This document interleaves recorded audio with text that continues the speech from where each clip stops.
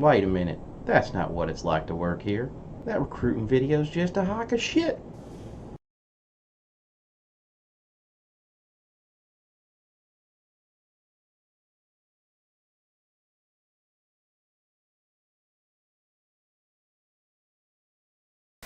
Zero, zero. Headed that way. Alright, I good don't know if morning, that means guys. I'm Good morning, guys. We're taking the stream live this morning.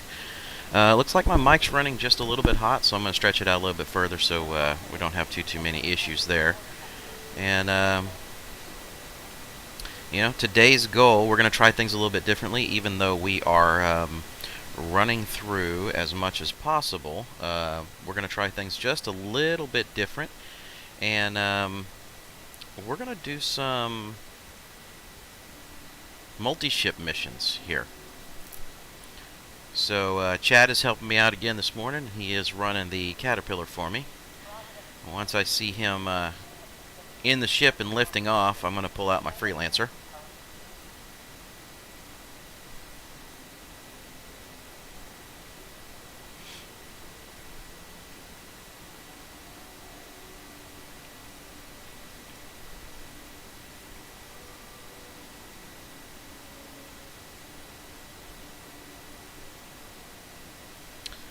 And good morning, whoever just joined us over in chat this morning. If I'm going to ask you a favor because you're the first one in this morning. If you can let me know if there is any sound of like a fan or something in the background. We were having that issue yesterday.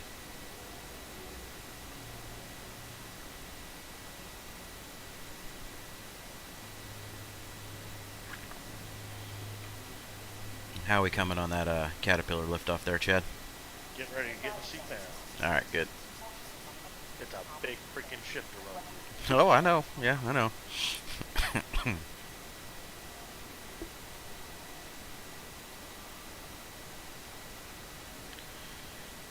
Alright, I see you.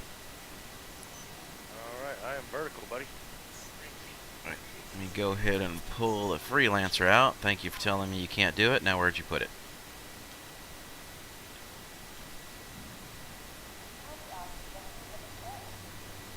There it is. Alright.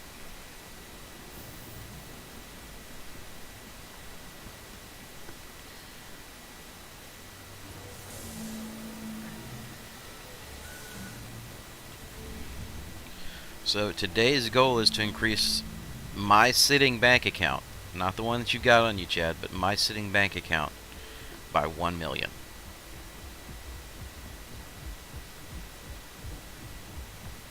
$1 million.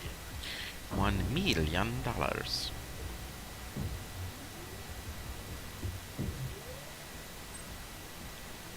Alright, so you should be good to go if you haven't already headed on route. I am coming into Daymar now.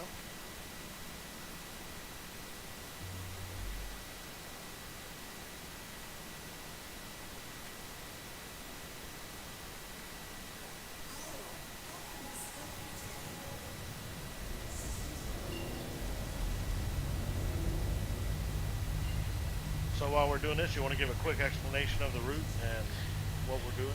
Well, I'll let you go ahead and explain the route.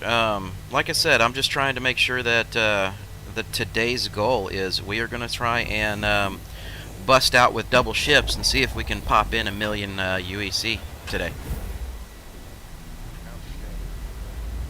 Alright, so what we're doing is we're taking a cat and his Freelancer from Port Polisar over to Bountiful Harvest. Over on Daymar, we'll pick up our processed food. It's a very short jump. I won't even land. I will hover in while he lands his Freelancer real quick. He will load up both ships. And instead of our typical route that we've been doing out to her L4, we're doing her L3. The price is a little bit less on the, or a little bit more expensive when we purchase the scrap. But Yay! UDT. No, I was ejected from my Freelancer. I had that happen twice yesterday. Alright, well, I gotta get back to a landing pad now. So, alright, I'll let you keep going while I try and find my way around here. Alright. So we've been hitting, we're trying out her L3. It's a lot closer, about 2 million clicks as opposed to 30 million clicks. So we find this is a quick round trip. We have to purchase a scrap for just a few cents more, but we think it's going to turn around with as short of a trip it is, that we're going to be able to net somewhere close to about 48K per round trip run. So instead of our 32K or so in a 15-minute, we're going to try to pull out 48K in about 10 minutes. And we're already off to a fantastic start. Well, if you quit hitting the eject button, we might be able to do something. Oh, there was no eject button that was involved. It was just another surviving the glitch, another one for the pile. I had that happen to me twice yesterday. That's all good. It's just... Was it while launching into quantum? Yes. That seems to be, if it's going to occur, seems to be right at the beginning of launching into quantum. So now you want me to pay a fine for my freelancer. Okay, got it. Even though it wasn't at Olisar. Speaking of which, we're now going to make 47K on this run. Alright. Let's see. Okay, now you've given me D02. Let's go ahead and get in this thing and get going.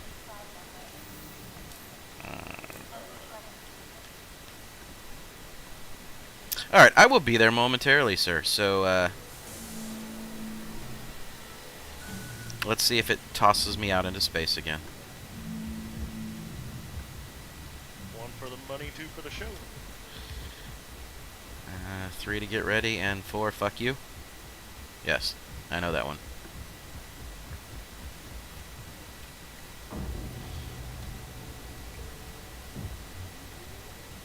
What does it mean if your ship is spinning uncontrollably? It's usually pretty bad. Okay. Alright. Just curious what it meant. Alright, well. Nothing to see here. Pass on. Well, I will say, what it usually means is grab your ankles, place your head between your legs, and kiss your sweet butt goodbye. Oftentimes, it also has to do with rolling across the ground at a high rate of speed. Reminiscent of yesterday. Looked up just in time to see my body crash and careen across Daymar. Thanks to ABC. Alright, well, let's see what's going to end up happening this morning.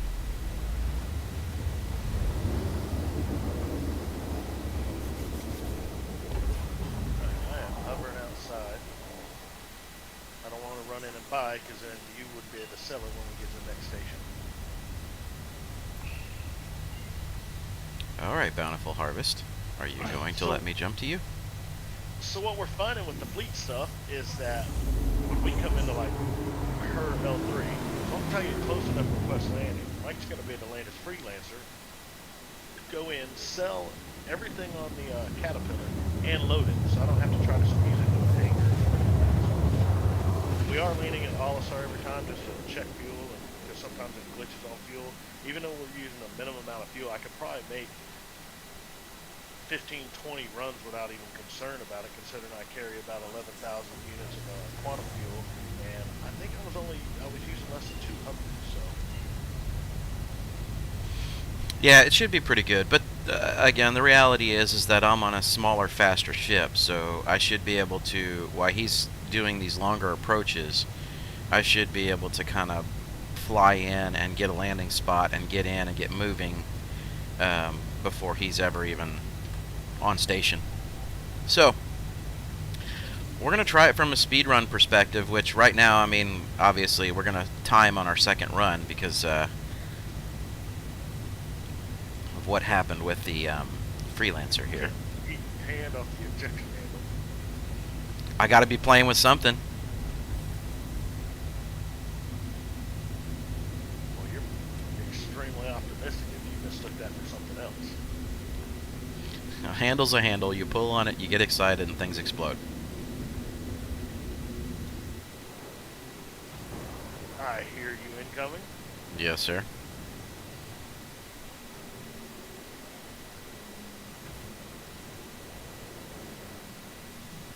It's a beautiful sunny morning on Daymar.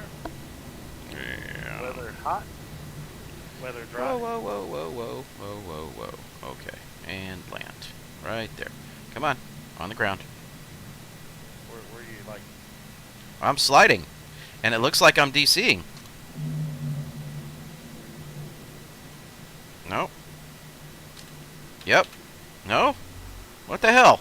Alright.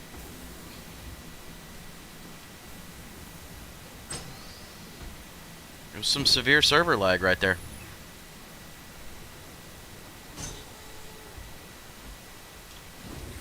It just decided that it wanted to go for an extra ride. I saw that. Looked like you were doom surfing for a second. That's exactly what was happening because I couldn't lift off. I was on the ground and stuff was going on. I guess I came in a little hot there, sir. You were screaming in pretty good. I'm just excited for the stream. That's what she said. Well, if you're lucky. Although science has proven that if she says that too early, then it's just like instantaneous. You're ready to go.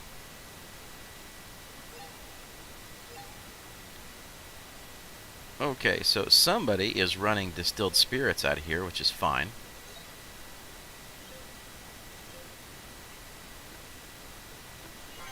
Nice margin on those, but, you know, if you have to sit around for 20 minutes waiting to sell everything you have.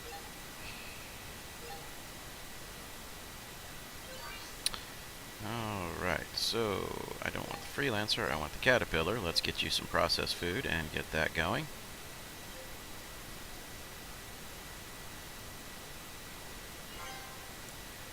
Got it. All right. You're done. Head on out, sir. Let's see what I can do by catching up to you pretty quick. After it takes me, 10 hours to run to my ship that dune surfed.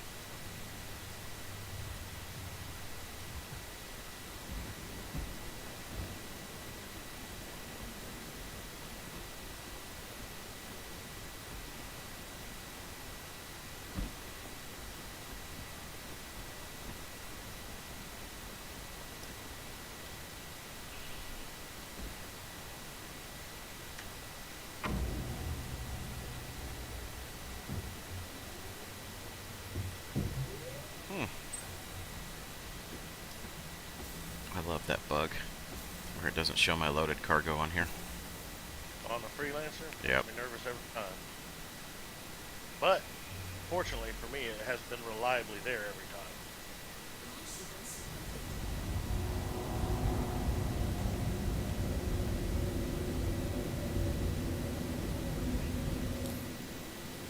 I loved when it DC'd me yesterday, and I had 6 packages for courier runs, got back on my ship, and it actually, when I loaded in, it put me in my cockpit, back in space, which never happens. All my packages were there, but all the missions were gone. So, they got ejected. Quickly. Alrighty then, so there's that. Let's get spooled up, and how far out are you already?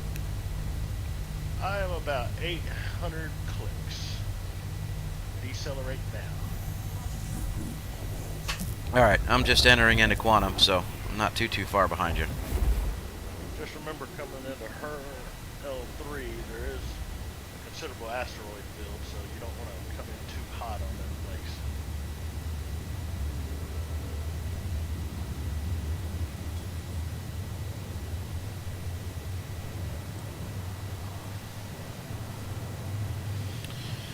Alright, and just so that people are aware that are on the stream, yeah, Draconic, I really am not wanting to have it eject me for the second time.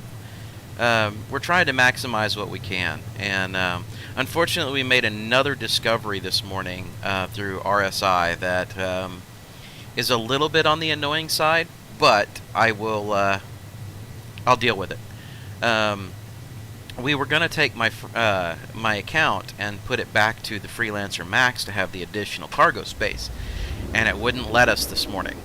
Apparently, because the prospector that I'm on is worth $5 more in actual U.S. currency, it won't let you go backwards to a smaller package without wiping your entire package clean.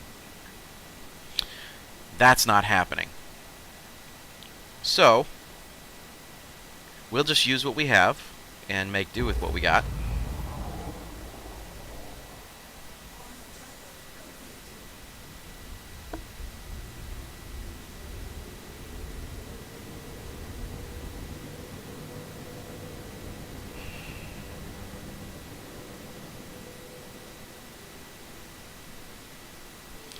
But, Draconic, let me know if you hear anything like some static or a fan blowing or something like that. We had that issue yesterday, and just want to make sure that it's not a problem.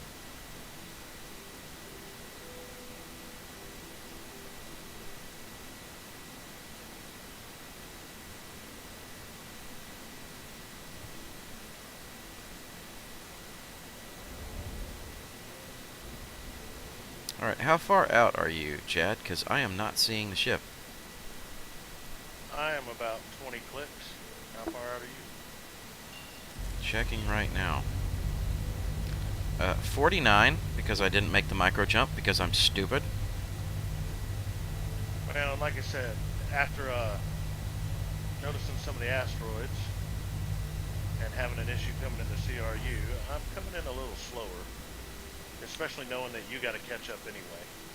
So I don't want to risk the big cargo. Oh, shit! I'm done. You hit an asteroid? Yes, I did. Alright, you stay there. I'll grab another thing and fly directly to you.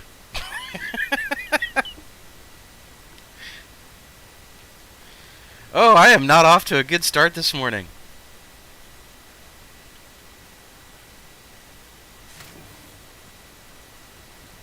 Because technically we're still in a party. I should be able to sell that cargo.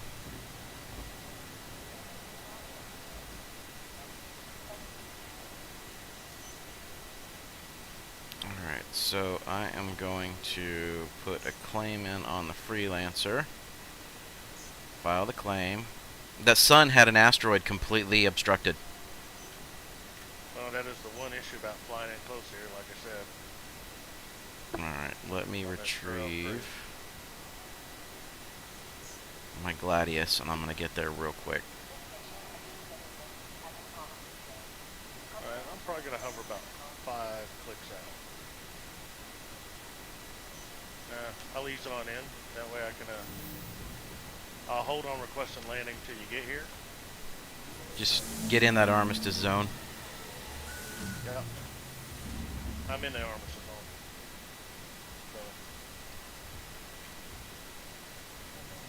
There's a little bit of background static, but it isn't terrible. Let me completely kill my fan and see if that helps kind of take some of that out of there.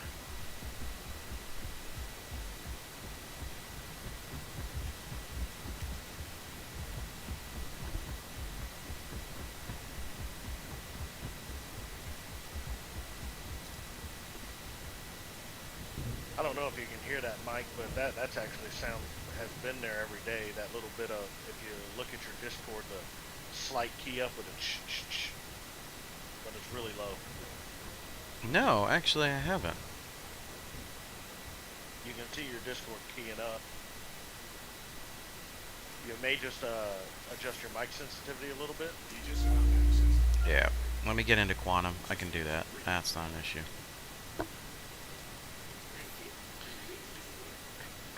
Okay, so let's set route for there, and We'll just have to fire the sound engineer.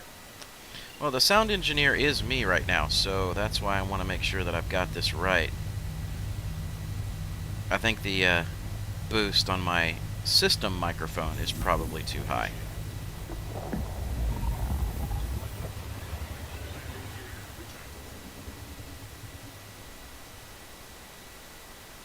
So while that's going there, let's go to audio settings.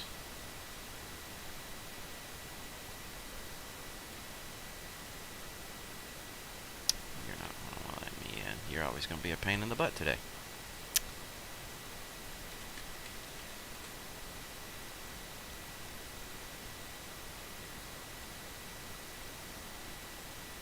Alright, I don't want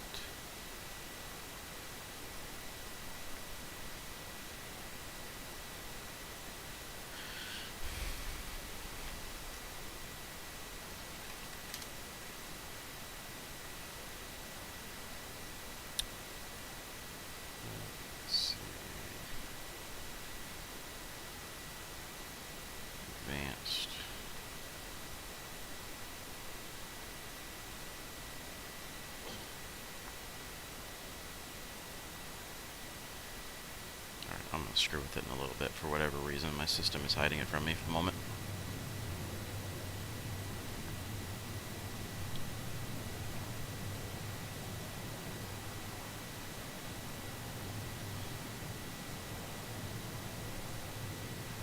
There are days when I miss my soundboard.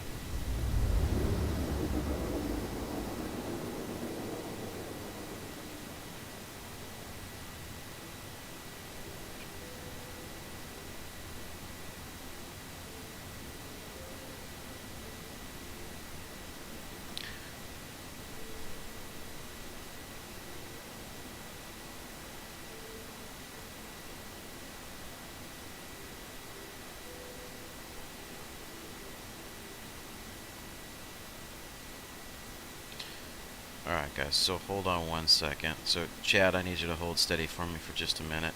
I need to put the stream on hold for 2 seconds.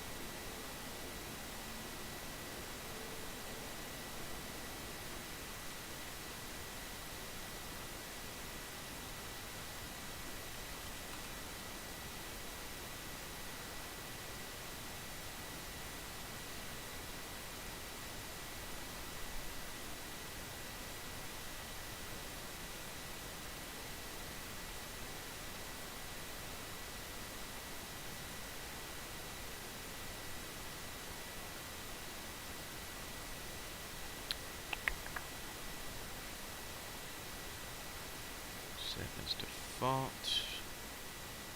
Let's see, that should be much better. Sounds. Recording, I want to disable that one. Let's go here. Properties. My microphone boost is at +20.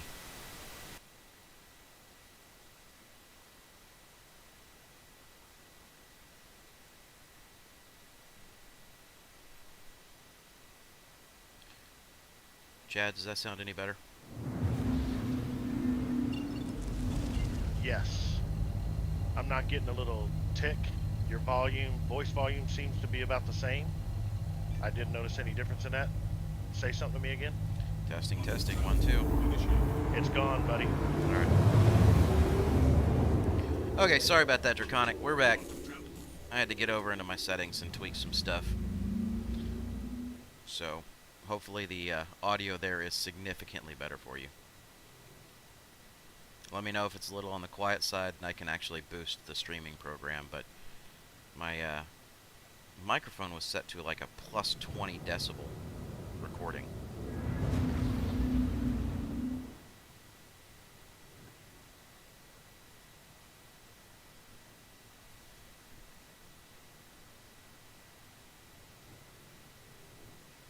Let's rotate that sun and put it underneath the nose of my ship.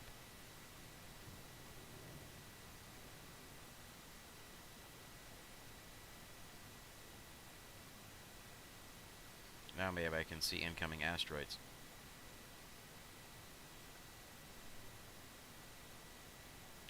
Or not.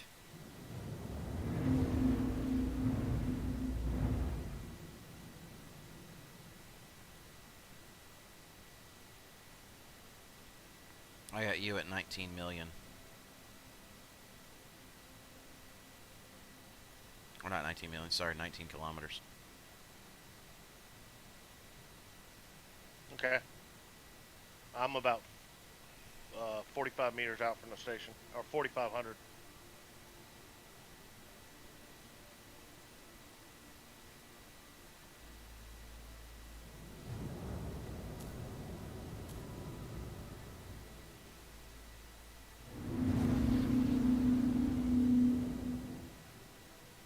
Alright, Draconic, appreciate it. That way we can confirm that on stream as well, so.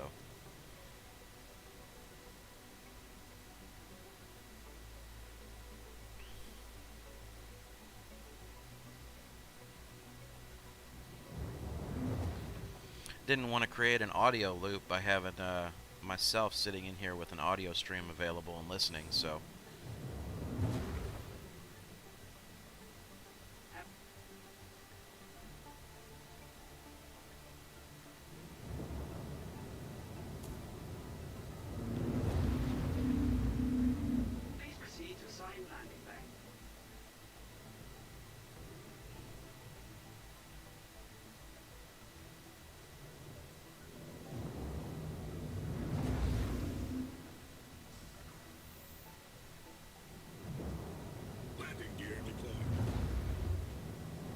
Oh dear God.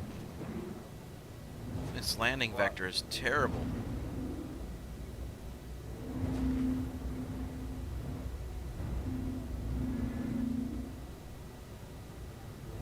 The sun has everything like almost 100% obstructed. There we go. Now I can orient right.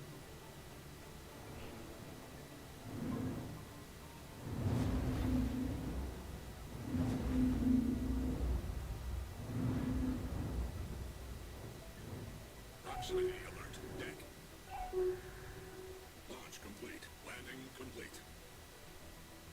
Landing complete. Engines. Alright, so what I'm going to do here, Chad, for this purpose, because of what just took place, I'm going to go ahead and file a claim on the Freelancer and bring it out here. So it may be about 2 or 3 more minutes before we're actually heading out of here.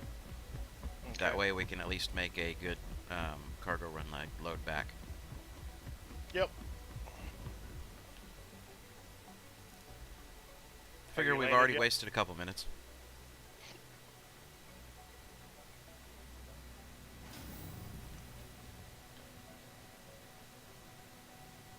Were you able to land yet? Oh yeah, I've already landed.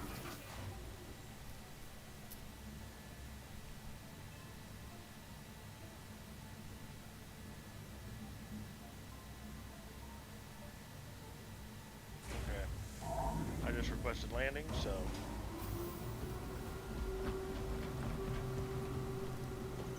Alright, so Freelancer, expedite. Instant. Alright.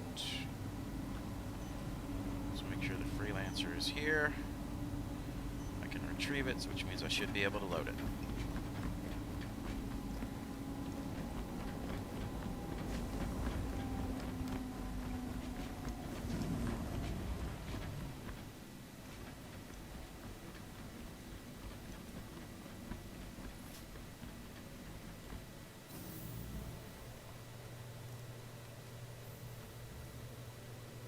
Alright, so let's sell your cargo. Processed food.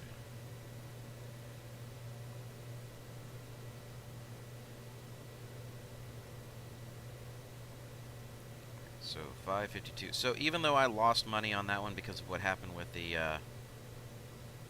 Freelancer, we still came out with a profit.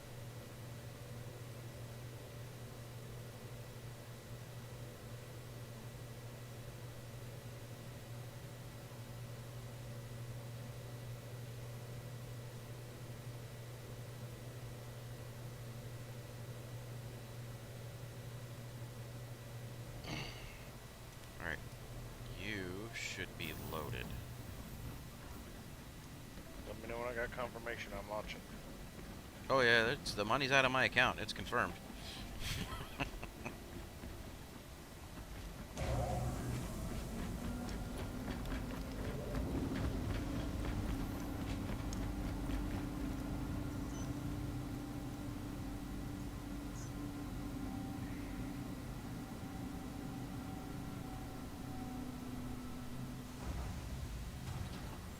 Now, the really interesting thing here, and please let me see that it pulls it out, is that I filed the claim back on Port Olisar, but it gave me the expedite option here at this terminal. Well, I've noticed when I file a claim, if I end up at another station, I can draw it from there, even if I filed a claim elsewhere. It used to not be that way. It used to be at the station that you filed the claim. So let's see what pad they put me on.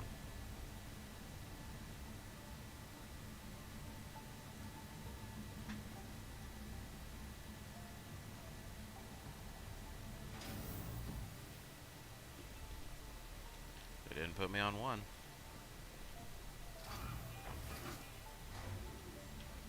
You pulled the ship and didn't look at the screen, didn't you? Well, it told me that it couldn't pull it, but it showed me it up on the... Ah, it's doing that to you again. Huh? Yeah. Which I'm okay with. Just takes me a second to find it, so you're going to be way ahead of me.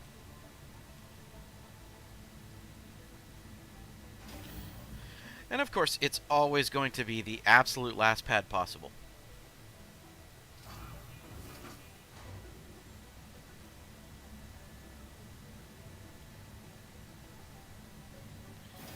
There we go. Alright.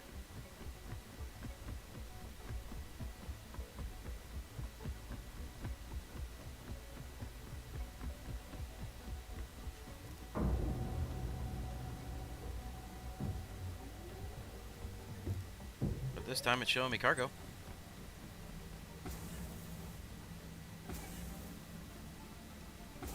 Yay for functioning coding.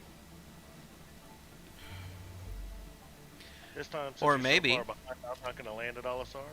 I'll just get in the armistice zone, and then when you get here, I'll request. Yeah, you said functioning coding way too soon, because as soon as I clicked on the pilot seat, it put me in the co-pilot seat.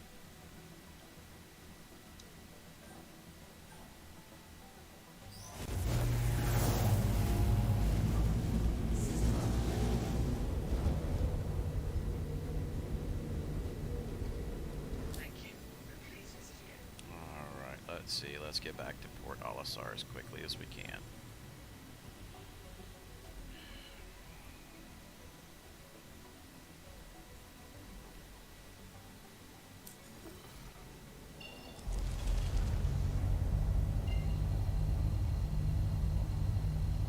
Alright, so will you be ready to time this run this next time, or do you want me to run the timer? No, I'll be ready whenever you are.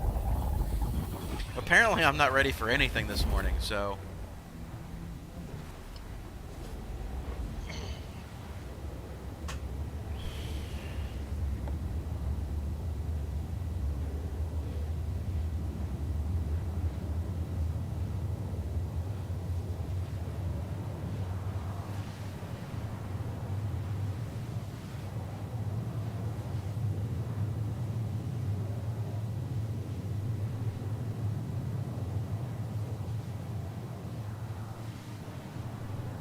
Oh, wait, I need to jump in.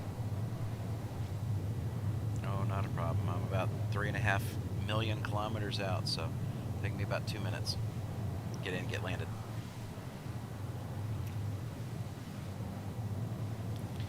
Think I need to find me some caffeine or something. Something's got to jumpstart my brain this morning.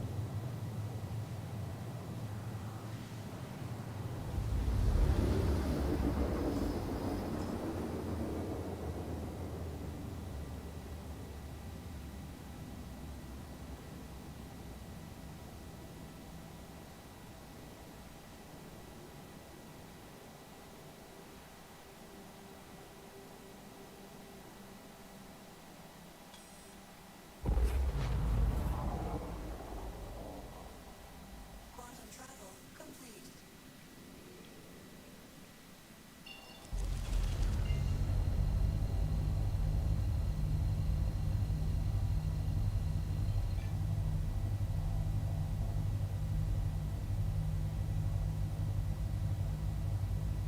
Quantum travel engaged. So, Draconic, when are you getting the game, bud?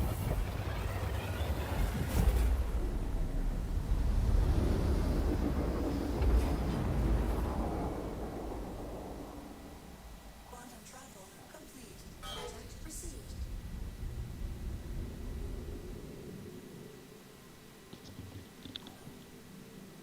Alright, I'm here.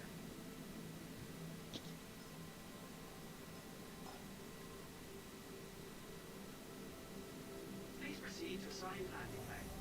I just requested my landing pad. I'm on approach right now. Down. Okay.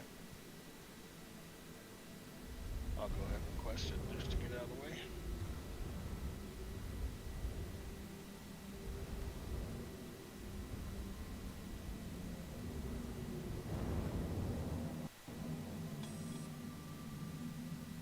Whoa.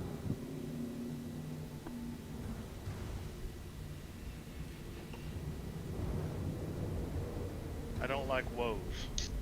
Well, while you were, it looked like you were lifting a little bit, and I was trying to scoot in, and unfortunately, we almost collided there. No, I'm just sitting here. And maybe it's on my screen. That's just the way it was registering. Had to be concerned. Well, I'll just make sure in the future as I come in, I slide off to the side, since we're going to be on the same approach vector every time. Landing complete. Alright, so I'm on my way in to go sell some stuff. Oh, crap. What do you mean, oh crap?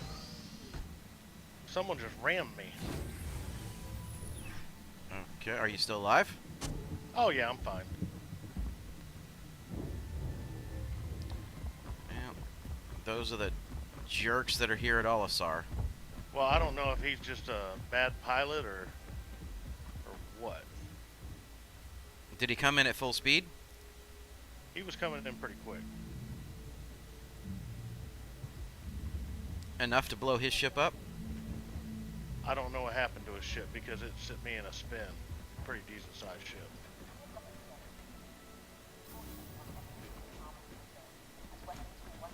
Alright, so let's see. Let's get yours offloaded first in case that wasn't intentional.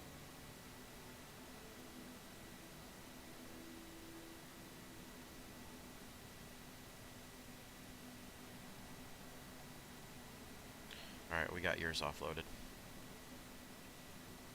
I think this guy's trying to do it on purpose. I don't know if it's the same guy, but I just got buzzed. Yep. Alright, get on out of here. Head to Daymar. Alright.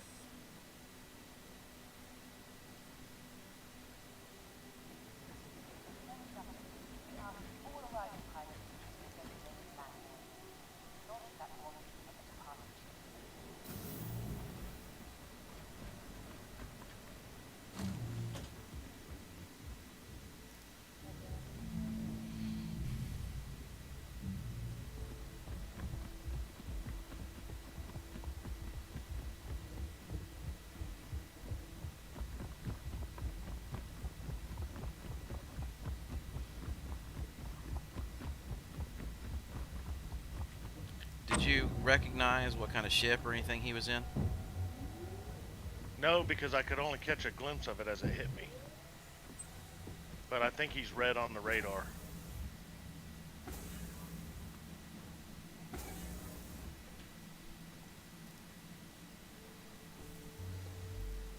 Alright.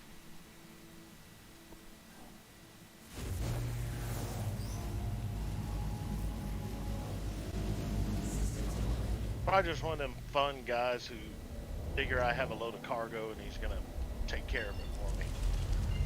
Thank you. Probably.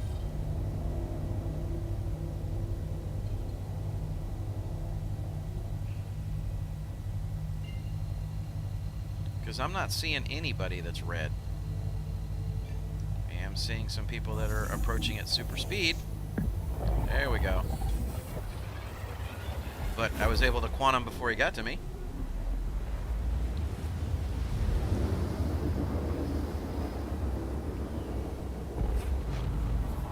Hopefully, he will find himself dead and with a crime stat here pretty quick before we get done with this run. So, did you already start your timing, by the way? I thought you were timing. Well, you said you were doing it. Alright. Oh well. I was worried more about getting out of there.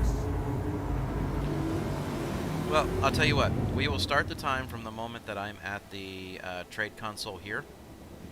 Because it'll be the exact same time that it takes for us to get back to the trade console again. Okay. How about that? Fair enough.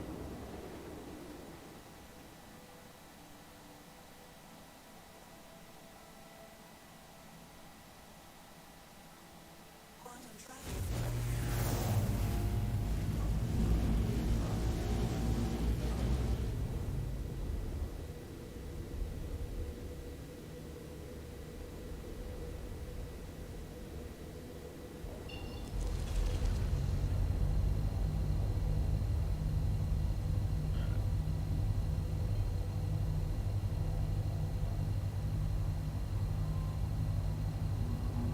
Go ahead and kill your spool.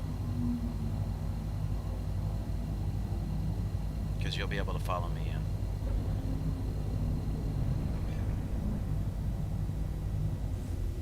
I just need to be able to see it so I know when to back throttles off. There it is.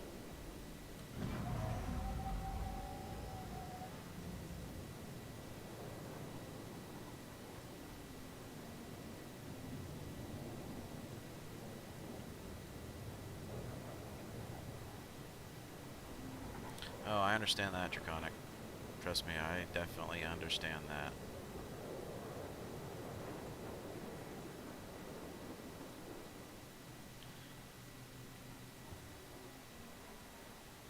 If you So need what happened to get my spool?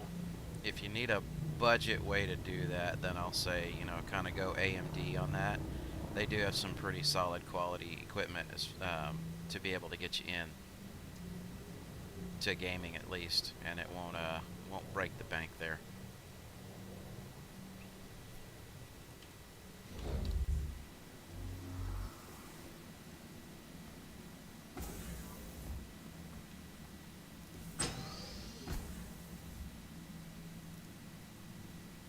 So, good morning to whoever just joined us. We are, my buddy and I, Chad, known as Khakis, and me, I'm Mike. I'm known as AftBiohazard in this game. And we are just trying to see what we can do about farming up a crud ton of money today. Just doing some trades. So we're running double ships to try and be able to pull that off. Let me know when you hit the console. I'll start the timer. Go ahead. All right.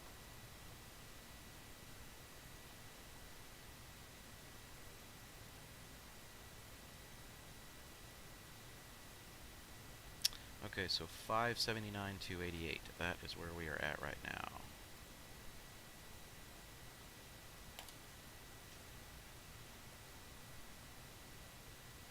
Okay, so now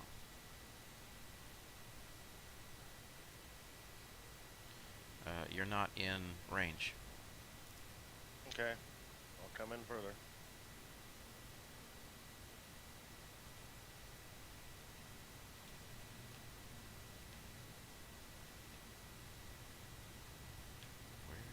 Okay. How about now? I'm checking. Still not showing you.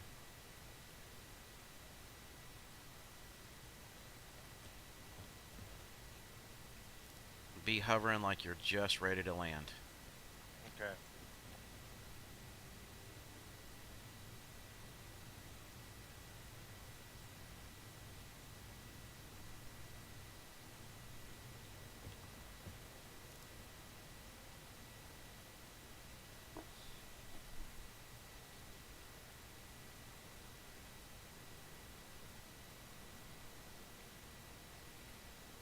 Alright, I should be about close now.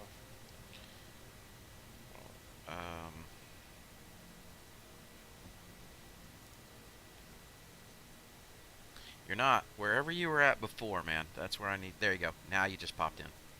Whatever that Yeah, I was distance still is. coming in, but I figured I'd be close enough.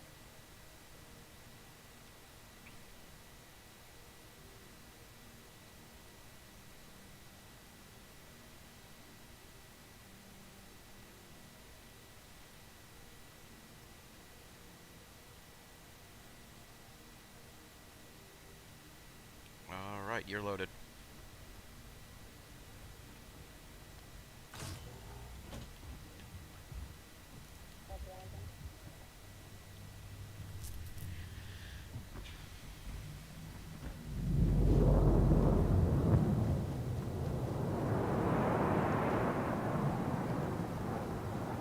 Oh goodness.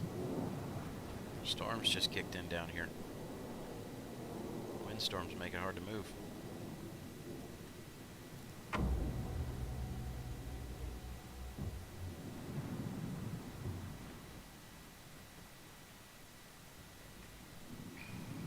on.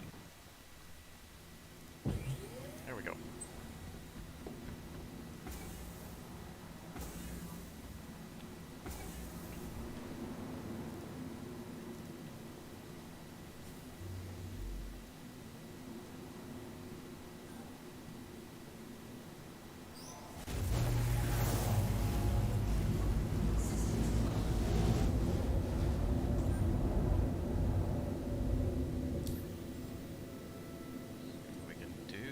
let's set en route. Get moving.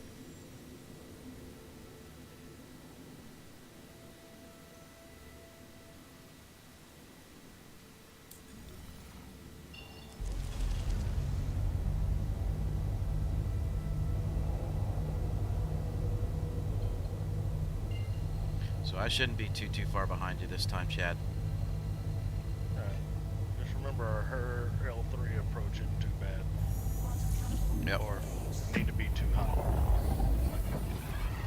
Not an issue. Fortunately, right now the sun seems to be in a little bit better position.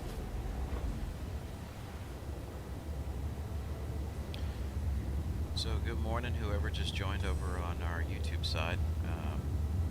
I'm AftBiohazard Mike, and with me I got my buddy Chad. His character name is Khakis in game, and we're just grinding out a crap ton of money today, trying to see if we can avoid the glitches and avoid the errors and the whole 9 yards that have been costing us a ton of money lately. But we got a full day of streaming planned, and we're going to see if we can break the 1 million mark by running a couple of ships and running cargo at the same time. So as you see kind of on my screen right now, you'll see that Drake Caterpillar listed. That's my buddy Chad, and he's flying my Caterpillar while I'm in my Freelancer, and just trying to see what we can do about running as much cargo as possible.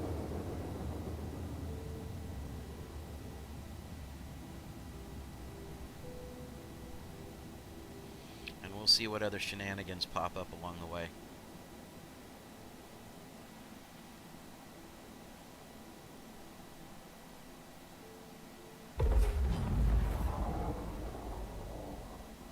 Quantum travel complete.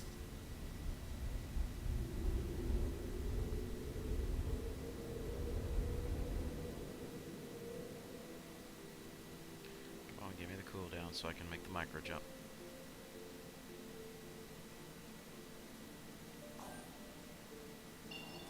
Have you made it into system yet? No, I'm 26 clicks out. The Freelancer is faster than the Caterpillar? That's new. Okay. Oh no, you're ahead of me.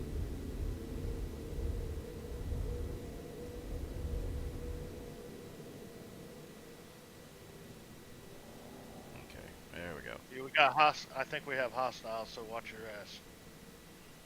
Okay. I picked up 3 contacts.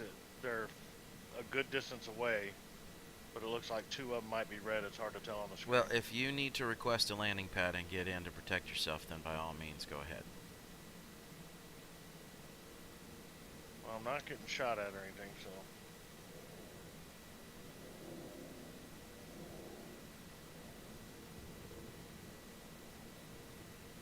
Trying to keep that sun out of my face so I can see rocks coming at me.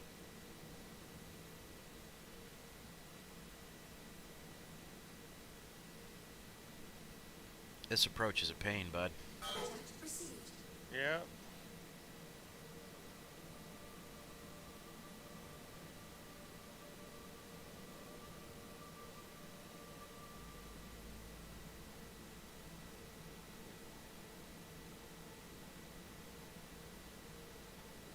How far off the station are you?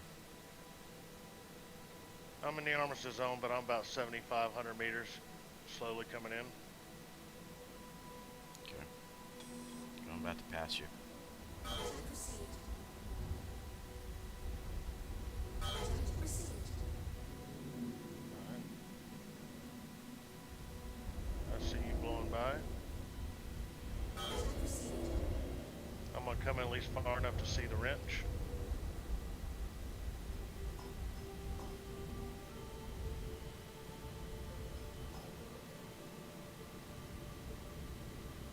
Please proceed to safe landing bay.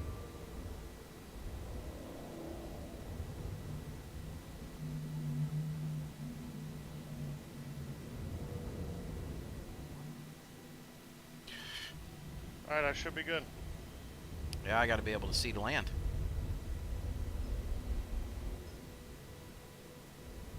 That's overrated. Not really.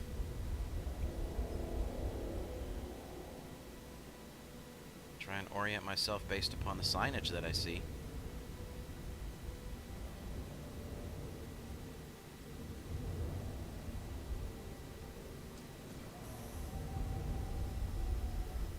Landing gear down.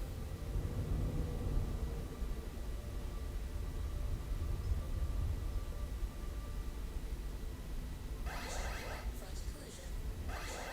Deck collision. Front collision. Landing successful. Engines off.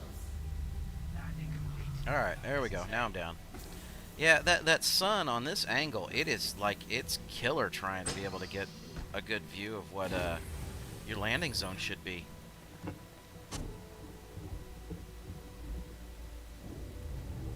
Well, you know, that's the disadvantage of jumping back and forth like we are.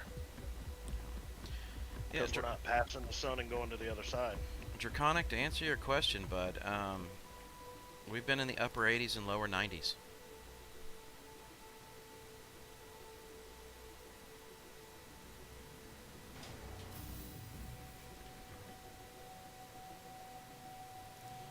We have had some almost record heat lately.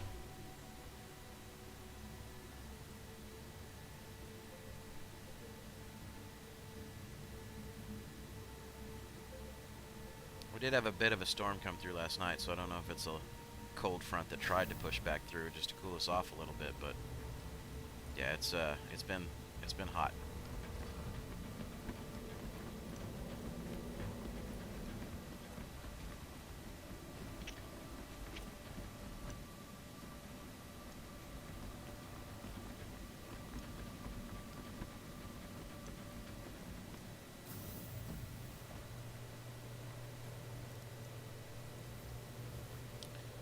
Let's get this stuff sold.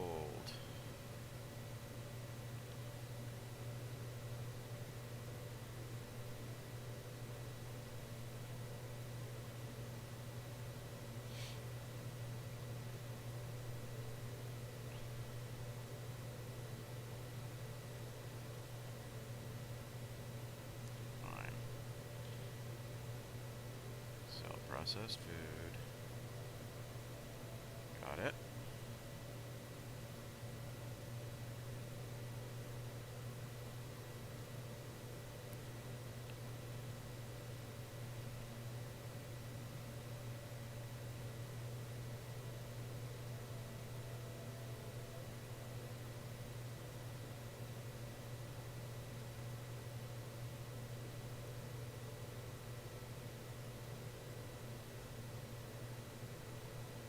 What just happened?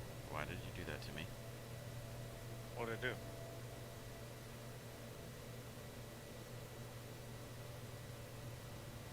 Dude, run to...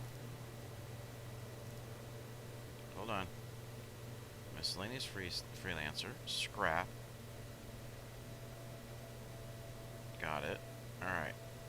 Oh, it was just, the terminal was being a little stupid, and it, like, backed me off of the terminal for no reason. Am I loaded? You are loaded. Alright. Going quantum. Yeah, and watch out around Port Olisar again, in case that rammer's still there. Yeah, I'm gonna try to get in, get a landing. Well, if he's still there, hold off for a few seconds. If he's still there and you can see him, you'll be able to see him, but I'd rather have you quantum out to another location until I can get in there. Okay. Just, you know, because obviously you've got the bulk of the cargo. No, that's a good point. Landing won't save me. No, not until I'm there and I can actually get in and do the sale real quick off that ship.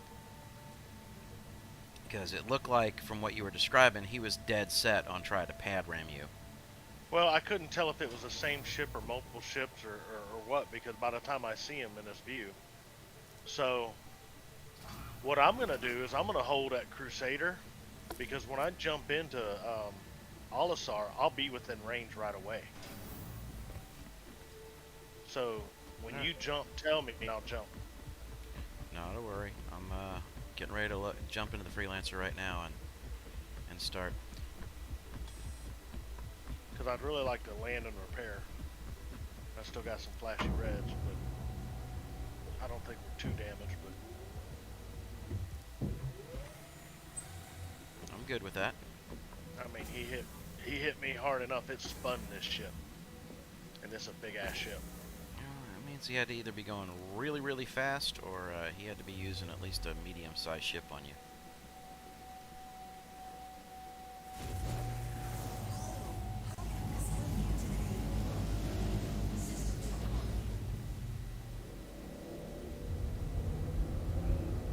Thank you. Alright, so let me get heading back to Crusader now at this point. You should be just about there if I'm not mistaken. I'm sitting at Crusader, spooled up on Olisar. Just waiting on you, buddy. Yeah, I know. It takes me a second to get navigated through the spaceport and back out to my ship and not jump into quantum through a space station. No problem.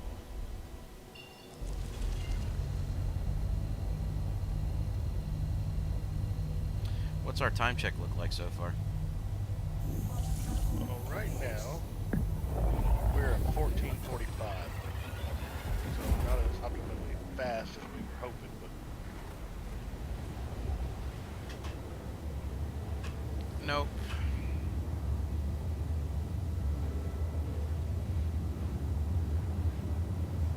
I mean, we were at about 20 minutes on the other run. yeah. We also lost about a minute while I was trying to come into Bountiful because I was too far out. That and the fact that it's going to pick up a little bit of time just simply because of the way we're running right now, where it's not like an immediate jump off and load. Yeah. I'm actually having to fire up ships, do the whole 9 yards.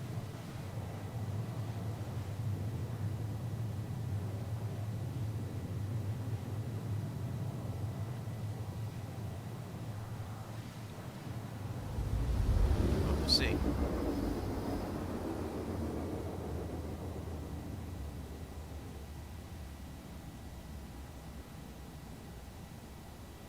Good news is, with as much full-time streaming as I've been able to do lately, we'll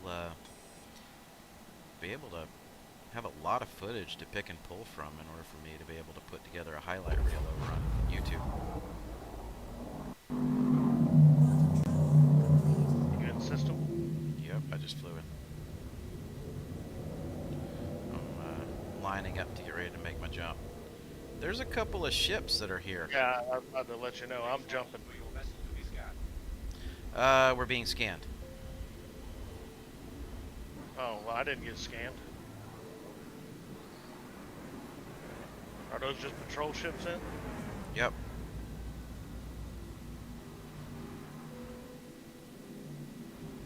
He's scanning me, so it's no big deal. We don't have anything illegal. Okay. Thanks. Your clear to proceed. Alright, now I can make my jump. Well, I need to pick up crime stat here.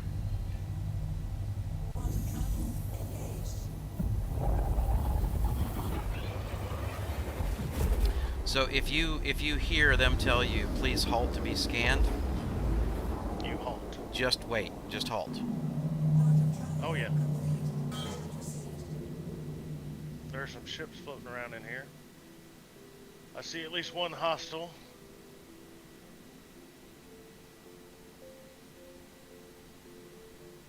But no one approached me. I was spooled up and ready.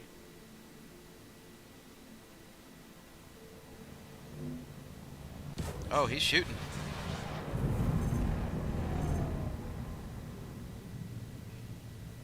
At you? Yeah, he shot me.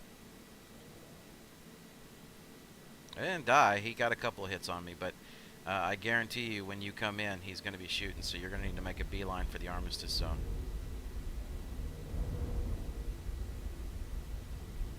Yeah, he just buzzed me. Oh, he'll shoot at you.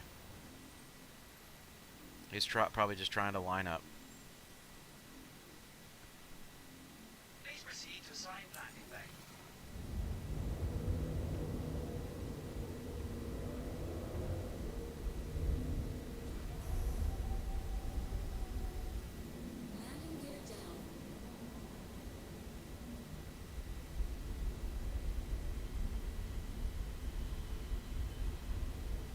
Ah, crap.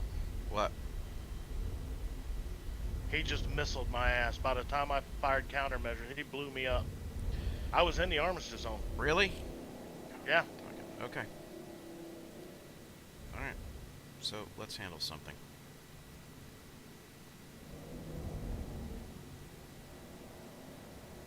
Well, there went that cargo. Contract.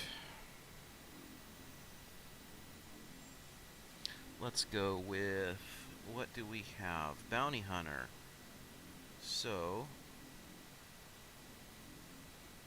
what are you talking about pro temp? I'm already a certified bounty hunter. Really? Okay. That's annoying.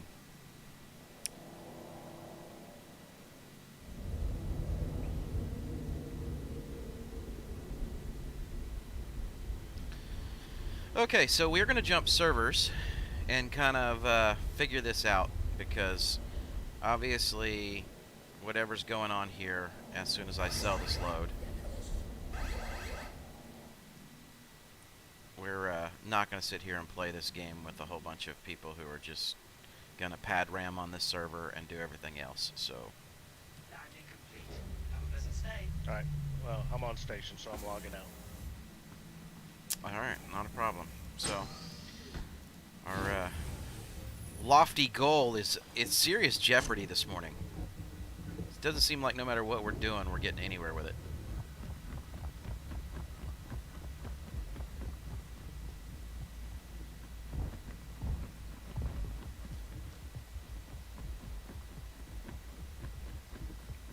Alright. I'm in menus. Alrighty, no problem.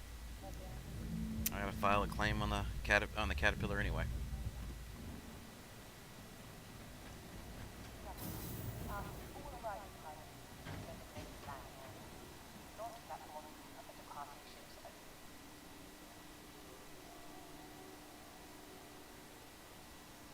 File claim. Give me the expedite option.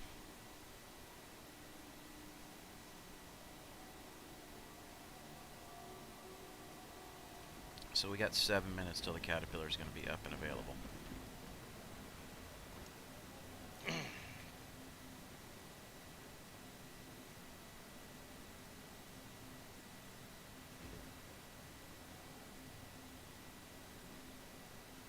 You know, between the approach on Hurl 3 and, you know, everything else, it almost makes me wonder if it's just not worth it to do our L4 run. I'm thinking, because it seemed to be a heck of a lot more stable.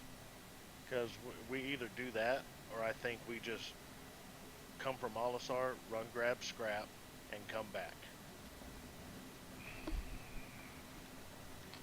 That way, when we're approaching Hurl 3, we don't have any cargo, and it's a fairly quick jump. So let me exit the menu here. We're going to bounce off this server.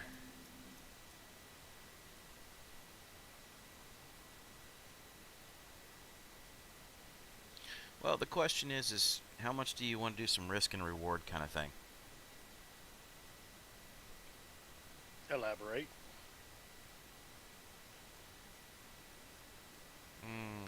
We can do a quick titanium run back out of Tram and Myers back up to Port Olisar. Okay, let's do it. It's going to risk some serious cash, though. How much we got? I'm sitting at a little over 500 right now. We got enough So to fill far, the ship. So is it going to risk almost all of our cash? It's going to risk a lot. Okay, well, I have some reserves if we got to go back to the food scrap run.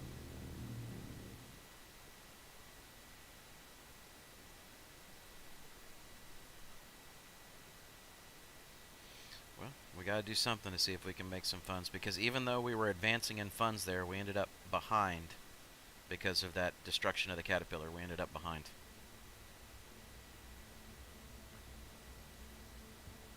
And he probably torpedoed you. No, he did. I saw the, he hit me with, the radar lock ones. Can't remember what they're called. Yeah. I started firing chat, but he spammed them. I Yeah. just had across the top of my screen like half a dozen of them. All right. I So see we'll you. do Of this course, as a you're speed across the run. station. We're gonna do this as a speed run. So as soon as the caterpillar is available in 4 minutes, we're just gonna run the caterpillar by itself. All right. Well, since I'm way across the station, I'm gonna EVA over to you while we're waiting. No worries.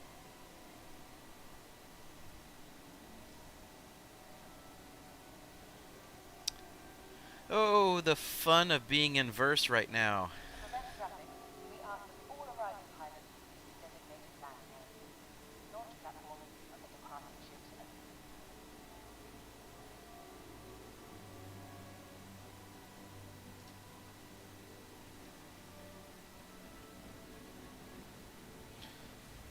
Let's go take a look outside and see what we got going on here right now, because we're on a completely different server. Hopefully we're going to be stable, and we'll do what we got to do. Well, that's also the fun of being in a free world.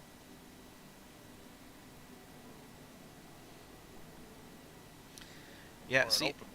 I'm really starting to feel the pain of the database reset now. Yeah. What's up, Paul? Yeah, you're more than welcome to hop in and play with us. Encourages travelers to stay safe, fly together.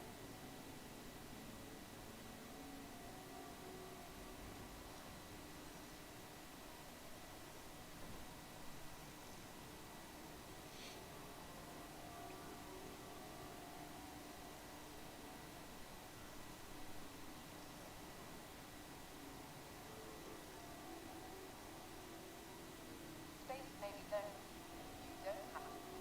Save on resources and expenses. Join the ship share program today. Alright, I'm getting impatient here. How long do we got? 2 minutes and 45 seconds before this thing's ready to go.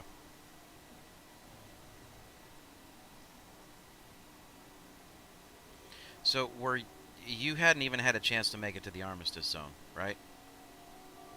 Or did I he? was buzzing in. I think he fired from outside the armistice zone because I had just got in the armistice zone with the emergency and the missiles. I held off when we got there till you got there. I should have hauled ass in, but I saw the red.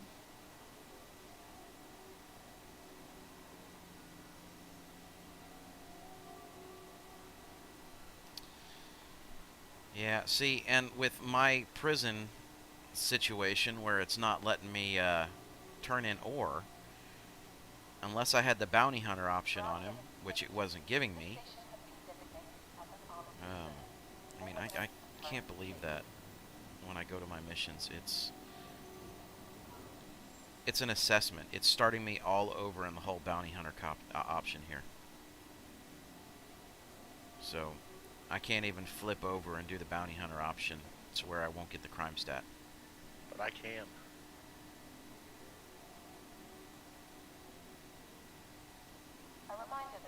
Which, before we log off, we need to hit a station and let me try to file a claim on a damn freelancer, since it's bugging out again.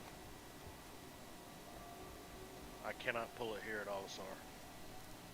And of course we can see if we can do a reset as well, so I can get my cutty back. If we can ever actually transfer funds without me losing everything. Yeah, like I said, the verse is acting a little weird today, man. This last day or two has just been brutal.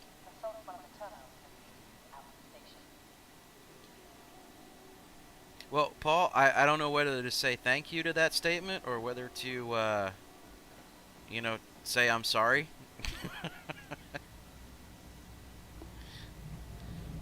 Paul in chat told me I look like his uncle. Damn it.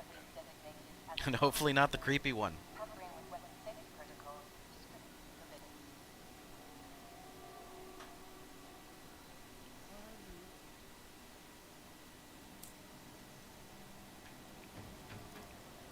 Why do I see a quantum beacon almost 60 million away?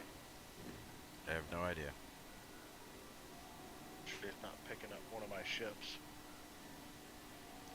Alright, Caterpillar's coming out. All arriving pilots to designated landing area. Launch platform at the departure. A00.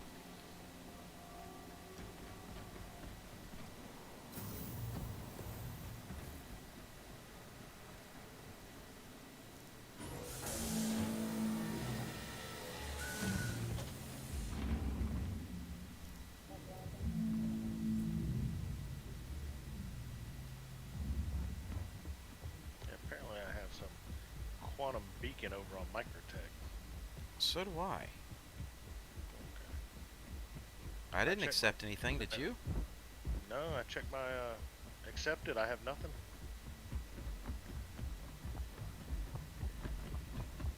Oh, there it goes. It's gone. Somebody may have spammed something earlier and it temporarily showed up.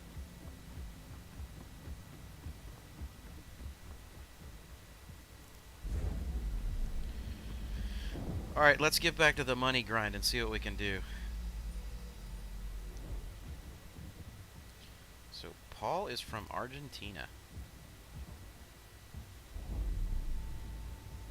And greetings back to you. Hopefully that's also a greetings for everybody else that's in chat.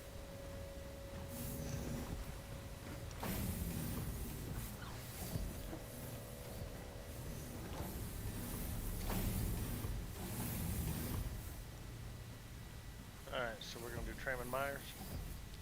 Yes, sir. See if we a little risky stuff. Yes, sir. So it's Sealand and Tram and Myers.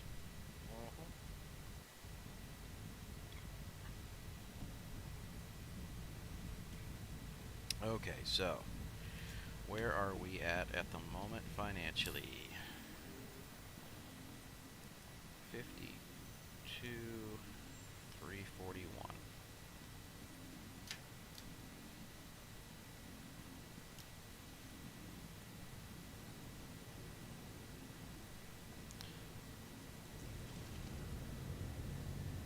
Draconic, I didn't realize you were out of Wyoming. Thank you. And please visit again.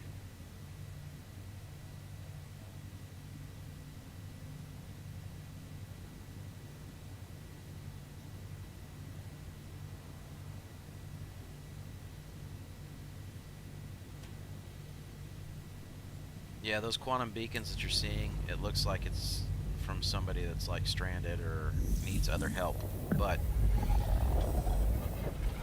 I don't trust any of those beacons anymore. Nope.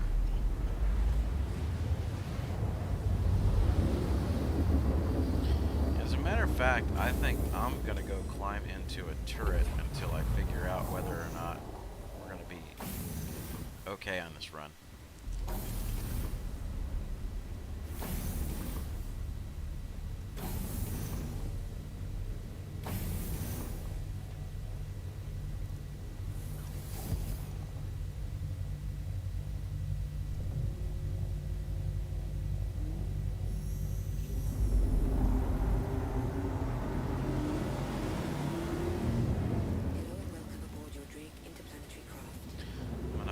Check my fire rates as soon as we come out of this. So if you hear shooting.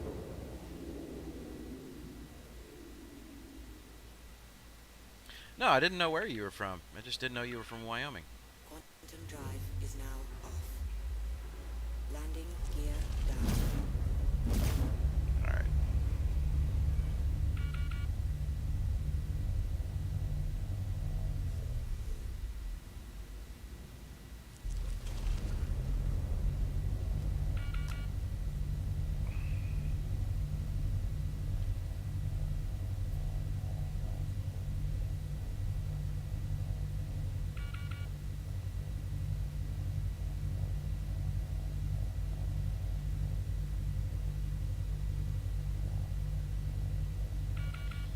So, Draconic, what do you do for a living, bud?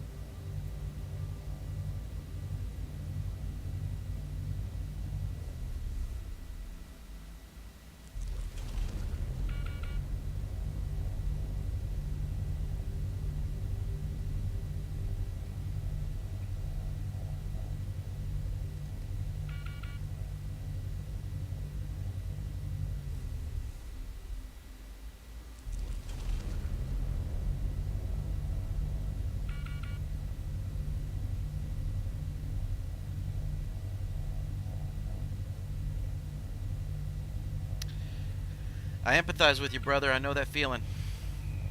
So does Chad. What's that? I can't see his chat. I asked him what he did, and he said he's currently unemployed due to Corona, but searching. Yep.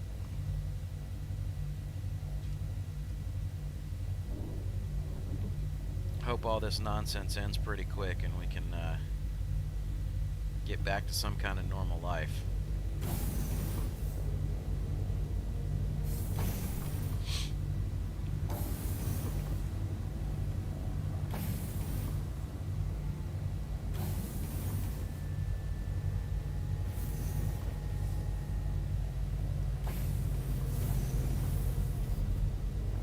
Oh, how my big ship's in the way and I cannot see the ground.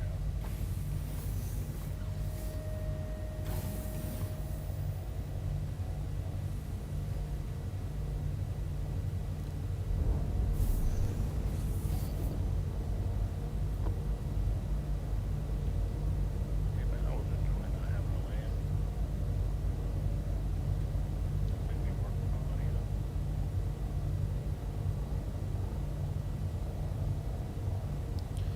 Yeah, and you don't have to come in perfect here. Just get it down to the ground low enough where I can get onto it. And even if you're on some rocks or whatever else, you can still be able to work from there.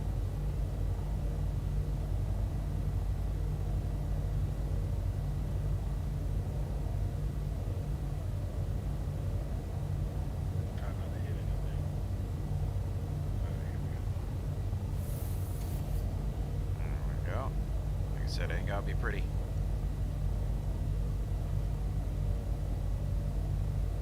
We relogged and There you go. hadn't changed my perspective. You're good. I'm already out.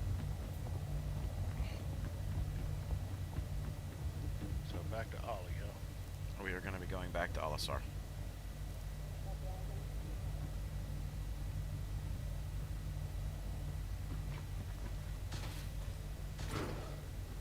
Set. Let's see what we can do here. Drake Caterpillar, go ahead and give me all the titanium I can hold. Oh, you've got to be freaking joking me. Okay. Somebody's been here and damn near cleared this place out. Of course. It's alright. We got other things that we can do here.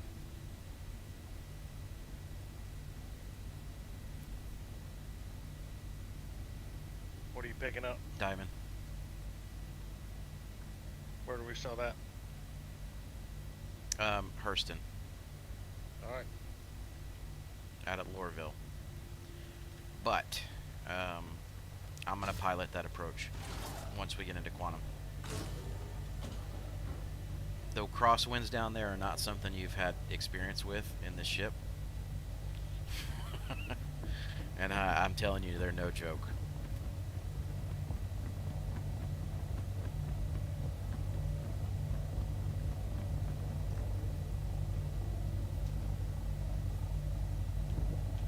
Well, alright, come on. Let me up on the platform here.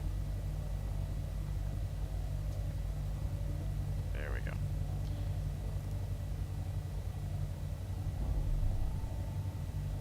You are good to take off.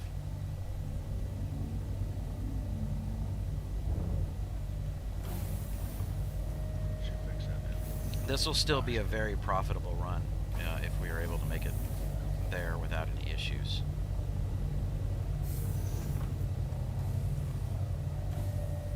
Set route, damn it. There we go. Launch complete.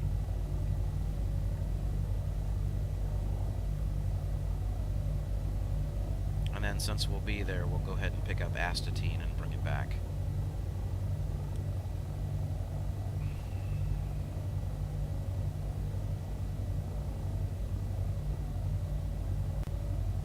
We'll go ahead and try one of our crazy profit runs here. It's a big risk, but the reward's worth it.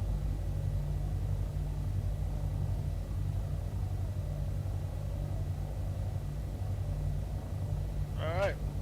Heading Alright.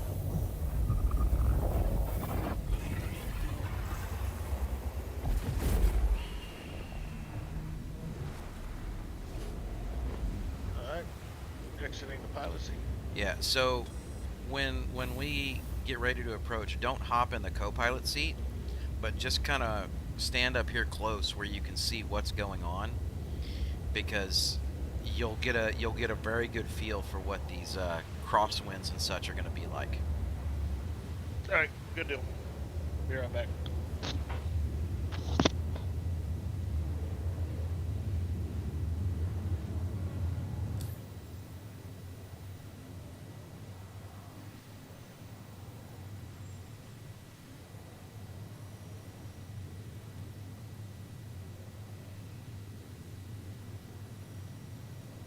Let's see, so we've got Hurston.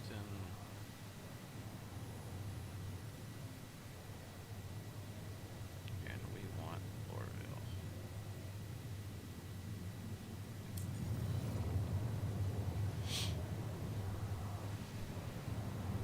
So, Draconic, have you had an opportunity to see this approach either, with the crosswinds and such? I know you're off and on with most of our streams, so just wondering if you caught any of those crazy landings that have gone on here.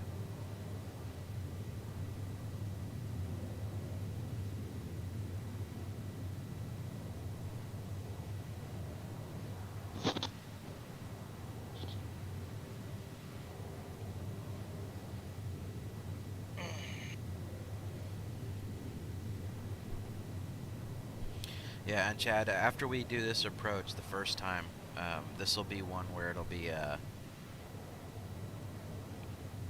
we'll give it a shot and we'll give it a try coming in. Yeah. And then I'll have you pilot in. We're only going to have a landing pad for so long, so it's one of those where you can't really, excuse me, you know, take a long time on the physical approach, but it's one where you have to be cautious, because when they do, when the crosswinds hit you, you do have to feather the throttle and then get it relined back up.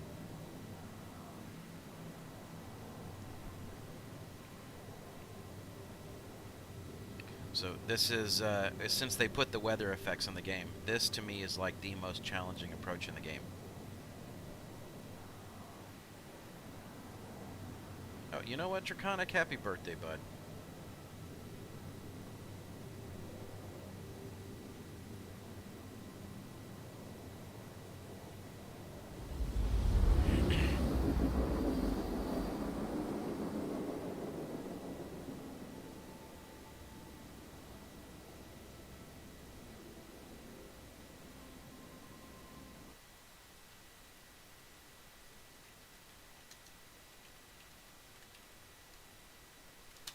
That's worth a type.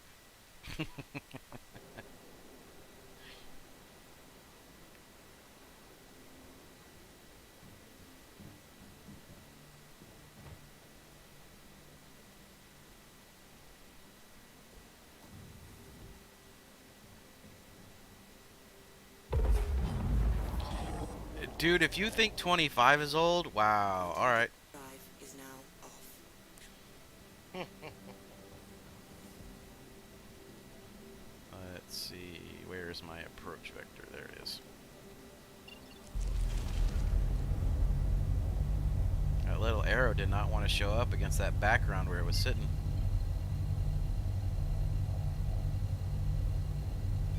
Oh, and this may even be more interesting. We may be coming in the dark, in the wind.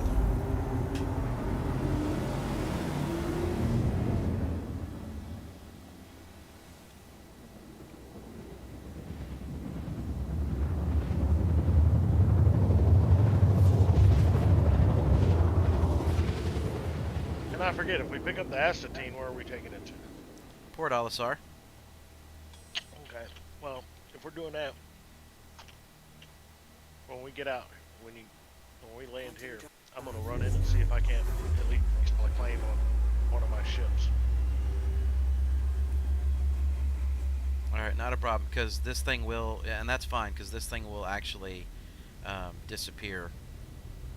You can't make it to the cell and come back again in time, so Okay. that's not an issue.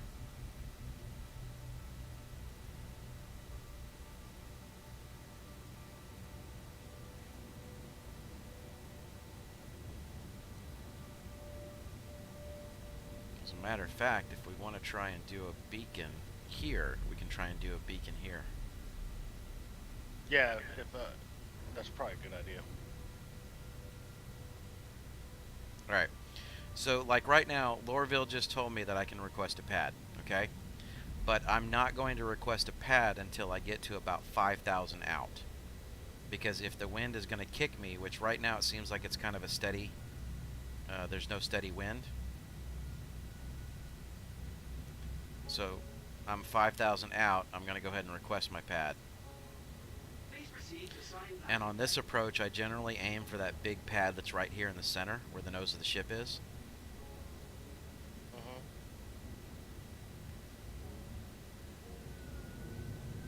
And then once I'm within the spaceport lines themselves, that's when I'll line up and over. And I'll line to where I need to go and try and get a good vertical approach.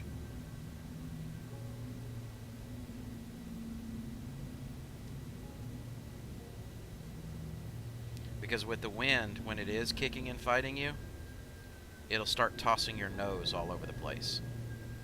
So trying to come in at angles is not a good thing. See, like right there, it was trying to fling me over.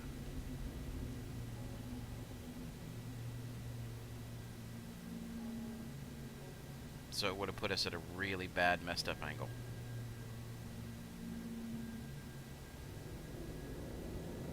So, like right now, I'm fighting gravity and a little bit of wind, so it's causing me some grief. Front impact warning.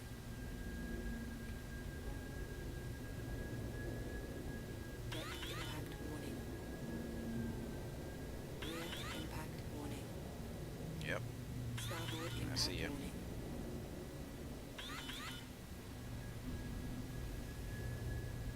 Landing gear down. Starboard impact warning.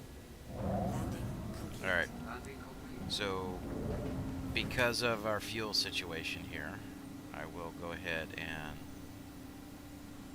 redo quantum and repair real quick before we hop out.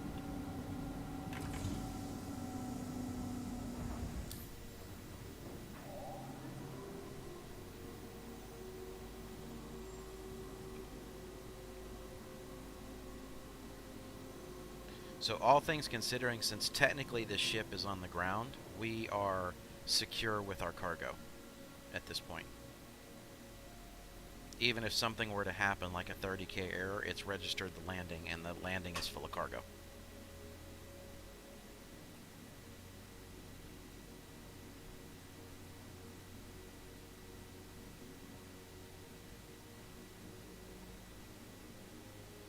Alright, so I know that's kind of boring just sitting here watching this thing fuel up, but we are almost done.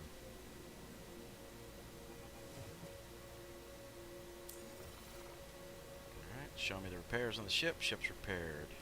Engines. Alright, let's get out of here, Chad. I'm at the elevator. Alright. Go ahead and file whatever claims you need to file. 'Cause I'm pretty sure it still won't let me get the cuddy, but so we'll still have to figure out and do a reset. But Probably not. You want to go ahead and try your beacon real quick? yeah, let's do that. I'm right here behind you. You Oh, keep running off. well, I was looking for your marker and it was hiding from me. It's because I was following your ass.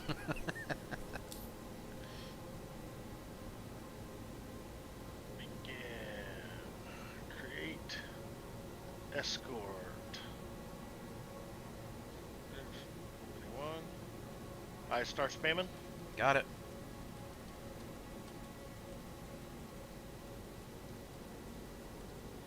AftBiohazard. Contract is complete.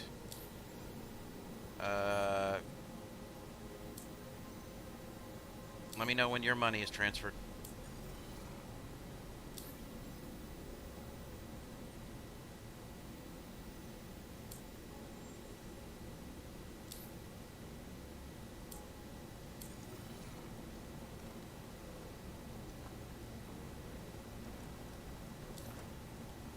I still have it. It's not showing a beacon off. This. Move from your beacon. Oh, it's right there.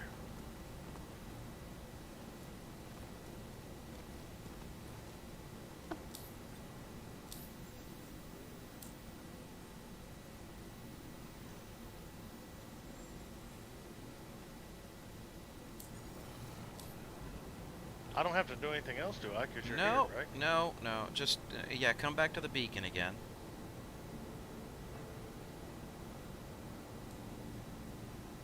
I want to see if you had to step off of it and then come back to it. Take another couple steps forward.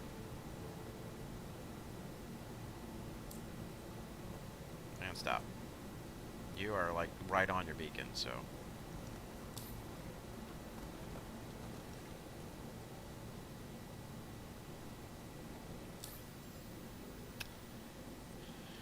Okay.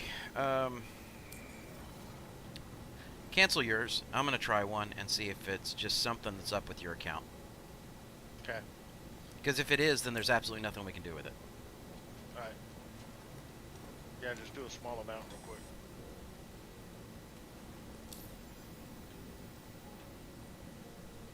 Let me know when I start spamming.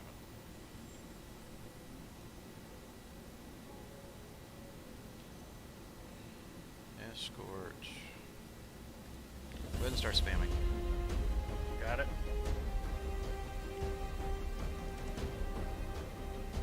At least this time it's not spawning a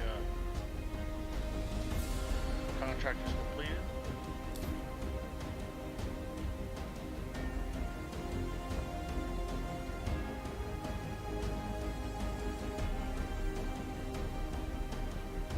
It just took money out of my account. It.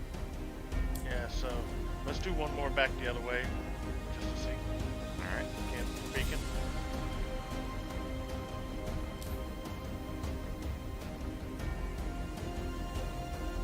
Get in there. Alright. Go ahead. Creating now. Escort.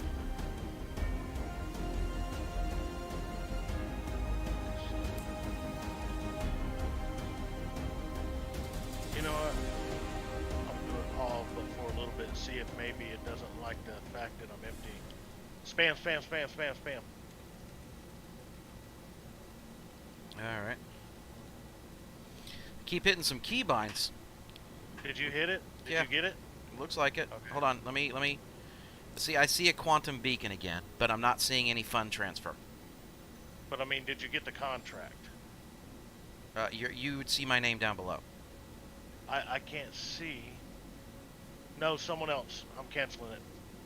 Because I hit it before I told you to spam. Did you get the money? I didn't get any money. Someone else got all my money. Alright. So, okay, Fuck lesson that up. learned. Lesson learned. Let's go. Alright, let's go sell some stuff here. That's another 100K loss this morning. Oh. I mean, crap. He spammed right on top quickly.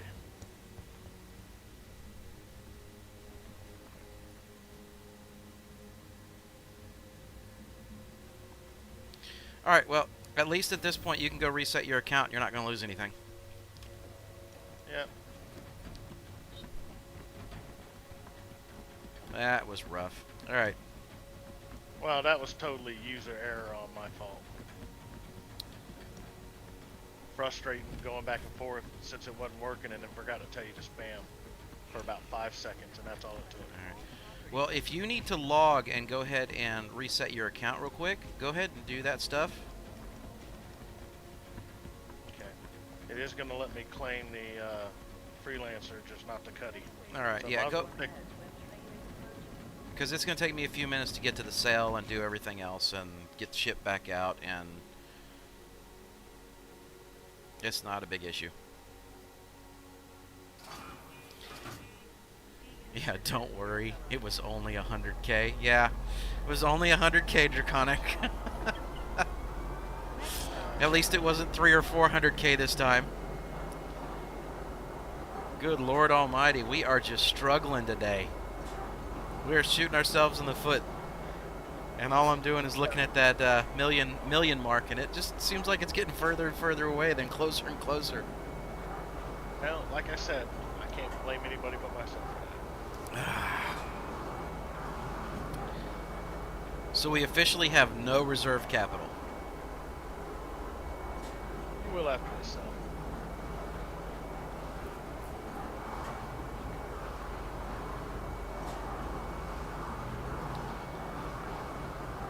Whew, okay. So let's look outside the window so it's not just staring inside the train as far as a boring little transport here.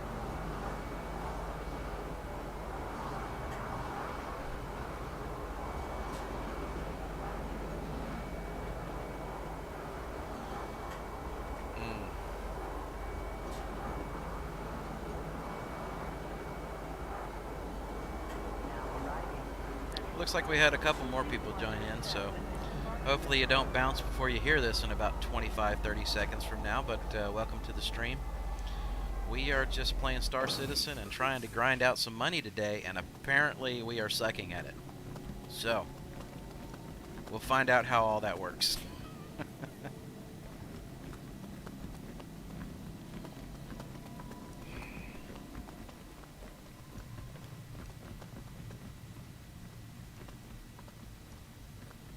My buddy Chad has had a glitch within his user file, so his main ship, he's not able to pull it out or do anything with it. So we were attempting to do a funds transfer. Somebody else intercepted the contract and took all the money from him, so he is now resetting his account, trying to see if he can get his main combat ship up and available to us again.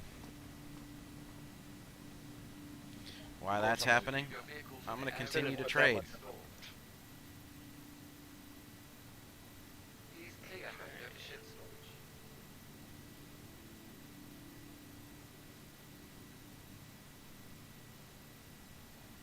Well, this may take a few minutes because while it said reset on the site, it shows me account locked.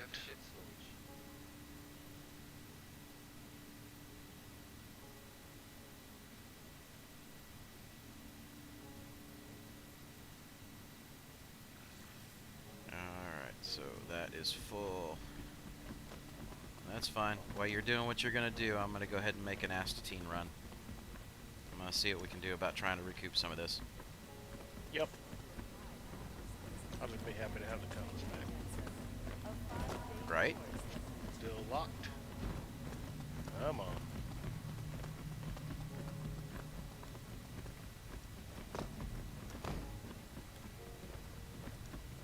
Now, they gave you the procedure in order to do this, right? Yes, I came in and hit reset and it walked me through. Let me make it on that train. And I missed it.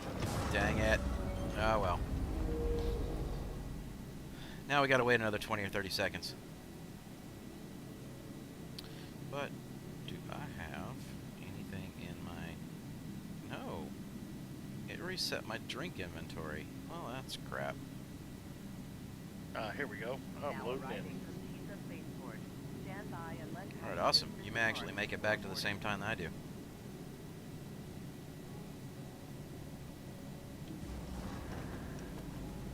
Remember, you probably did lose your upgrades and stuff like that that you had on the ship, so that one shield generator, but as long as it puts you back in your fleet, in control of your fleet, you'll be doing pretty good.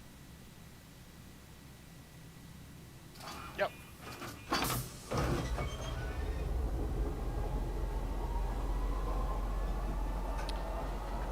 So here at Hurston, we enjoy, or Lorville, we enjoy some narcissistic tendencies. You know, I don't know if you saw them in there, but there were some golden statues of the mayor or the guy who founded, you know, Lorville and whatnot. So, but for those that maybe have not seen this game and you're stumbling across the stream right now, this is an alpha test that's been here for a very long time, and I think 7-8 years now, and the amount of detail in this game almost makes it feel like it's a finished game. But we have to, since every player here is technically an alpha tester, we have to navigate the bugs and the issues that come along with it.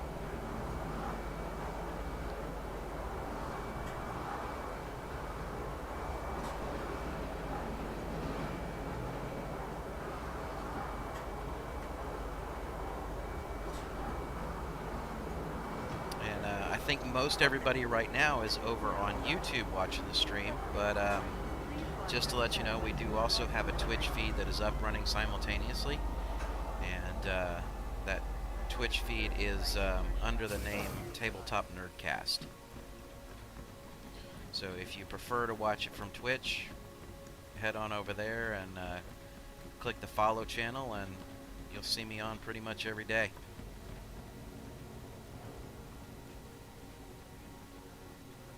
Alright, Chad, have you been able to make it back in game yet?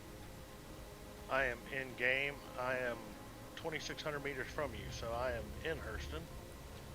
Okay, good. I just gotta remember how to navigate this place. Alright, once you go down the elevators,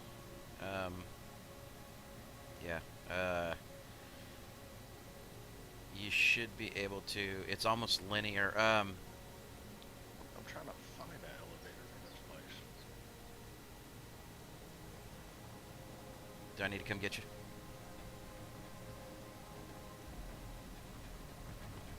Not yet. Let me change the level here, because I think that's what. There's the exit. Alright, The so... level it put me on didn't have an elevator. Alright, so when you come out of the door and you're looking at what looks like an open landscape there, you're going to follow the stairs to the left.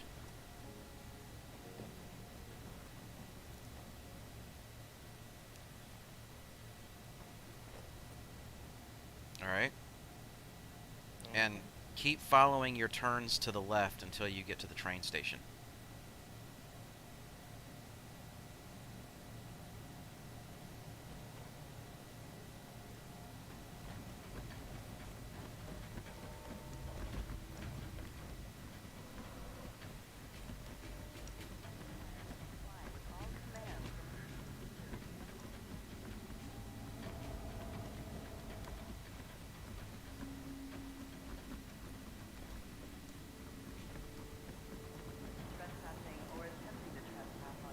Did you find the train yet?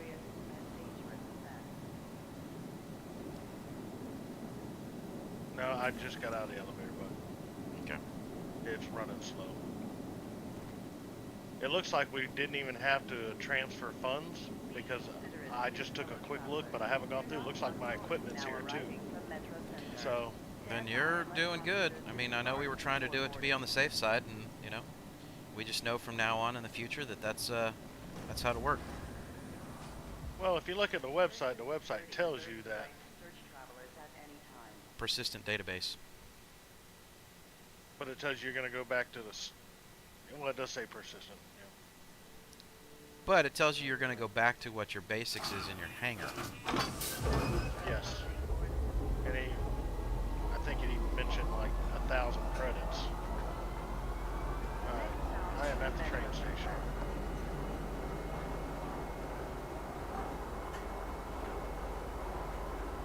Alright. Well, I had hopped on the train heading your direction just to be on the safe side, so... I just caught this fate before line.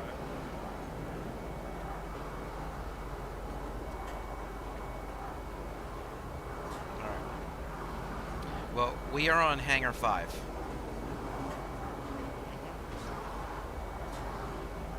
Because I just passed by your train.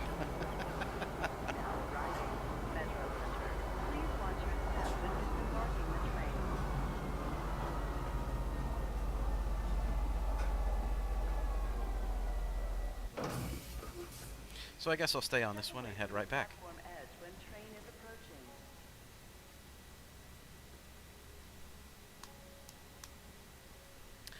And for all those folks that are sitting over there on YouTube, guys, feel free, you know, drop some comments in the chat, and we will, you know, Draconic will tell you we like interacting back and forth with everybody on chat. So I want to kind of keep that rolling and keep that going. It makes for a little bit more interesting, you know, back and forth when we're on the stream here.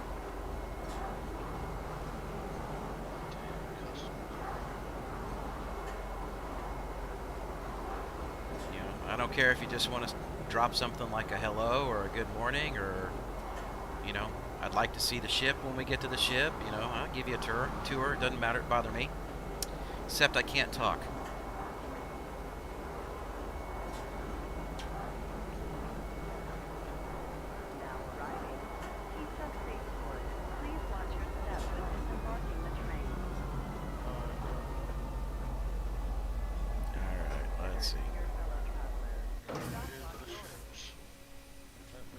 Show me my cuddy. Oh, now I've got 5 ships apparently. I've heard about this little bit of a bug. So what'll happen is if you reset, it'll give you another ship with a -2 behind it, and I already had a -2 freelancer, so it looks like I have them. I'm not gonna retrieve it, but yep. Come on, we need to book to Hangar 5 so it doesn't store the ship.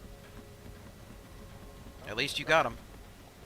They're there. So, but I have no money. We'll fix that. He lies, never interacts with chat. Heavy sarcasm. Yeah, I know. So Hangar 5.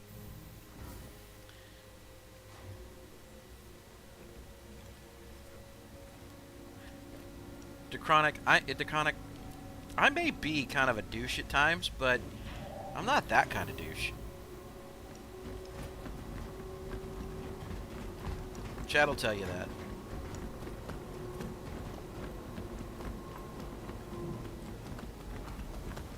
You know, can't say nothing nice. I was told not to say anything at all.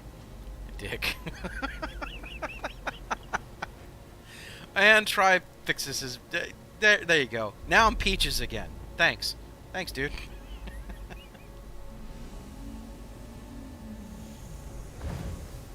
I really enjoy hanging out with you too, sir. Alright. Why don't you hop in the seat, let me fix my gear and stuff, and get us out of here. Alright, that's not a problem. By the way, how'd we do on that trade there? I will check numbers here momentarily. Okay. Did you pick up the astatine? No, we can't pick it up here. We have to go to Ida. Oh, that's right. Hello and welcome aboard your Drake interplanetary Ah, craft. come on. Alright, Lorville. Drake interplanetary We want to get out of here. Your systems are online. Landing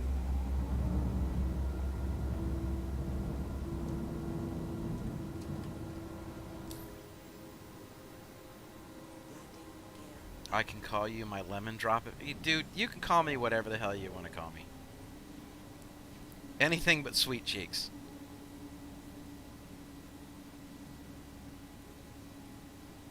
And let's see if he drops that one here momentarily.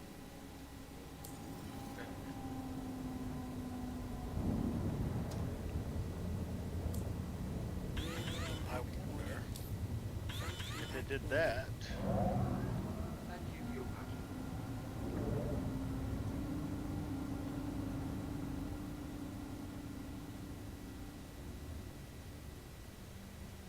Alright, let's get on over to Ida. And, yep, the wind's kicking right now. And I even managed to keep my upgraded shield generator on the cuddy. Nice. Nice, very nice. See, there we go. Draconic, you had to follow that one up. Alright. That's good, bud. I appreciate the sweet cheeks. I'll call you my boo. God help us all. There's nothing wrong with me. Well, that science can't explain, right?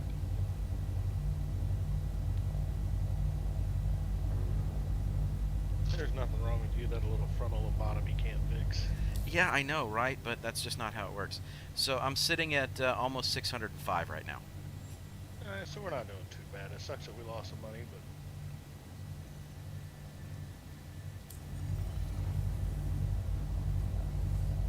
and congrats to whoever intercepted us and took it, because it was covered up in the bottom of my screen. I couldn't read names. Yeah, we got to get way higher than where we're at right now. Come on.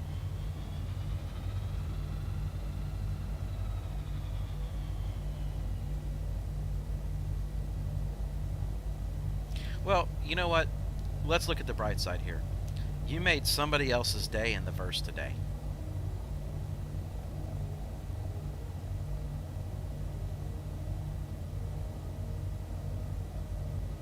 I mean, the reality is we could sit here all day long just spamming the left bracket and hope we get paid. Very true. In a highly populated area. Yep, I'm gonna cancel this beacon. Right back. You know.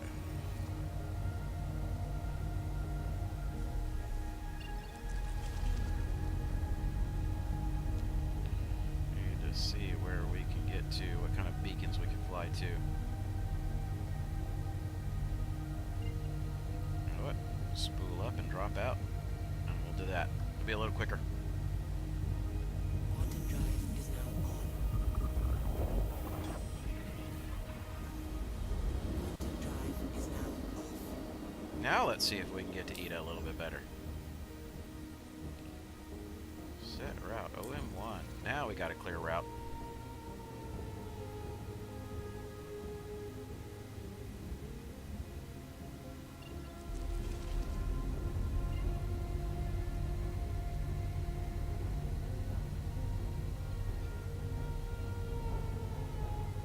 Quantum drive is All right, y'all, don't get quiet on me now.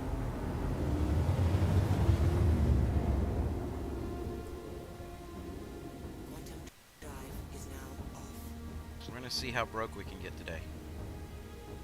Maybe that's the new goal of the stream, is to see if we can reset every single day with absolutely no money because of our own stupidity. Quantum drive is now on. What would definitely be a nice feature is like a personal beacon system to build on the current one, where you can actually target every person with a beacon, or a inter-party transfer. Yeah, I agree with the inter-party transfer. I really think that that's probably the best way to do it. Quantum drive. Well, the only reason I said the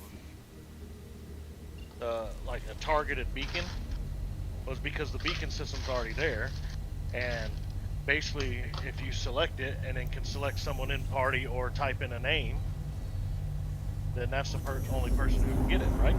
Yep. That way they don't have to come up with a whole new system, they just adapt the current one.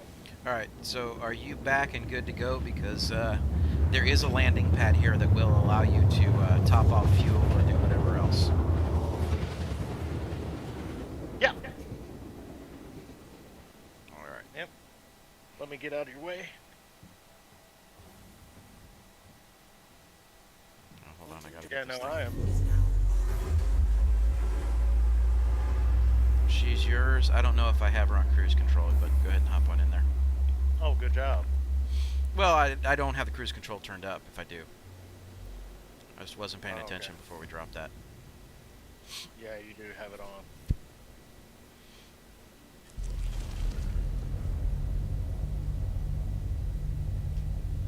We headed to the rider. Yes, we are. And then once we're done here at Ryder, and we get landed, then you'll be able to plot back to Port Olisar. So, let me track.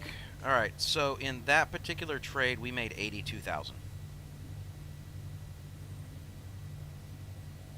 Well, considering we actually seem to have some decent stability today, after all the crap this morning. We're doomed. You just said it. We're doomed.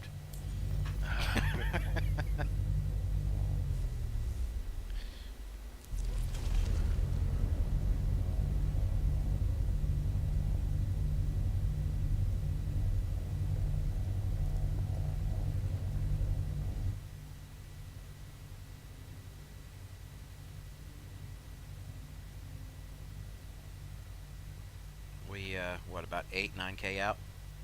We're about 9K out. Okay.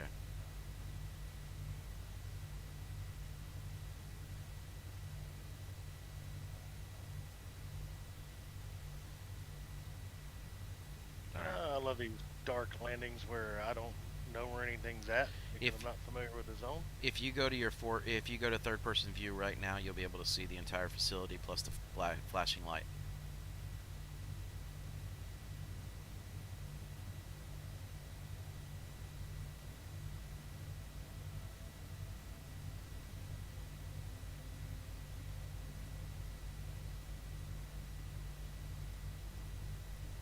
I really can't because this big ass ship is blocking it.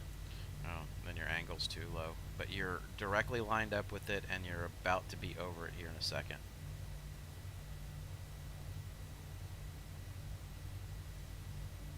Like, if you angle that nose down, you're going to be aimed directly at it. Like right now, you're directly at it. Yeah, I just don't like third-person view from too far away because I can't see anything when it rushes up on me. Well, that's the thing, especially at night with all those lights going on. In third-person view, it shows you a much greater distance out where the plant is, where it's actually located at. But you can always kind of tweak and go with what you need to, how you feel like you got a pilot.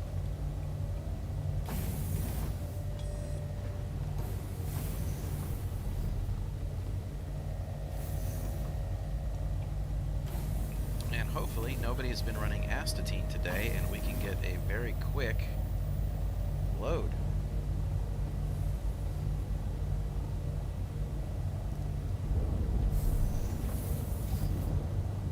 For those of you that wonder why I do what I just did, where I opened up the cargo line, or the hatch, and step off real quick, is because the wind and the movement of the vehicle will actually blow me off of that. So I open it up so I can see when we're close to the ground. Alright, we're down. Alright. And I guess I'm soft touching things too much because I see how other people land and seem to do fine. I just worry about crashing the ship. Alright, you're going to have to lift off, move forward a little bit. Because where you were at, it was sitting on a rock. There was no way I'd be able to get back into it. I see you over there. Where is... There it is. Now, there's landing pads here for you to be able to get on if you want. They're refuelable. Oh, that's it. Fun part about being unfamiliar, I did not see the pad. The way the lights light them up isn't the best. That's the fun part of this game. Well, it's a new spot for you. I mean, I don't think... You haven't really been with me when I've been making these astatine runs. I have not. I mean, this was that next step up tier commodity that I was talking about, you know, working from. But I wanted to have a little bit more cash reserves before we did this.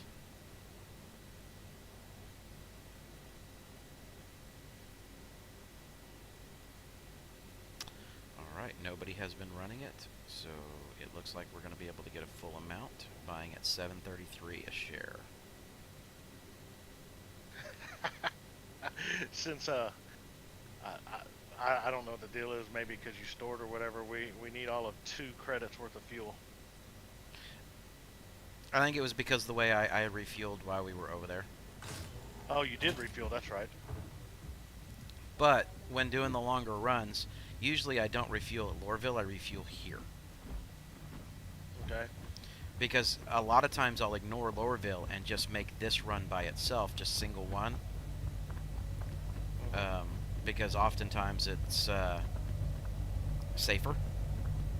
Yeah, instead of dealing with The all the Lorville. fun at Lorville. Yeah, and then you have like you know, 10 minutes worth of running around at Lorville just to sell. Where are we taking this load? Port Olisar.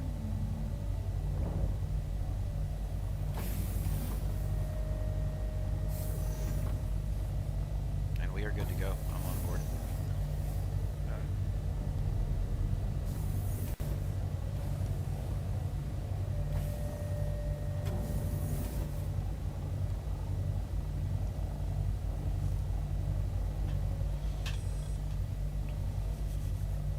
So let's see what kind of money we make. Alright, so there we go. Trifexis, I didn't see that you were over here on Twitch. Appreciate you being over on Twitch, man.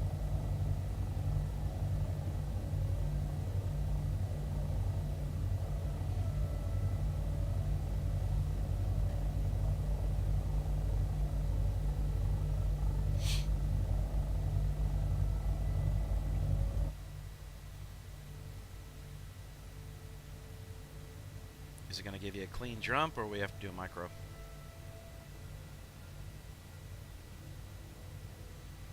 See where we're at horizon-wise.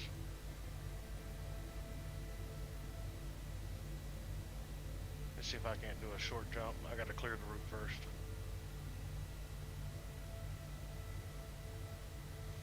Is it too far down in the horizon, or do we just need to... Well, I could sit here for the next 5 minutes, maybe going up. I'm doing a quick Ah. jump over the comm array.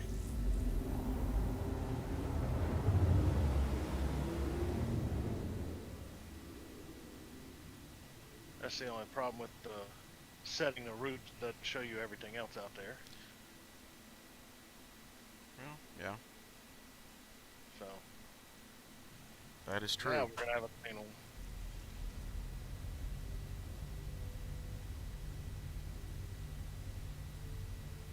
Good news is if you know the general angle that you have to be at anyway in order to be able to get there, a lot of times you can just do a quick spool and get your first leg jump gone.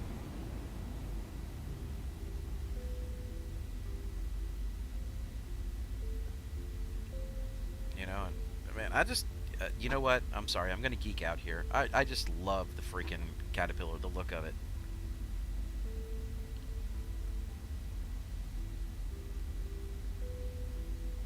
I mean, it ain't nothing more than a space semi, but the look of this ship is just absolutely fantastic.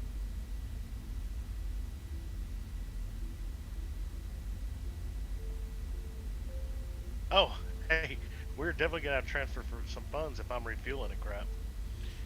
That is very true. Okay. Because I emptied everything, That not is realizing it. very, very true. So we'll get you some funds here right after this drop off.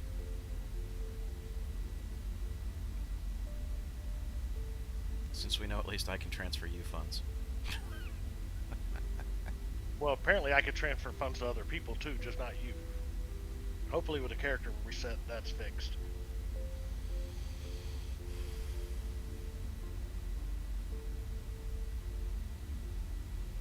So once you come into Crusader, I'm going to go ahead and run up and go jump into a ball turret.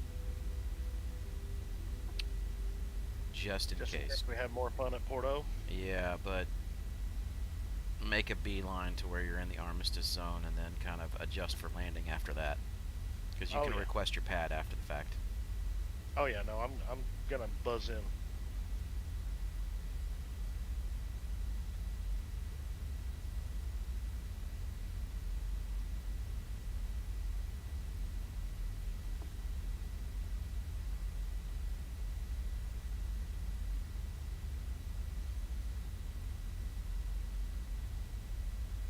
So, I know we already passed the sun, didn't we? Yeah, so we should be pretty close. We're 12 million clicks.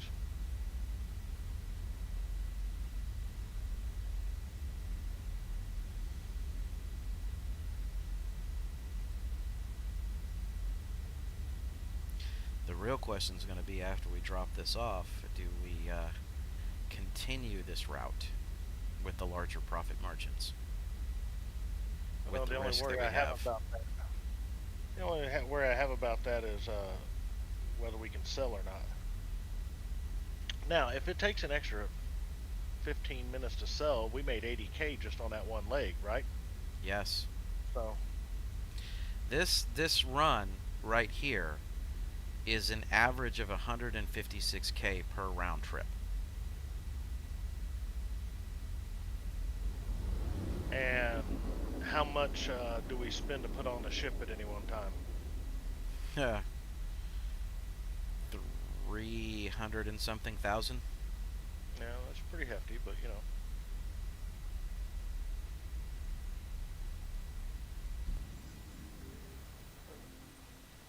Like right now, the cash reserve is 191.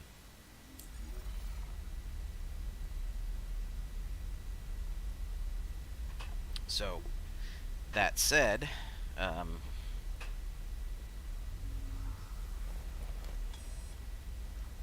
that's probably what I'm going to transfer over to you. Because I know once we sell this, we'll have that money plus whatever the profit is coming in from this one.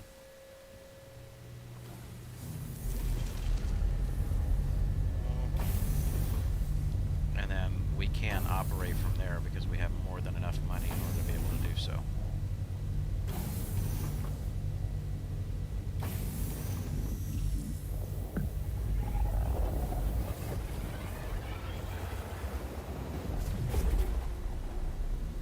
Love the Planet Shake.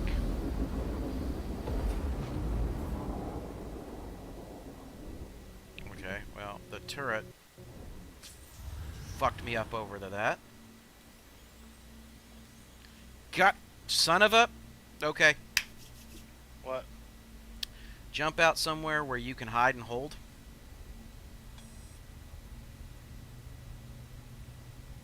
Because as I was entering the turret and you hit the quantum You fired jump, and got a time pad, didn't you?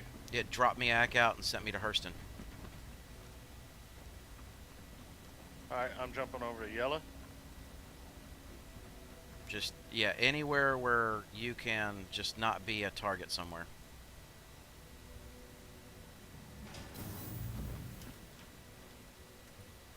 So what does that make? Glitch number 7 or 8 this morning so far? Yeah, well, that's not the worst possible glitch we could have. So, I'm going to aim back there and spool up. That way if somebody comes in. Yeah, like I said, I don't want you hanging out around there while there's could be pad rammers or whatnot, and you got a full load of cargo. Yep, not after this morning. I'll jump in my freelancer and be there in probably about 4 minutes. Then what I'll do is land and you can jump in and come in on your approach as quick as you can. Yep. That way I can just do the sell.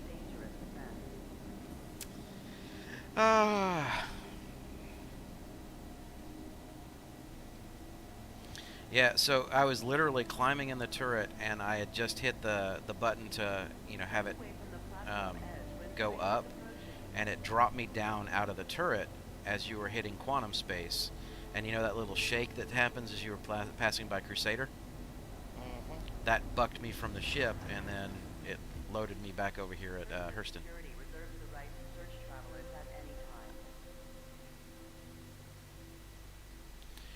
At least it's captured on stream, so it'll be another bug we report to RSI and see if they can do anything about it.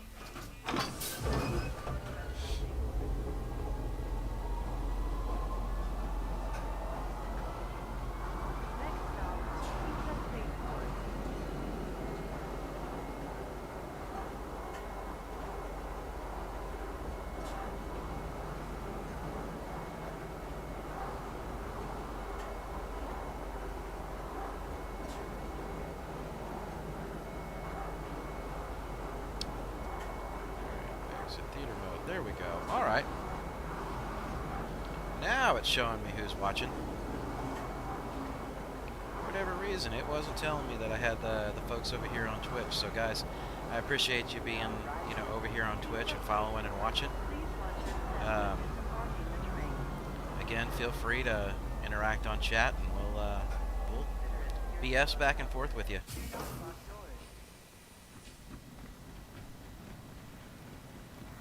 So where you at, buddy? I am getting ready to go pull a ship and head your direction.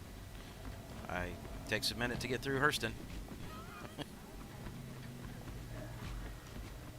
Yeah, that's no problem. Just ask for an update. Oh no, I know. It's boring just sitting there. No, it's not boring. Let's see. Freelancer, freelancer, freelancer. You're going to make me file claims. So, what is the fastest ship that I can get off of a claim and make it there? Yeah, so we'll wait till you're at Porto and land it and get at the terminal before I even jump in. I see someone posted in Global that some prick is prowling Porto griefing people. Okay.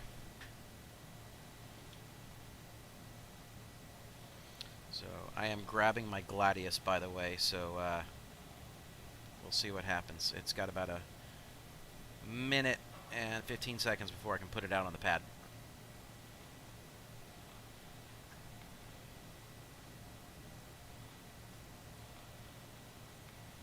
Well, it did reset my bounty hunter stuff because I got a bounty pro Tim contract. So, Alright, at least I'm still tracking you, and at least we know that the double ship concept works because we've got loaded cargo. yep. So what'll happen is I'll fly in and see if he is griefing someone, and then I'll give you the come on in routine. Mm-hmm.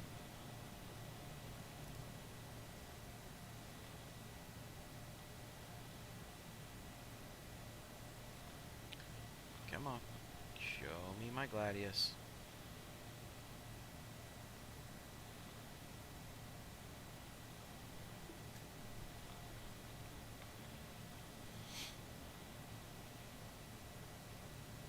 And worst case scenario is that you know, we just bolt on in there and ram him.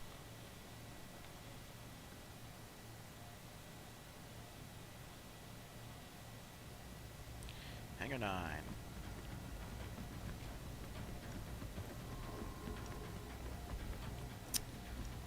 At least I am grabbing my fastest ship in the fleet.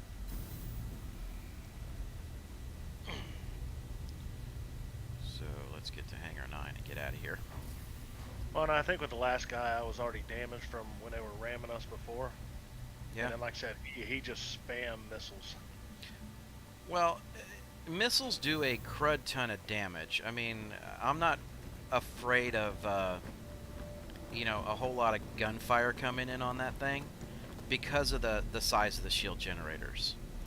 But missiles and torpedoes really are the bane of the existence if somebody is just wanting to cause problems.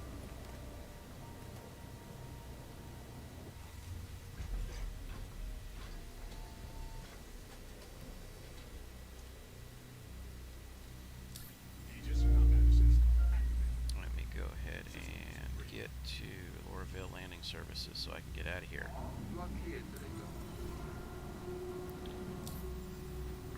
Set it for Crusader. Port Alisar. Ain't gonna let me make that full run. So I have to find somewhere else that I can get to. I am slightly off on quantum fuel there. So I have to stop and refuel. Pearl 3.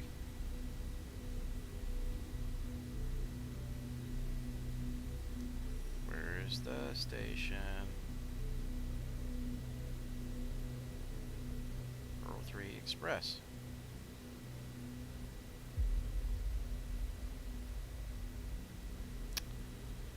And now it doesn't want to let me go to Pearl 3. It's because I'm flying through the sun. There we go. We'll set that route. I will be there as quick as I can. Launch complete.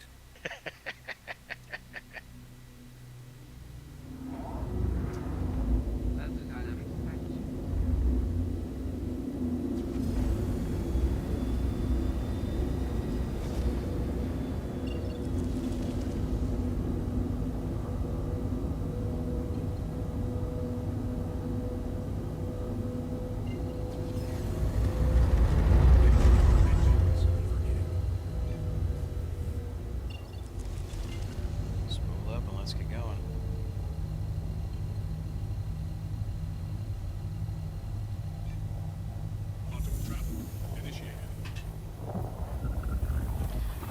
Yeah, all this to protect some cargo, man. This is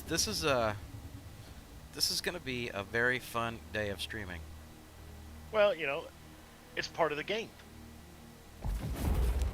That is correct. At the end of it, it can be frustrating and everything else, but not the bugs or anything, of course, but having to protect your cargo from,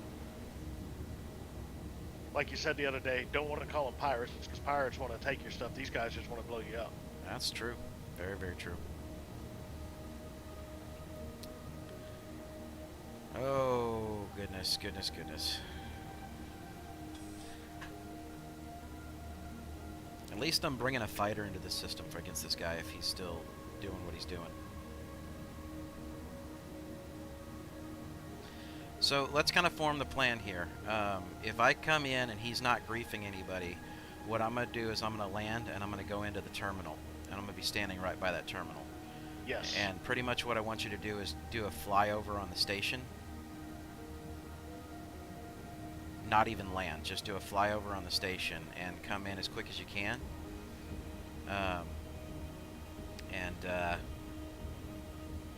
Kind of park over the top. In between the rings and in between all the locations where you're not blocking any landing zones. And it should be close enough for me to sell the stuff. Well, when we sold it before, I just flew next to the station down, you know, like horizontal with the pads. That was plenty close enough. Because once I got a landing clearance, so the angle I usually jump in, that's kind of the easy way to do it.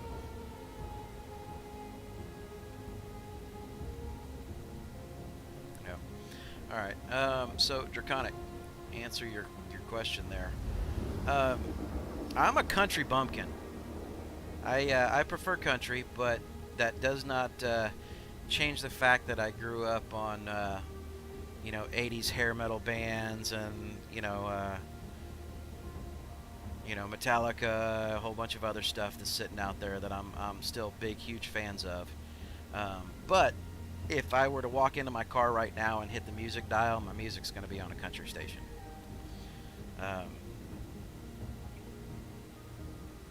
But I'll even go even more boring and lame than that, Draconic. I will even tell you that before I even hit the country station, I usually have some kind of talk radio on.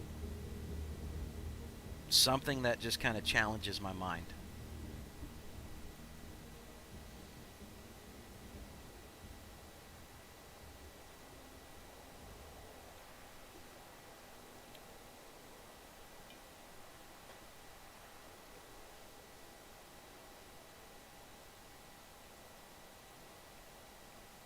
I'll take that one a little to the side because I can't listen to country radio stations anymore. It's all country rap, and you know, you combine those two and you get crap. So I like the red dirt music.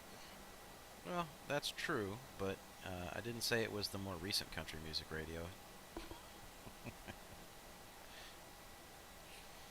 You know, country today, you say it's you know, kind of a mix of rap, but country music today just seems like it's more of a how can I put this? It's kind of like soft rock was back in the 90s. Well, you know, mainstream country is always they had what's called the Nashville sound.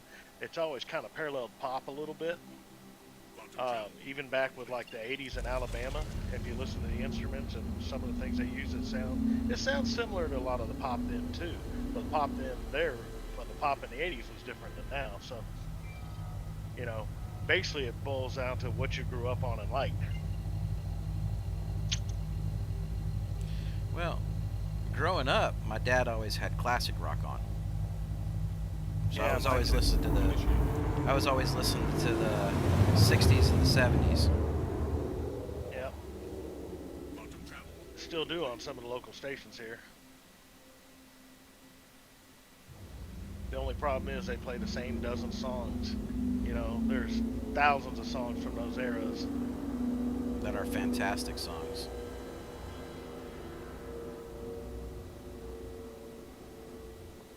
No, I agree, man. It's music today is a little bit different, and again, I sound like an old fart when I say that, but I can own that statement.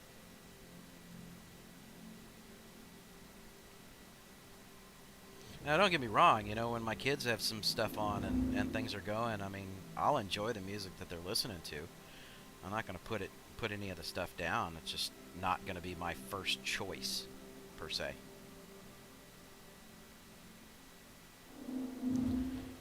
And for those of you that had just kind of joined in or clicked in, we had a glitch that happened, and it kicked me across the...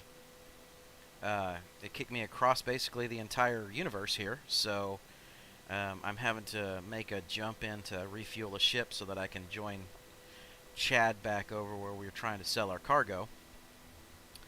So I've got him kind of holding up in kind of some protected waters somewhere at the moment. Let me see if I can request a landing space so I can refuel real quick. Which it seems like with the Please proceed to assign landing bugs and everything at Arcor and Lorville, a lot of people want to grief out at Porto, which is why I'm holding position out here and waiting on him. And if you're not familiar with that griefing term, it's something that somebody in game coined, and what it means is essentially all they're out there doing is just harassing people. They're causing problems, blowing ships up, just basically being an all-around kind of dick.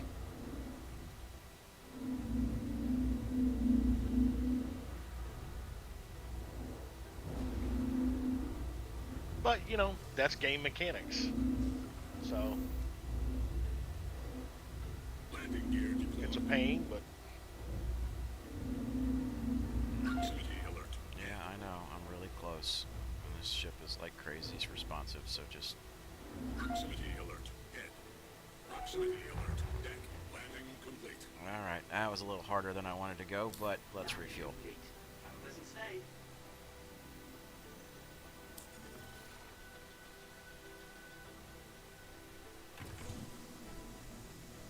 So you prefer 2000s hard rock? Yeah, still a good genre. It's a little bit screamy for me, but it's there. Still good genre.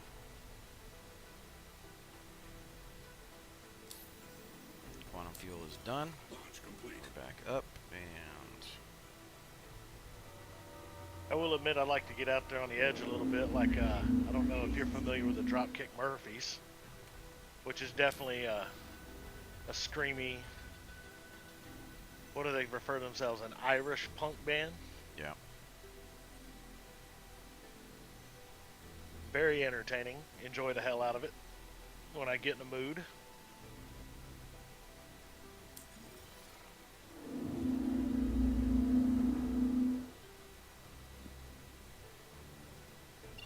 Supposedly they put on one of the best rock shows you could ever see. Well, that may be the case. Now, I like a lot of the comical singers too, the comedians, the singing comedians. I mean, I know it's just a bunch of nonsense, but it's hilarious, man. I love that kind of stuff. Now, I don't know if you knew, Chad, but my son, for the longest time, my oldest son, Saul, he was in a band called The Last Ones Left, and they were, and Draconic, this is probably right up your alley, they were kind of that hard rock, kind of edgy, screamy kind of band as well. They played a bunch of local gigs for years until they kind of all decided that they felt like it really wasn't taking off the way they wanted it to.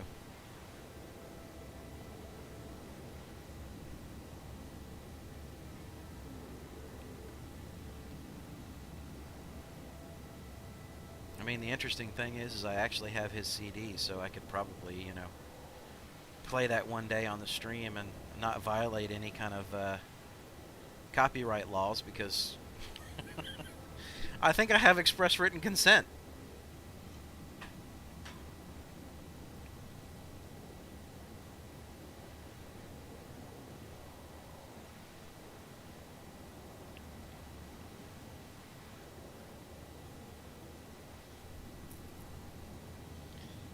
But yeah, no, there's times when just different type of music just kind of depends on what what I'm doing at the time. I played a game for quite a few years called Steel Battalion, and I played the online line of contact version of it through the Xbox. And yes, that's the original Xbox, but it was a fantastic combat simulator, mecha combat simulator, and I used to sit there and run, Metallica songs behind it, because what I wanted was that, like, kind of just, it was melodic from a amp you up kind of perspective, and I found that the tempo just really fed really well to when you were in combat and when you were boxing back and forth with other players and trying to fight out, because it would keep you from overreacting, but it would just keep you just enough on edge to really be a good scenario.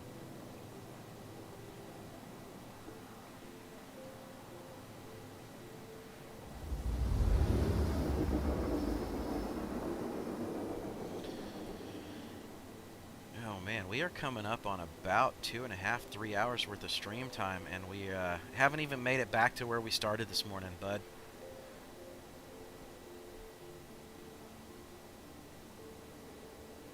At least before all the 30K issues hit.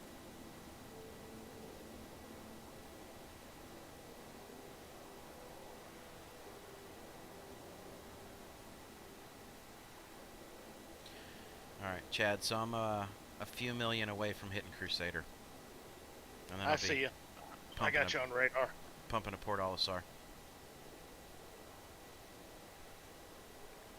Well, Draconic, they did have a really good following of people but it was all local. They just, for whatever reason, because I guess the genre, they just couldn't get an official signing deal, and none of them wanted to change who they were and what they enjoyed listening to and creating. So, they just kind of got to that point where they just kind of moved on from the band.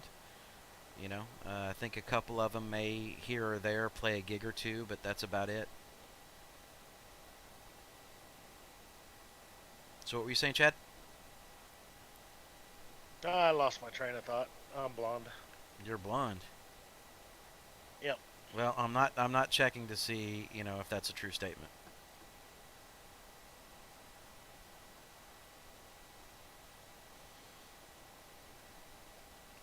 So here's a date question. What was your first game system, Mike? Really? You really want me to bust that out? Sure. Commodore 64. Nice. Going way old school. Yeah, you asked what my first one was.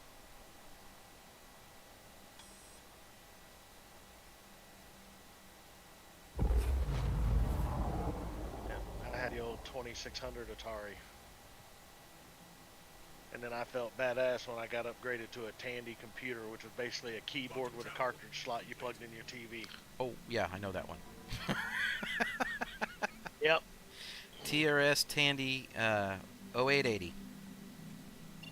Honestly, it's been so many years I don't remember the model, but probably right. Well, so the funny thing is, I have that up in my attic right now.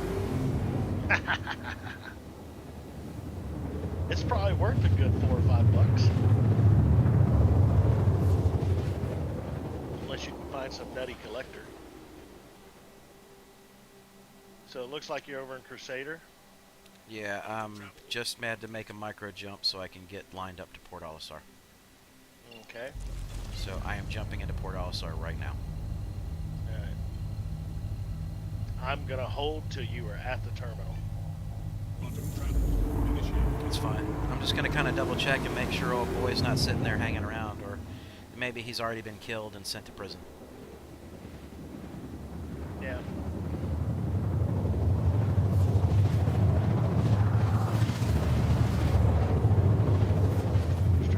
On radar, I had a ship floating around here when I first got here. But yeah, I had this game on that I used to love playing on the old Commodore, and it was it was called Moongate. And it was like, kind of like at the old versions of Final Fantasy.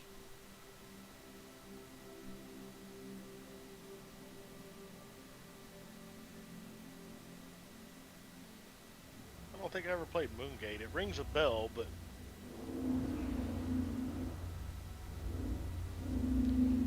Got a guy throttling in real quick, but I'm seeing a lot of good things on Final Fantasy VII Remake. alright. So no, that's a caterpillar that's coming in. It doesn't look like the dude is here griefing anybody. I'm gonna double check behind me though.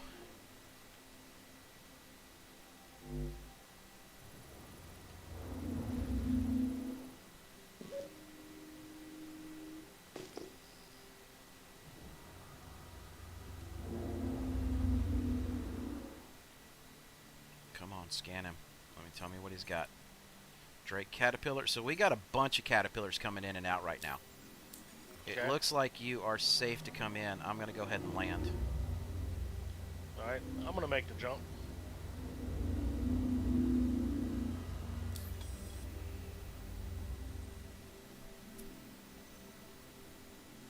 Please proceed to assigned landing bay.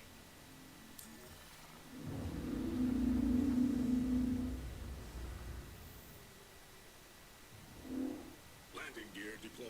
Because there's a Carrick that looks like he's sitting in an Overwatch position right now.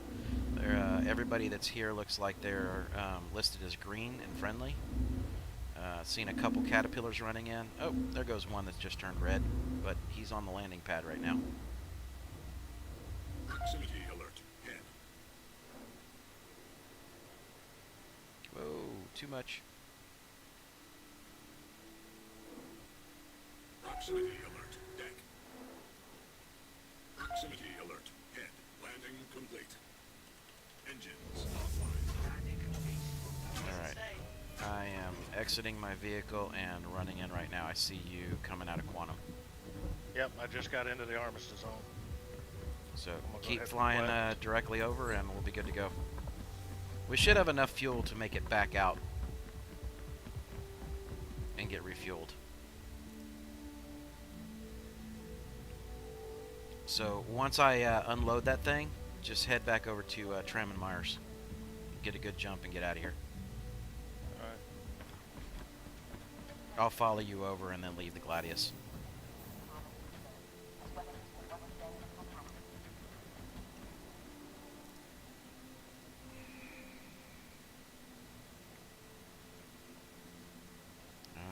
Okay, Caterpillar, sell the astatine. Got it. Let's see. Finish processing, please.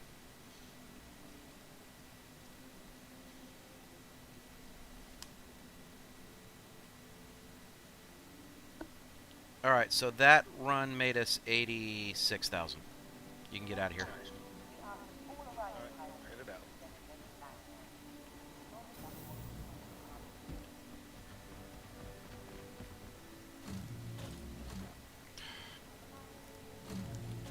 I'm trying to go quicker than I should.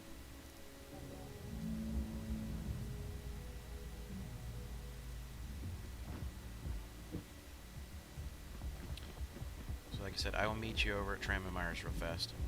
Yep, I'm on the way there now.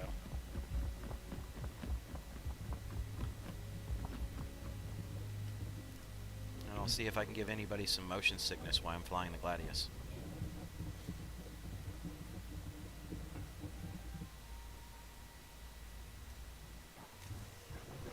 So we are doing the Loreville run then? Yeah, we're gonna go ahead and make that run, Aegis combat assist. just so that we can get ourselves back up to where we were at. We'll go ahead and risk one more opportunity with it. Well, we're traveling so far, it's a shame not to take cargo with us, even as risky as it is. Pretty much. Quantum travel initiated. Landing gear retracted. It'd be nice to kind of get ourselves back on track here again.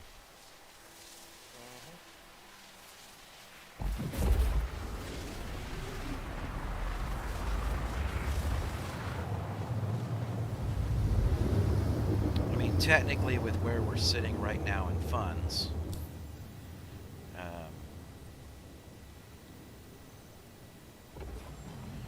we're at a point where we're going to be risking probably about 2/3 of our finances on this run. Okay. Quantum travel complete. Looking for investors. Right.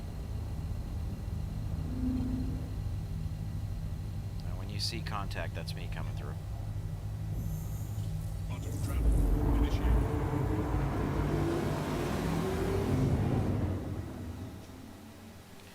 So guys, looks like we have a couple more people that kind of joined, so I don't know whether you're on YouTube or over on Twitch, but feel free to interact with the chat. We do like communicating back and forth, you know. Draconic's been one of our faithfuls that has been here day in, day out, and, you know, appreciate it. So, you know, trust me, he'll tell you. We'll talk back and forth. We may drop a few F-bombs, we may talk inappropriate about a bunch of stuff, but we're just here to have some fun.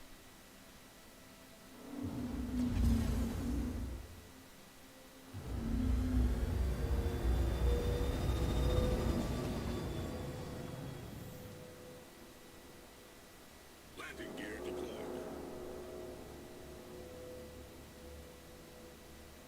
Alright, I am about to just whip past you. Yeah, I'm just above it. Wasn't moving, realized I had throttled too far back. Yep. So now I just have to fly back by. You did whip past me, you weren't kidding. Oh no, this sucker was at full bore, brother. You might as well just fly around the planet at that point. KJM. Oh my goodness, you have joined my channel. Wow. Oh no, that's KMJ. Huh. Alright. So I thought you were the other streamer that was sitting out there that I know of that plays this game a lot. So I am sitting on an AMD 3600X with a RX 590.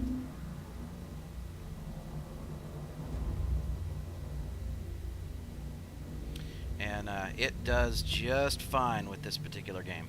Proximity alert. Now, granted, it's not going to be your big GTX cards that are out there right now. Okay, apparently I'm on a rock. Proximity alert. Start. That's fine. Let's get this. Let's land here. Complete. Landing complete. Engines offline. And go ahead and land, Chad, because I am going to be jumping into your ship. Okay.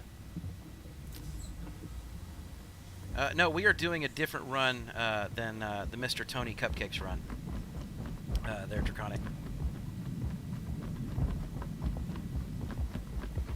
So we are stepping up our game into some much higher, some much higher commodities because we've been struggling to make some funds lately.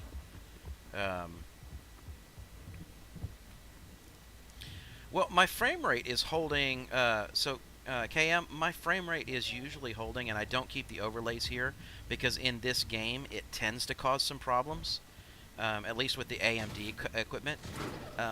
But my average frame rate is holding about 47 to 49 in this particular game on full settings.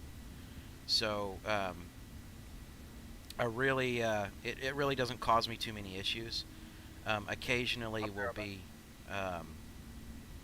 Occasionally it'll drop, especially in some of the major cities, but that's some sub-optimized coding that they have currently in the alpha test.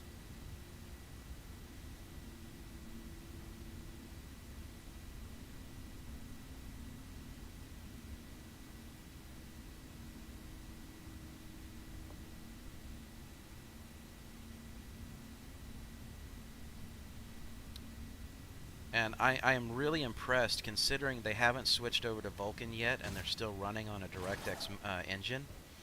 I'm really impressed with the fact that Star Citizen is doing what they're able to do right now, because a lot of this coding is sitting between, 7 and 8 years old.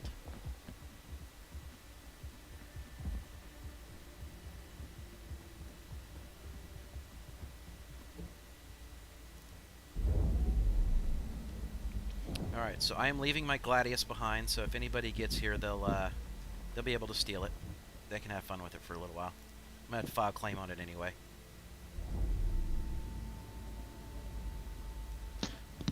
So Draconic, please don't, I need to knock on wood for that, because the moment anybody claims anything about any stability in this game, stuff goes nuts.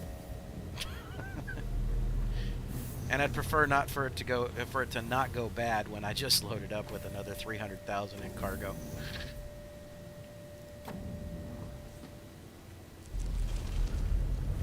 All right, I'm gonna jump back over here, and so now, KM, I don't know if you play the game or not, but what I will tell you is this is an extremely CPU intensive game. So having something with at least 4 cores minimum, and that's one of the reasons why I like the AMD product, because you actually end up with a potential of, up to 8 to 12 cores depending on what you're running through. It really does help. What are you doing, Chad? Do what? You're aimed at the planet.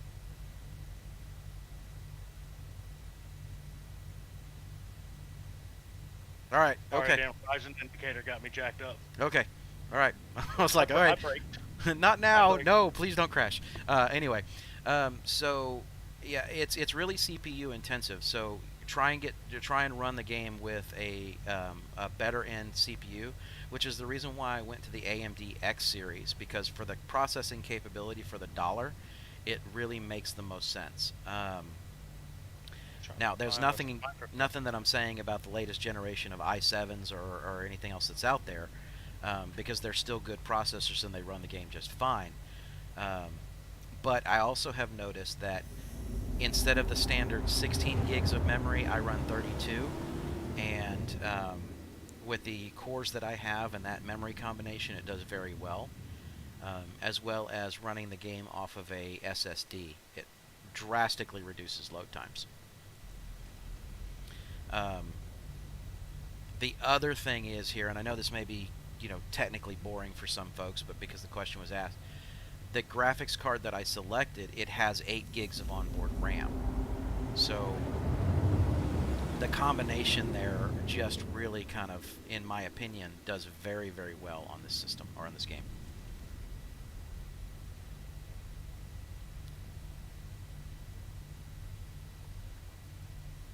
Alright, now we're finally lined up. Had to make a couple micro jumps.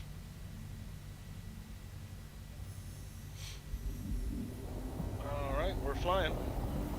Alright, let me get this picture out of the sun there. That way people can kind of get a chance to see this bad boy flying. So some of the nuances that sit here in this game that we always get, people who are making comments on, and it's like if I scroll over here and I show you, I'm going to kind of pick up the sun and it's going to be a little blinding.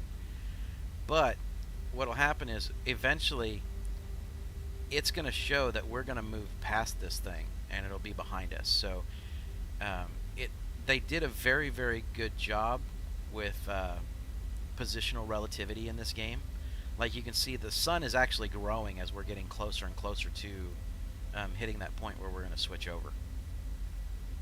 So the details in this I just find absolutely fantastic.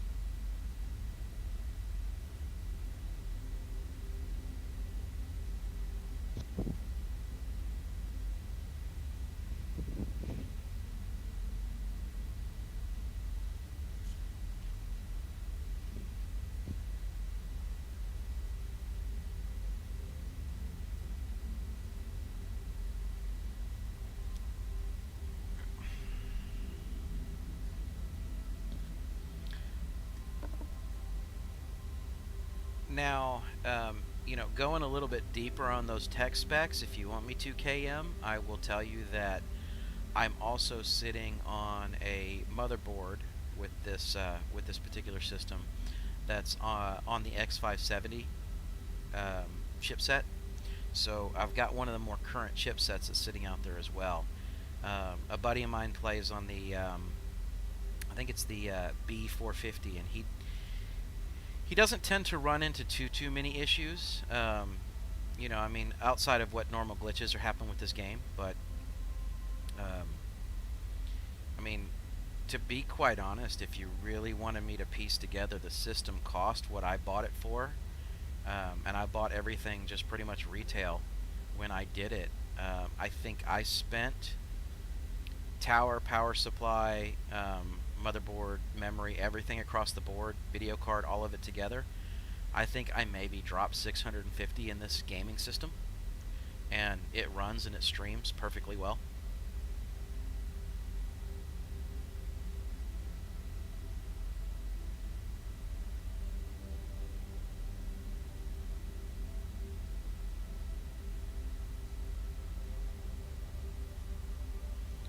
Now, please understand also, let me just make sure I make that statement.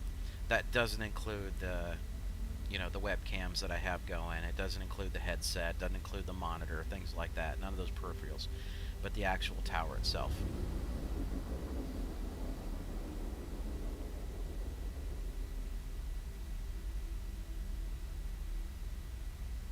And for what I would spend to maybe do upgrades in the future, I think the only thing that I would consider doing is potentially swapping to an NVIDIA card. Now, only reason why I say that is if you have an AMD card and you run the AMD software, the Catalyst software or whatever they're calling it now, they do so many updates to that combination that you'll tend to run into some issues that you may think are in-game issues, but it's really just driver updates for your video card that aren't synchronizing with their software.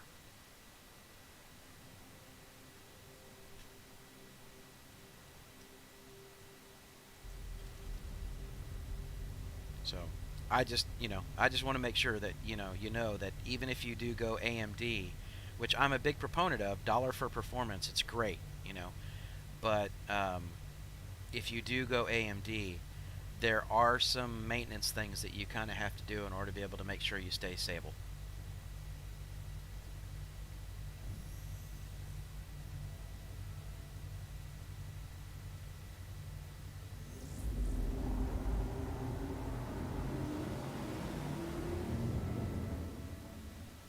So KM, just like I would tell everybody else in the stream, and if you like what you're seeing and you want to follow, I do try and stream pretty much every day now, since COVID's going on, and a few other things have happened, career-wise because of it. So I am trying to stream every single day, and we are trying to grow the channel. I think you're over on our YouTube site, so if you are there, please feel free to click the subscribe button, and you'll be able to see what we've got going on.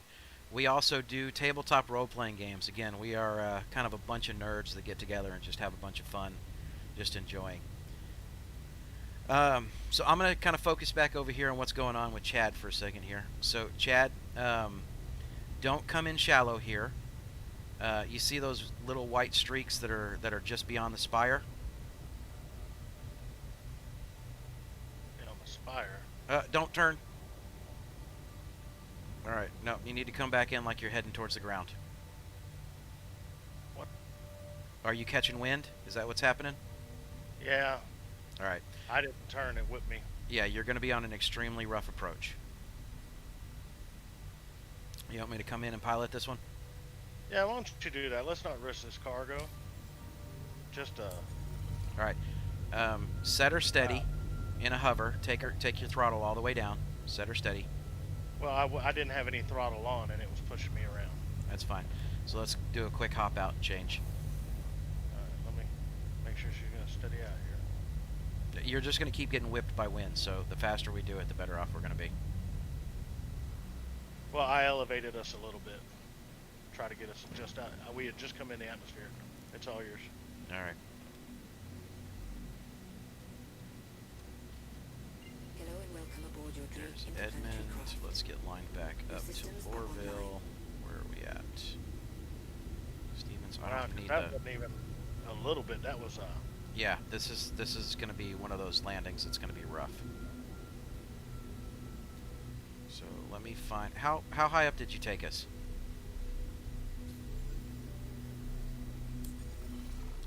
10,000. So we should still be able to see Lorville. I don't have any throttle, so I'm just trying to find the city right now. I think I just saw it over here to the side. Yep. Getting whipped. There we go.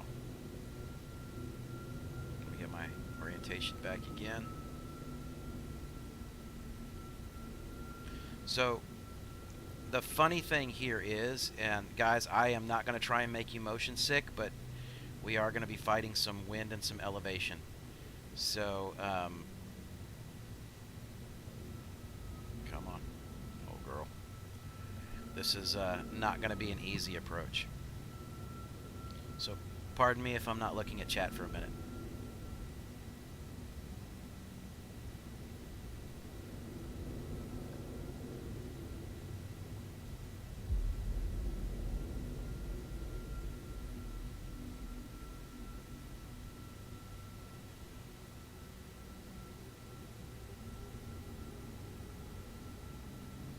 See if we can gain a little altitude, because it looks like we're still losing. There we go.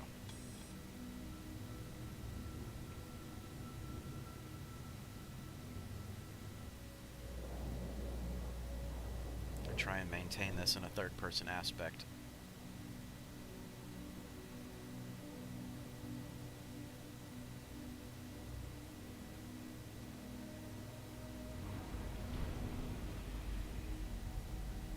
So Chad, what I'm gonna do is when I tell you to, you can go onto your Moby Glass and request us a landing pad. Roger that. Because I probably will be fighting this most of the way in.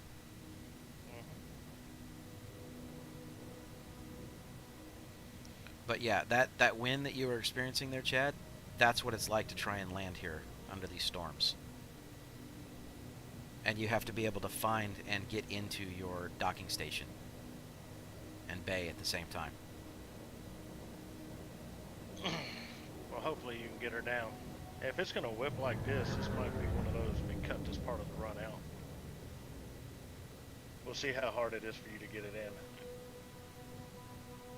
I can put the long stick in the hole. I'm good at that.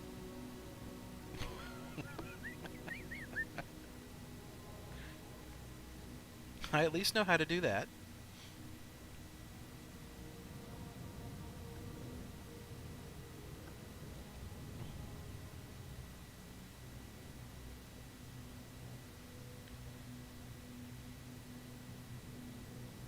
Yeah, see, the last time we came into Lorville, we didn't have any of the wind kicking us.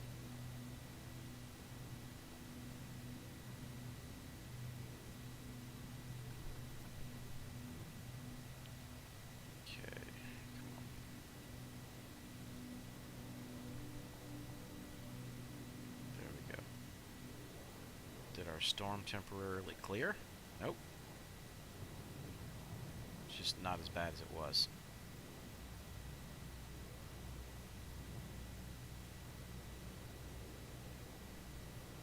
So the problem here is Chad, when you come in on this approach, and for everybody that's watching, there goes the wind. All right. If you come out of certain zones, the autopilot kicks in. And you can't do anything with the autopilot controlling you.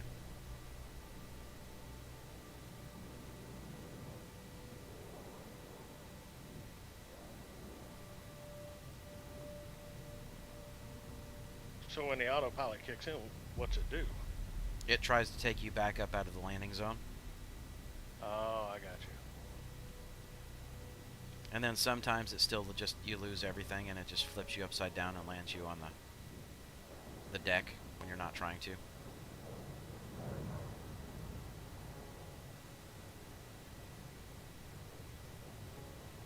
So what I'm trying to do, so that you can see it, is I'm trying to just keep and maintain the center of the landing zone. And once I get over the center of the landing zone is when I'll have you request, and then we'll try and do a dive. Yep. Because at least then if it wants to blow me around a little bit, it's not going to send me all over the place because I'm not looking at a whole lot of speed. So I won't be trying to cover a ton of ground.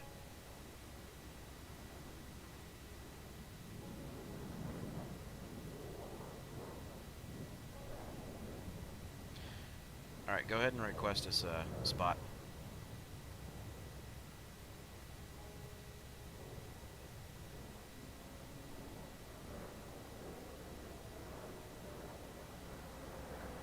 Alright.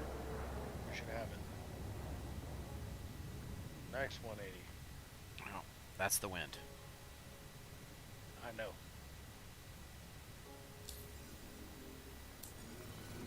And there it goes again. Alright, so I see where we need to go. Come on, big girl. I know you want to get me in there.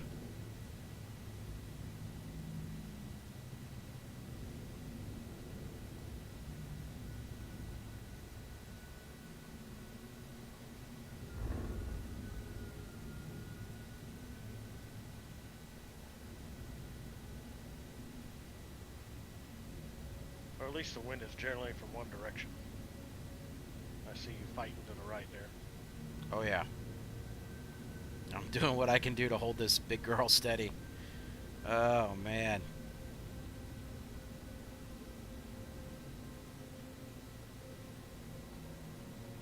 My kingdom for my flight sticks. Alright, wind. Don't do it. Don't do it. I think you're alright. Nope. She's gonna do it. There we go. Autopilot.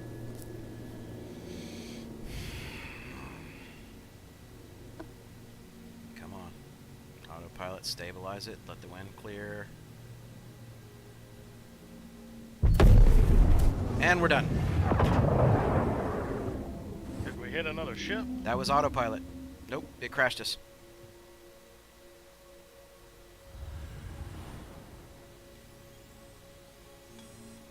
Lovely. All right. Well, I think it's fair to say that the Lorville station is bugged. Or overtuned. How about that? Yeah. So hurricane force winds. Yeah. That kind of was terrible. Well, at least we're here, so we can. Let's see where we're at. So we have 340K.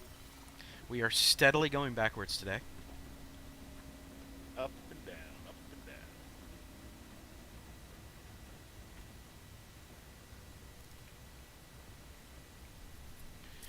I sure hope everybody was entertained by the autopilot blowing us up.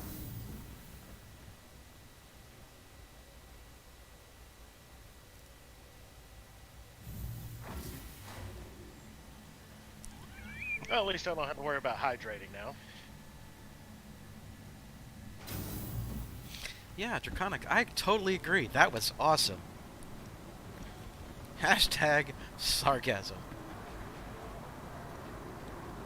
I'm sure it was entertaining to watch. I'm sure too.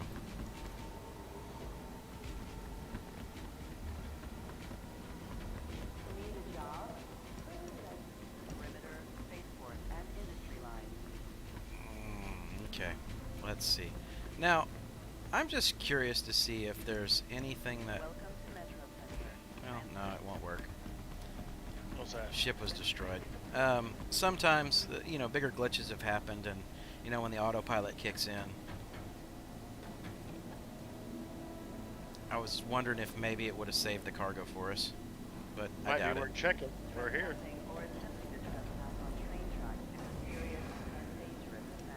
Because once you do the claim, there is no going back.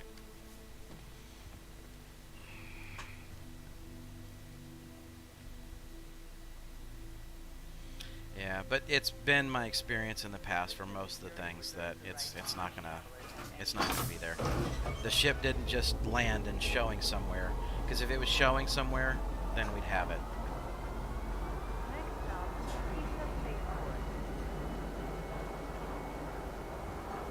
Just once, I'd like a bug that works in my favor.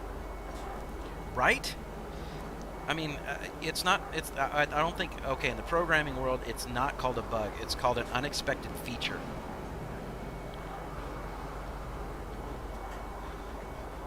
But I agree. I would really like to have one work in our favor. Just one. Just one. Yeah.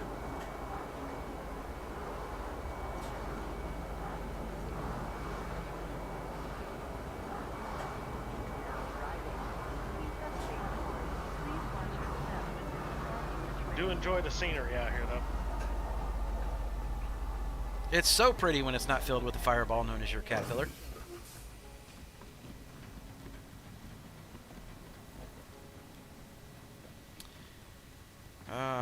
So we are apparently some people didn't find that all that comical because they have decided to leave the stream. But hey, this is life in the verse. Hey, at least they didn't leave it. You guys suck behind them.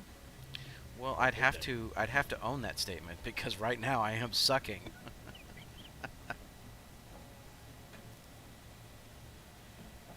All right, so destroyed here at Lorville. File a claim and expedite. We do have the funds in order to be able to run over and grab astatine on our way back and just stop the Lorville portion of it. Yeah, I think that's probably a lot safer bet if we're dealing with that.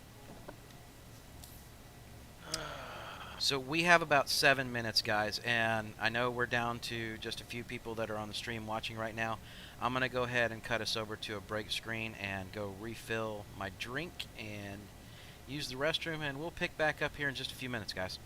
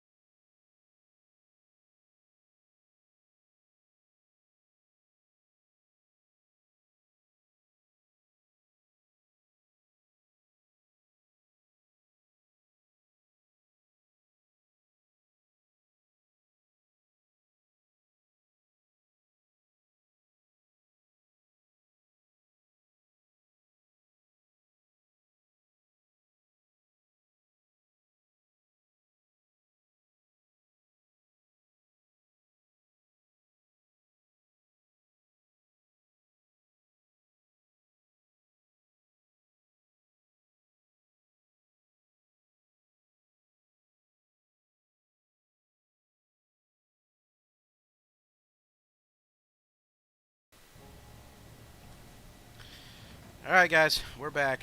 Looks like we've had a chance to handle whatever little personal business that we needed to handle, as well as the caterpillar is back and ready to go. So let's see if we can go lose the rest of our money. And the problem is we're legitimately not trying to lose money here. So we need to head to Hangar 4, Chad. Roger that. Hangar 4.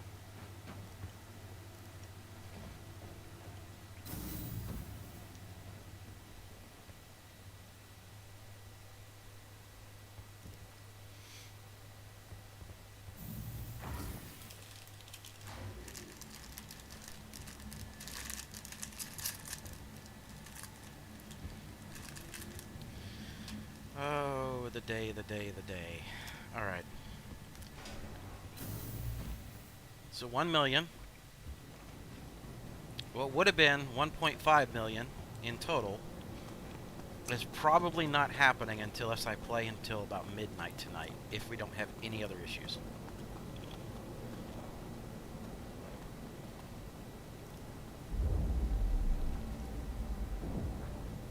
And I don't know if that's going to be possible.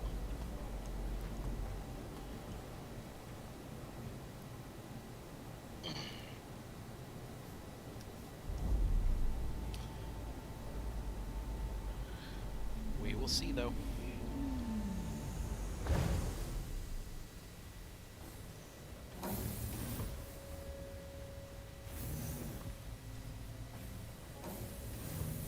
Get us up and get us rolling to Ida. Because we may still be fighting crosswinds getting out of here. Yep, I like Lorville. Say again? Yep, that's an official statement. I do not like Lorville. Oh, I don't love mind a Lorville. challenge, but that's ridiculous, man. I mean, That is definitely overtuned. Your Drake interplanetary craft. I mean, there's got to come a point where you no longer have those surface winds whipping you like that. And that point can't be right as you're about to land. Because we were right there at that point where we were landing. And I saw you were about to flip us around just a drop. Launch complete. It almost makes you want to go nose first into the hangar and take a few bumps turning it around. No.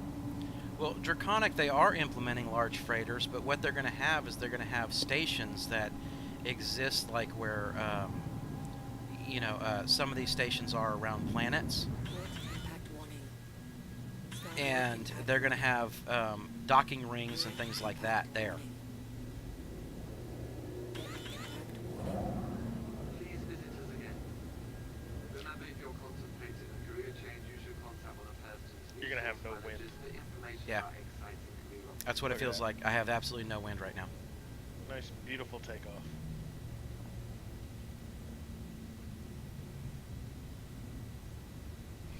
And you would think the wind would hurt you a little bit less when you're loaded down with cargo, you know what I mean? Yeah. I don't know. That's just... Again, surviving the verse. Let's see if we can get to Ida.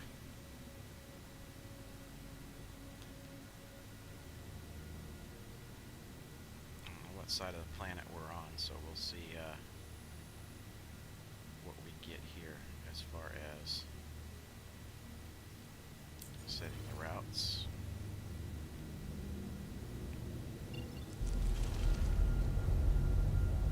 Yep, we got a clean shot to Ida as soon as we exit the atmosphere.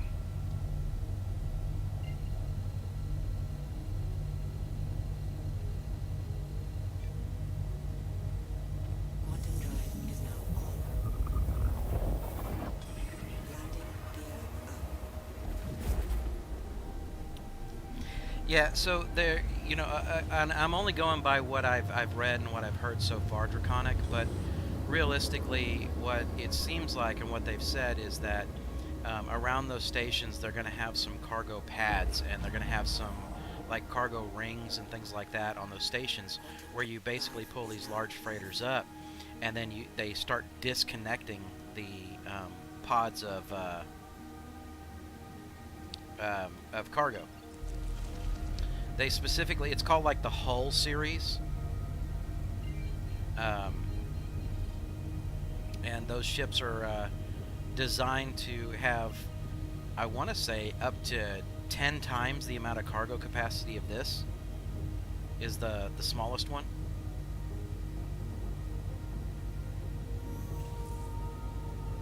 Quantum drive is now on.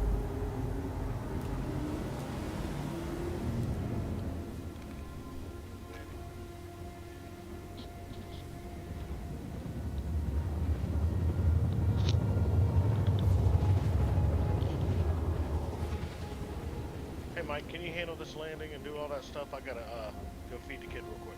Sure, I got you covered. Quantum drive is now off.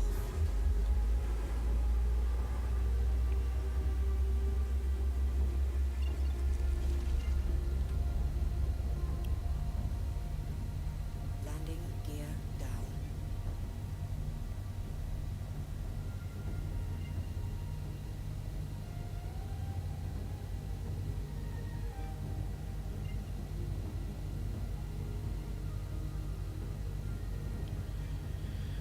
Let's just see if we can recover some funds.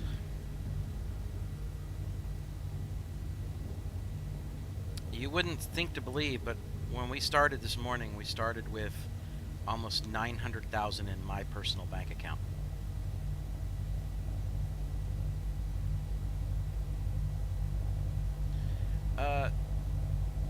They're gonna cost an absolute ton, Draconic. And then you have to have millions of credits in order to be able to fill them with cargo. But by the time they implement that kind of stuff, you'll have much larger organizations that have that kind of money and those kinds of funds available to them.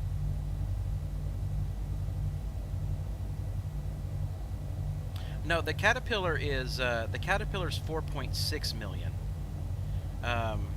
The 2.7 is for the Freelancer Max.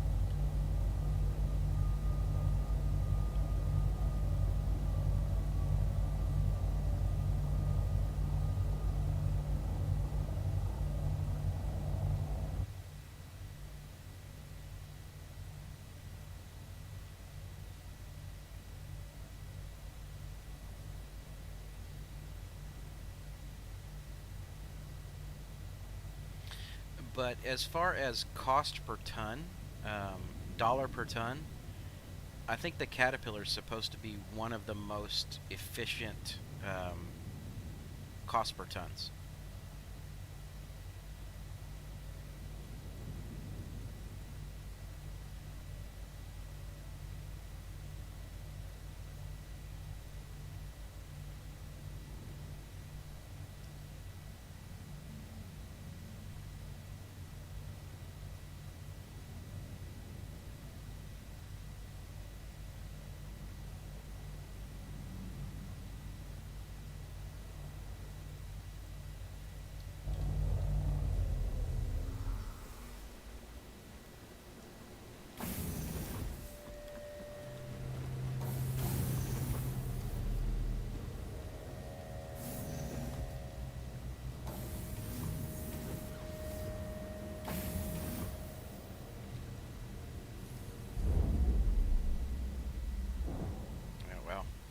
It's efficient when the game doesn't screw you over.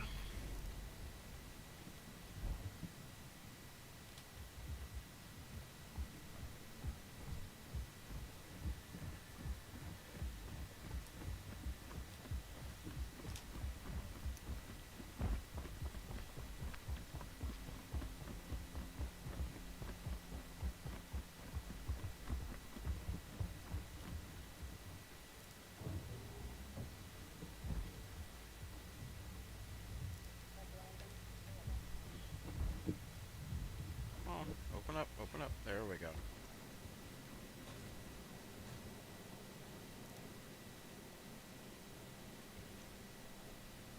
Let's see. Let's go ahead and get ourselves as much astatine as possible.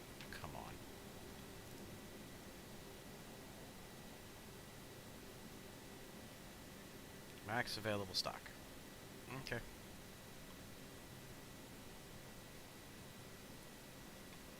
We're going to go ahead and wait our few minutes. Actually, you know what? I don't want to risk that. We're going to go ahead and grab hydrogen, and we're just going to be done. It's not going to be an extremely profitable run, but I don't want to sit on the ground for a long period of time. It's not going to... I'm jumping up. Alright. So, astatine is not refilling very fast. So, we are going to move on from this run after we drop off. I just finished filling us up with hydrogen on the rest of it. So, we'll make some money, but we're not going to make a ton. Or we sell hydrogen. Porto. Okay, good.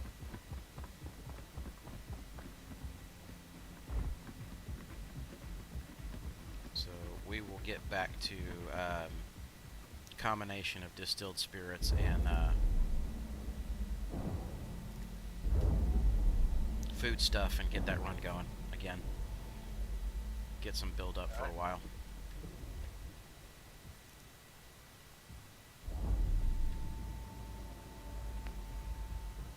At some point, we will do a beacon.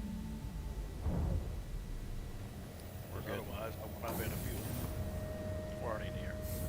Alright. We can do that when we hit Porto. Yeah, I'm not worried about it right now. Just a reminder. Well, we'll need fuel basically once we hit Porto.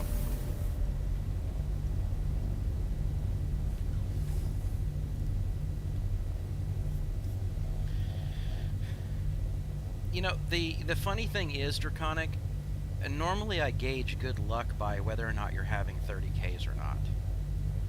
Quantum drive is now on. Because that's usually the biggest risk to most cargo pilots in this game.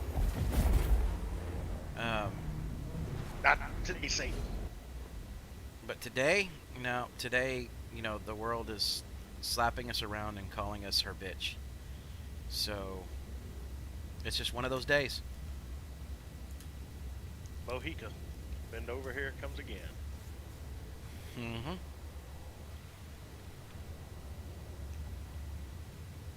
I mean, I would like to at least ask for lube, but I think that's asking too much at this point.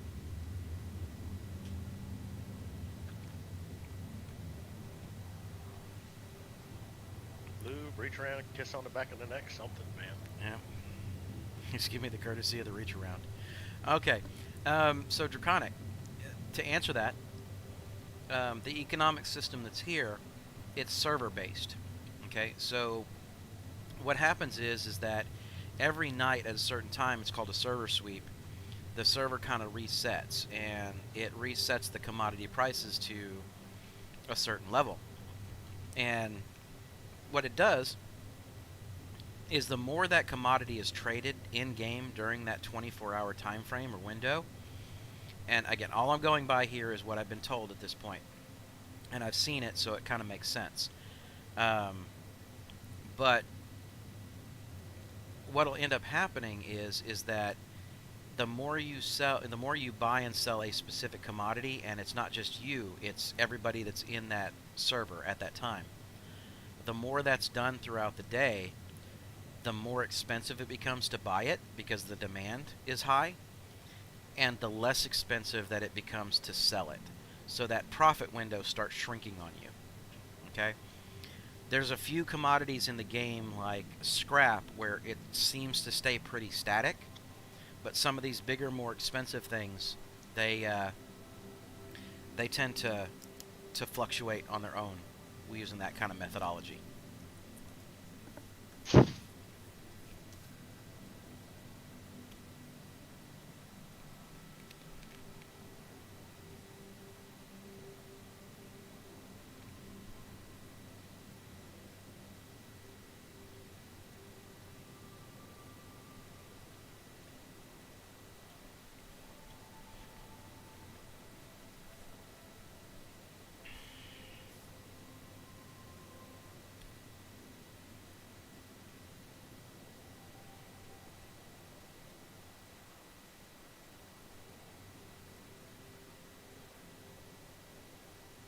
the sad fact is I know I could bust out my prospector, and I know I could make probably, 400 or 500K in a few hours. But again, not as fun as and interesting as this, especially when you die a bunch. A bunch.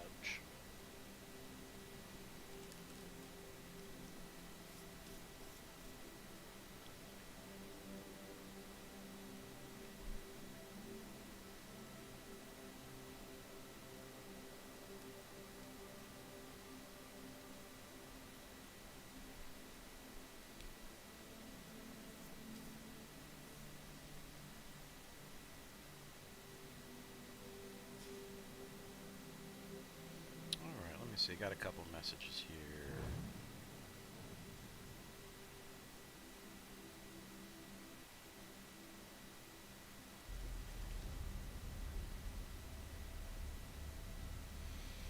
It's all just a bunch of spam. It's all good though.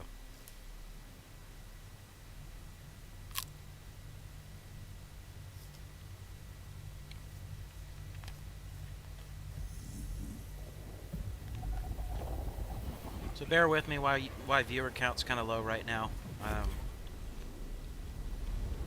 Just kind of finishing lunch a little bit.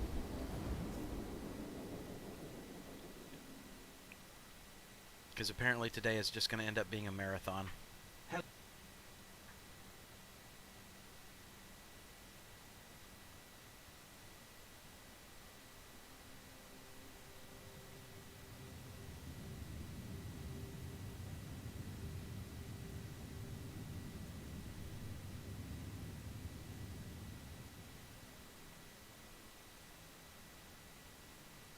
Chad, I want to try something while you're doing this.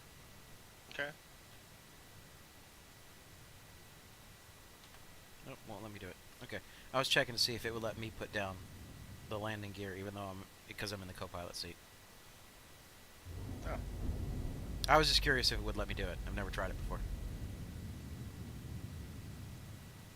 I'm sure at some point there'll be additional control over systems like the engineering and stuff like that. Yep. But yeah, Draconic, I agree. I think it's a really good system the way that they have it set up, because one of the big issues that EVE players had is that you had some extremely wealthy individuals and they would just basically corner the market and they would lock down a commodity and they would super inflate the prices for it. And that caused a lot of problems there. So rather than have a system where the players fully control the economy, you can somewhat limit the economy based upon what they're trying to do, but not have it to where some of your more seasoned people or somebody who gets lucky that has a large organization all of a sudden locks down an entire commodity.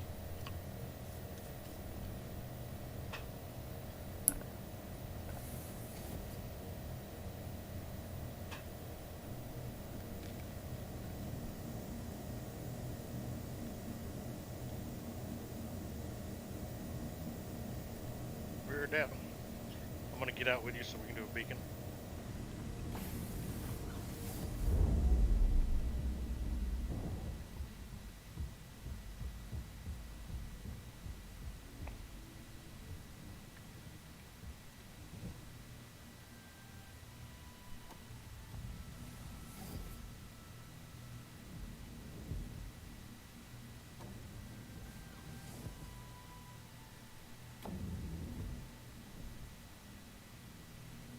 Go ahead and jump on off.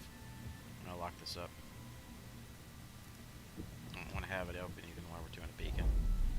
Alright, so get ready to spam. I'm on it.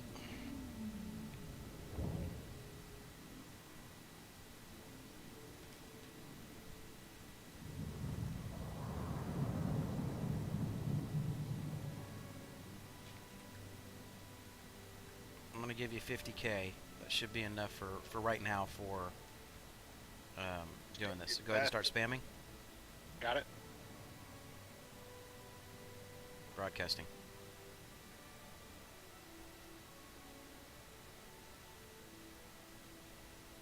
Contract accepted. Escort.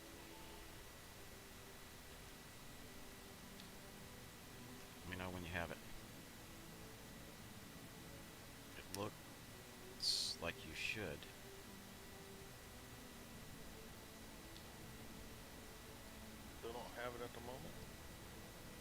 Got it. We're good. Okay. So beacons. No, don't create the beacon. Cancel Which beacon. is funny. It's still showing. I guess it was a glitch because it's still showing a beacon like 630 meters away, like we fought with yesterday. Yeah. But we're able to do it right here since you were here. Okay. Maybe I it don't just need had to it do with your here, account. so- What was going on with your It account? had to have been the account. I'm gonna see if it'll let me jump back in and refuel. If not, lift off, request a landing spot again, and drop right back down. Yep. I'll still be close enough to sell what we got in there. I'm sure we'll be okay. But it won't be the first bug to deal with.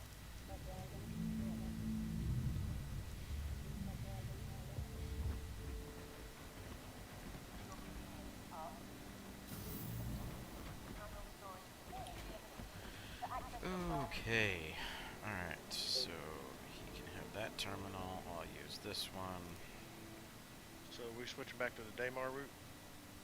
You said distilled and processed. Yeah. We'll cap off about 60 or whatever SCU worth of distilled, just so that we're not overfilled with it, and then we'll use the rest as processed food. So we'll try and make some profit that way on it.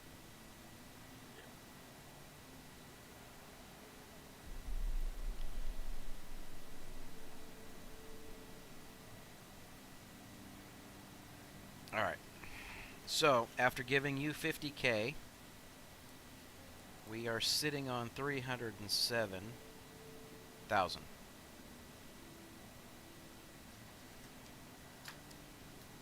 Okay. So only 1.2 million to go.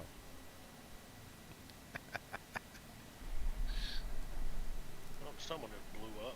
I don't know if they were pad ramming over there or what. I could barely see it on the other side of the station. I'm on my way back out to you.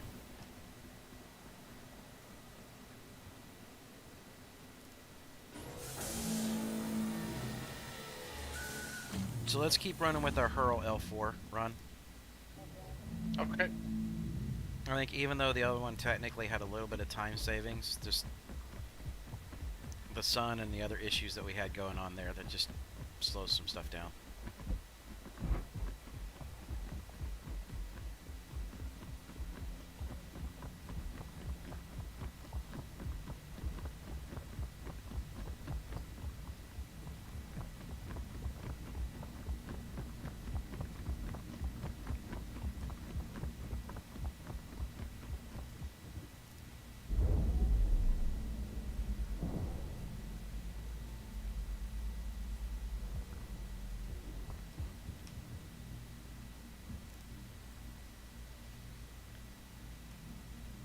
So Chad, I'll tell you what, let's, if we're able to get ourselves up to about 600K, obviously today is probably going to be a wash for our goal, but if we're able to get ourselves up to about 600K today, then I want to take a trip and see if we can go ahead and rent a Constellation. Since it has another 90-something SCU that we could use, and continue this route with 2 ships running that kind of quantity of supply. Quantum drive is now off. All right.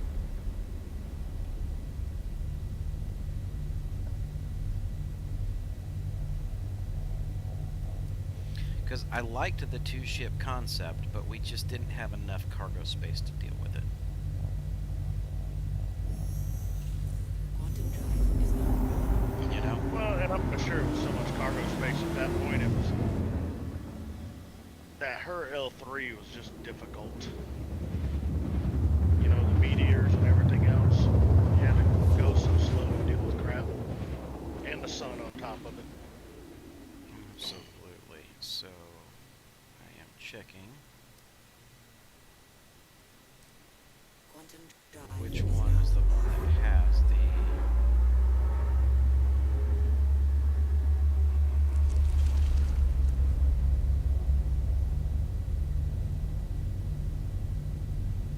cargo haul to it. Alright, let's see. So, which version has the cargo haul to it? Which would be either the Aquila or the Andromeda. Okay.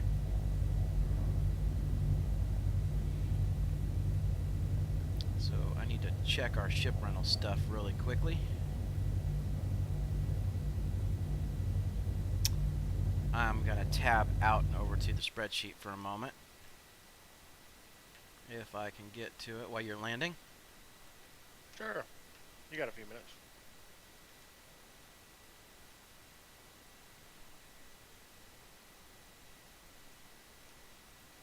Let's see. Ship rentals locations. So the Constellation Andromeda.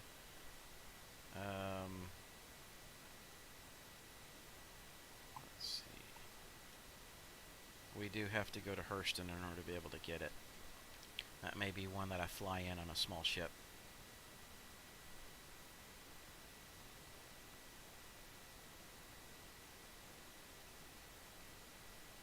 Okay. We'll cross that bridge when we hit 600K.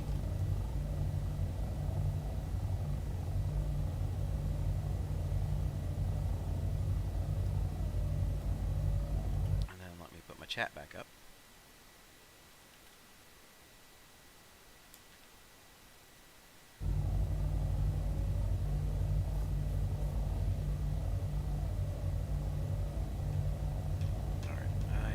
Back to the back now.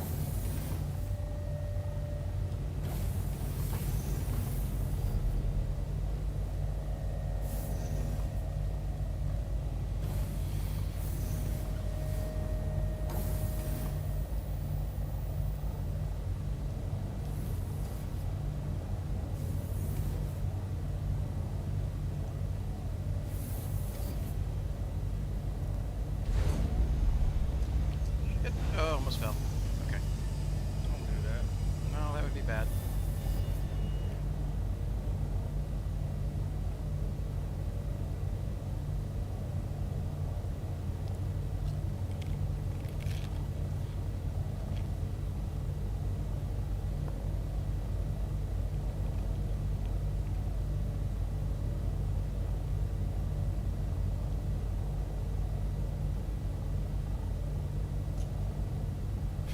Alright, you're down. There you go. Well, it's like every time I get in this, the perspective's off when you fly it, so I gotta change it again. I don't know if it just resets to default with different pilots or... It does. It does.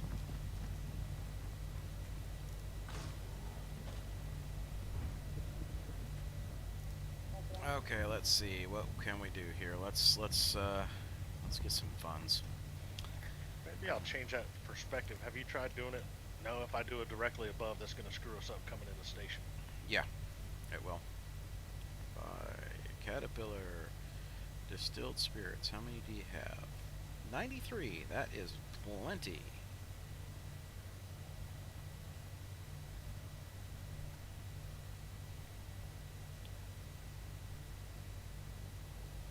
Got that, and let's pick up some processed food. Finish filling us up.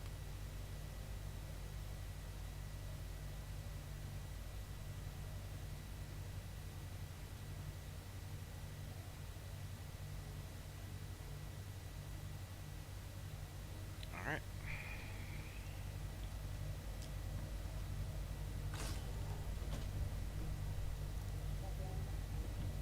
You got us plotted for the next spot? Yep. Her Okay. L4, right? Yes, sir. So guys, those that have just joined, we have had to go back to our absolute basics here because apparently no matter what route we are trying right now, the game is throwing some really interesting glitches at us. And we have steadily been moving backwards in our overall funds for the day. So instead of making $1 million, we're trying to lose $1 million. That's probably need to update the stream title.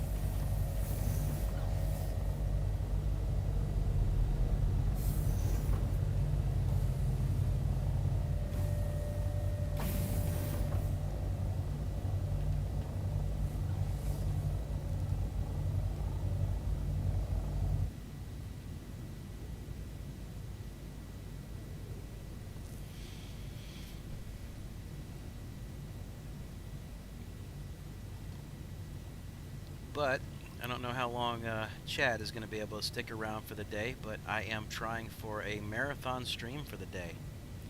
I probably will not be logging out. It's 1 o'clock here right now. I probably won't be logging out until about 9 or 10 tonight. So we're going to see what we can do about whatever we can to cross our fingers and hopefully hit the real goal today.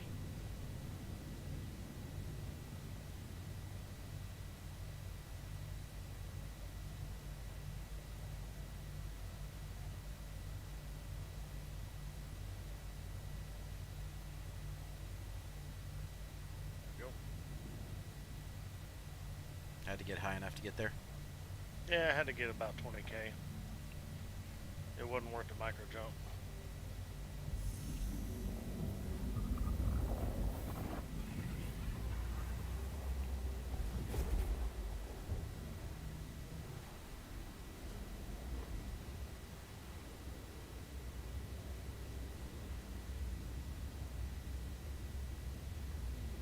Change that perspective so you can actually see the size scaling as we get distanced away.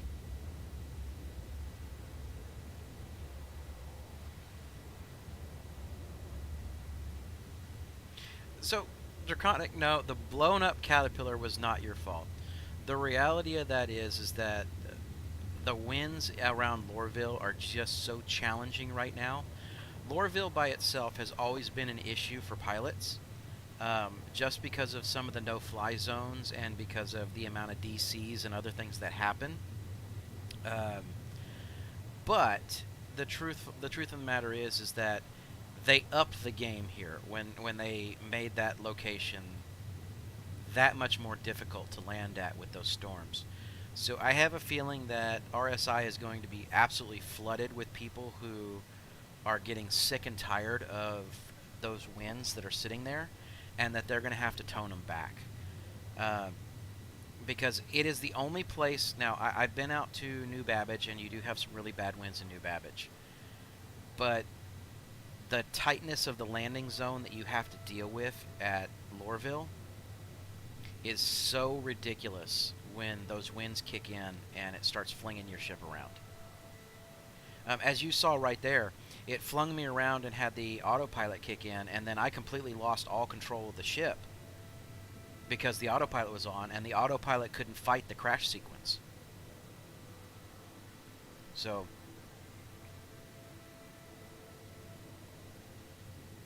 it is what it is.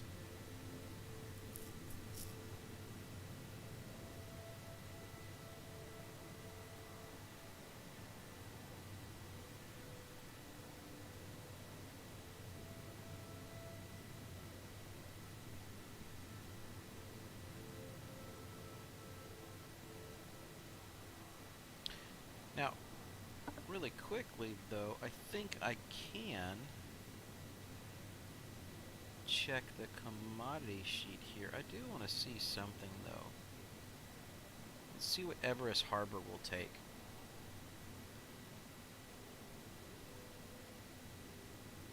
I want to see what they buy.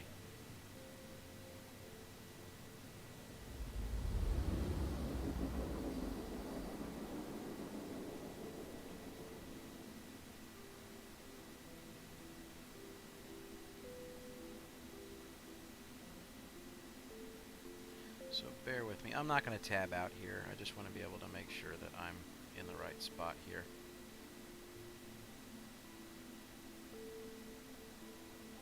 Let me...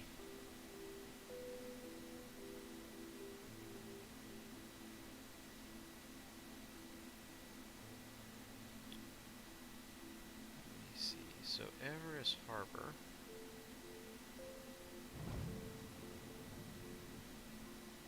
Let's see, at 567.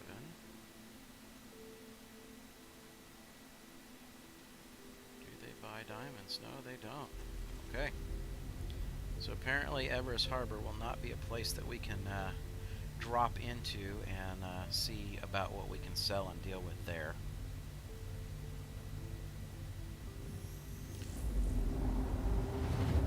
I'm going to go ahead and come out of the view that I'm in. Drive is now off.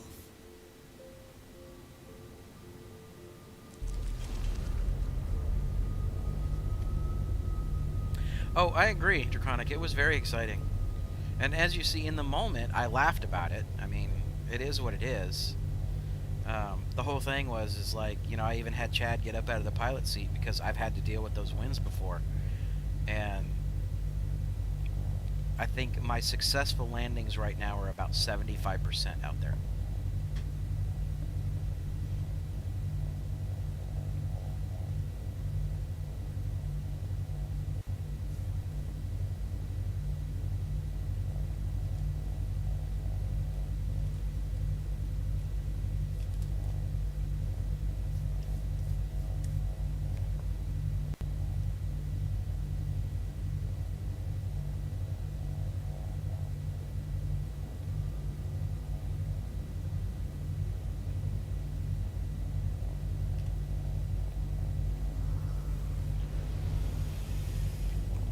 Landing gear down. Alright, I'm going to run across. See if we can get a different vantage point of this landing.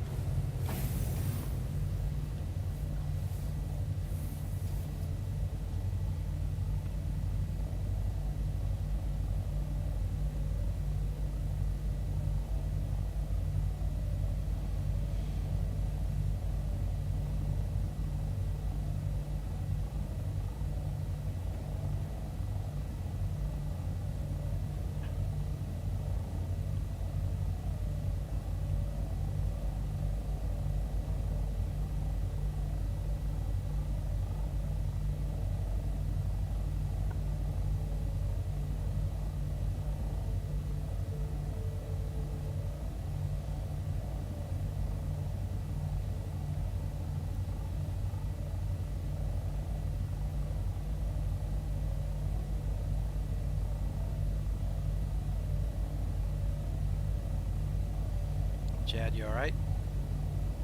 Yeah, just taking her easy. Been a little bit since I flew her. You know, much as I'd like to rush.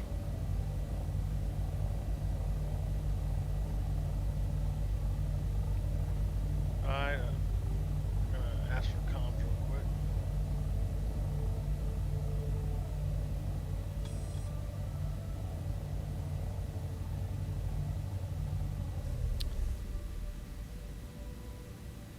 It's probably gonna be our typical one. It can never be the one in front of us. Yep. So, Draconic, movies. Alright. Kind of like them all. I mean, to be honest, I don't really get stuck into one or another kind of genre. I mean, obviously, you know, I DM Star Wars, so I'm a huge Star Wars fan. Yes, some of the movies are lacking in their acting ability and things like that. But I still enjoy it for what it is. I'm not sitting there trying to micro nitpick the movies down. You know, I'm a huge fan of like the Lord of the Rings series. You know, I'm a huge fan of the Hobbits as well. You know, I pretty much watch anything. Comedies are enjoyable to me. I do watch a ton of those. I mean, my wife and I are on this binge watching kick right now of watching How to Get Away with Murder.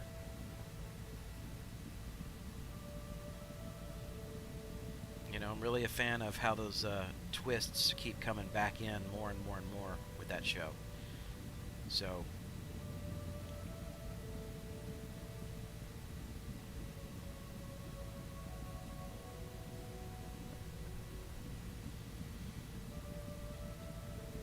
but I'll be honest with you, if I'm gonna sit there and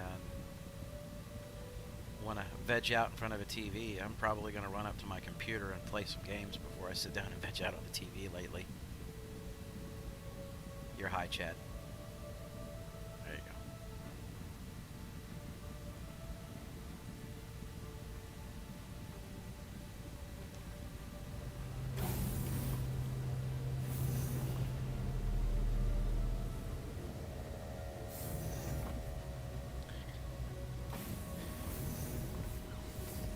Now, I will also tell you, Draconic, that if I have the opportunity or the option, to watch a spoof, I will watch a Down. spoof every time.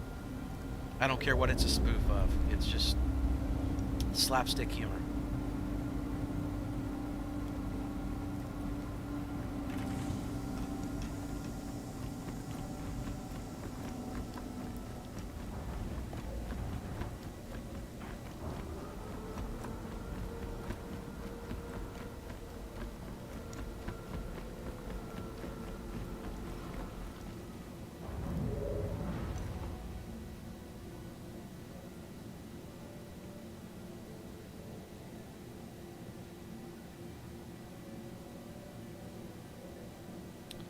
Mr. Elevator.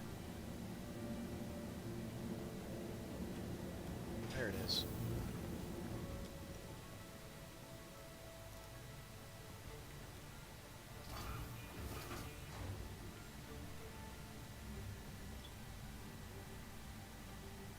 You know, you guys watching, Draconic's interacting back and forth with us a lot. You know, you guys watching, feel free to jump on in here.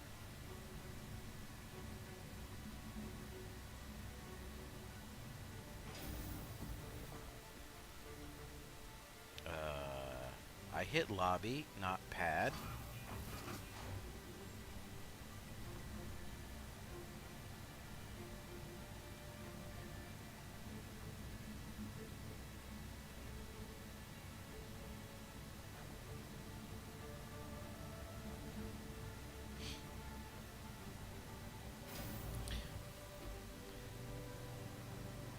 Okay, so if I have to go with my favorite spoof of all time, Draconic, I'll just say it's Robin Hood Men in Tights. I don't think you can get to too much better of a parody there.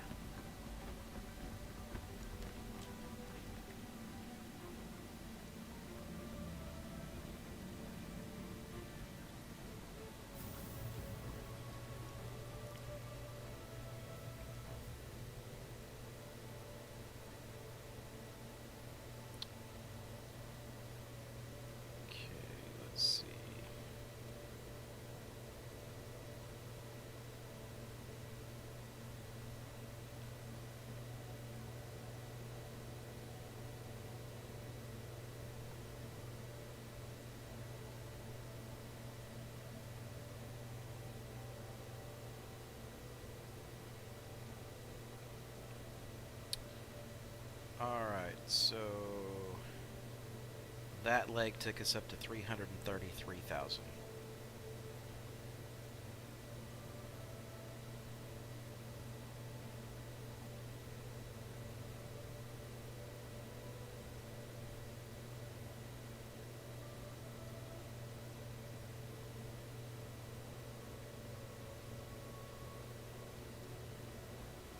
Alright, we should be loaded. On my way.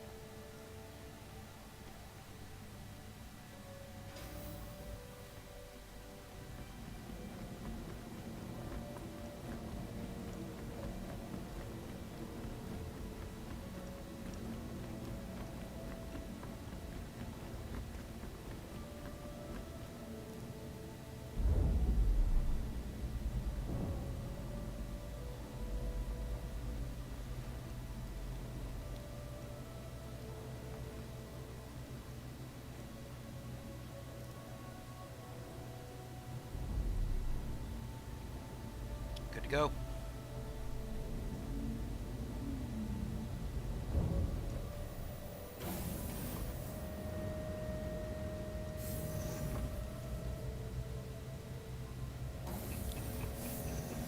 What? Draconic, his statement. He said Robin Hood Men in Tights is older than he is.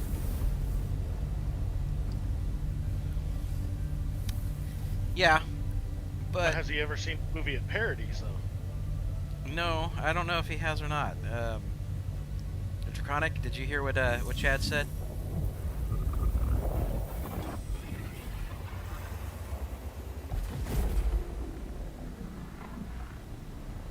Because most of Mel Brooks' stuff is stuff that I really do enjoy.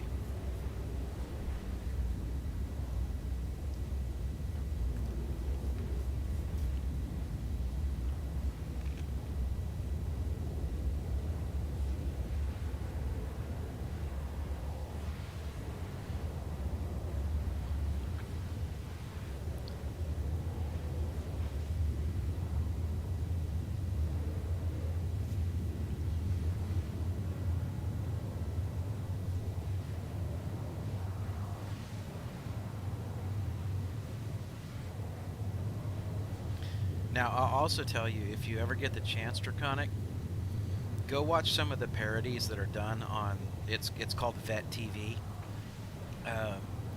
Some of those military parodies that are done are just absolutely insane. So, Chad, he couldn't hear what you had asked because the ship was kind of drowning out. So, was it the movie of parodies, as you said? Yes. That's another one of Mel Brooks's, right? If I recall, it's been a while. No, it parodies Robin Hood, Prince of Thieves.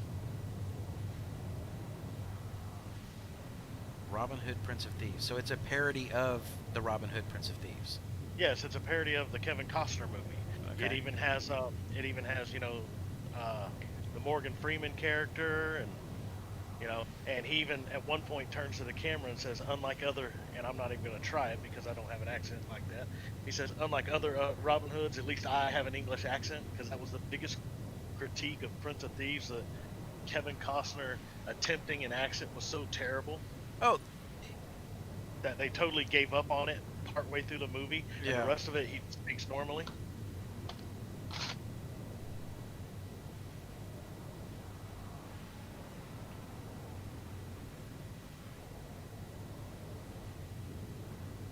Well, yeah, but that was Men in Tights. That was Robin Hood Men in Tights, because that guy's name was Achu. Are you talking to me or him? I'm talking to you. Right, I was saying Robin Hood Men in Tights parodies Oh. Robin Hood Prince of Thieves. Okay, I thought you said When you said the when you movie said of he was- parodies. Okay. No. When you said that the movie is older than he is, I asked, has he seen the movie it parodies? I should have been a little more clear with that. Yeah. Okay. Yeah. I just didn't hear you. That's all on me. Which, the best part about Robin Hood Prince of Thieves, Morgan Freeman was a great character, but freaking Alan Rickman as the Sheriff of Nottingham stole the entire show, I think. He was such a hateable turd. Well, he wasn't like a lot of characters. He wasn't the bad guy that was trying to justify that he was really good just having to do bad things. He was just flat out, I'm the Lord, I'm in charge, kiss my ass.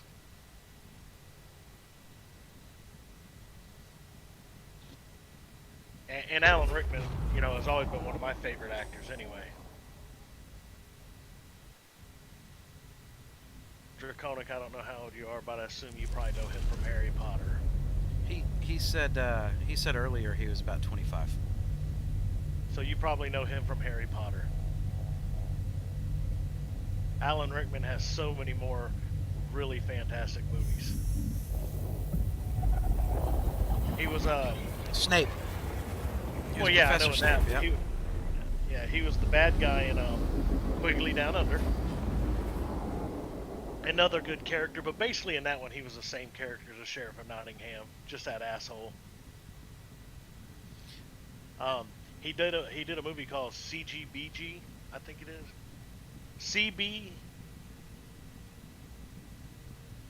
CBGB, and that's a smaller known one. It's about a kind of a loser guy. He started this. It was country, bluegrass, and blues in New York, and this club. and he wasn't getting any hits, and other bands wouldn't come in, and it was basically the first big punk rock club, and it wasn't big. It was the first real punk rock club in New York, and it's actually a pretty good movie.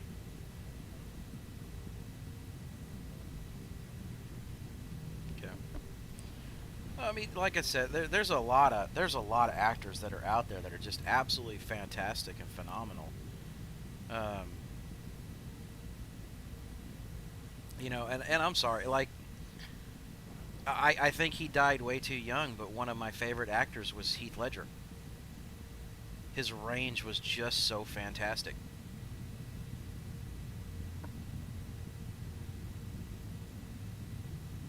You know, and I really enjoyed Heath Ledger, and I'm not trying to take anything away from him, but I think the explosion over his Joker was a lot bigger than it probably would have been if he hadn't have died. Because he achieved a fantastic Joker. I'm not taking away from that, but they've elevated that to total like God status. Well, it's because I think he got the closest to, you know, realistically to the pinnacle of all Jokers. I mean, everybody else, you know, who has tried has failed. Jack Nicholson was you know, such a fantastic Joker at the very early stages of it that I just, because he brought what you truly could sit there and watch and say, yeah, dude's crazy, right? And not just crazy, but like criminally insane crazy. And I think Heath Ledger just played that so well that that's really what kind of did a fantastic job on it.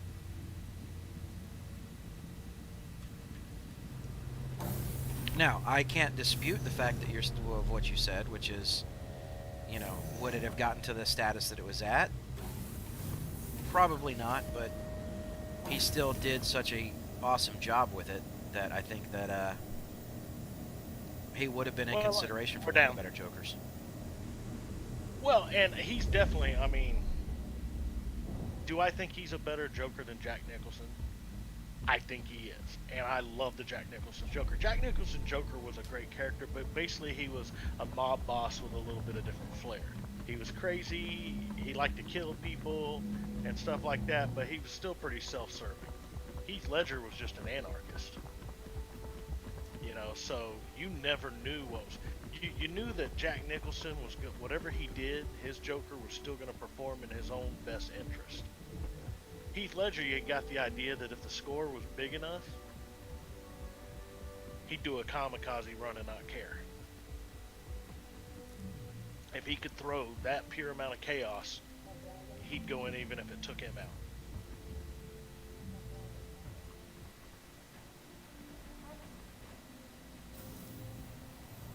Now, what I liked Heath Ledger in other things, damn near every movie he's ever done, I mean, A Knight's Tale, which was a totally different movie to begin with. Right. That movie, just because they blended the modern rock and everything else, and of course, now I can't remember his name. Rufus Sewell was the bad guy. I love Rufus Sewell. You know, if anybody's seen Man in the High Castle, he was John Smith, and he played a really great bad guy in that too. But Rufus Sewell, I first watched him back with you remember the old movie Dark City? Yeah, vaguely. Now that's a cult classic there. Back to Daymar, right? Yes, sir. But freaking Dark City, man.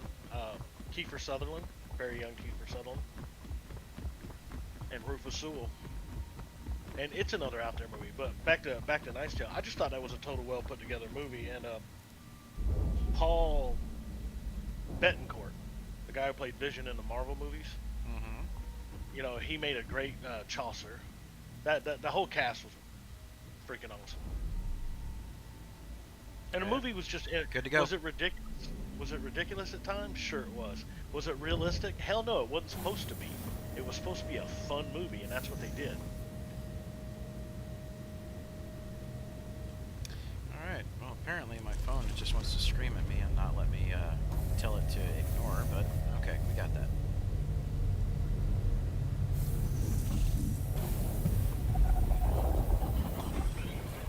And this concludes another episode of Old Man Movie Critics. Alright, okay, hold on. I have to respond to my wife because she sent me an I love you text, so give me a minute. What is she buying? No, that just means she's at work board. And if she's watching the stream, she can yell at me in the chat. That's fine. It may liven chat up a bit.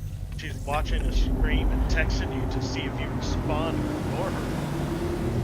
Oh, I don't know. But hey, if it happens, it happens, right? Damn women. That's not how that works. They're not Trixie's little women's at all.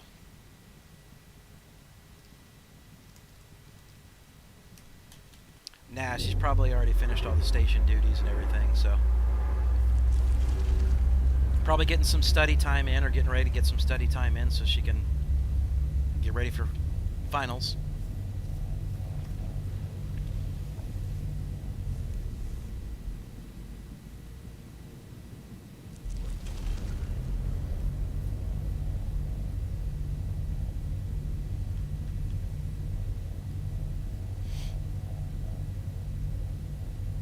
So again, just some of those details in the game right here, like this, and the atmosphere that you can see that's kind of just thinly overlaid over this planet. It's just so beautiful. And then, if you're lucky enough to catch some of the sunrises in this game, planet side, the sunrise is unique on every planet.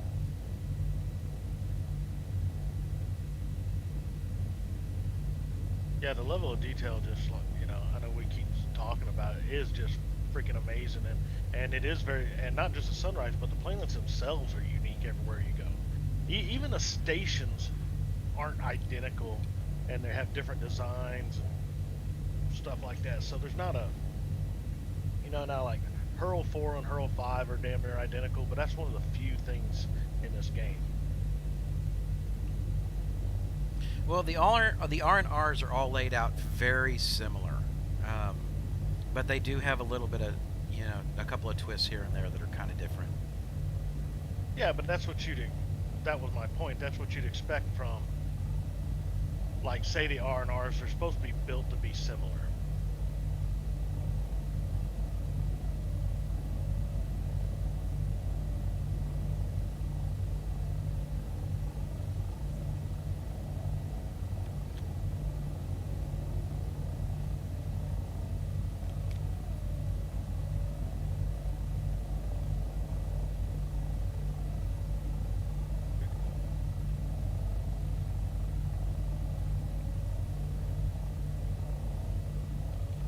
Ah, there you are.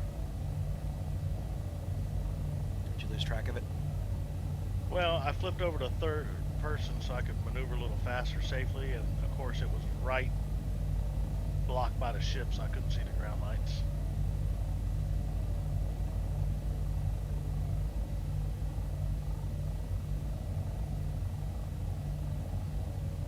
Alright, I'm gonna head back because it looks like you're on your final approach. Yep. We'll be down momentarily. So I need to kick my seat back up and tray table up. Buckle up and get ready. Job. At least pause the dirty movie. I think that's one experience that I haven't seen yet, is with the few times that I have had to fly. I haven't seen somebody just sitting there watching porn. Oh, crap. Sorry, I had to scoot forward. There's a giant rock about to be under one of my landing gear. There we go.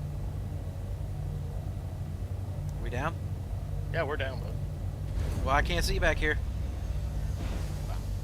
We're down.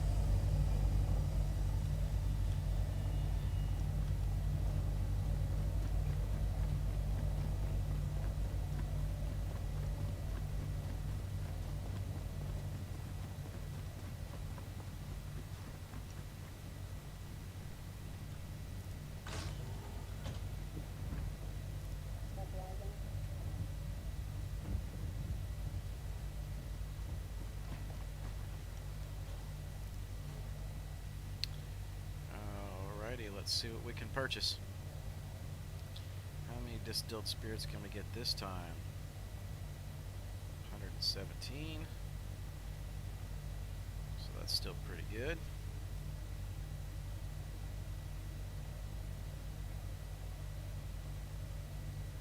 Processed food.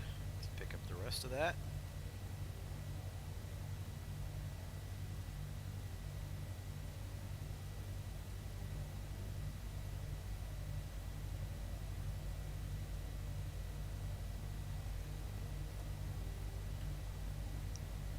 We are loaded and I'm on my way back. Alrighty.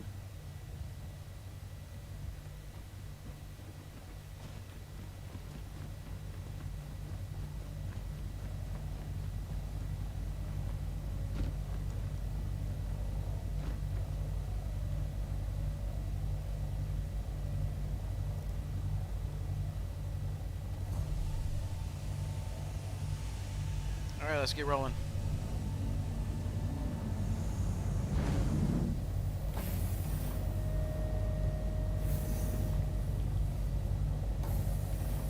First time I got an impact warning.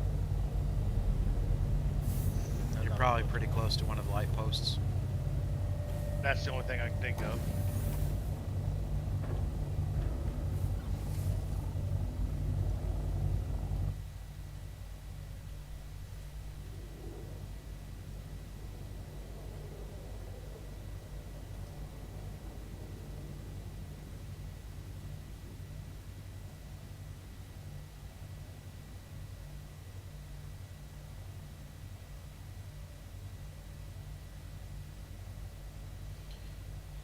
Alright, just quickly responding here.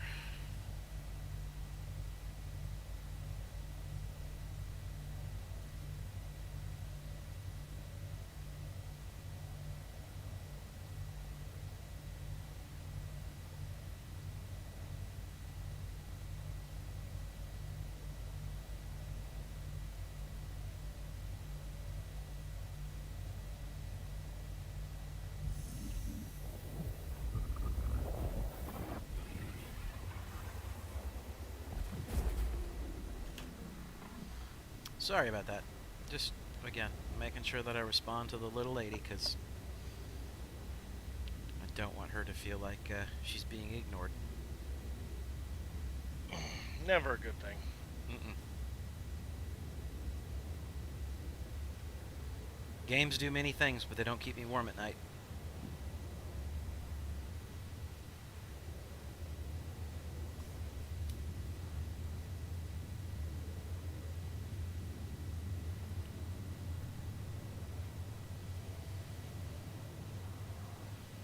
Or cold feet on the back, or, you know, no, you know what I mean.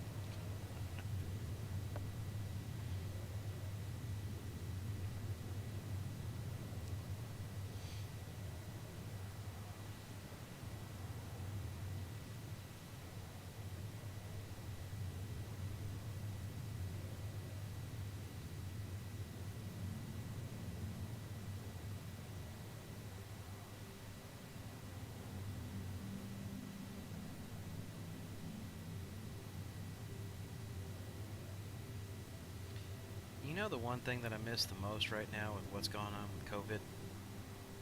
What's that? Being able to go to Louisiana and do some gambling here and there. Oh, I know, it's been too long, man.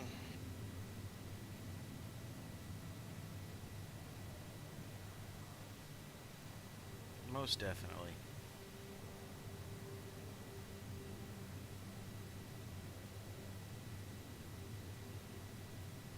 You know, Daddy needs a new dirt bike. That's. I mean, I need to get over to the blackjack table.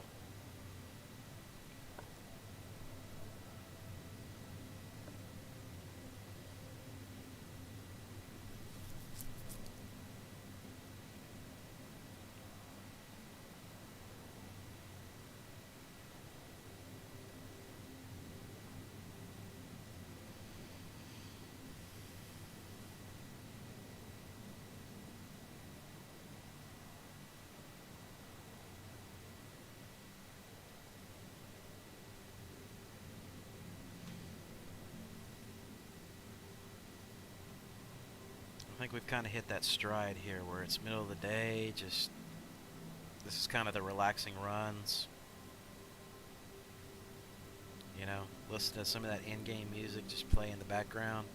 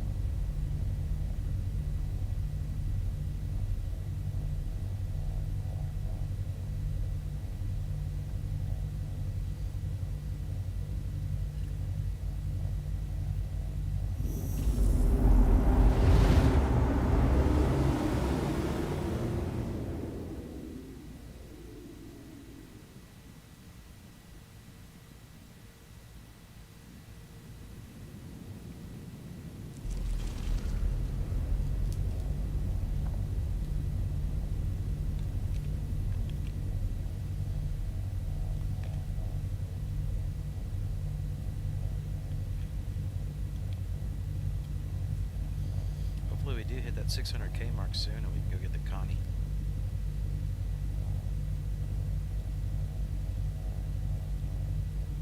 And how much cargo space does that one hold? 96. Yeah, because if we could buzz these stations as opposed to landing on this thing and do the extra cargo, one day we'll run 2 cats. Well, so for a 24-hour rental period, it's about 70,000. Okay? On the Connie? On the Connie. But we should be able to make that 70,000 in one round trip. With both ships. What trip are we going to run? Well, I mean, we'll run the same one we're doing now, which is, you know, fly in, grab what we can as far as the food mixing stuff. in Yeah. different spirits? Yeah. Okay.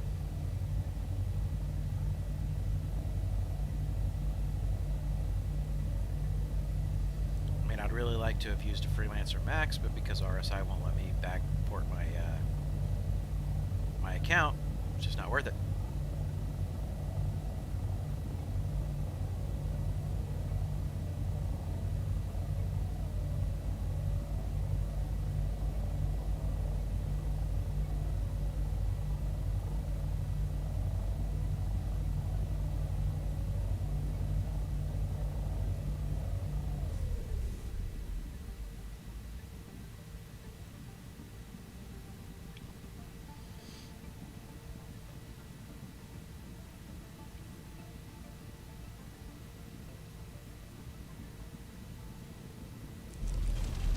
Oh, didn't mean to spool. Well, it's a good thing this thing doesn't let you just arbitrarily jump in a direction to quantum.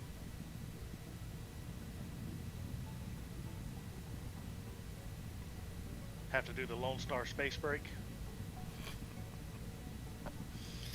Use the Schwartz, baby. Use the Schwartz. Pretty much.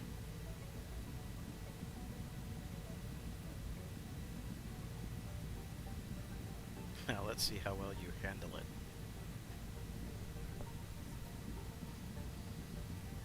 So guys, if you haven't noticed by now, Chad and I are just a couple of old vets.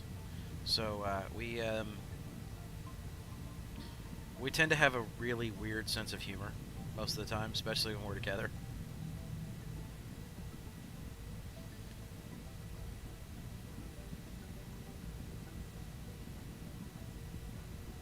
All right, Kenny, glad you chimed in. You're asking me how do we avoid 30Ks? We don't. Um, Some days are good, some days are bad. yeah, this morning was bad. Um, I lost somewhere in the neighborhood of around, what, 600,000 in funds to 30Ks this morning. I had Yeah. probably 4 or 5 of them almost back to back. Now, I mean, we did swap over to some Aussie servers just because the American ones seem to be having more of an issue. But I mean, there was no secret magic sauce to avoiding 30Ks. Yeah.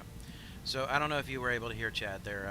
We did have an issue earlier where Dracona couldn't hear him, but basically, whenever I get a set of servers that are unstable, I end up going and moving off of my local servers, which are the US servers, and I go to a different one. And oftentimes what I've found is by switching over to the Australian servers, as long as you have a good solid internet connection, by switching over to the Australian servers, I'm usually stable for quite some time using their servers. We're down, buddy. Alright.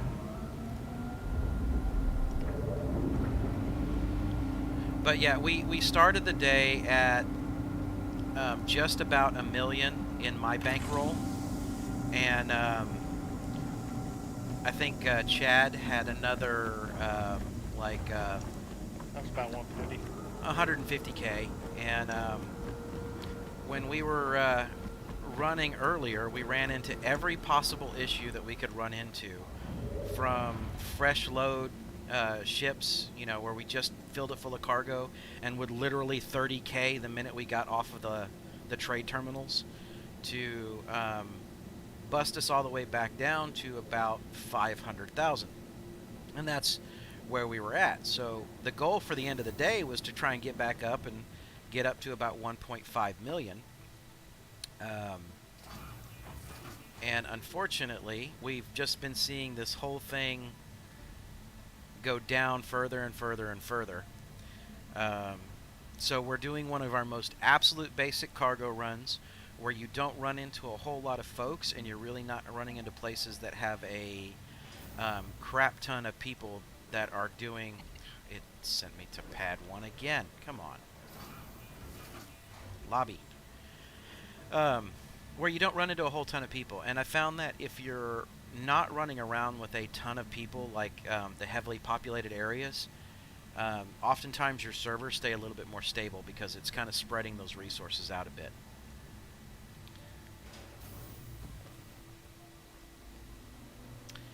And I agree, dude.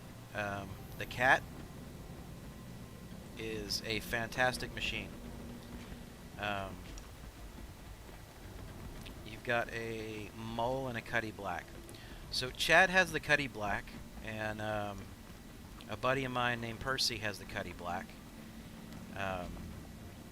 And I went directly to, and this was all done with in-game purchases, I farmed up the money to buy the cat.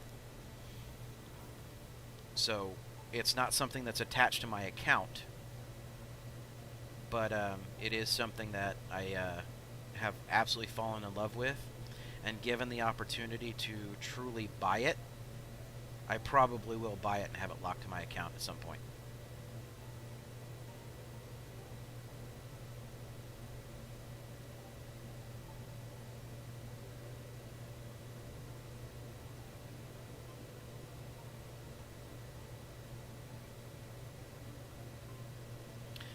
So right now we're trying to just build up enough safety stock as far as what our funds are in order to be able to kind of potentially do some other trading. But we had to revert back to our roots in order to be able to do it.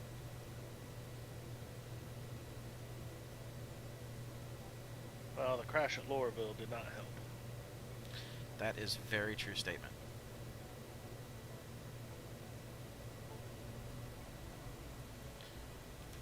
Let me double check. You should be loaded. It doesn't appear to have taken it. Hold on. You're not loaded.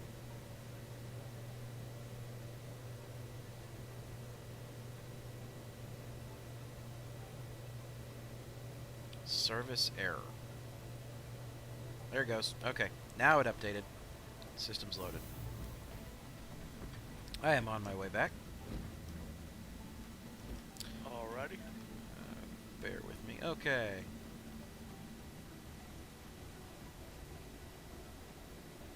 That might be what the case is, Kenny. But yeah, that's... I generally speaking have stayed out of the European servers. And it's usually a bounce back between the US servers and Australian. Now, I'm not saying the European servers are bad by any means. I've had more stability doing it this way.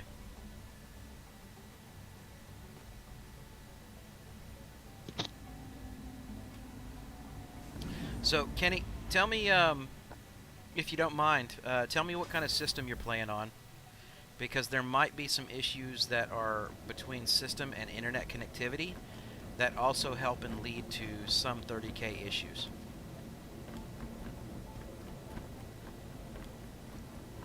Like I found on mine that it helps to turn my VPN on, and my connection's really solidified after that.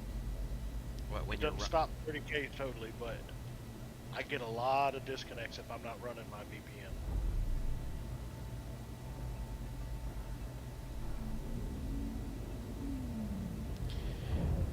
Kenny, I wish I could say that I did run on a server with only 4 people.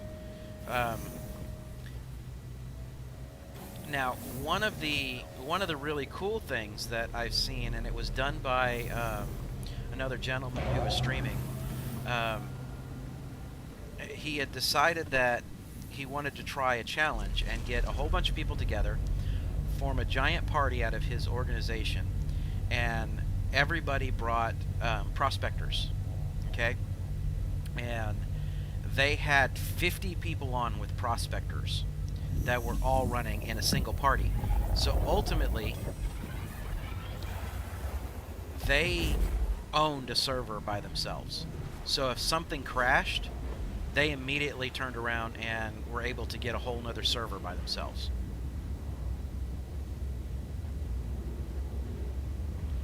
Well, dude, your system is well above par for anything and everything you could possibly throw at it in this game.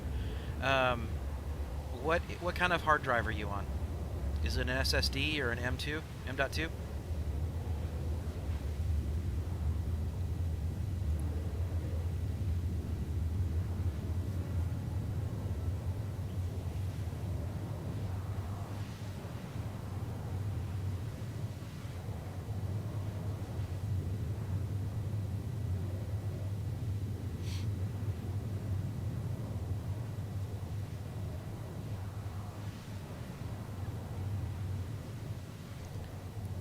It's an M2. Okay, well, yeah, you should be.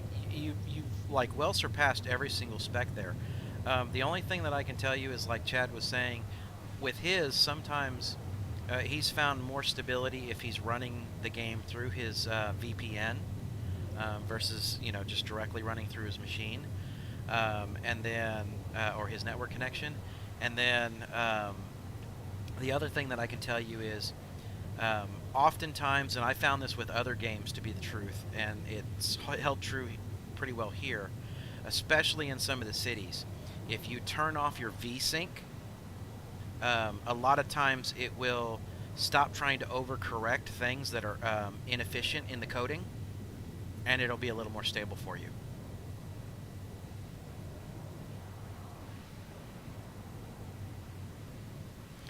Well, I mean, if you're sitting on, and I think you said it was like a 2070 GTX card, if you're sitting on that quality of card, I'm on a RX 590, and with that one, I hold steady between 47 and 49 FPS constantly on this game. What card is he running? It's a GTX 2070, I believe. I can't scroll back up in the chat, not without tabbing out of where I'm at. So he's on one of the most premier cards in the that's out there in the, you know, right now, from a gaming perspective. I'm sure in most games he's probably limited more by his refresh rate on his monitor than he is on the capability of the card itself.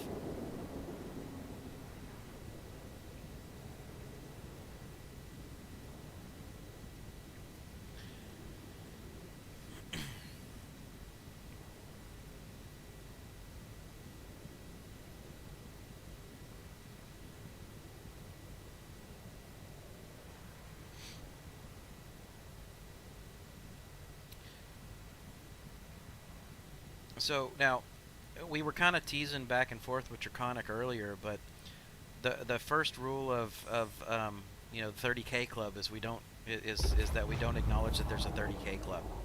So you know, I can't give you the magic sauce that says why one system works better than another, but it is what it is, man. So the only thing I can tell you is, based upon what I'm seeing here, is pretty much just you know, try and bounce between the Australian servers and the U.S. servers, depending on what time of day it is. Now, is he just getting 30Ks or is he getting 10K codes as well? I don't know. I don't know if you heard Chad, but he was asking if you were getting those 10K disconnects, which is not the server disconnects, but your disconnects.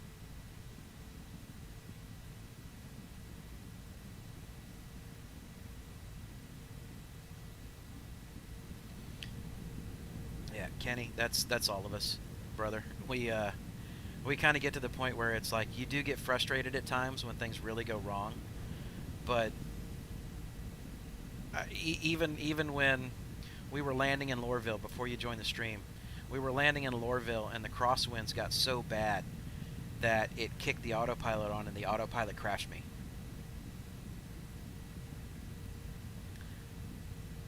I have not seen a 16K error. I've only seen the 10K errors, which is when my network goes down, and I've seen the 30K errors, which is when their server crashes. I've not seen. You said 16K? Yeah.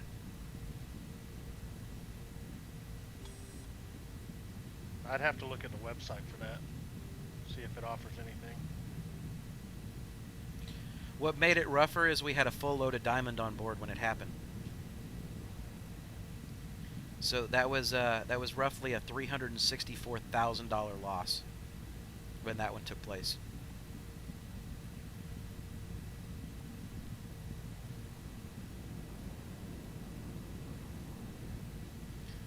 So when you guys are mining, you make jokes. How much do you think this rock is worth? About 30K? Yeah.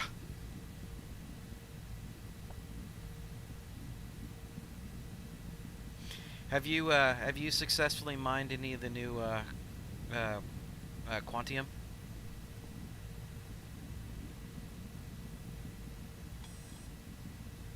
Nope.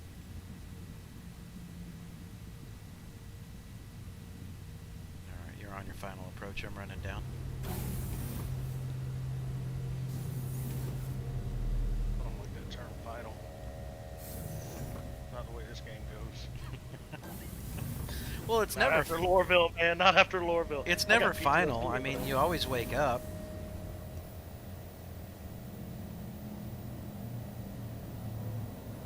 Empty-handed and paying for a expedited claim. That is true. How long is the without a claim? How long is it for this ship? 37 minutes, 38 minutes. Ouch. Okay, so Murica 86. I'm down. Let's see. You said, "Hi, American. I'm Belgian. How's it flying?"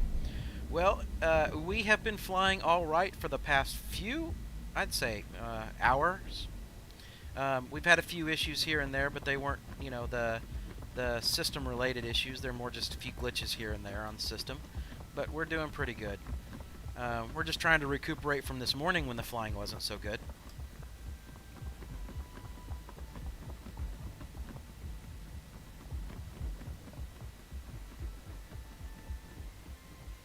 But I appreciate you kind of switching in and out there on Twitch for a minute.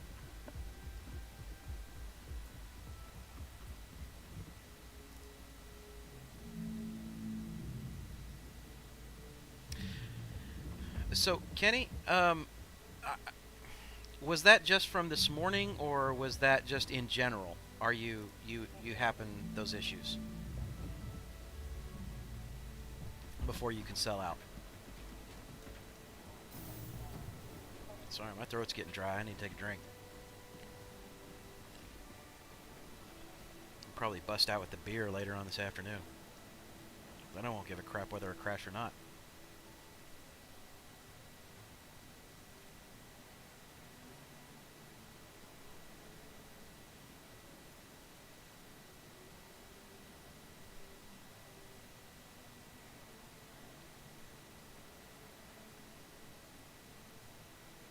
How much is the helix on the mole?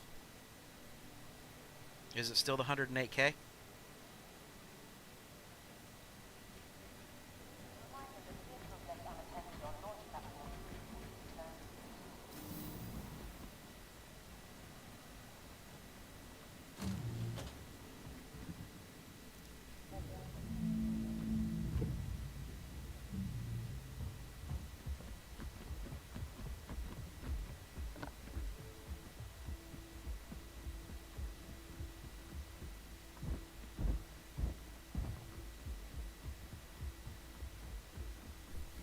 Alright, well, America, I'm glad to see that you've been sticking around for a while. Hopefully you enjoy it. Like I said, I'm trying to, you know, when COVID-19 hit and they sent everybody home and, you know, ended up being released from my, you know, employment, I decided I was going to go ahead and try and stream full-time and see if I can get our stream up. So I appreciate you sticking around and watching a lot.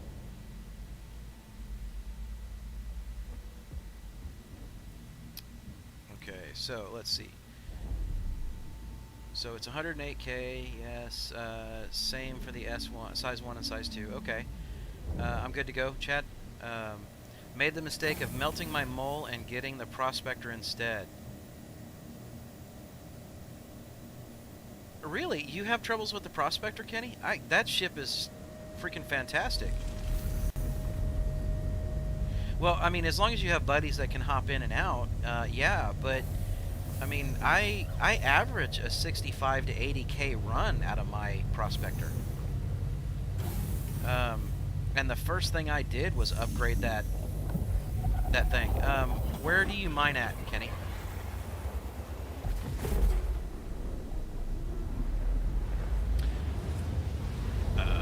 Yes, America, yes it does. Let me take you down there.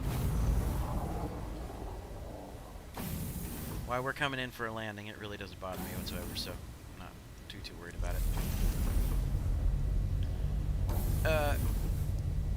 You know what, Kenny? I'll tell you what.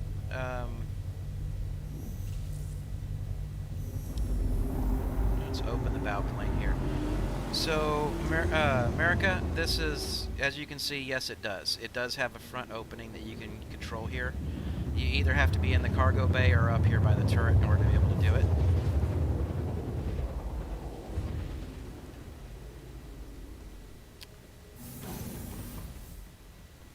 Let's see. I love the fact you can open the front or all the cargo bay doors just from the cockpit. This whole thing opens up like a clam, man. Yep, that it does. Center hallway. Okay. So just like Chad, if you'll look down, do the open exterior doors. I'm gonna run across, get a better view of it, so we're not obstructed here. You know what? It's just L, right? Should be.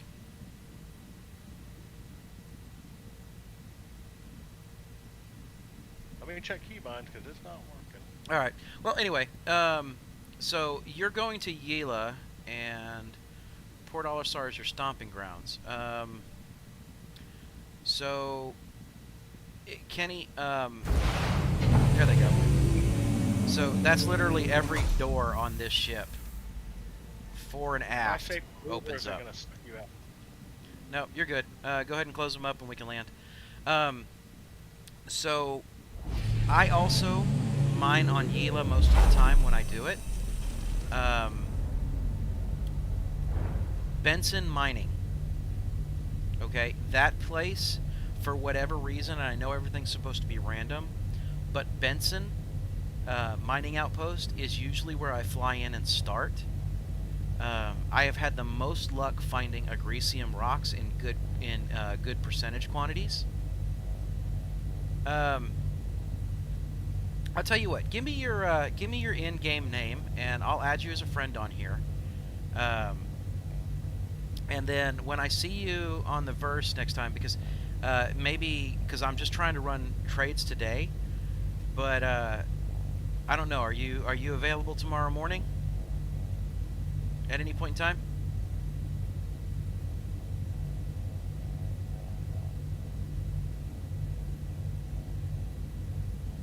Well, I hear you on that, but if you're available any point in time tomorrow, if I can add you in game as a friend, and then add you and have you add me, and then that way I'll take you back out there and show you how I go through mining. Either that, or I'll just kick on a stream first thing in the morning, and you can kind of come through and see how I do the mining myself.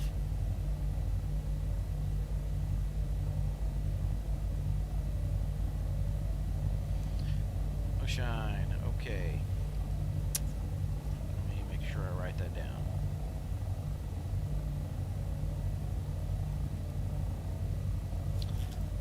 Alright, and I'm going to tab to chat here for a minute. So bear with me, guys, as the screen flashes out. Yeah.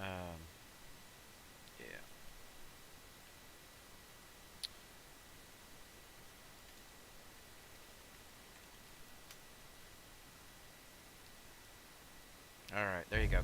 So, feel free, go ahead and add me on there if you like, and then I'll be able to see you in servers at that point. And again, I can always throw up a stream, or if need be, maybe invite you over to our Discord, and I can throw up a kind of a private stream at that point, and take you through how to do the mining the way that I do it.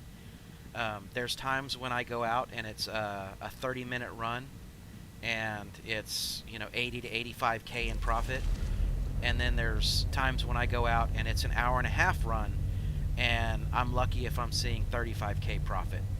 So it's a little bit of a challenge there, but it does become one that I can ultimately teach you how to do. And yes, the Helix mining head.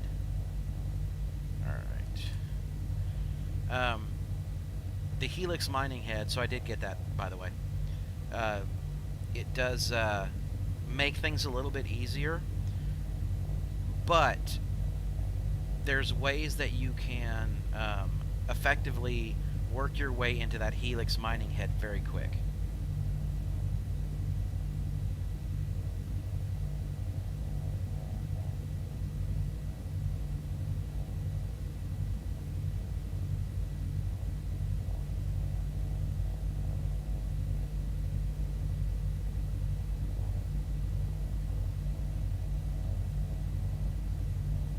And ultimately, one of these days, if you feel like it, and maybe Chad's not on or somebody else isn't on, you can always come crew for me and earn some of the money here. Trap.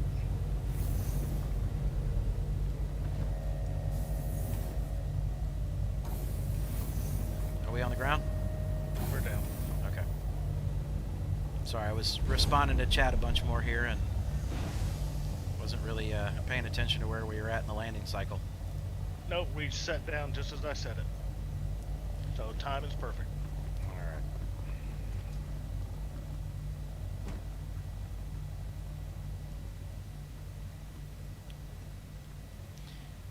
And now, especially with your graphics there, Kenny, your capabilities, I can show you some tips and tricks that'll help you out that way as well.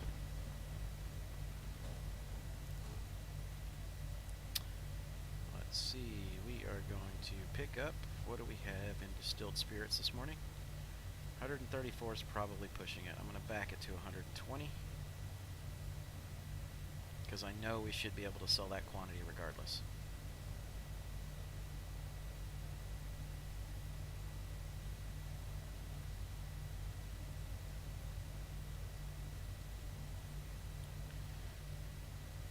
Alright, so Kenny, just to let you know, while you're trying to get the money together to get the Helix mining head, grab any rock that has titanium or diamond in it, okay? And I know this sounds stupid, but it's why you're trying to get the head. Grab any rock that has titanium or diamond in it with a concentration of 14% or more, okay?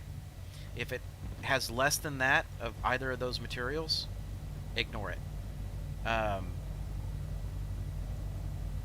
And don't even worry about trying to truly mine agresium until after you get the Helix. and within 2 or 3 runs...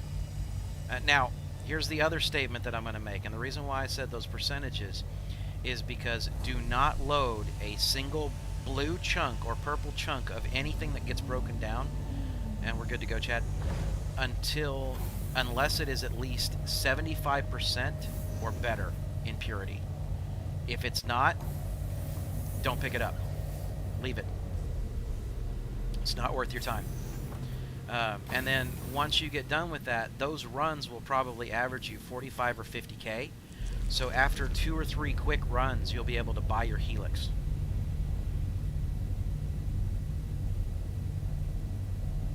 And then at that point, it becomes time to grab your, to go after a Greasium. And again, most people kind of fail when they're trying to mine because they grab stuff that looks like it should be good, but they're not really paying attention to how that works out, because you end up filling so much inert materials that you lose so much cargo space out of the prospector.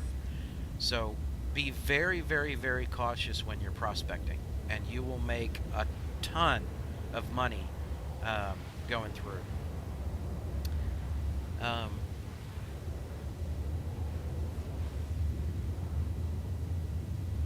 So that's great. Now, the fact of the matter is do you have enough, you know, I'm sorry, does your mining laser have enough ass to get through that?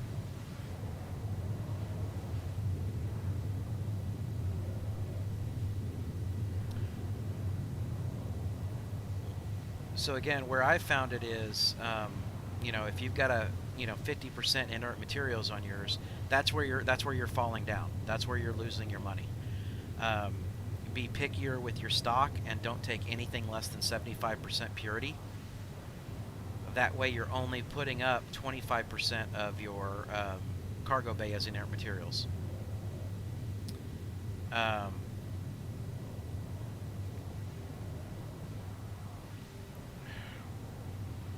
And again, a lot of this is just kind of experience, because I went through this routine that I'm going through now, where I kept trading and I kept losing money and I kept getting reset over and over again, and I ended up jumping down into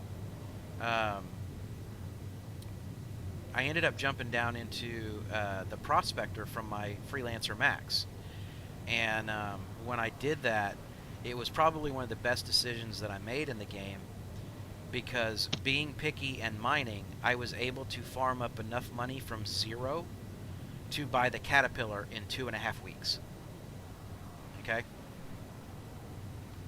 Let's see, America. Hey, I can't play StarCraft at the moment because my PC is way too slow. What do you recommend I buy? I'll send you the specs. Please keep as cheap as possible, but also VR ready. Okay. VR is a whole new ball of wax, and I don't want to mislead you, but what I can tell you, I'll go into some specs here for you, America, here in just a second.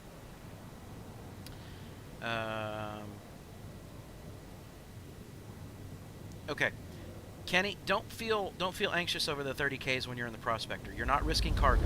All you're risking is what you have on board, and that's really nothing more than time.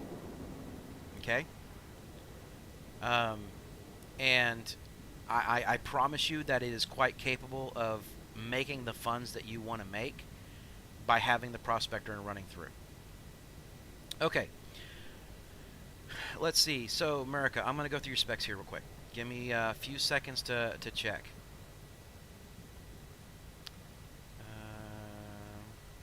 This is HEC Pro, socket 1150. GTX 770. Okay. So you want a budget-friendly PC, right? Something that America, are you good at assembling your own PCs, building your own PCs if you have the components? Do you know how to do so?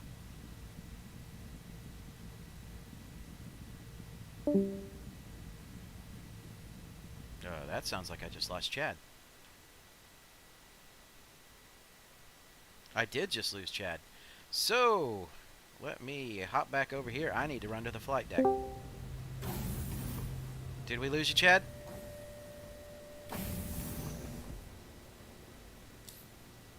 No? Okay. You're still there. Okay. There you go. Alright. I was wondering because I heard Discord disconnect. I was running up to see if I could go jump in the pilot seat. No. I had walked away with my headphones instead of leaving them here, and they connected, reconnected, and then bugged out. Alright. So while Chad's flying in here, I'm going to tab out. America, this is specifically for you so you can see this. I'm going to tab out, and I'm going to open a new browser. Okay? And I'm going to bring it over to my main screen. So this is a company that I use here, and I know you said, you know, you're from, and I apologize. I know it's over in the European area, but this is a company that I use here in Houston, where I live in Texas. Okay. Just so that you can always, you know, come back, grab the stream, and cut to this chase. So realistically, there are quite a bit of things that exist out there on the market right now.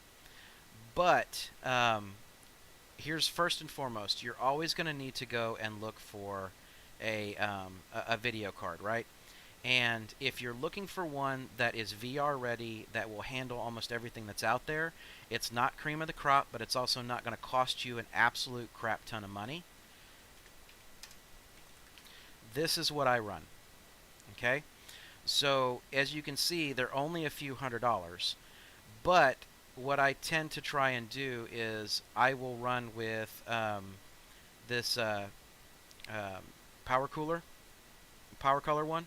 Okay, it's inexpensive, it does well, and if I get to the specs, I'm looking at a pretty solid boost clock here with pretty solid stream processors and 8 gigs of onboard RAM and a 256 bit card. Okay, so it'll handle damn near anything that I want to fling at it, and it's only in US $179.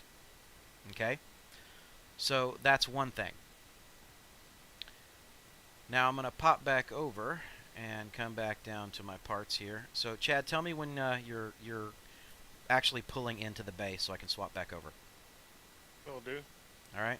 So as far as the processors go, if you're looking for bang for the buck, it's one that I tend to do here is stick with the AMD product. And I'm just going to drop it down to lowest price, right? And then I'll take you to where we need to be. So, as we get into the newest series, which is like the 3000 series here, you have some options. This one is what I'm running, which is this Ryzen 5 3600X, and this thing is another $189 in US. And if I come down and drop over into specs, then what you're going to see is I'm running a 6-core processor that has 12 threads. So this thing can handle just about whatever you want to throw at it. Okay? Intel is always going to do better with non-graphics, but I think AMD does better with graphics. Okay?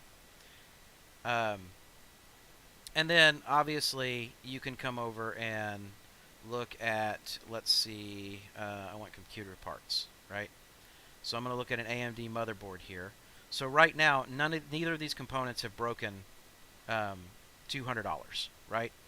So then if I come over and I look at my computer parts and I drop into AMD motherboards, I don't want the bundles.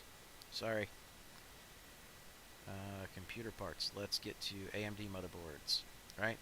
So what I did is I came back and I looked for some possibilities here at the store, and right now they're not showing that they have it in stock, right?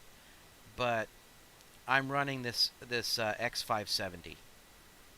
Okay, but there are plenty that are capable of being out here. Let me just take you into some. We're in the bay. We're landing now. All right. I'm going to flip back over to that here in a minute.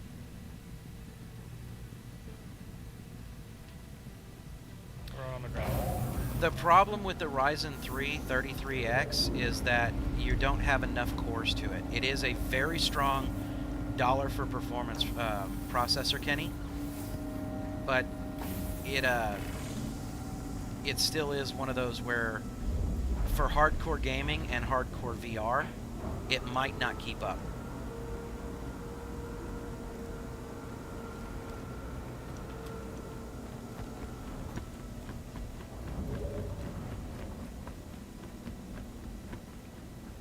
But again, dollar for computing power, I believe you're absolutely correct. That is one of the better ones. So any of the AMD X processors usually have much better performance for the dollar rating.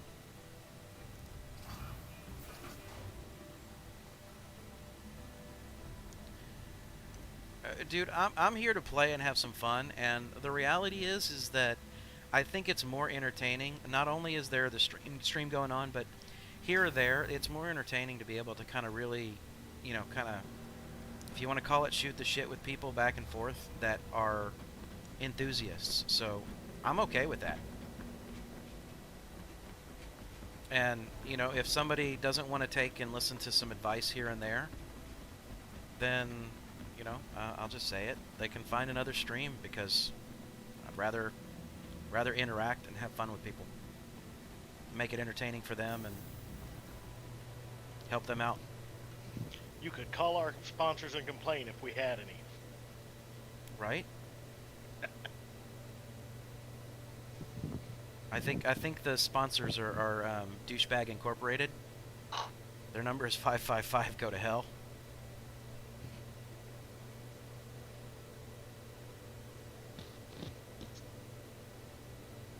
All right, so they didn't want to take all of our distilled spirits, but we know we can still sell them at Port Olisar.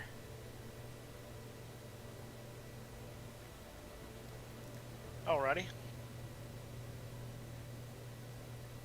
How much did that take, roughly? 70. Oh. And how much did we purchase?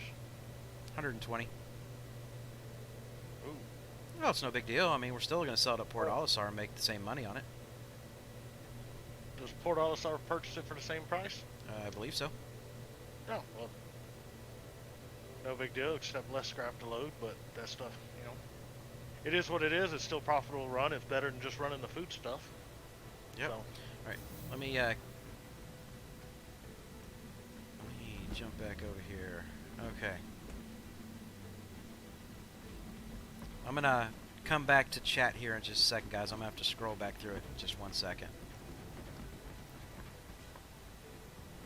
We're all loaded, right? We are loaded. I am on my way back, and as soon as I jump in, I'm going to jump over to chat. Well, it looked like you were moving, so. Hangar 2 is where we should be at. So, Kenny, we do, but I don't use the automated trade tools.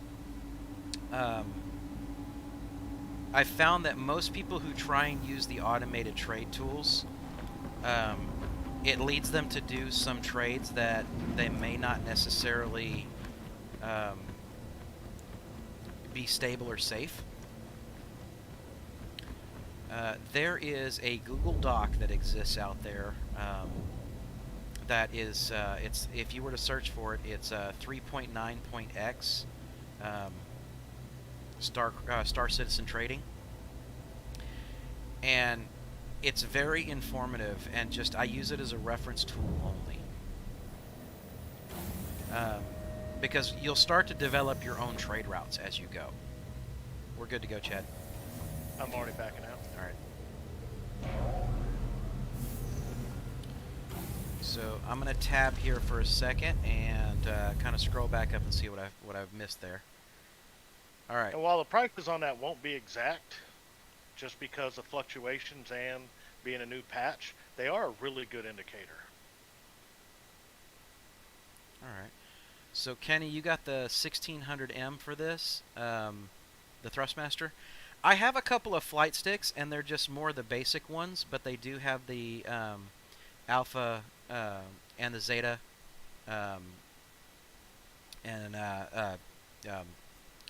Axis. Sorry, I was drawing a blank there. But I do have a couple of those, and I only hook them up whenever I intend to really use my fighters. So let's see. You're about to go ham on the game. All right. So 6.25 euros. America, I missed something there in that. Oh, I just won the lottery. 6.25 euros. Okay. All right. So right now, obviously, with what's going on, stock is really kind of hurting at this point in time. So while we're here, I'm just going to show you. If I were to go to the 570s and go inexpensive, this Asus ROG Prime is what I'm running right now as my motherboard. It's a basic Asus, but it's a 570 chipset, and it's extremely stable for 149. So everything that I just showed you, shy of adding a power supply, we are still sitting somewhere shy of 600. So you can completely build a gaming system that will handle everything for about 650 US.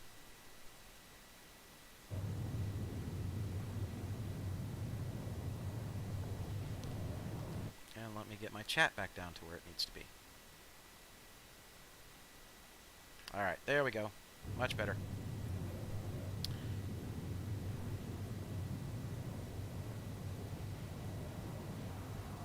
So, Kenny, I am not seeing where you had said this one. I'll show you what I look at. I have it bookmarked, but it's a Google Doc that eventually, when it wants to load for me, it has commodities, it has locations and prices for clothing, armor, weapons, ship rentals, sales, the whole 9 yards. So I can come in here and I can pick a commodity and say distilled spirits. So I know what the average is for the high and low. And then I can go, all right, well, where am I wanting to actually try and sell this? You know, so versus stuff. So this is what I really use.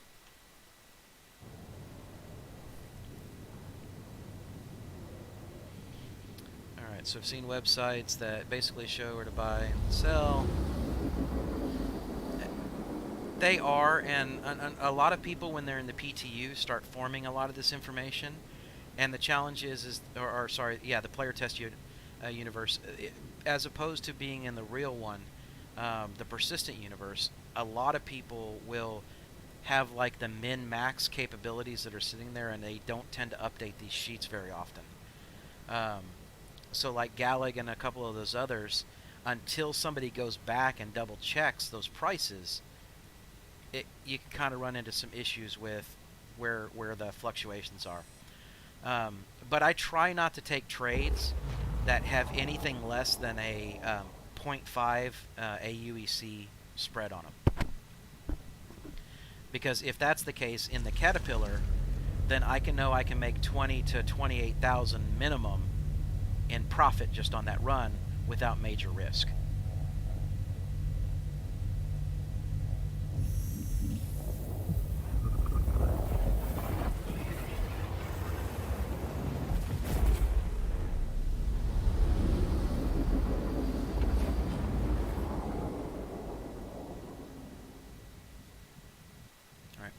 Now, also, I don't know what's like currently in your system, like what kind of power supply you have, you know, hard drives that you may have, things like that, America.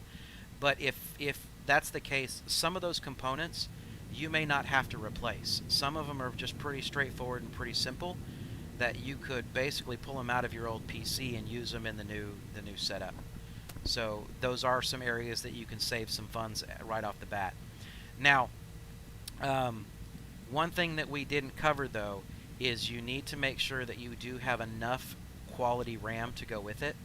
I would suggest, if you're going to play Star Citizen, the minimum I would suggest is 16 gigs of RAM. I'm playing currently on 32, and if you're going to be doing more VR, I'd suggest you go up to 32 as well.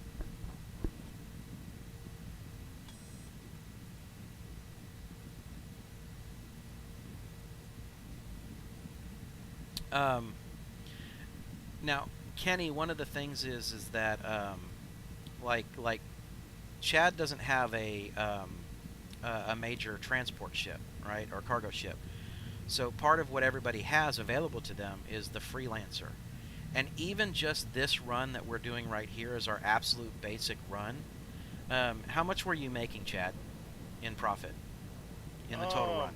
On the freelancer, from HUR L4 to here, I was making 3,300 for a quick run, and from the Daymar, I gotta double check. I think it was about 2,500 from Daymar, Bountiful Harvest out to L4 selling processed food.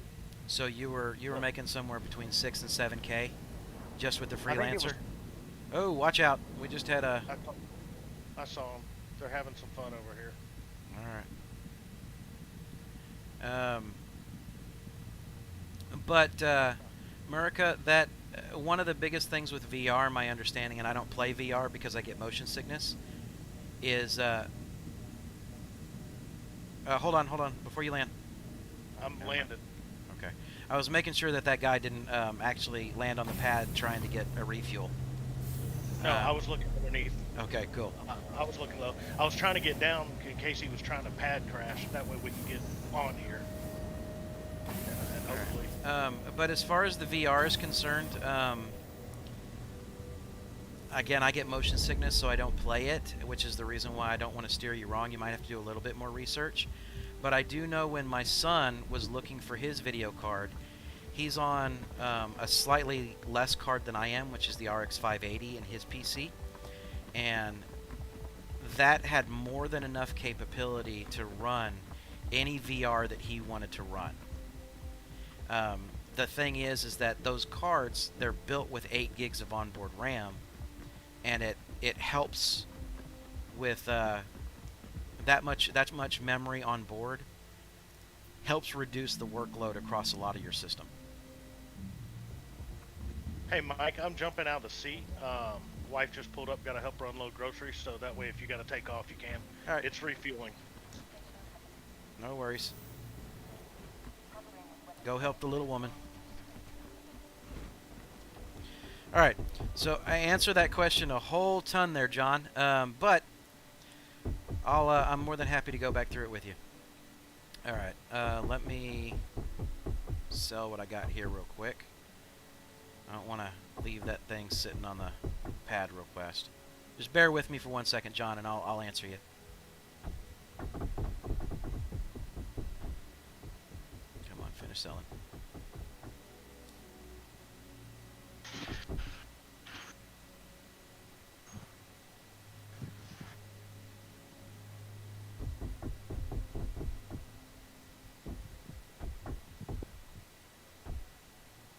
Oh, scratch that. That wouldn't hurt. All right, so we have sold. Okay, that wasn't your wife pulling up into your driveway. No, it was a bigger truck across the street. I thought they were backing into my driveway. I can't see outside. I could just hear. Ah, okay. I thought you were playing out in the garage like you normally do. Okay, so all right, so John, no big deal. Like I said, I answered this a bunch of times, but my video card is an RX 590. It's an AMD card. My motherboard is an Asus Prime X570. I'm running Corsair DDR memory, but I'm running 32 gigs of it. My processor is the AMD Ryzen 5 3600X. And then I'm just playing on a standard SSD as far as a hard drive is concerned.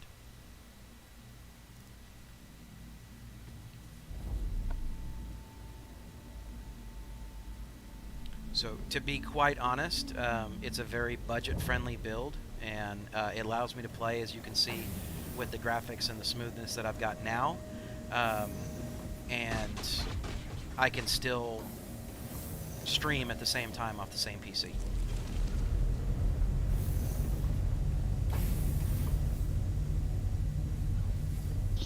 You're on board, right? Yep, good to go.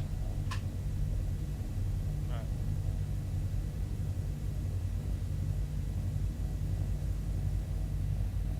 There's some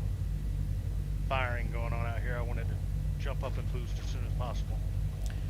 Well, it looked like there was a ship that was landed over on one of the other pads that the cannons were firing at across the pads. Yeah, that's what it looked like, but you know, I couldn't see what else was going on around, so because a couple of them got designated hostile while I was on the pad. So John, just I don't know how seasoned you are in the game. If you just grabbed a new rig in order to be able to play this game, just be very, very aware of the fact that although this looks like a finished game, this is still very much an alpha. Please do not get frustrated with what's going on, because there will be times when you will just unexplainably blow up, die, get dropped out of a ship, respawn somewhere, all kinds of fun stuff.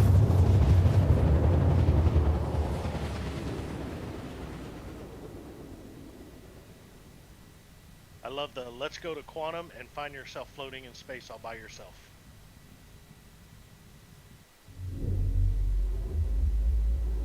Okay, that was interesting. What? Well, it just like the screen froze and tweaked, and then all of a sudden just like rotated without, like a hard rotation, not like you were spinning the ship. I know you were, but it was like it lagged, and then all of a sudden it's like I was like 90 degrees turned. Yeah, well, while we were sitting there, when I got back in my seat, my whole screen just started drifting up and to the right out of my control. So I had to get out, do a couple things, and get back in. So, John, if you don't mind me asking, since you wanted to know what kind of system I'm running on, you said you just grabbed a new rig to play this. What kind of system did you end up getting a hold of?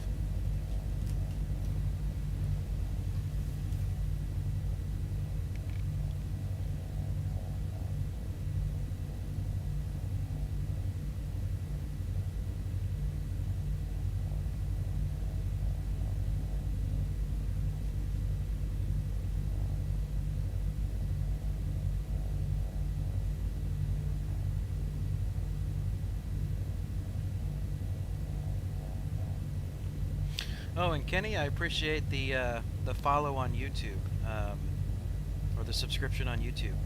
My phone just let me know that that took place. I really do appreciate it.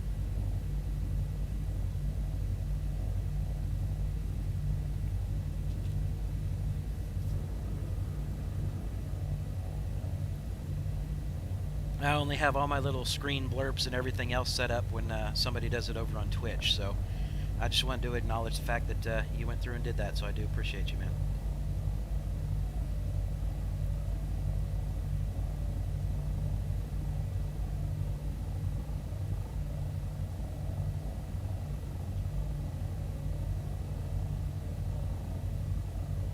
Okay. Alright. The only challenge that I'm going to say that I see with what you've got sitting there, it's a good system in total, right? The only thing that I'm going to say that I think is a challenge is the fact that you have a 512 gigabyte drive. Okay, some of these games, especially like this one, it's going to suck up quite a bit of your storage space there.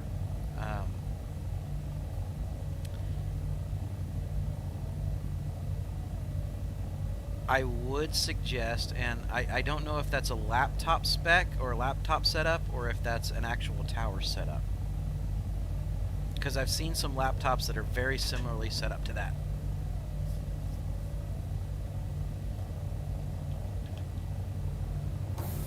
I actually am running this off a laptop mic.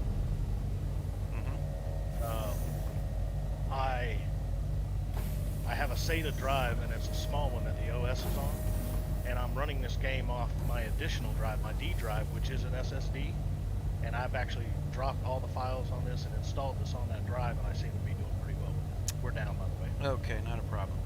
So I'm gonna just on camera grab something really quickly and show you. So John, there's a very inexpensive way to to be able to add to that system. Okay. Hard drive, and it worked pretty good until half a year ago. Yeah, and again, the more that they add to the games and the more patches that they do, the more and more you're actually going to get as far as your storage space being taken up. So if you're like me and you're a gamer, you have a couple other games that you like playing, you're probably going to be in a scenario where that half a terabyte is, you're going to fill it up way quicker than you think. Holy crud. Okay, so we can do a lot more profit in the distilled spirits here, but I guarantee you we're not going to sell them all where we're going. We're going to have to make the trip to Port Olisar. So I'm not going to do that. I'm just going to let it fill to basically the 120 mark. Again.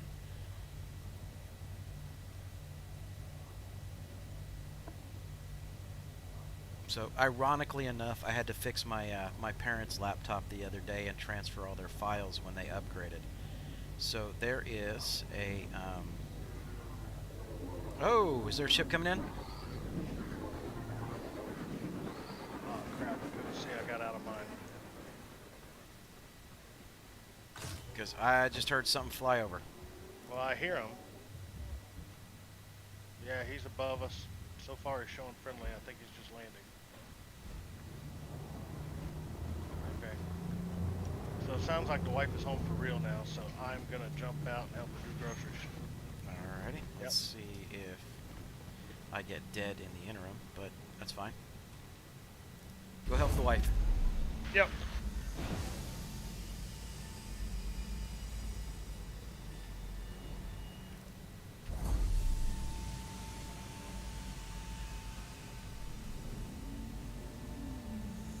So bear with me here. I'm gonna get this ship rolling.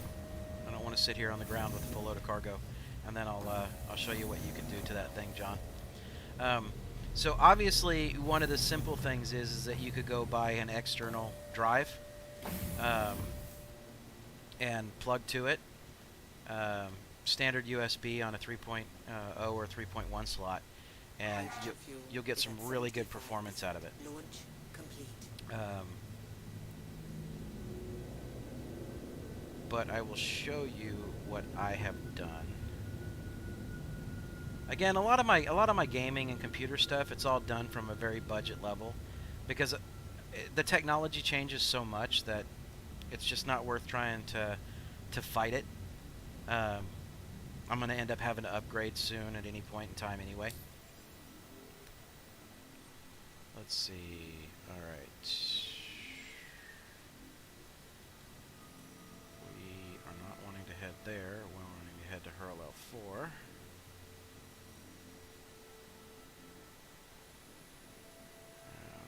Apparently, it doesn't want to show me. We're just going to set that route.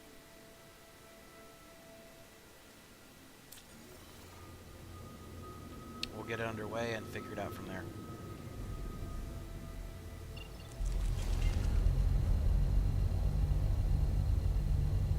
Because we do have a ship that's incoming from the surface right now. So I want to get out of here. Alright, so I'm going to show you real quick. There is this nifty little cord that is $15, and it has been one of the greatest spends that I've ever done for $15.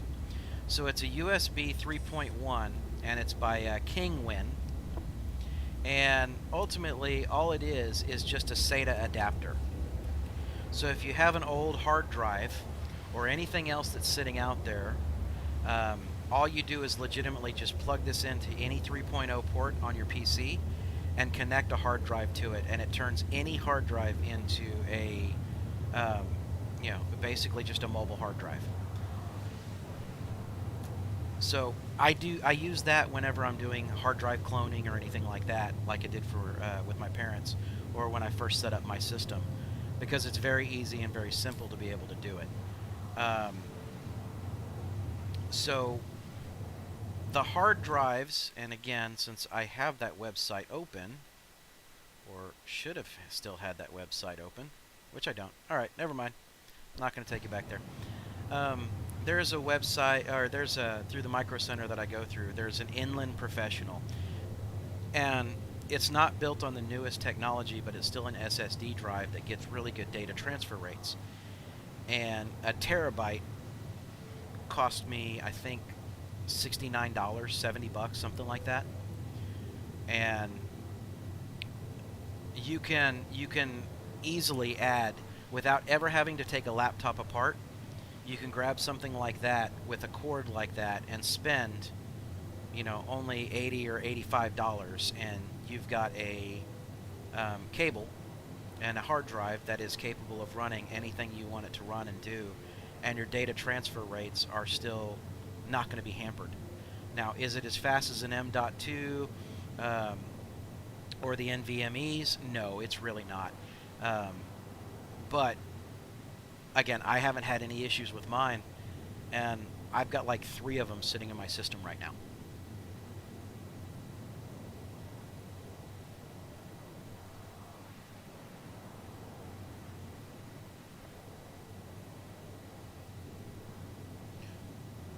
So little did I know when I started this stream this morning and kind of started this daily marathon, because it's been up for quite some time and it's going to keep running through late tonight.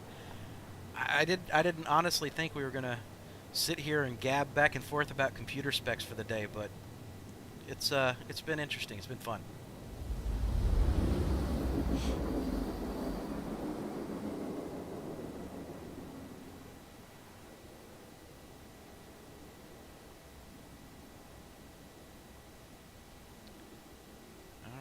You wonder if the stock exchange in New Babbage will ever show real-time prices. You know, I had the same thought there, Kenny, when I was looking at Lorville, because I like the way their stuff is laid out there. It's kind of a really unique, interesting twist. I think the problem with that is that if they did that, it would almost look like it's staying static.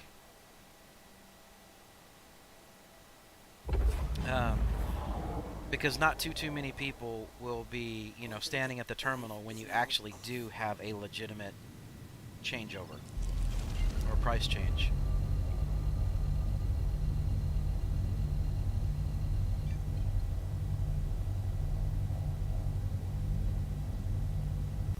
Quantum drive is now on.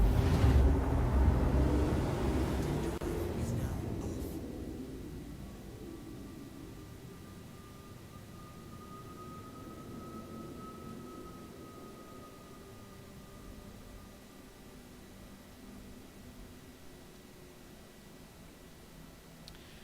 So just really, John, the biggest thing is make sure, you know, and America, make sure if you do something like that, where you're going to add an external drive or something to your system, even if you were to go buy a, you know, a pre-enclosed hard drive, an external hard drive, just make sure that it is a, it's not one of the old technology hard drives. It's not the spinning disk style technology hard drive. That you do want to make sure that it's a solid state, because at that point, and that it has a 3.0 connection on it, because at that point you can legitimately play games off of that as if it was your primary in-game hard drive.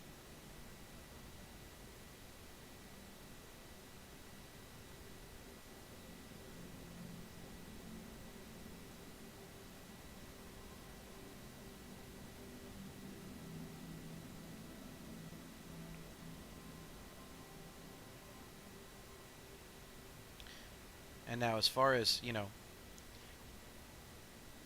as far as the advice that I'm giving, it's all based around just trying to be budget friendly. I mean, if somebody came to me and told me that they had, you know, $4,000 or $5,000 to spend on a computer, it's freaking Christmas time, and we're going to have some fun.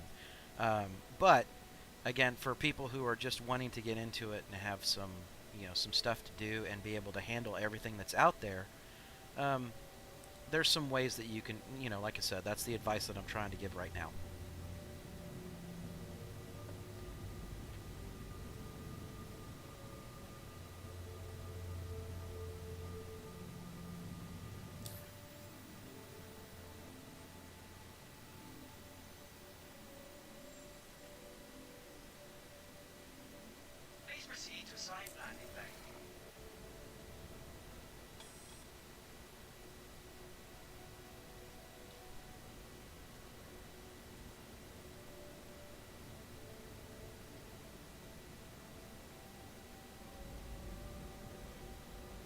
Oh yeah, I've heard some nightmares of some people that like it's 15 minutes for them to log in and load up just on the mechanical drives.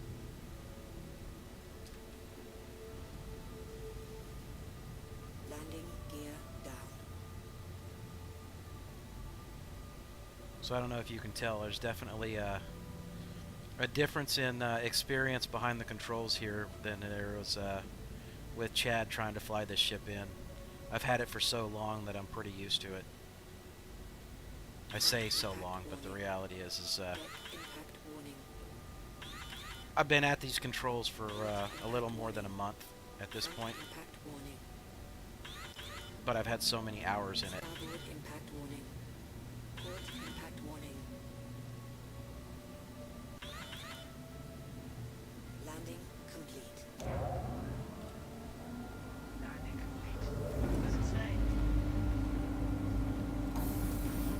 Alright, let me run in here and get this done.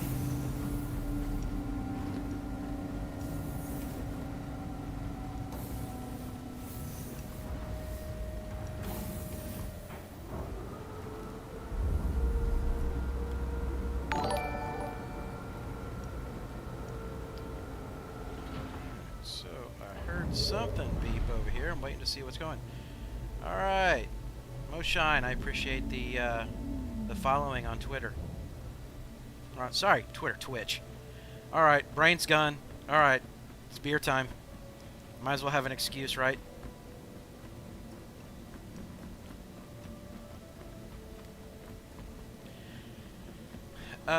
I have never played Elite. Just in full disclosure, I've never played Elite.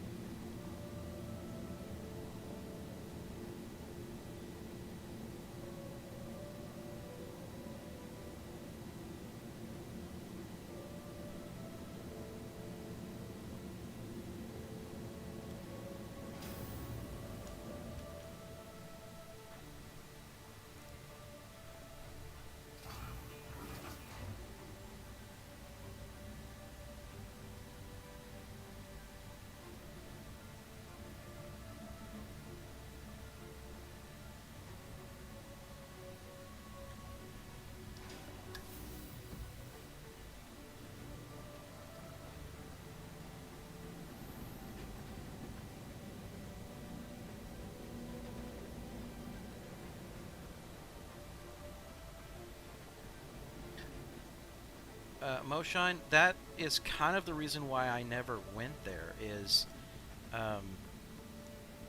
you know, I love space simulators and I love stuff like this, but the things that I heard about Elite, you know, I tried Eve for a while, but again, if you weren't there for a long period of time, it was almost impossible to get seated and get started. So I just kind of just floundered on it for a long time, but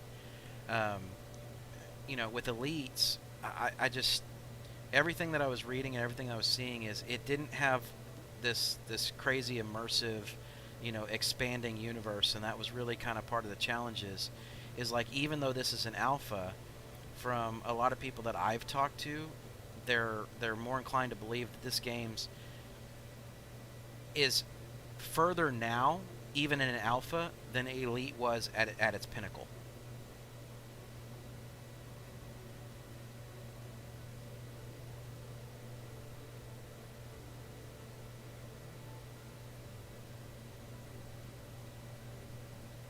Okay, so we got a service error. Let's just see if it cleared it out and sold it all.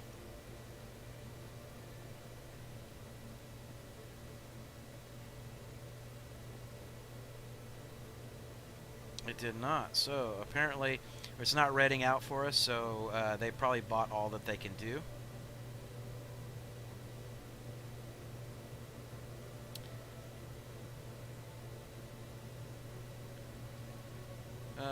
Let's see. While they're talking so much crud about Star Citizen, the game is anyway much better. So much more freedom, visually way better, and sure. You know, all games are going to end. I mean, I think like Eve is still kind of going strong right now, but again, it's really going strong for the people that have been there forever and have built up the massive world fleets and things like that. So I agree that Star Citizen is way more ambitious. I think Chris Roberts tried to pick and pull what he thought was probably the best elements of most games that were out there and tried to combine them, realizing that what people really want is the freedom of an open verse to just go do everything they can and anything they want. As much as I dislike pirates in the game, I will tell you right now that when they make it to where you can recover cargo and do other things like that, as soon as some of those aspects of the game really come into play, I think you're going to see a whole new world of new players and seasoned combat fighters take on some new roles in this game.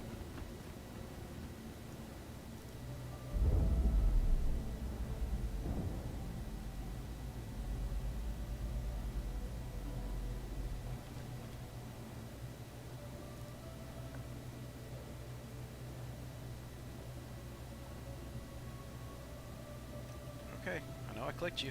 Why are you not going up? There we go. And if you notice, my hydration and my food's starting to get a little bit lower, so we probably got 1 or 2 more runs before we stop at Port Olisar and commit suicide just to have a new person.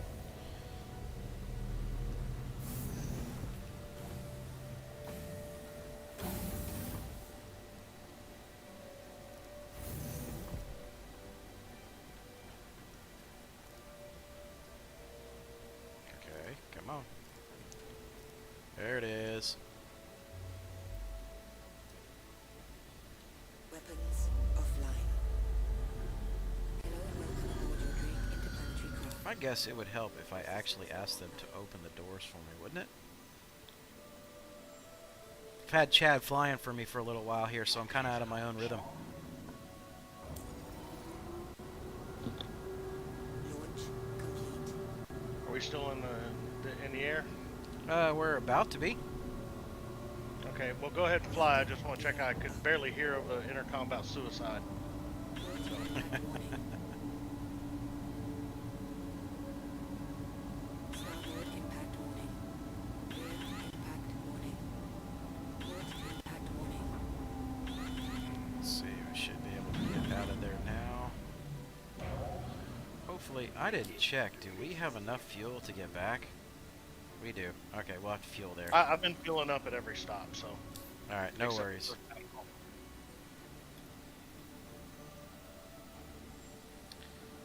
Crusader, Port Olisar, and there we go.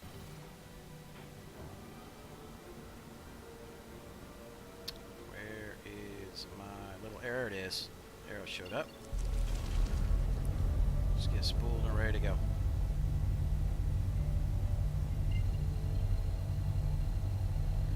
So for those of you that have played the game, what's your favorite aspect of playing Star Citizen? You know, obviously mine is trading. I enjoy that a whole lot more than, you know, other areas of the game.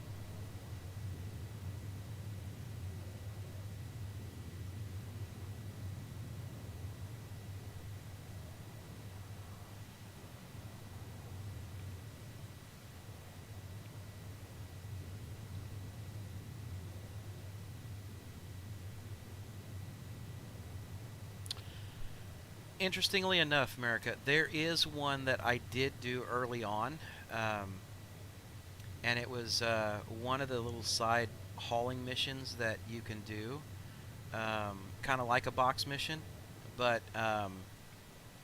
it was for waste. So you had to go somewhere and pick up a bunch of waste, and then they just gave it to you. And wherever you could sell it, right? Because in this 30K. game, you 3K. just 30K'd? Yep. First one in several hours. Okay, so let's get here. F4, come on. You just 30K'd. I am not playing with this. Should I not try to join back in? Nope. Not sit. That's supposed to lay down, you turd.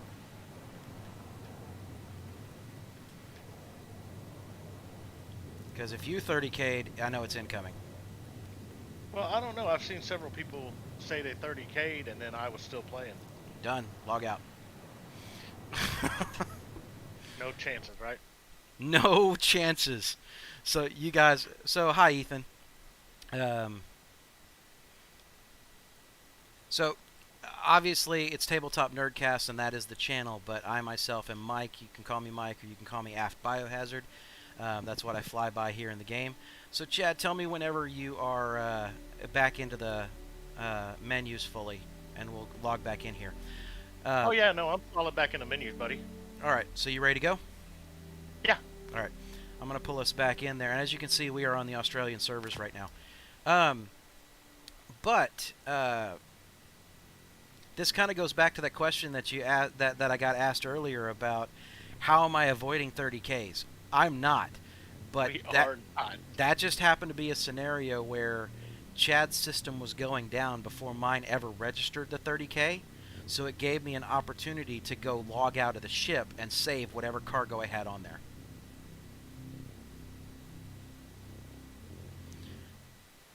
I don't know about finding offline people, but I do know that you can add people to the game very, very easily there. Alright, so what just happened? Let me get up. Contract available. Now I need to get back up here. Chad, I don't know where it's going to log you back into the game, because I know I was able to log out in the ship. It's alright. See how it is. Did it put you back at Port Olisar? Hello and welcome aboard your I'm great still interplanetary logging. craft. Your systems are online. All right, let me get this ship back underway. Well, I appreciate it, Ethan. I'm, new to streaming on PC. We do stream, role-playing games and other things like that on a weekly basis. As a matter of fact, we ended up having to change last night's Tuesday night Star Wars game to Friday night. So if you guys like Star Wars RPGs or anything like that, then feel free to stop by on Friday night. We'll have that going. Alright, where am I? It does not look like Port O because there's elevators getting out of the habitat. Okay, so you're probably... Oh, who knows? I'm Maybe you're at the laying rest dead on the station. floor. Maybe you're at the rest stop. Well, I'm probably at Hurl L4. Or Hurl 4. Now, if that's the case, Just I'll be back because there in a that's few minutes to the pick you up. That was the last place we had actually landed on a pad. Check your Moby glass and zoom out and see if you can get your own where you're actually at. But yeah, no, this channel, guys, it actually started as intended as a podcast. We were called Well, That Didn't Work, because every time we would play RPGs, something would go crazy and we'd have an issue, and we'd constantly make that kind of comical statement of, well, that one didn't work. So we named ourselves after it, and then we found out after we started recording on YouTube some of our content that, well, for lack of better terms, people on Facebook kept tagging us for things like train wrecks and mass shootings and stupid crap like that. And we were like, well, we don't want to deal with any of that. We don't want to be associated with any of that. So we ended up changing the name to Tabletop Nerdcast. But we have some podcasts that release of all of our live role-playing games. And, a few months back, I started messing around with because I do all the technical work for the channel, I started messing around with streaming a little bit more. And I started playing MechWarrior 5 Mercenaries and streamed a couple of campaigns of MechWarrior 5 Mercenaries, and I found that I really enjoyed playing the game. But obviously it's a much smaller group that would be following that, and my buddy and I, Percy, decided that we would go ahead and jump over here into Star Citizen because we both fell in love with the game. Quantum drive And is now from there, it's just been one of those where it's like just kind of naturally evolving and learning how to do actual streams.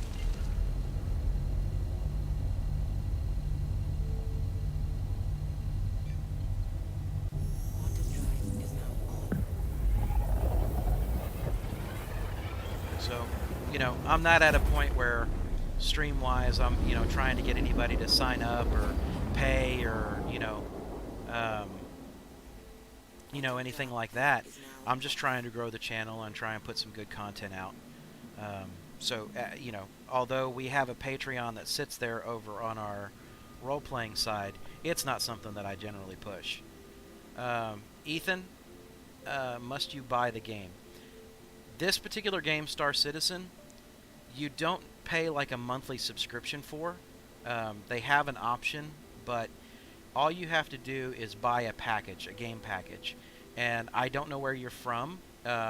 Obviously, your name seems like it's a little bit more on the French side to me, so I can't tell if that's where you're actually from or not. But you could buy one of the most inexpensive packages in the game, which is about $45 US. Okay? And once you have that, you have open access to be able to get in the game and play all you want. What they don't tell you is you need to make sure that you have a strong enough system to handle the game, or you're just going to have nothing but a ton of crashes. Because it is alpha and it's unoptimized code.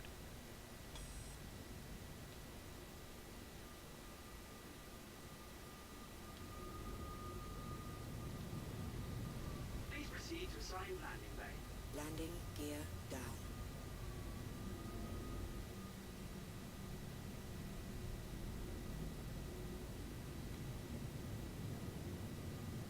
So are you loading up at Bountiful, or? I will.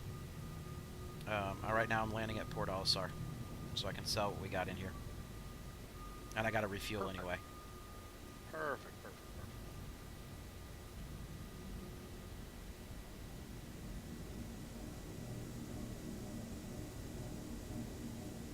Impact warning. Landing complete. Alright, so guys, this is going to take a minute for this refuel to actually take place here, so bear with me, guys. Oh, shysta. Okay. Engines offline. Well, I could probably damn near fly there by the time you refuel, go in and sell. go ahead and fly there, because I'm going to have to re-request a landing pad. It wouldn't let me refill. Oh, Africa. Okay. I know that there's kind of a heavy French influence down there, so, I mean, hopefully I'm not overstating my bounds there. But, yeah. I'm glad to see that you... Well, I think we have somebody in stream from Belgium right now, somebody from Africa. So I'm glad to see that kind of stretching out there.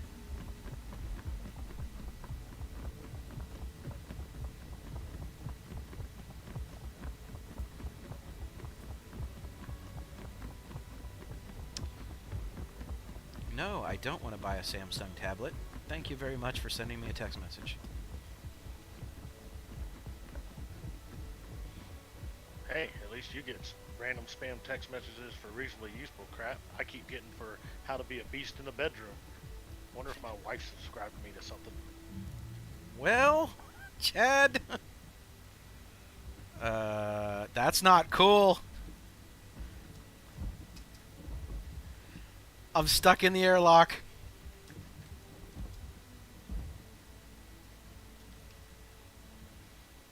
Oh, that's horrible. There are worse things. No, I'm literally stuck in the airlock, dude. So Ethan, I'm from the U.S. I live in Texas, and I'm out of Houston.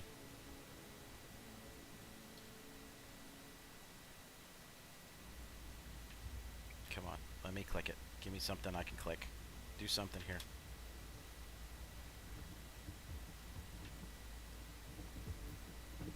So I guess I can wait until somebody either comes in or out of the airlock. So we'll just see what happens. Y'all be patient.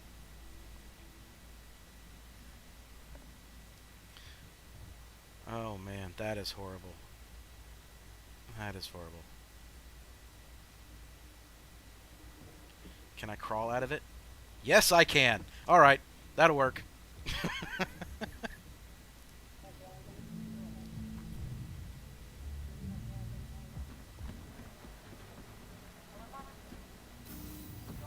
But I would have patiently waited until somebody would have freed me from that little scenario. Eventually somebody would have died.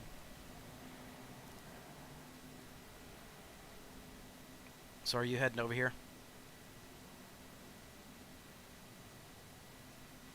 Chad? Yes, I'm lifting off now. Alright. What ship are you in? Mike Cuddy. Oh, okay. Then I'll wait for you here at Port Olisar. I don't want you to be in a situation where you leave it somewhere and then you get that same glitch again. Well, I didn't leave it somewhere. I got blown out of the sky. Ethan, I know that that's probably a translation statement, but the game is broken. It's not really broken as much as it is. People look at the game because of how beautiful it is, and they automatically assume that the game is complete. And this is honestly an alpha test, so it's a lot of glitches that are part of this overall world, even though it looks absolutely stunning. So you have to kind of just take them with laughter, because you're gonna run into problems. That's why they're not charging a monthly fee.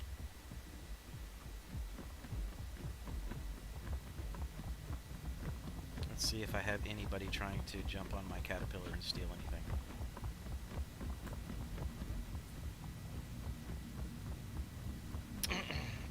Yes, I do. We do have a Discord.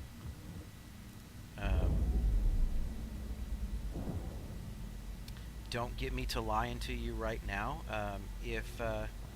And this goes for anybody. I mean, I will be putting up a Discord link down below here pretty quick.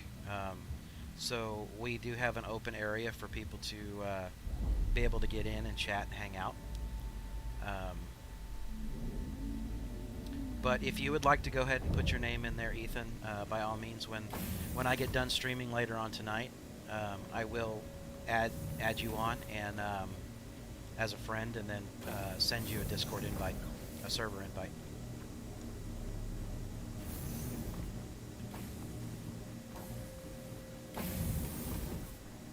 Yeah, sorry, I would have jumped on a freelancer. I forgot how long this one takes to fly. Dude, it's no worries. I did that with the Gladius earlier. Well, I mean, it's big enough to make the jump no problem, unlike the Gladius. Still But, got restocking issues, so... Just haven't. Hello and welcome aboard I'm your still about drink 13 million out. Yeah, so Ethan, go ahead and type in your contact name and information there if you don't mind people seeing it on the stream, but I will, again, add you as well. Alright, I have to take this phone call. Bear with me, guys. I'm going to mute my mic for a second.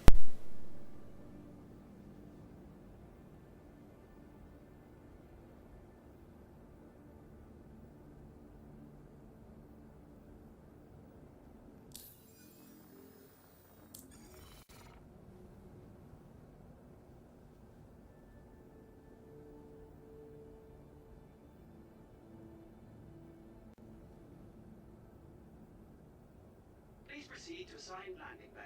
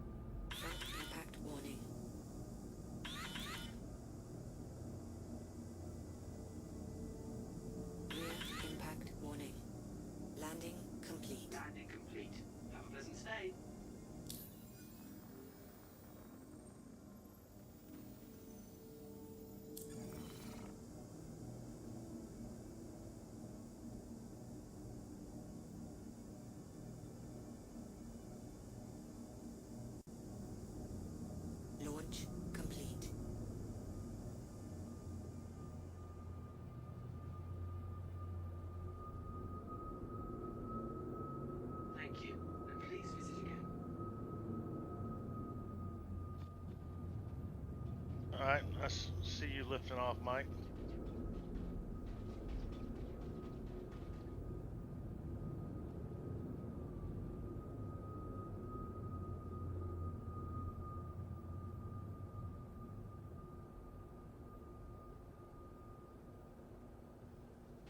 Please proceed to assigned landing bay. Well, looks like we got some action going on at the station. I don't know why the station guns are firing. I don't see the ship. Oh, yes, I do. Sitting on one of the other pads.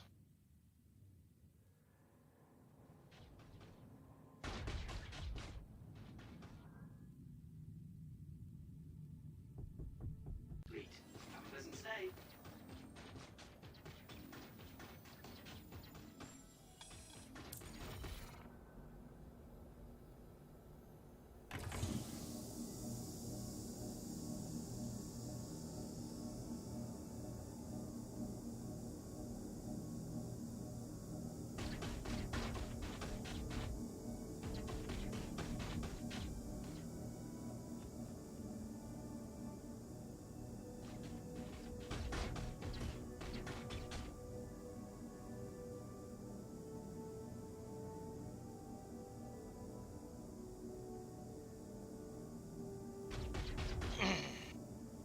Gonna run and store this thing real quick if you can hear me, Mike, just so to avoid any bugs.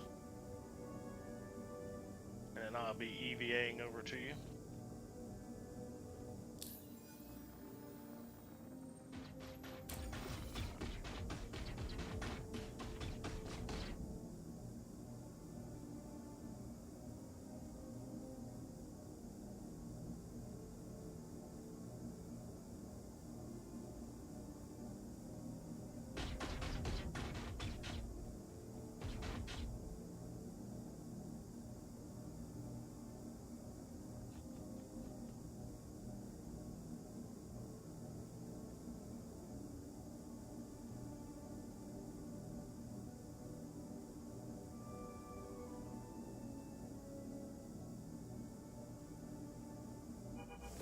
Alrighty.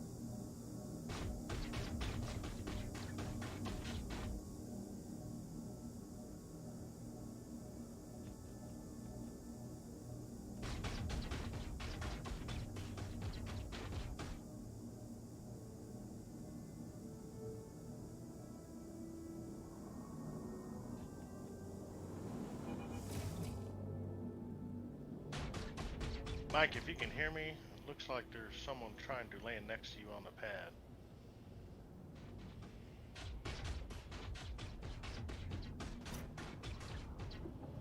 Now they're hitting your ship. They bumped into you. And they're gone. Ship just disappeared.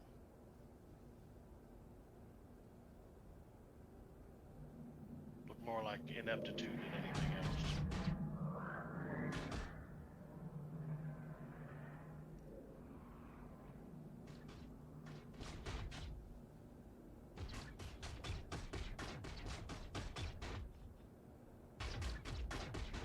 Okay, there we go. I was wondering why nobody was hearing me. Okay, I apologize. I had my microphone muted when my son called. So, yeah, have you made it over here yet, Chad? I am coming up to the bottom of the ship right now, bud. Alright, because it looked like I had somebody EVAing above me. And I don't Well, know if that what was you or not. Nope, that was not me. But what I could see was a looked like a Titan Avenger, Yeah. and he was landing kind of next to you, and then he started strafing and bumping into the top of the ship. Well, the And then all of dude, a sudden it just disappeared like a DC. the dude that was EVAing over here was too high above the platform, so he actually fell to his death. When gravity So- took over. Yep. So let me know the moment you are on board, so we can get the heck off this platform. All right, Ethan. So are you able to hear me again? Like I said, I didn't realize that I had my Fire away, buddy. Complete. my microphone muted there for a second. Thank you. Let's see. We need to find Daymar right there.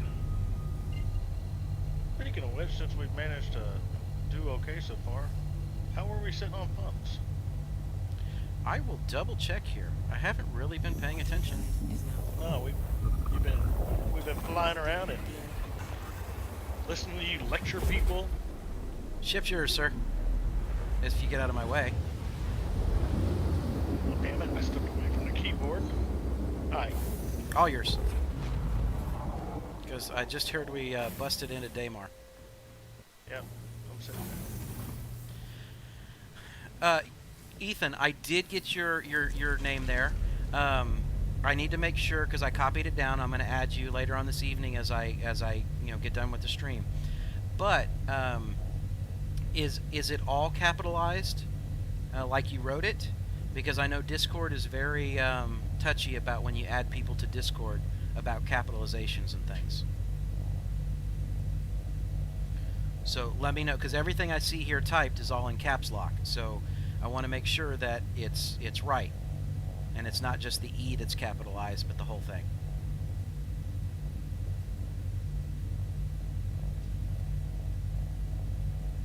Oh, there we go. That was silly. All right. So for funds at the moment, we are sitting at 511.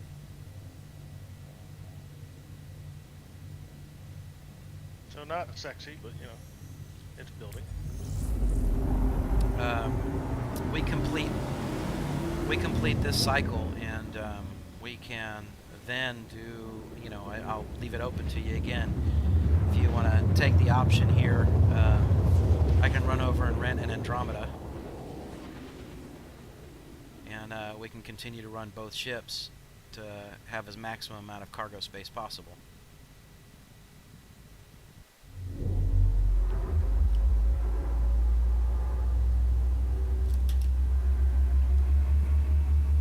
So Ethan, yes, I will add that this evening. So expect a friend request and a Discord invite.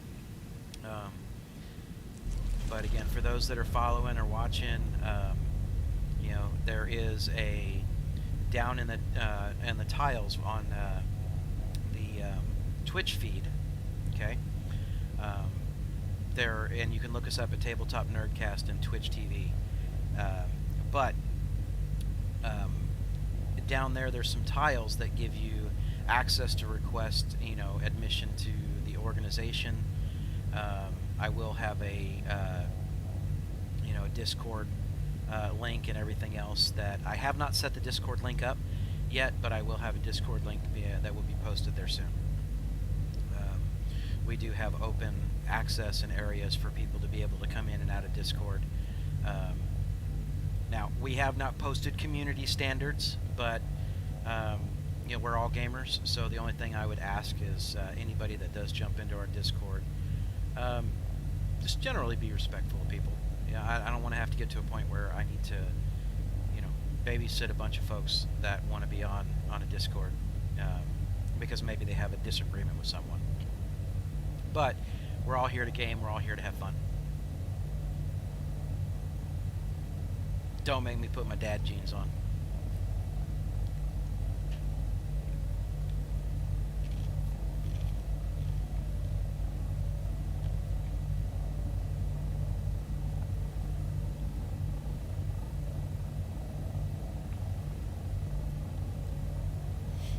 So, how is Becca doing? is doing all right. Did she buy large quantities of alcohol? That's really what I'm asking. Nope. We'll do a liquor store run later. Ah.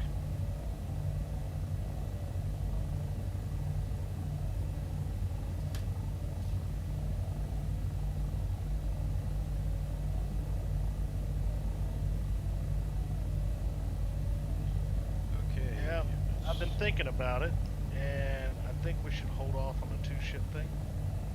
Okay. And not because it's a bad idea. It's actually a really good idea. But if we're going to pay to rent, we need to make sure to maximize a decent amount of time. So, like, I'm going to have to cook some dinner tonight Okay.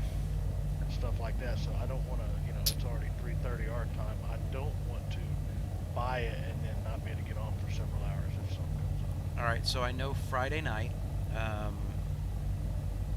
I have our tabletop stream. I want to be able to maximize that 24 hours as well, so that's not a big issue. So Makes you know, sense. If you can schedule it with Percy or one of the guys, you know, feel free to go ahead and jump on it without me. We're down. All right. I don't want to do it and then run for 2 hours and then go.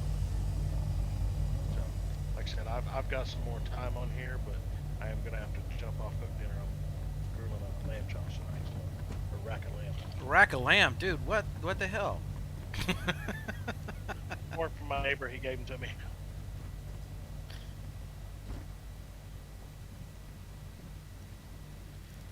You're eating good out there, man. Hell yeah. I may have to go pull out some of that wild hog that I still got sitting in the freezer.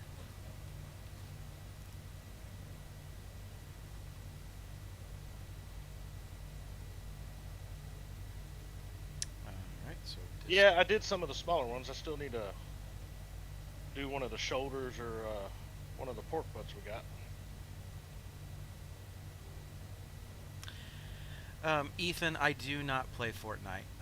Again, I was telling everybody earlier, I get motion sickness pretty bad, so unfortunately, my deal is that a lot of those shooters and things like that, a lot of the combat games that are like that, because they bounce around and they move too fast for me, I end up getting sick very, very quickly on them.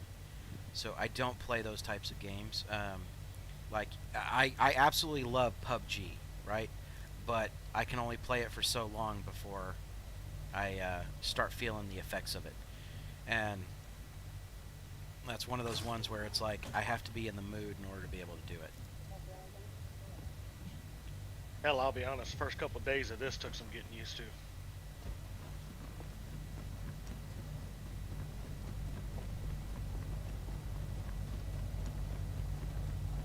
Well, whenever I'm running and I'm running through hallways and stuff like that, if it really starts to trigger an issue, then I'll just go ahead and go into third-person view, and it usually solves it pretty quick. Yeah, I do the same. I know exactly what you're talking about.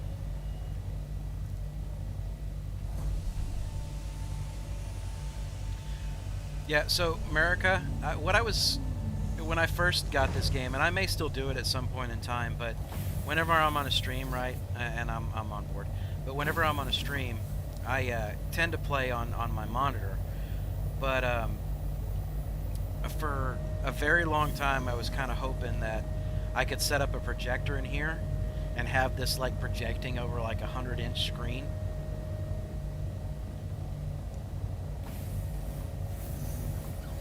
But we'll see if that ever happens.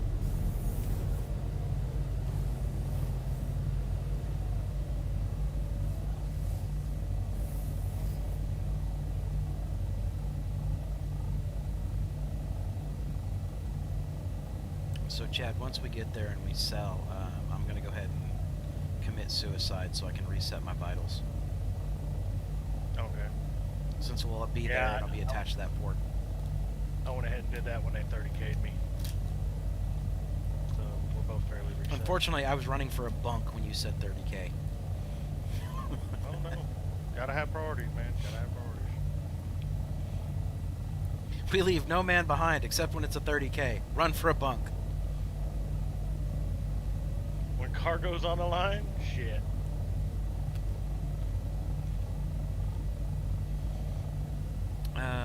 Pretty cheap motion simulator. Only about $1,000. America, I'm sorry, I'm not following what that is.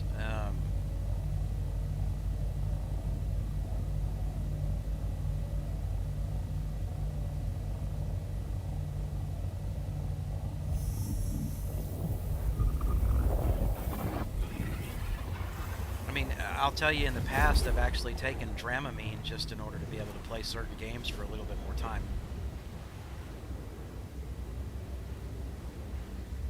Wow, $1,000 motion simulator. I'll take it.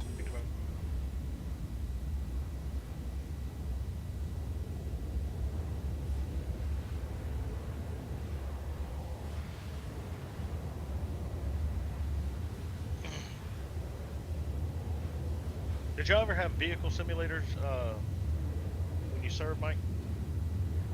No, they gave me a Humvee and told me to drive it through a lake. Well, see, I was in so part of tank training was there was a simulator, and it was this giant articulated hydraulic machine that you climbed up into. So as you throttled up, it rocked back, and as you brake, it rocked forward, and you hit bumps and did everything. But it was still a very terribly graphic screen. This was the 90s, and you know, most of us, you know, you spend a couple hours there, you have to get out for a little while, because even though that thing was simulating the motion and everything else, it was just lying to your body the whole time, and you get sick. I knew a few guys, you know, had to make them go back in and clean that shit up. Ethan, no, the game is not free, or won't be free soon. Again, the reality is you buy a game package, and the cheapest game package that there is about $45 US. And if you purchase the game package, then you have unlimited access to the game. Again, alpha, so there's a lot of glitches and problems that are associated with this.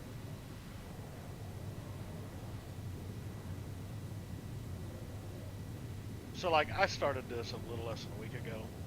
I recommend just buying the Avenger Titan. It's a nice, fast, agile little ship.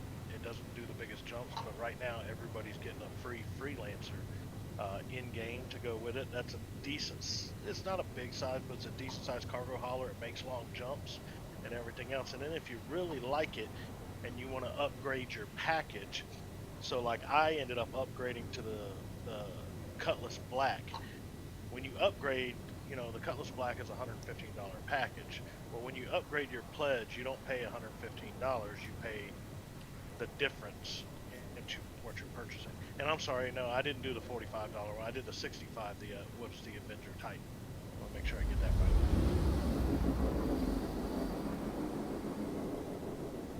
Now, like Chad was just saying there, the basic ships that are in the game, they kind of get you started, but they're not really good at a whole lot of anything. So it's yes, you can buy the Cutlass, America. You can buy the Cutlass in game with actual credits. It's I believe about 1.3 million to be able to buy a Cutlass Black.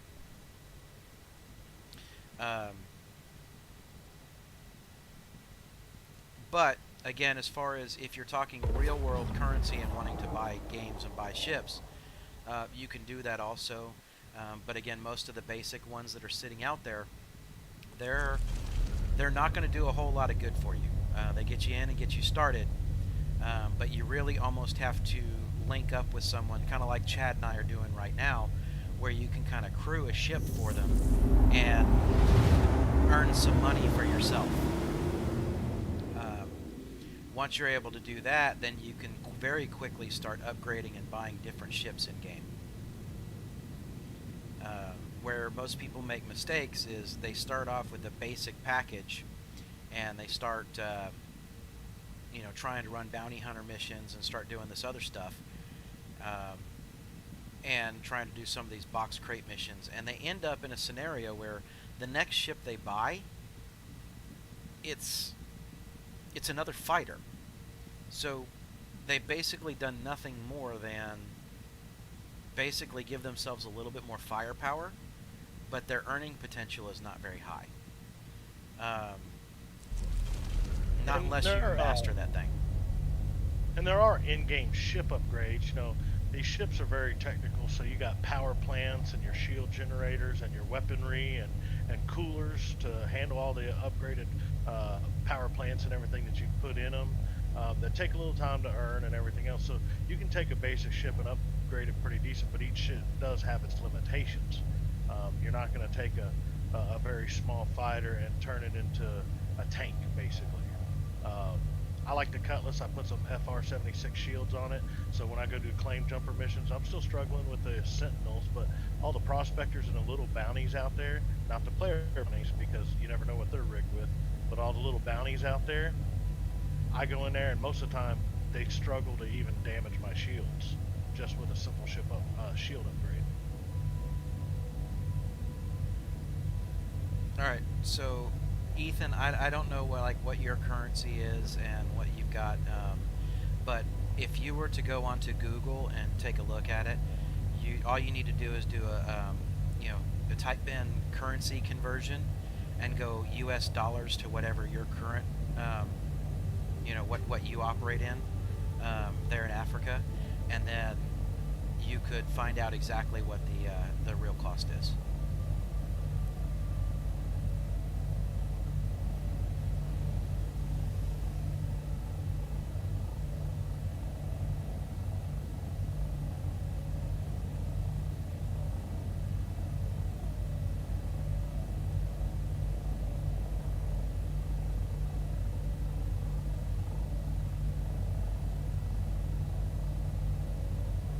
I will tell you, depending on your patience level, I'm normally not a patience guy, but I bought my package right before 3.9 dropped, didn't know it was dropping, which turned out to be very buggy. It's been a lot of issues the second day trying to get reconnected. Discovered it was on my end. I had to, even though I whitelisted, my firewall's a little funky, had to cut it off and turn my VPN on, and that seemed to work for me. But even with all that, with 30Ks and a very buggy first couple of days, I turned right around and upgraded my Avenger Titan to a Cutlass Black, and been having fun with it. You know, so I mean, while there is some frustration and stuff, you know, we laugh at it, we go on, and you know, if you're gonna throw your keyboard against the wall, or you tend to do that a lot, until the full release, I'm probably not the one for you. Yeah. There's been a couple times I've been very angry at it, but I've spent many hours in the last week over this game. Yeah, I kind of got chat addicted to it.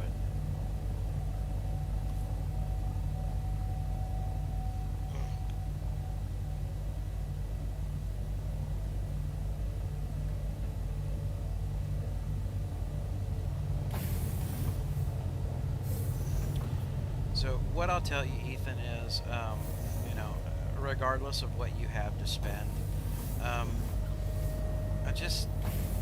if you want to play and have fun, play and have fun. The reality of it is that there are major ship purchases in this game that can be made in live or real life currency. We're down. And don't get suckered into some of that stuff, because I'm not going to say that it's you're truly being suckered to it, but that's a lot of money to spend for what you get to play an alpha. I myself, there's a package on there, what, $1,100? yeah, there's an $1,100 package. I myself, personally, I bought the Avenger Titan package. I think it's 65 or 70 bucks when I did it, and then I went and did in-game upgrade purchases and changed it from that up to a prospector. So in total, I think for this game, I've maybe spent around 155 bucks. And everything else has just been in-game purchases and whatever I've been able to farm up. Yeah, this 4 million credit cat was an in-game farm.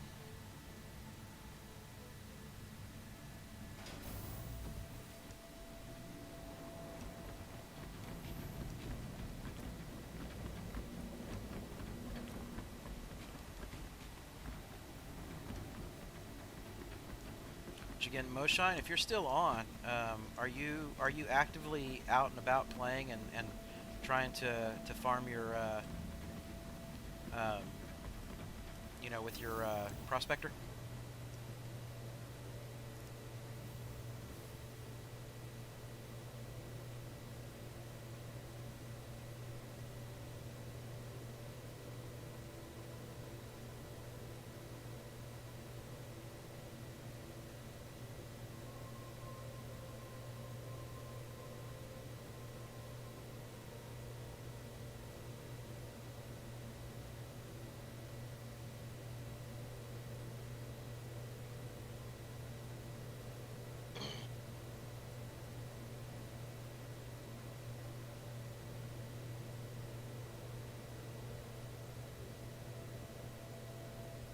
We are at 532k right now.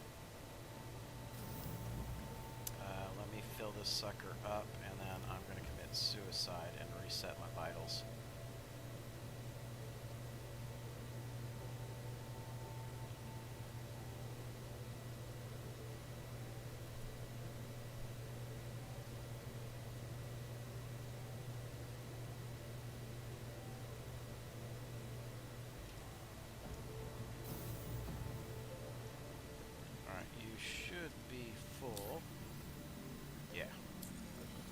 Alright, and down I go.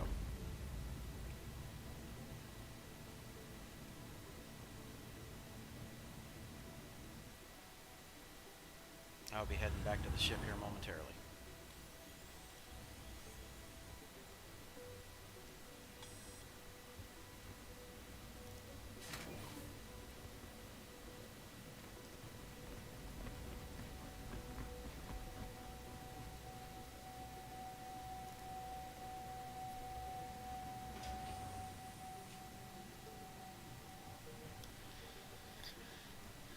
You know, America, I think, yeah, we will blame that death on the coronavirus right now.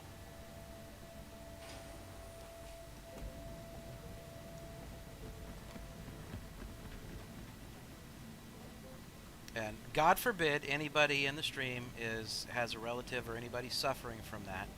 That is not intended to be a, you know, negative joke or anything along those lines. Just,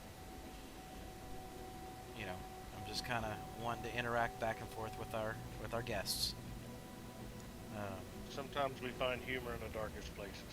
Well, every vet finds humor in the darkest places.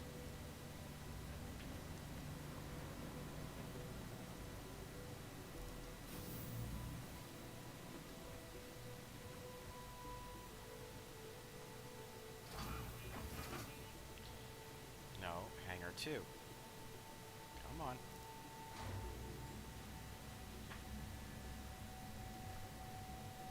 No, you really didn't miss anything, Ethan.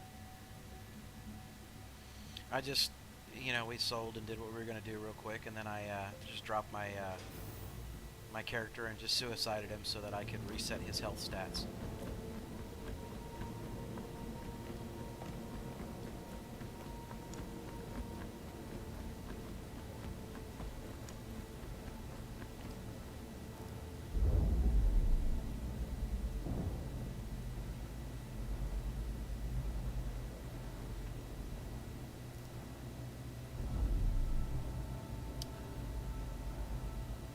You in?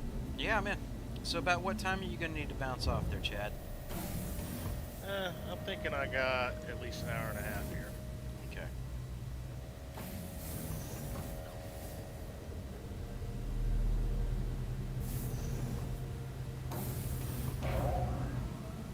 Hopefully, like I said, we can get ourselves up to a little bit of a decent stockpile there, and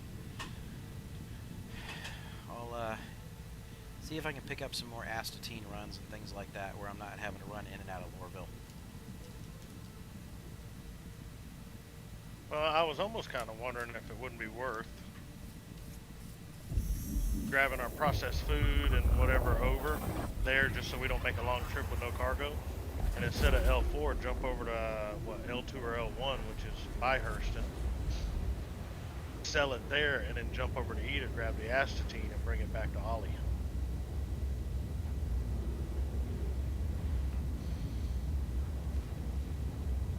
Well, it's always an option. Ethan, I do know Roblox, and my daughter plays it. She really enjoys the game. Her and her friends have their own server that they play on. It's very creative, and you know, again, it's one of those. She does that. She does The Sims and things like that. But I'm not. It never really hooked me. If you like being able to build and do other things along those lines and create your own worlds, fantastic game.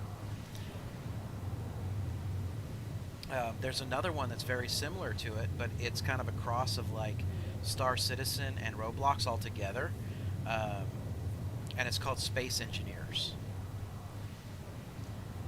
It's one that I've seen some people play, but I've never personally myself played it. So, but that was my takeaway: is that it was like a Roblox and a Star Citizen meets together and has this awful love child, and they called it, you know, Space Engineers. So America, I really hope, man, I hope everything comes together and goes good for you. Again, make sure that, you know, there were things that I didn't share with you on there, like exactly what type of memory to get, or you know, exactly you know, what kind of power supply that you need for that system, even with those screenshots. But make sure that when you go to the computer stores, you talk to the vendors that are there. They should be knowledgeable enough to be able to help you make sure that you get the right power supply to work with both your video card and your motherboard. Some of them come with some connections that may not work well together. Okay, and if you intend to use the power supply out of your existing PC, you need to make sure that it meets all the standards for both that video card and for your motherboard. Sometimes you may not have the right connections on there.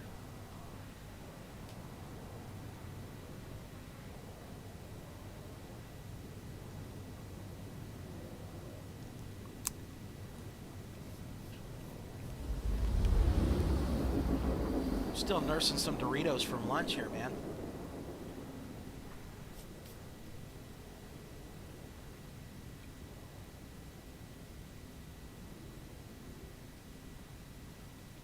I may have to go refill a big old glass of water here in a little bit.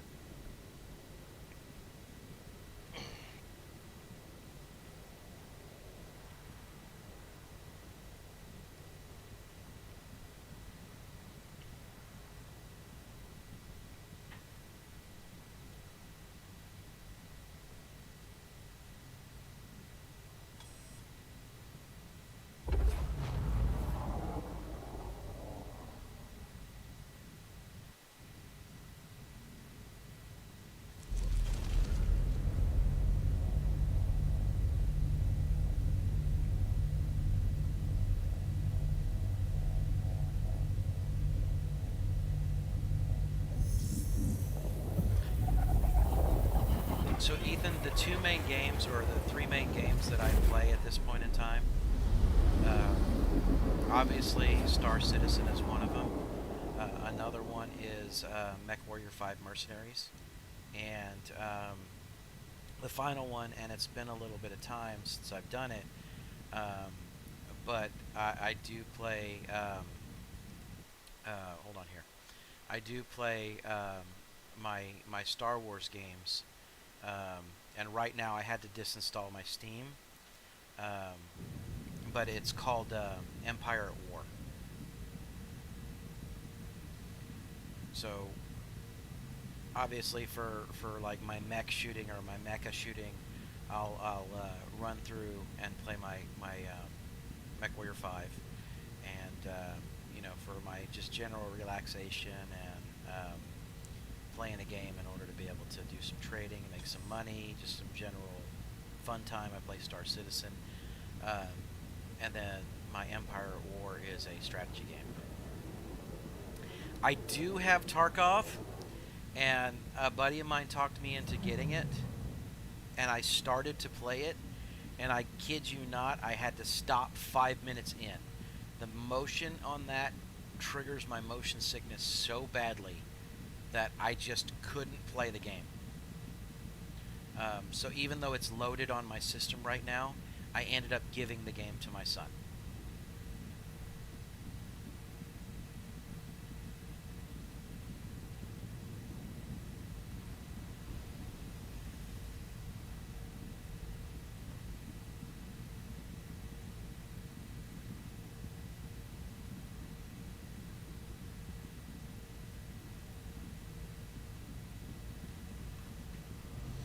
Go ahead.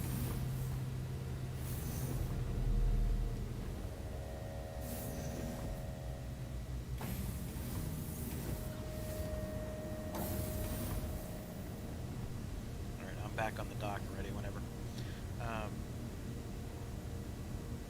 Yeah, now don't get me wrong, I watched some footage of it, and I thought it would be a fun game to play there, Ethan. But... Alright, so Draconic, we'll see you later. I will be on until probably about 9 or 10 Central Time. This is my marathon stream day.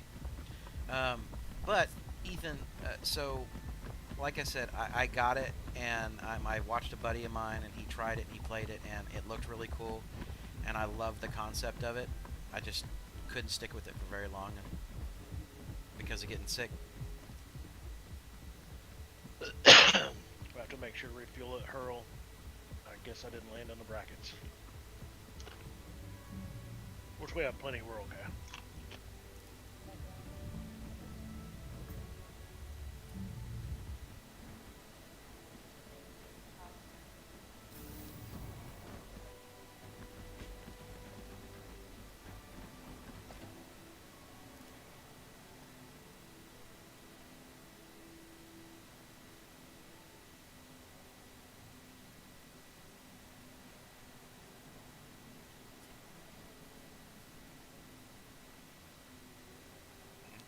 So we are at 560 now.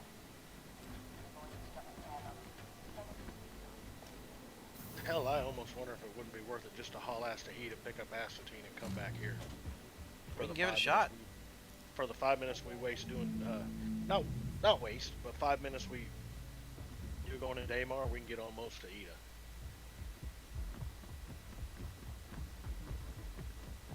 Well, plot the course. Let's try it. I'm completely open to it. Let's see how that works. I mean, it's not like we're not making a killing right now.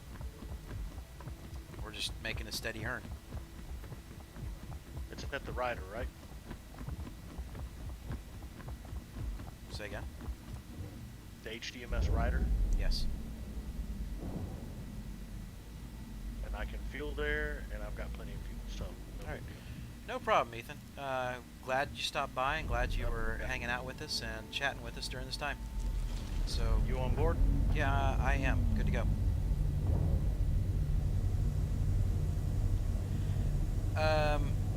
Right now, America, in the game, the Caterpillar is the largest hauler in the game. I want to say second to that is the Starfarer, and then just below that is the Carrack.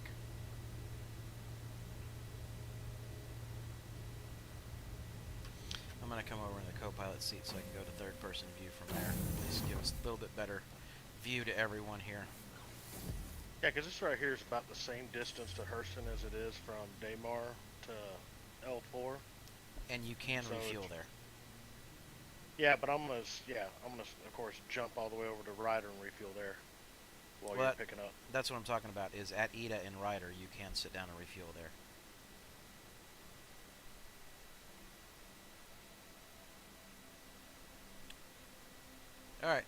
Have a good one, Ethan. We'll see you a little bit later on.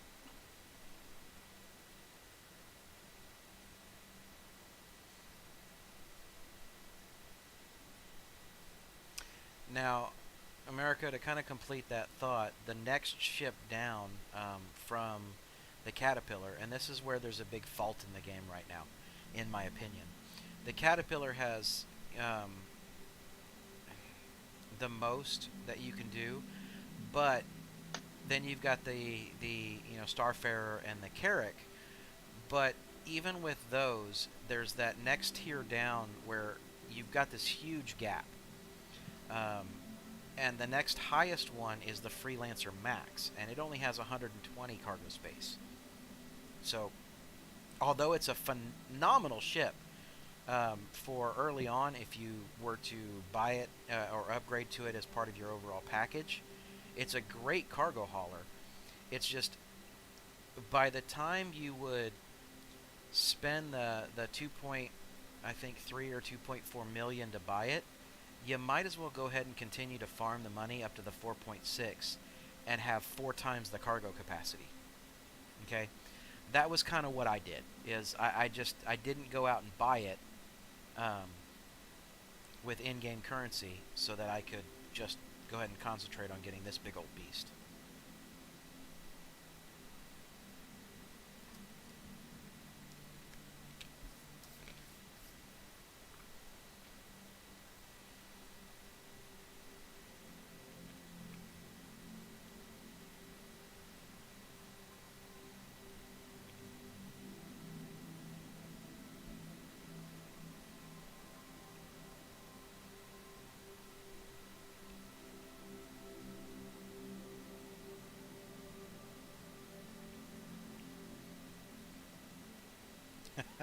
The Kraken.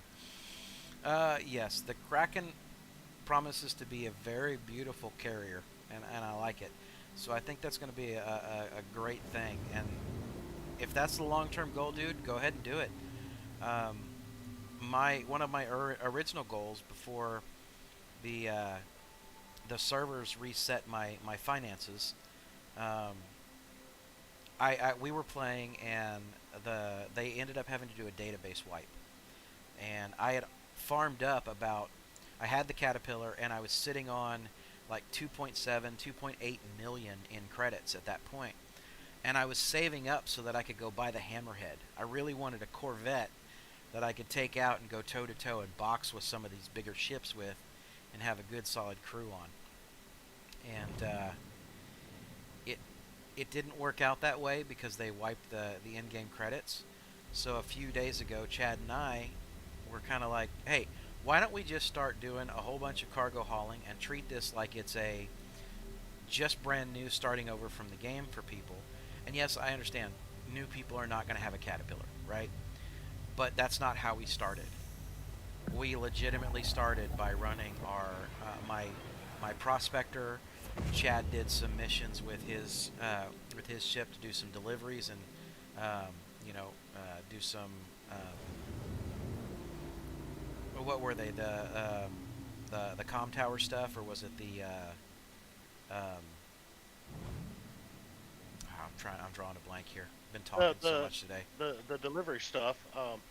What I would do though, if you're gonna get started, don't take deliveries that you're gonna go deliver stuff in New Babbage. It's putting you on a lot of top of towers. The wind and collision bugs are still pretty active there.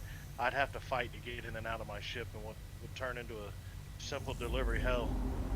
Trying to get that stuff done took longer than the actual flight there.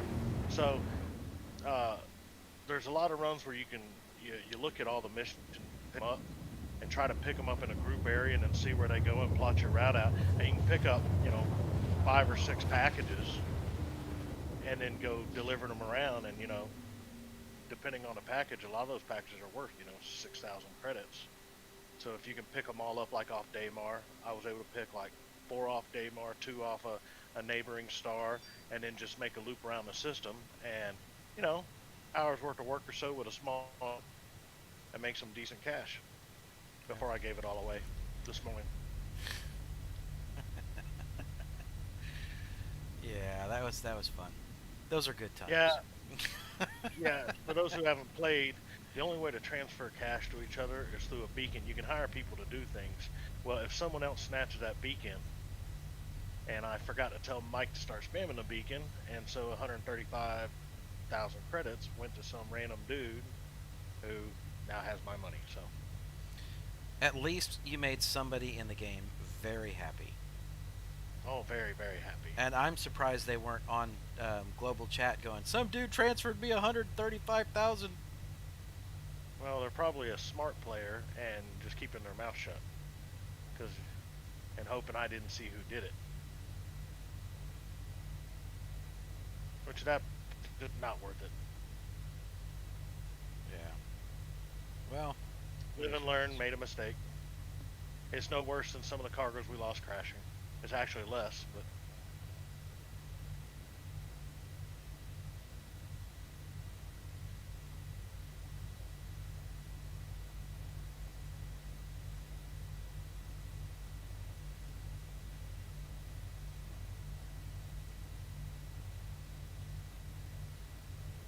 alright, sorry guys, I just had to respond to something that was here.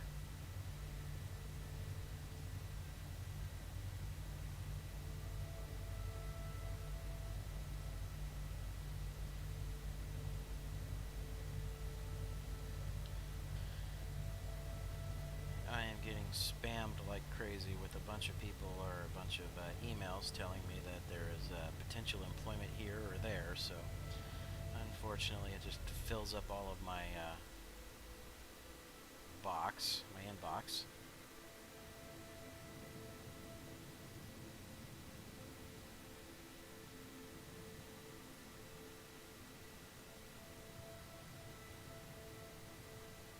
So I had to clear all that nonsense out.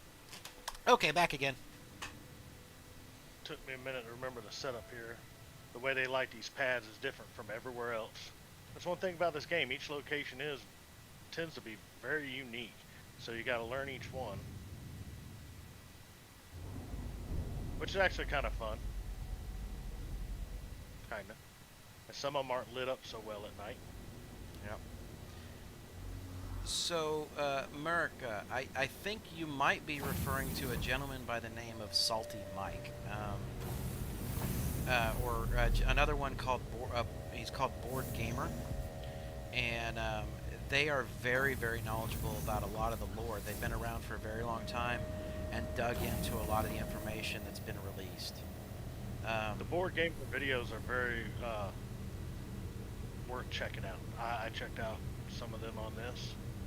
There's another one there called Hassle Free Gaming, and it's spelled Hassell.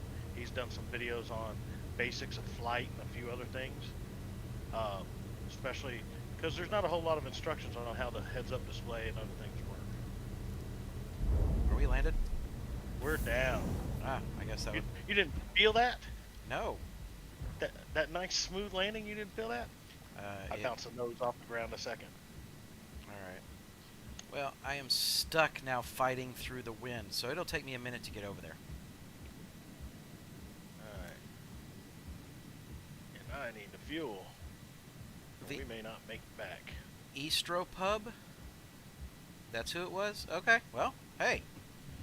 I mean, if he's got a lot of knowledge about the game and he's got a lot of information and lore, that's fantastic. Usually I try not to dive into too much lore. The Astro Pub. Okay. There we go. That's better. After Pub, huh? I'll have to check that out too, but typically I try not to do too much lore in a lot of games, and it's because there's a small subset of audience that really loves lore, and then there's another subset of audience that's like, dude, why are you talking? Just keep playing.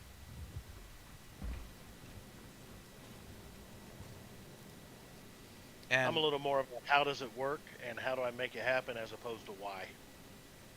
yeah. So. And then again, there's a lot of people that tend to get so ingrained into why and about the lore that it's been my experience in other games that you bring up lore and you open up a whole lot of doors for people wanting to constantly correct you and constantly attack you in them.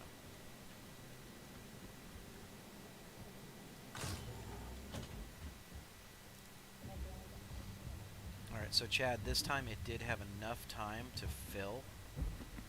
So it did have enough time of people not running astatine in order to be able to fill this particular cargo run. Nice. Well, and that's the deal, you know. We can always jump to a hurl or something if it doesn't, and then go back. How often do you think that takes to fill? Like we do this every other run? Well, if or try every run at sea, or I every usually, 3 runs? what I was seeing was about a quantity of 90 or so, about every 10 or 15 minutes. And how much quantity can we hold? 564. So we can hold 564. So probably about every hour, hour and a half, we could make a run out. Well, is that 90 worth it just to stop out here as opposed to going to Daymar? I don't think so. Okay. You've got the notepad. I don't get to see the prices on the terminal. I think you keep that for me, trying to keep me down. Yeah, that's it. I'm doing it to keep you down. I knew it. You're my flight bitch, and that's all you are.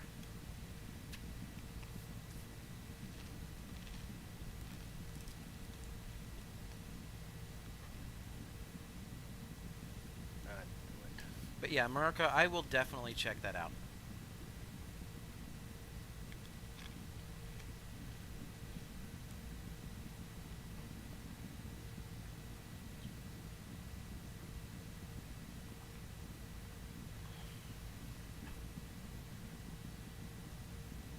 Alright, so, are we going, Chad? Are you in? Yeah, I've been in. Well, it hadn't given me the radio notification because you haven't fully left the channel, and my little distance meter on my control panel isn't showing like it was. Okay. See, I was able to see down on the flight controls how far away you were, even if I was facing the other direction. And you got us fueled up, right? Yes, we're fueled. Okay. So Tell me by the that. time it's time for you to log out for dinner, I'll go ahead and transfer you another 100K at that point. That way we have, you know, at least 125, 130. I don't know how much you've been spending on fuel in reserve. Okay.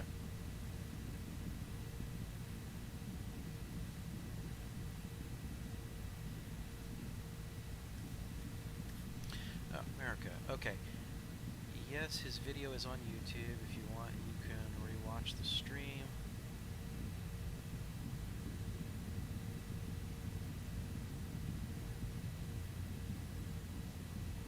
The Andy Show. Okay. So you can put me some of my questions there too. Okay, well, dude, like I said, I will definitely check it out. I am becoming more and more of a fan of this game, and those are things that I do enjoy, you know, learning about, but it's not something I enjoy presenting. So, like, I kind of get more into the, if you do this run, you're going to make this kind of money. If you do that run, here's kind of your risks kind of stuff. You know, how do you set up and run dual flight sticks, those kinds of things. Those are the types of videos and gameplay that I really enjoy doing.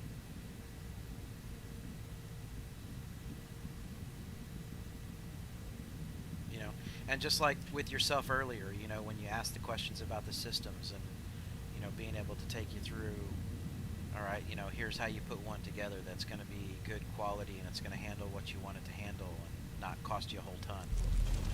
You know.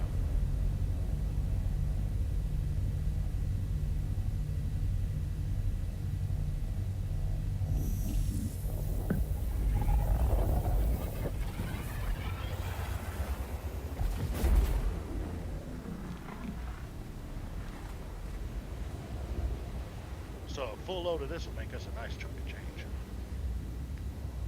Should be about 80 or 90K.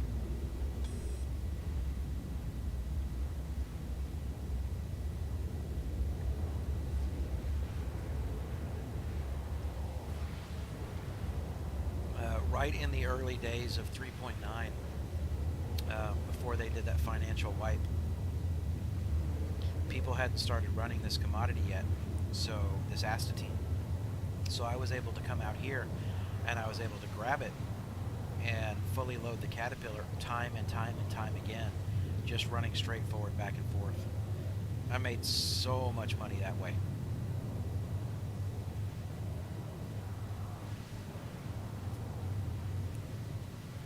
Now, again, Lorville's weather hadn't gone stupid yet, so I was able to fly in with a load of diamonds, sell that for about 75, 80K, and then run over here, pick up astatine, and run back over to Port Olisar and make 150, 160K every single run.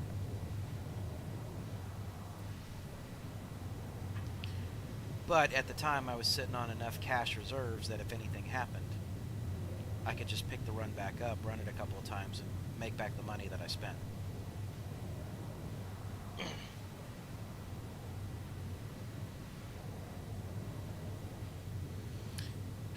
It's kind of interesting. We're obviously getting a little bit closer to dinner time or supper time for a lot of folks. I'm seeing people kind of, trailed off in the stream at this point. But we're just going to keep on trucking along.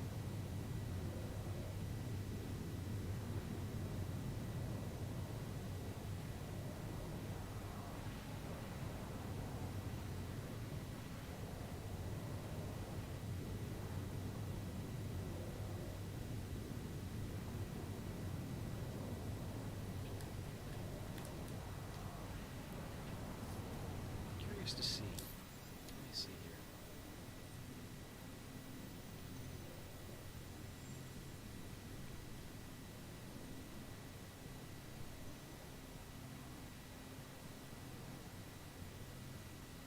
I'll have to check later on.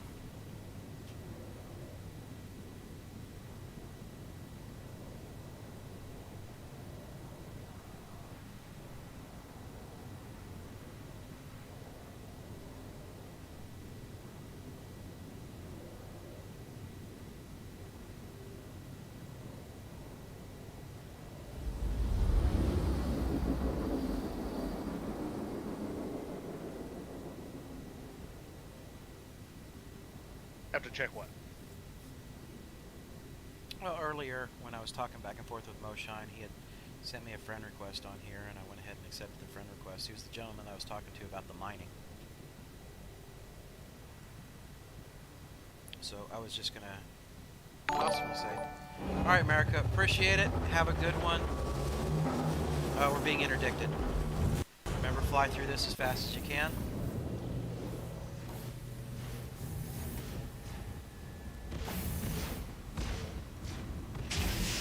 Hopefully they're not launching missiles. Spole up your quantum. And the moment it gives you an opportunity to go, go.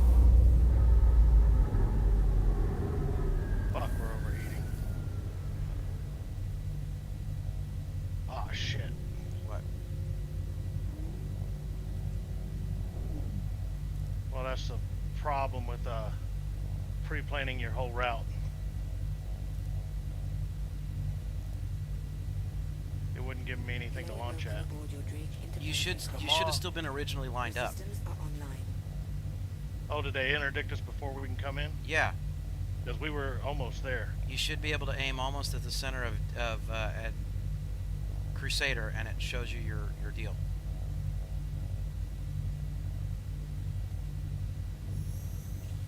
Quantum drive is now on. That was my mistake. Okay. No worries. All right, America, I appreciate it. I'm sorry that I got a little bit, tied up there because we got interdicted. So I'm glad you were able to stick around. We will see you later on, and I hope to see you again, brother.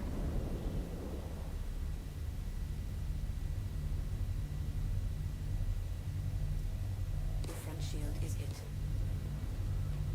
All right, so get us lined up and get us out of here. I can't see the enemy right now. Alright, I'm just gonna jump us away. That's fine.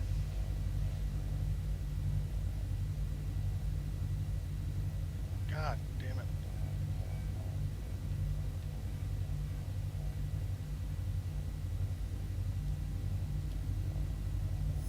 Quantum drive. He tried to jam us. Oh, that's We got fine. jammed. I was just lining up on him too, so things get a little exciting there. It's all good. Because this is the expensive load. This one we can't lose. So we got to get on that pad quick.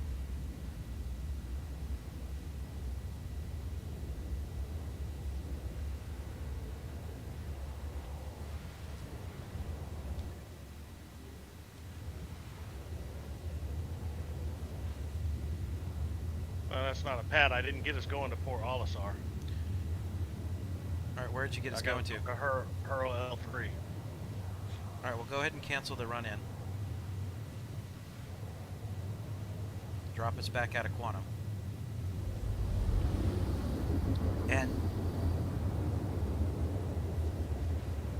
go ahead and plot us back to Port Olisar. But even if we get interdicted again, just keep running through them until you get to where you can jump to Port Olisar, and then line up with, to Crusader, and then line up with Port Olisar and make the jump. Yeah, my problem was with the QT jammed, trying to figure out which direction was Olisar, because we came from a little bit different direction. All right, we're coming out. Let's pull back up. Drive is now off.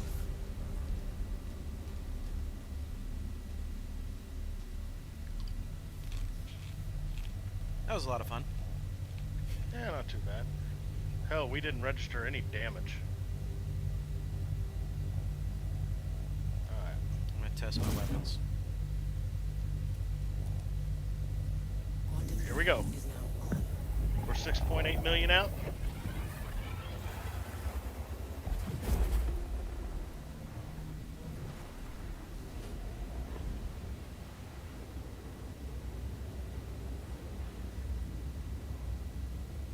The planet's so big I don't want to spool up and crash, so I'll turn and spool as fast as I can. Right. Or now- speed up and then work on a turn to get to Ollie. And they might be out of position from where we're coming in, so, I mean, it could be anything. I don't know. Yeah, because they caught us for just a second and I was able to break out.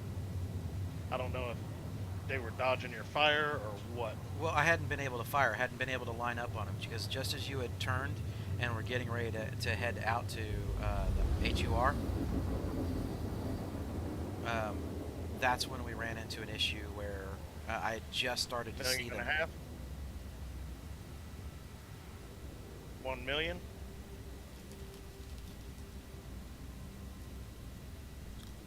$500?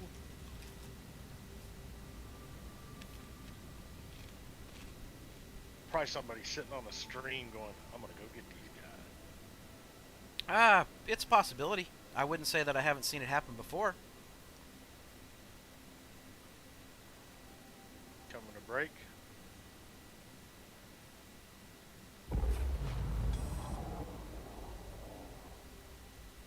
Quantum drive is now. Now, the other thing is that it's always a possibility. Now, I don't know if they were shooting or not, but it's always a possibility that it was the police wanting to do an inspection. Well, I didn't get any notifications. You know what I mean? Because I get, a halt speed immediately thing. Mm-hmm. Quantum drive. And I saw them buzz by us shooting, but it was like the wrong direction. I don't know if they were trying to interdict us or got somebody else, But it looked like when he first buzzed me, like he was shooting past me. Okay. Quantum drive is now off.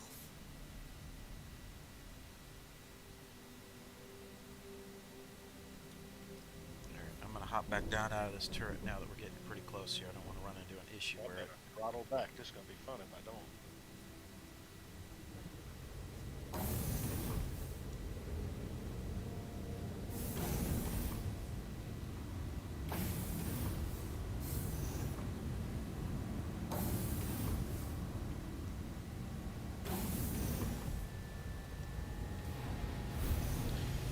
hallway. Stairway access. So let's see. Come on. Alright.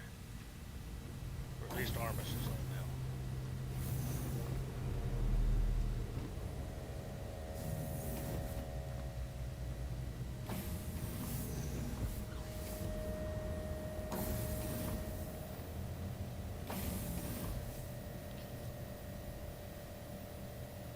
So yeah, while we're you know, we need to take a look at potentially some other trades here for maybe tomorrow and whatnot. But I'm okay with continuing on what we got going on and then heading back out and picking up some more astatine a little bit later on. Kind of maybe as our final run of the day. At least the final run where we're running together. Yeah.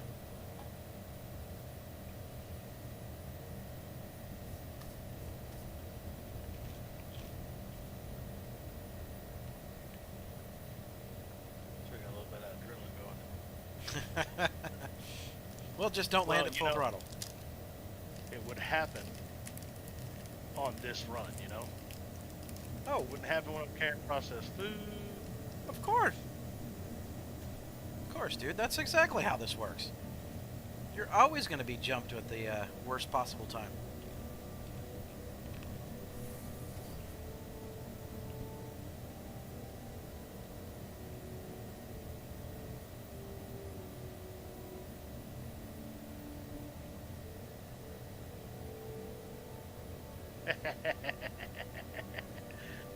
I kissed the building. Okay. Well, trying to get down where we could fuel as well. So I want to see how far up I could go. We're down. Go.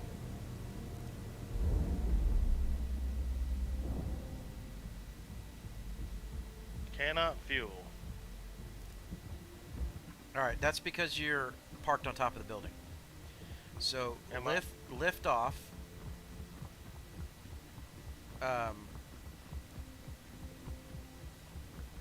Go ahead and re-request a landing spot. Well, I haven't been considered landed yet. They haven't told How you about you've that? landed? Nope.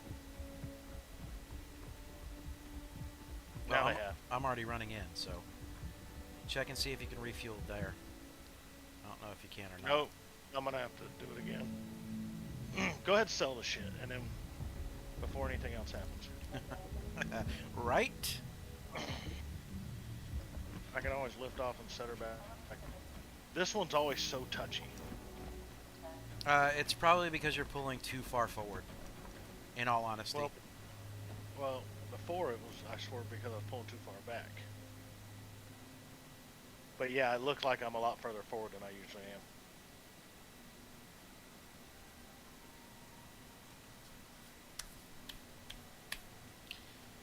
Okay, so sold. So we are at 641,000. Alright, so you got it sold? Yep. Join the ship share program I'm today. gonna lift off. Fly together.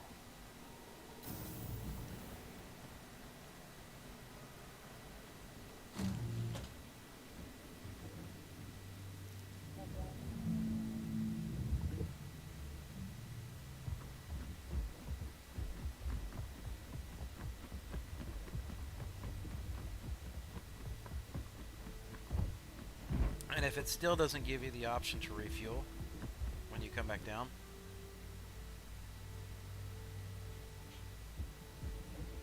Just double checking. It did give me the same bay.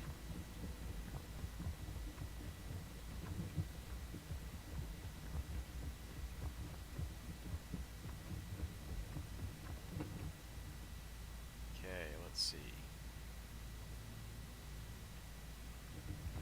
So I'll kind of be your ground guide for this one. I think I'm coming down better. Yeah. Go ahead and come forward.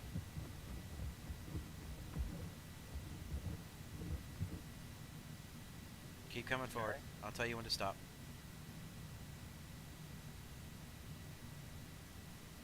And stop there. Now come on down.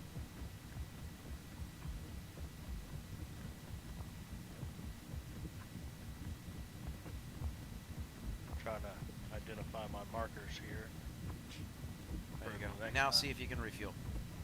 I bet I can. My rear's just in the deal.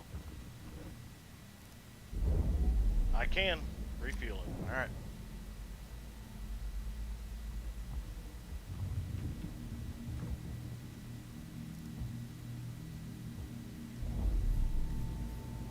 All right. So I'm gonna take a look on my other PC here, because I am on board, so we can take off whenever. Let's plan on doing the same run, not the acetine, but the food stuff for right now. Yeah, Daymar. Yeah, I'm gonna see if I can. Dang it! It really shrunk my page.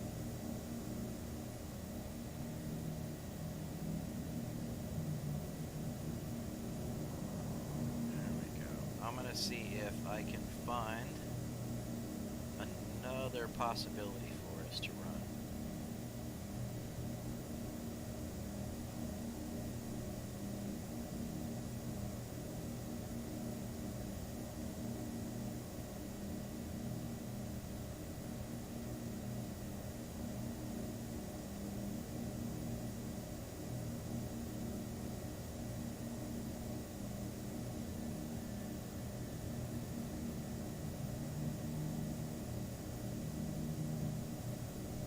Are you in the mood for another long run? Yeah, why not? Where do you want to go? I want to go to Hurston under Ariel, planet Ariel, and go to Bedstick. From here? Yep. Hurston. Planet Ariel. What are we buying there? Titanium. Okay.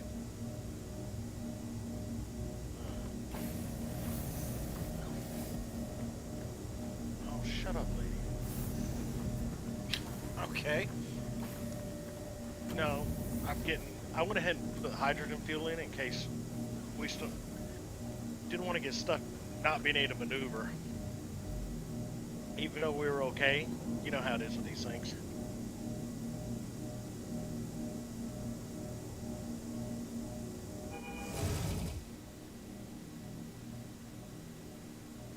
Oh, please tell me he's not going to land on me.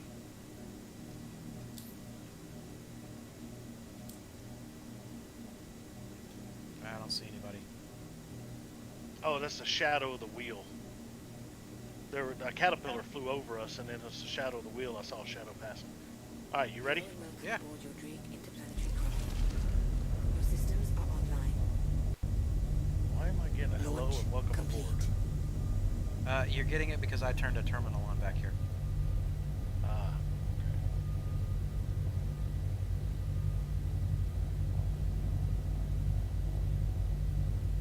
All right, launching the Hurston. This is gonna be a 4-part jump.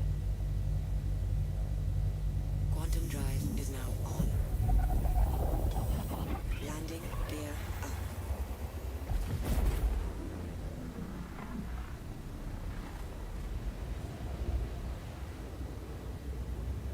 All right.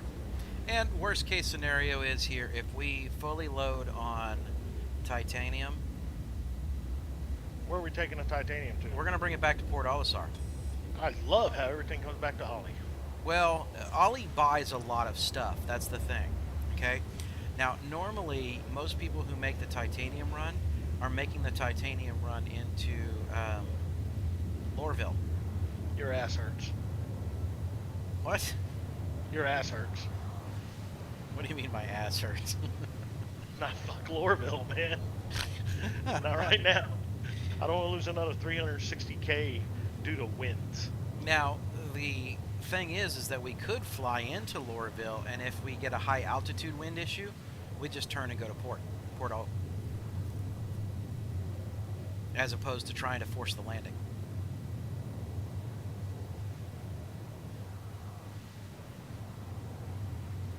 There is that. Because we'll see a high altitude wind issue, if there is one. It'll already start trying to push us. And that's easy, just to turn around and fly away. Because, like, you know, earlier when I first piloted in the first time, there was no wind.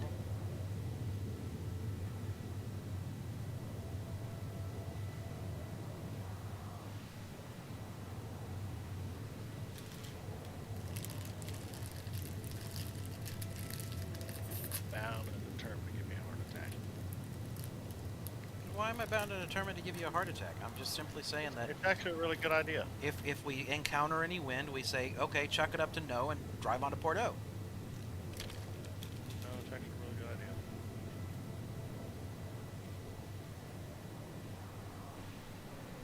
I mean, I will go ahead and check and see if there's other places that we can deliver titanium as well.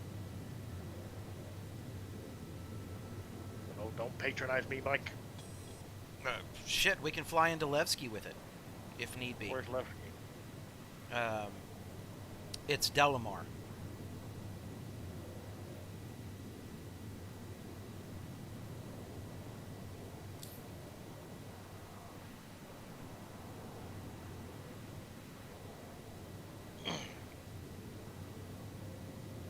Well, hell, if we're going all the way to Delamar, we might as well go to freaking Port O. Yeah, but that's what I'm saying. Let's say Port O doesn't buy it all. Oh, if they don't buy it all, okay. Right, then we can fly over to Levski and we can continue to sell and... Titanium's one of them, huh? Yeah.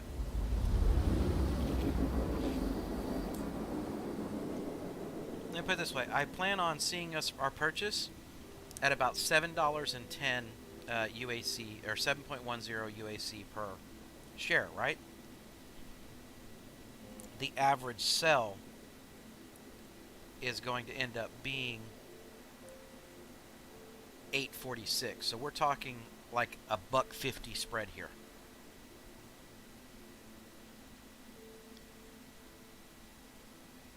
So it is going to be an expensive investment to fill this ship up, but it is one of those where we could see a very good profit margin off of it. That's a lot of credits. Quantum drive is now off. You know, and by the time we're done with this run, and by the time we're done selling this, it could be close to 5 o'clock our time, and I know you were planning on getting ready to go cook and do some other stuff, so it is what it is. Yeah, we'll see, because I need to get it on the grill 6 or so, so Quantum drive I may is have a now few extra minutes to go. I'll probably cut it. I did not hear you Quantum got washed out over the drive engines. is now off. Yeah, we'll see. I got to get the lamb on probably about 6. So. Alright. Quantum drive is now on. Oh, I'm going to stretch a bit here. I've been in this chair way too long today.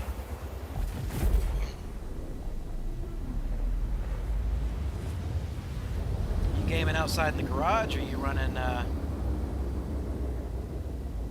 I'm in the garage. Okay. Quantum drive is now off. Looks like we've got a few more people that have hopped in over on YouTube, guys. We had a very active crowd a little bit ago in chat, so feel free to jump in, ask any questions, and anything that you want to see. Feel free to let me know. My buddy Chad and I are just running around in Star Citizen Day trying to make some money and recuperate all our losses from this morning.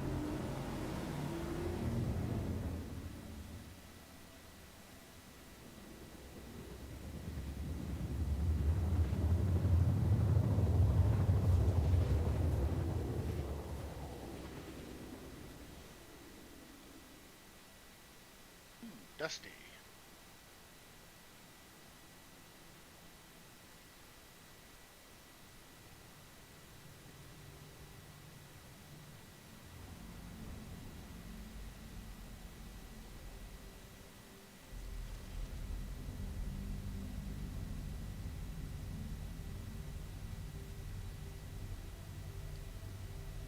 Let's see if the wizard's going to chase that wasp. Alright, no he didn't. Alright. I got a lizard that hangs out right outside my window, and because we've got these screens over him, and it's kind of funny because every insect that flies under there, I could just see him bolt across the entire window trying to chase it down. So a wasp flew under there just a second ago, and he was like, I see him step forward, and he turns around.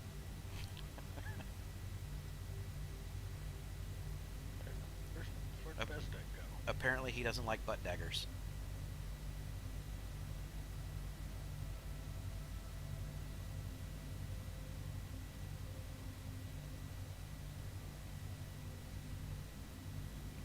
There we go. It's washing out in the,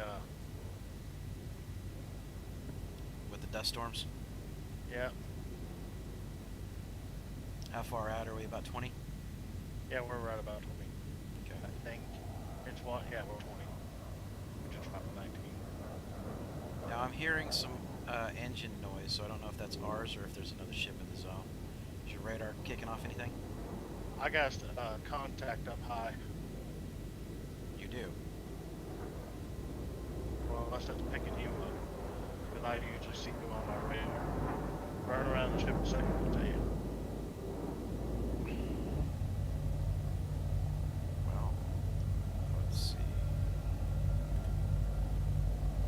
Is it a big dot or a small dot on your radar? It hit big dot. That's me. Yep, that's you. I see you moving. Okay.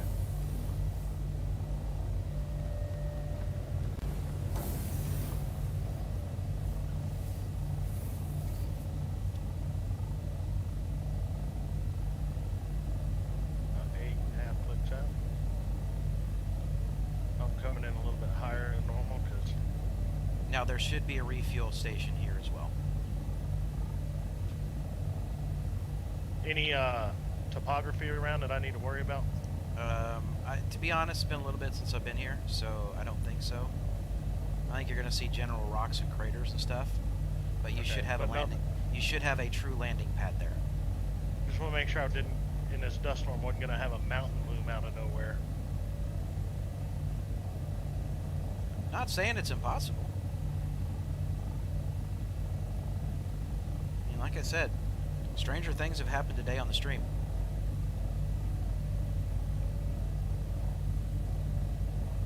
Okay.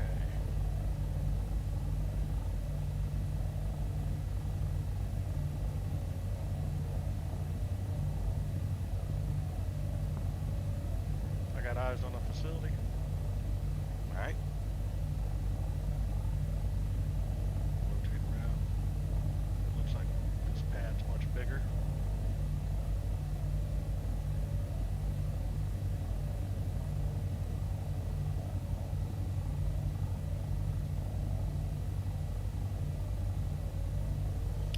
See, and this is the thing, man, with this game, getting used to the different places, different pads, the approaches.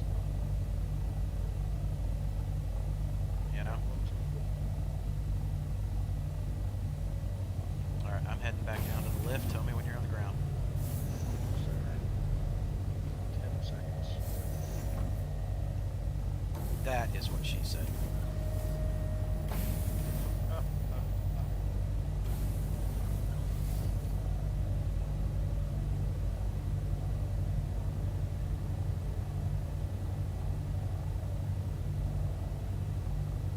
I'm down. You know, I mean, we could always ask Becca. I mean, because, you know, 10 seconds, and that's all it took to get Lily. You know how it works, man. Guilty! Hey, if I get mine, I guess I'm doing all right. 15 years, she's still here. All right, and we're gonna try to take this to Laurelville. Yes, we are. Alrighty. Oh, goodness, I just had something really go funky down the wrong pipe there.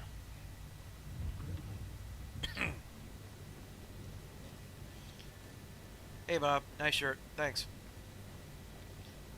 Okay. Excuse Set up me. for Laurelville. I apologize, guys. Something went drastically wrong there. Mute the microphone for a second so I can cough this out. Freaking gremlin scotch is what it was.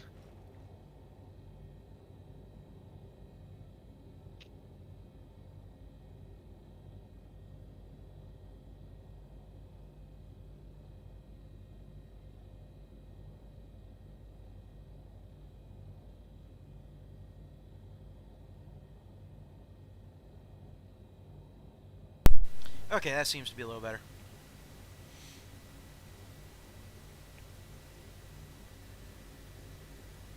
Alright, any day you want to get off your ass and get going.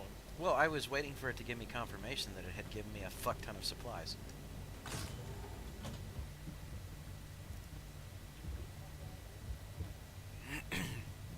Which is considerably more than a shitload. Yep.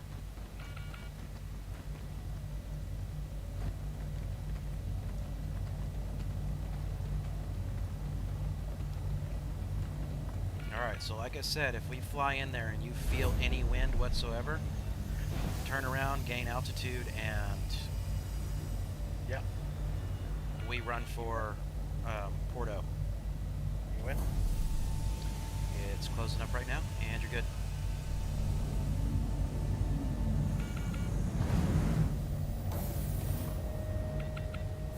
Give me a deck impact warning.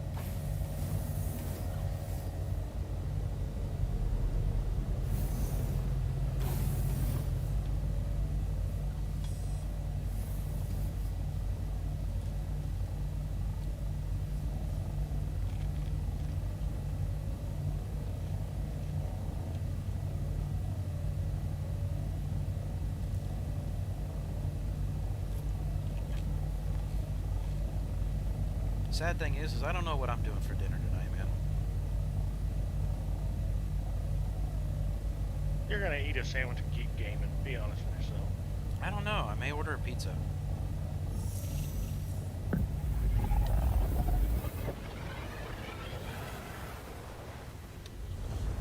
But I grilled up some hamburgers and steak fries yesterday for dinner, so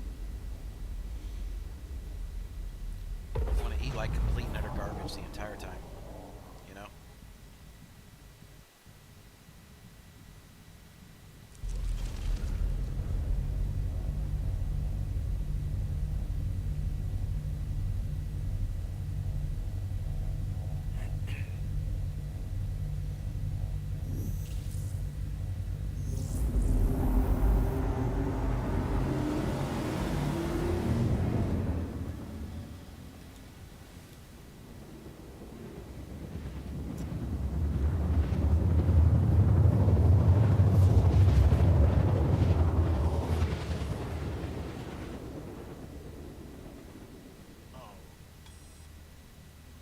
Night landing.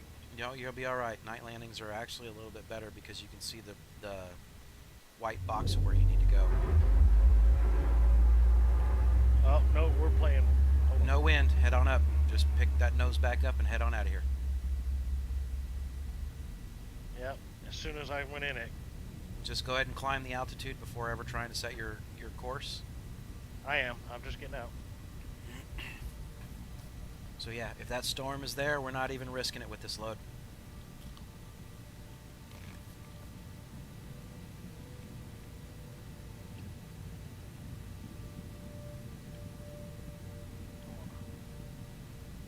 Lock cruise down right there. Get to my star map. Porto. Yes, sir.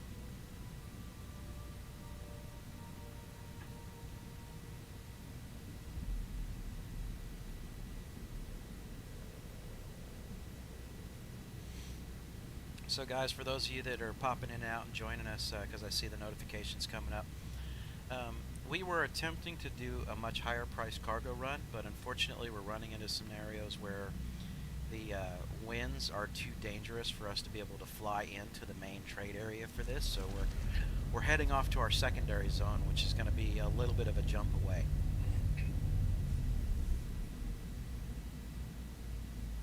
Come on, star map. We're playing games. There we go. It wouldn't even let me do just a straight jump to Crusader. So, turn off the cruise before we start doing all this fancy jumping.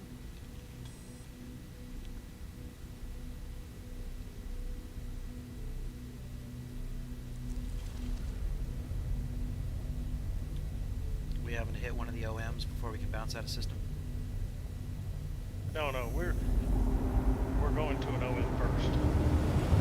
The problem was when I was was trying to plot on the map, it wouldn't let me even set anything. So I wanted to make sure to go in the right direction instead of bouncing around the damn solar system. All right. So now here's our long jump. All right. I'm gonna run over to the seat so we can give everybody a good third-person view as opposed to just staring out into space. Here we go.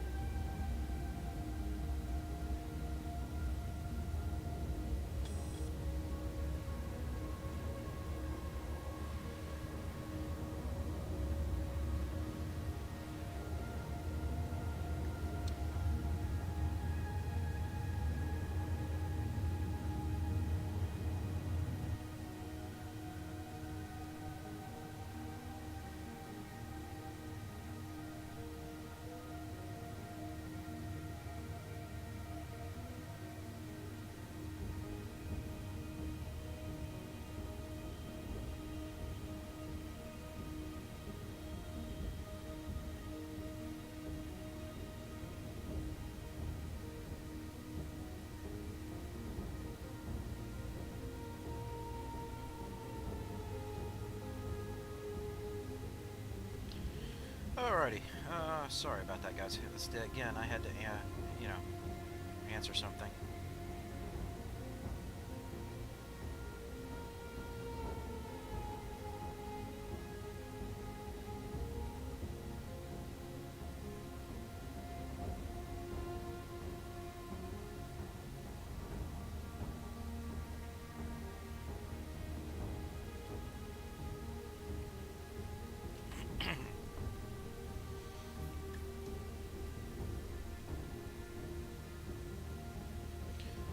We already passed by the sun yet? So we're what? Well, I don't see the sun. There it is. Okay, so we're about, what, 12 out? 15 out? We're 13 out. Okay, well, split the difference. We're good.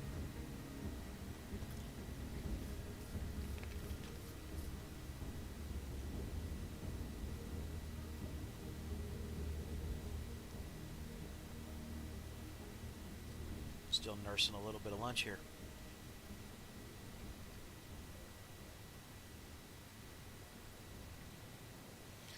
You know what I'm really tempted to do for dinner tonight, man? What's that? Breakfast tacos. Breakfast tacos. Breakfast tacos are never a bad idea. Right? Scramble up some eggs, throw some chorizo in it. A little bit of onion, cilantro. Little jalapeno. You know, I can't eat the jalapenos, man, so I'll throw some salsa on it. Well, salsa's a good... I prefer salsa over the jalapeno anyway.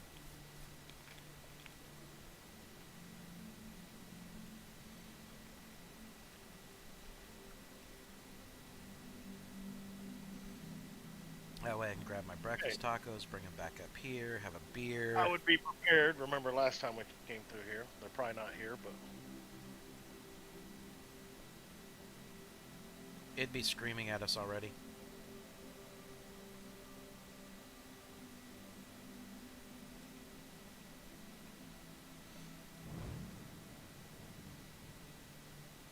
So yeah, like I said, it's pretty much dinner time for a lot of people at this point, at least here in the States. So I'm seeing our viewership drop in the moment.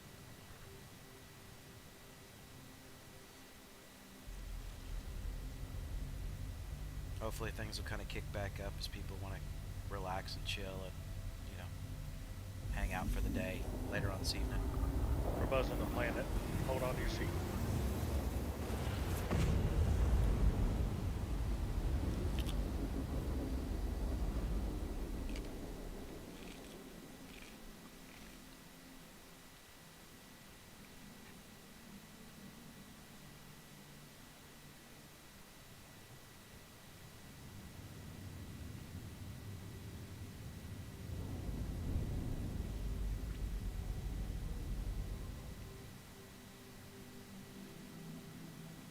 mind, the sooner we get this thing on the deck, the better off we are. Mm-hmm.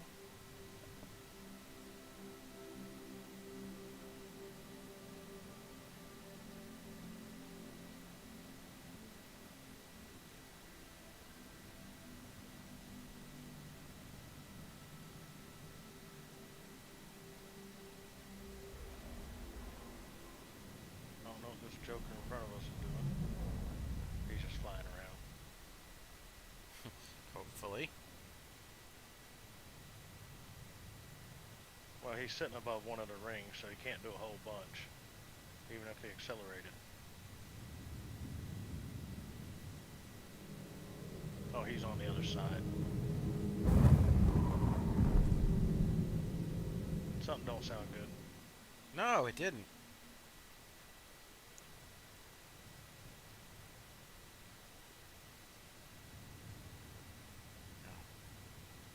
He's just flying around over there. I see him now. Yeah, he's on the other side, but it's showing through the station, so. Is he green? Well, he was a question mark. He just turned green. Okay. I guess he was far enough out. I'm busy landing. I didn't want to. So come forward. Keep going. Start dropping. Yeah, you're right there. Just go ahead and start dropping. Slow down. Go forward just a touch. A little more. And stop. Landing complete. No, I think I'm too far forward now. Gotta see where this green stop sign for the octagon is. We'll see if it lets me film. Yep, it does, so good job. Yeah, well, see, I was in an above ground view, so I was like, I had my camera in that chair, sitting way high, so I could see a little bit better of an angle of where you were front to back. Alright. So where are we headed next? I got time probably for one run. Let's see how much I can sell of this first, if it lets me sell it okay. all. We may have to jump to Levski. Yeah. That's right.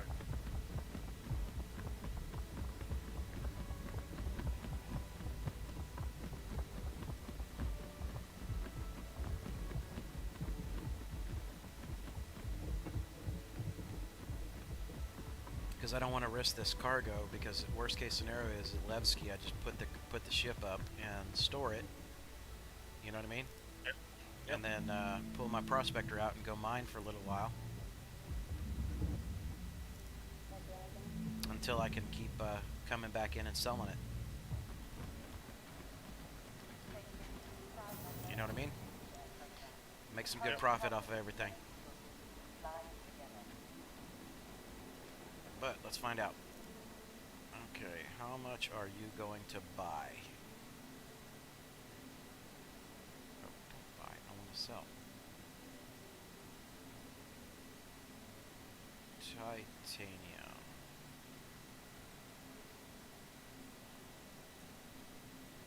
Okay, so they are not going to buy it in huge bulk, at least not at the moment.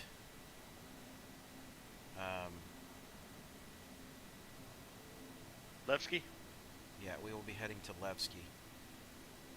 So we were able to offload more than half of our cargo.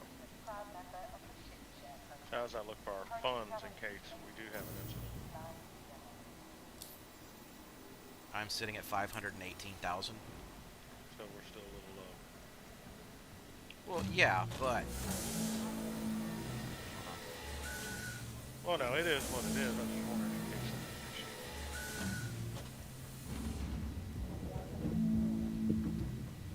yeah, we're lower than where we were at. Damn it.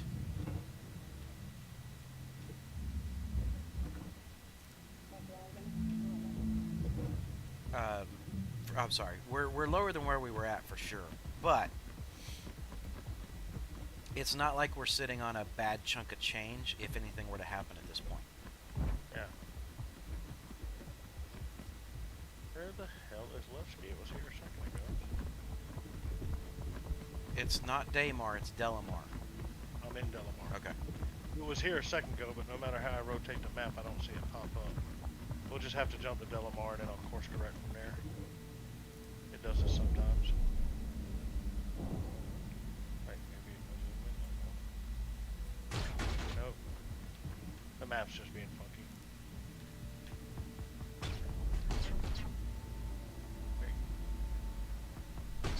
Please tell me that's not hitting us. No, that's station guns shooting out. They're shooting at someone on the pad. Okay, just making sure because I couldn't. It just sounded like there was impacts.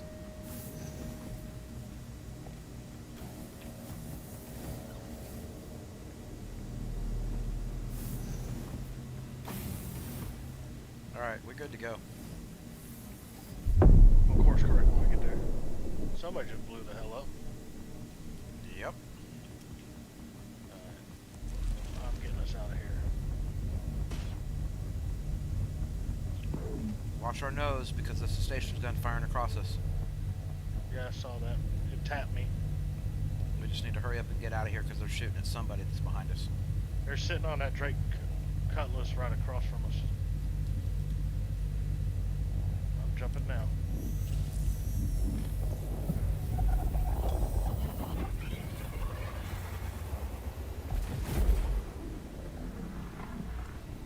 And again, Levski's good practice for,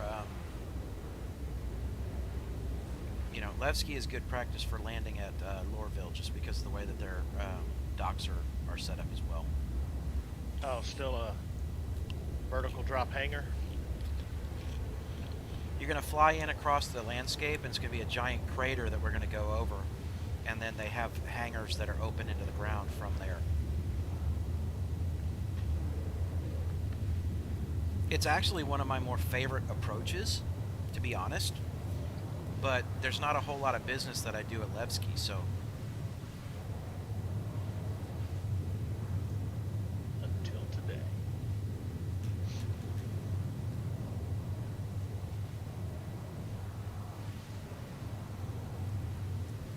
And then if Levski doesn't buy everything and you still have a few minutes, then we can run back to Port O. I'll do the final sell there and then store the ship. Pull out my prospector and go do some mining. That'll work.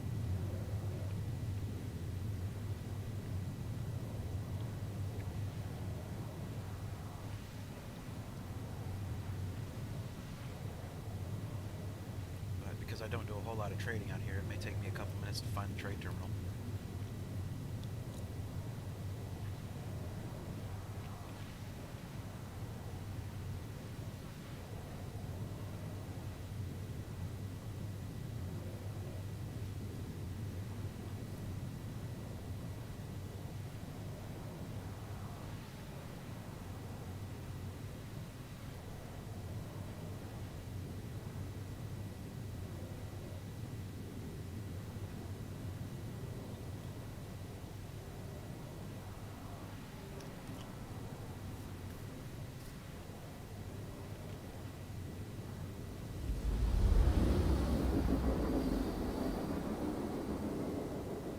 Like to get Percy in game, see if what's going on with him.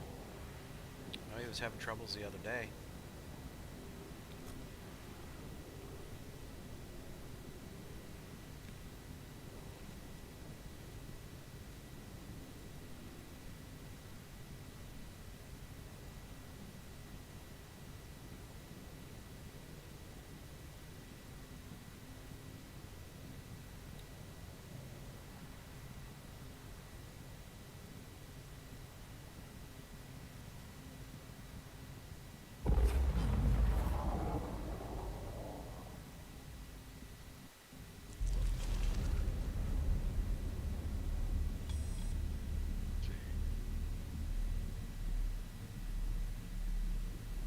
Is Levski on planet?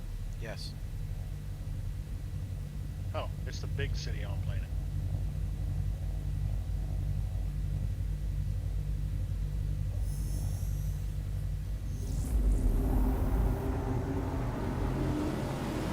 Now We had something on our channel. what? We had someone on our channel. But I just got as I boosted, Puda Chefskick or whatever has left the channel. AftBiohazard. Somebody probably was hitching a ride on the outside of the ship.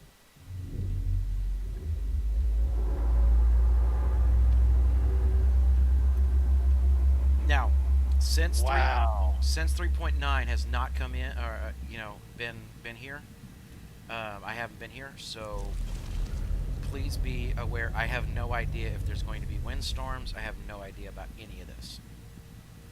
Okay. Well, we're going to take it slow and low.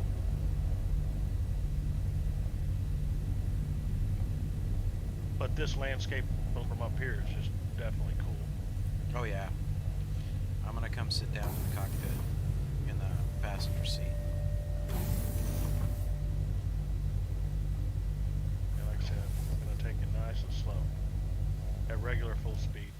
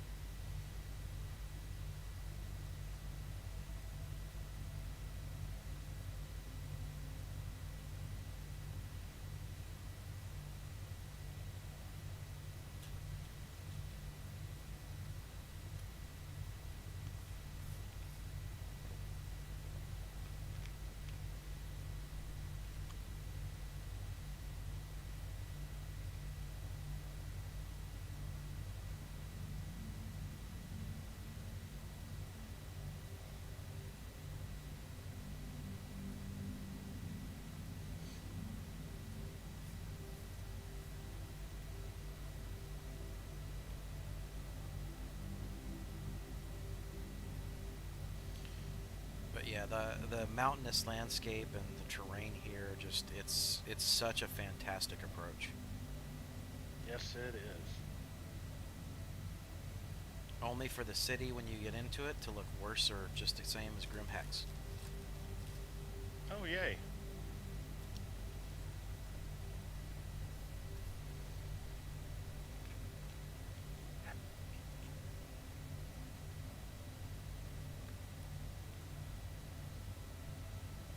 I don't know what they just said to me. They were probably telling you that you're now able to request a spot.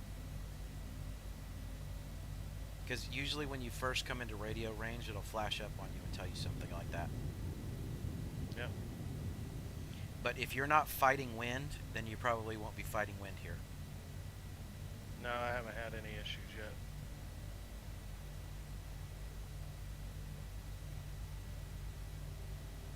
It's been nice and smooth. So you should be able to go ahead and request a landing spot. I just did.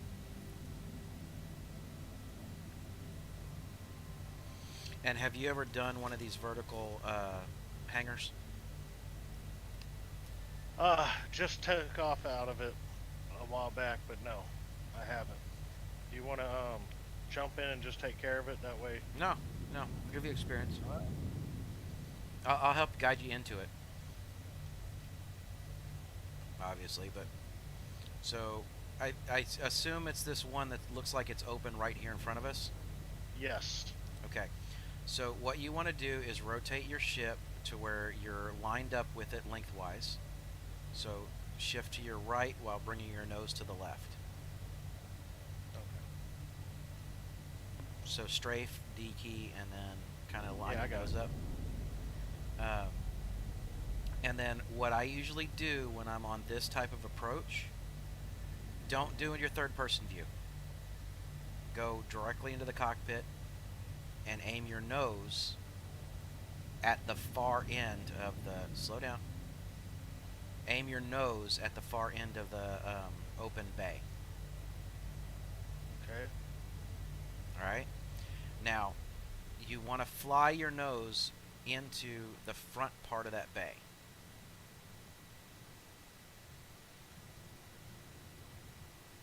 It Just- doesn't look like the It's hatch is open. It's open. Just fly your nose directly in towards that front section right there. And I'll tell you when to stop. keep going. I'm trying to inch. Oh, you don't have to inch. You're good to go for a moment. All right. Now a little further. Get your nose down in there. Now what I want you to do is go ahead and start your land by holding down your control, and while you're doing that, slowly raise your nose.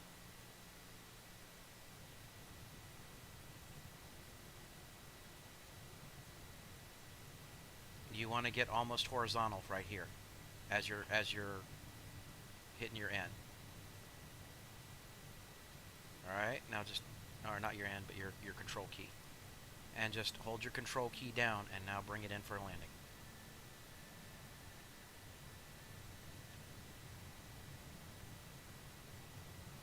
Trying to get where at least I'll go straight in. You'll have to correct it as you get lower. Fighting it up here is just, it's going to take too long. You got plenty of room in the front and the back, so just bring it on down.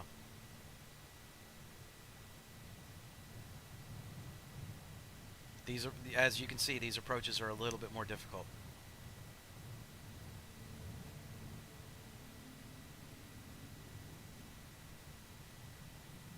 This is almost where, if you're smart and in quantum, you'll do a above ground view. You know what I mean? Roll your camera up directly above your ship. Yep. Alright, I'm gonna run in and see if I can find a trade terminal real quick. Alright. I'm gonna see if they'll let me fuel.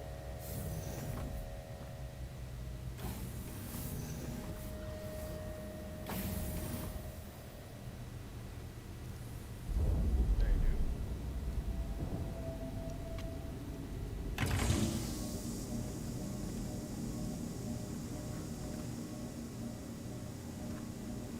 Find my door here.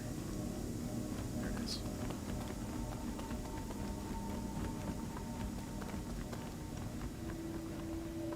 Like I said, I almost never come through here, so it's one that's gonna may take me a second. No problem.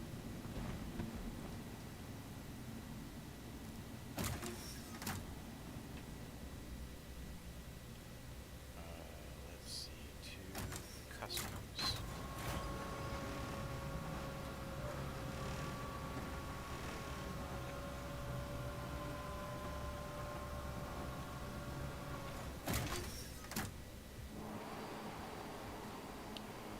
Let's see, customs, there's that. Let's make sure that's tech center, that's lobbies and hangars, that's ships.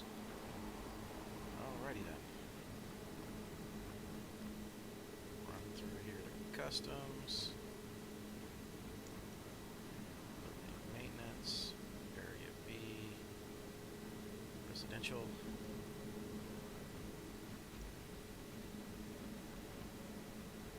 Admin and trade terminals.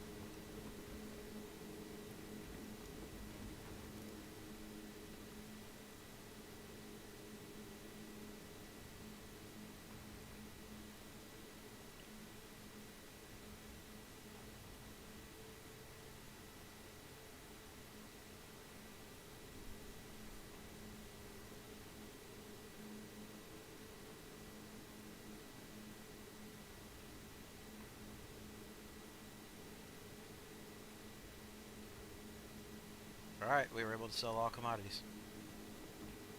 Fantastic. Where do we sit? So right now, okay, getting some serious lag in here. 703,000. Okay. Still not back to where we were, but not bad. Alright, let me see where it's got us sitting. Hangar 4.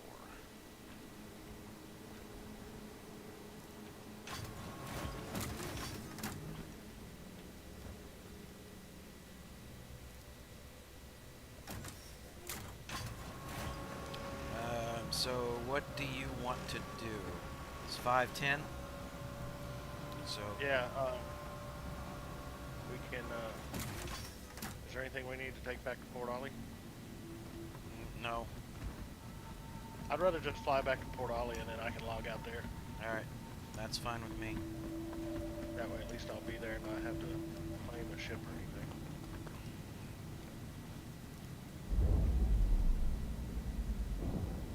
I guess I better request permission. Yep, they gotta open the roof.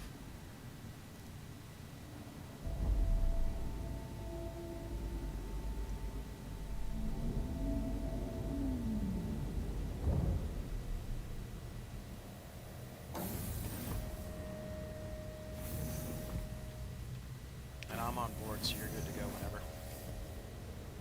Yeah, I'm just waiting to hear the door stop.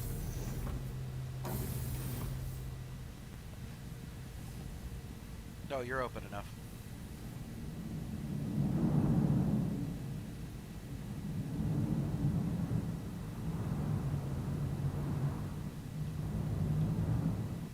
If your nose or your butt happens to go at a wonky angle, then all you do is just slow down and correct it and move on.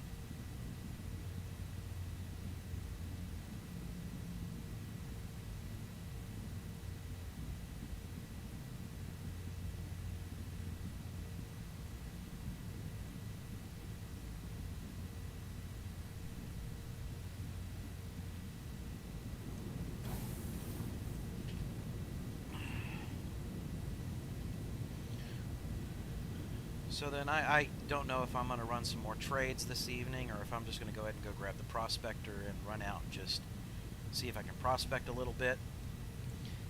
I may probably do that to kind of break up the fact that we've been just running trades all day long. So for those that are still on the stream, I will probably be running my prospector for a little while before running back over here and picking up the caterpillar to try and, you know, continue this run. Because this has been a hellacious fight back to get back the money that we've got at this point.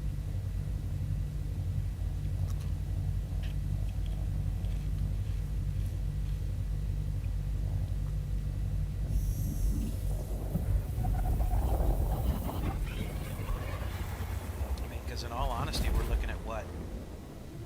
Our last major issue happened, what, around noon? Was it that long ago? It was 12:30, something like that. Yeah. When we blew up on Norville? Yeah, because the next one where you 30K'd, I made it to a bunk and saved the cargo. Yeah, so the last time we lost cargo was... Yeah. But you know, that was 360K worth of cargo.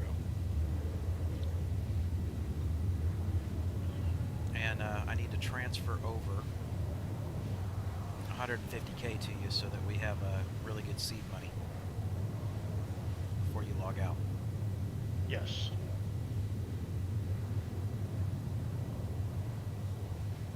And I'll make it my goal to get at least that 150K, maybe a little bit more back with the prospector before pulling the cargo ship back out again.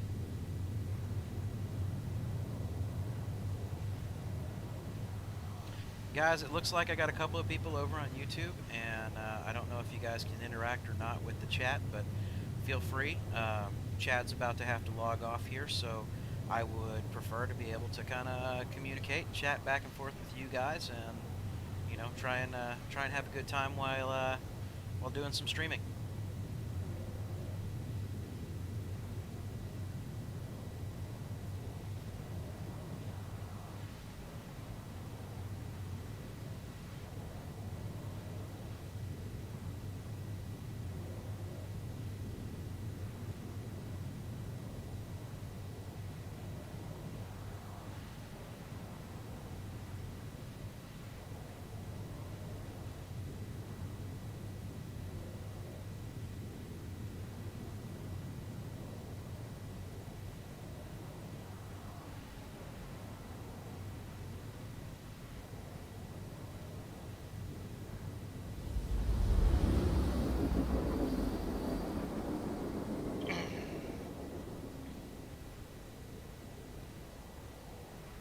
Pad ram, pad ram. Well, right now we're out of cargo, so yeah, go for it. No, I'm not going to pad ram. Yeah, I'd prefer not to get reported today. I don't want to go spend any time in jail. Amen to that statement.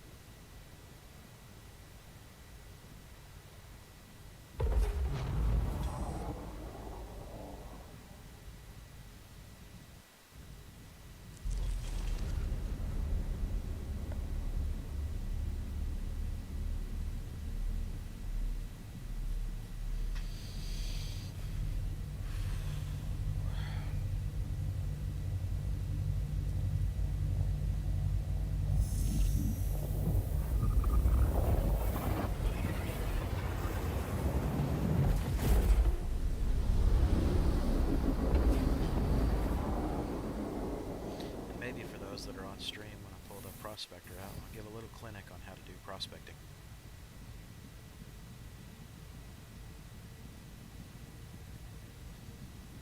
And I'll say that, and then all of a sudden I'll like get a big rock and blow it up and kill myself. So it'll be great. That's how we do things.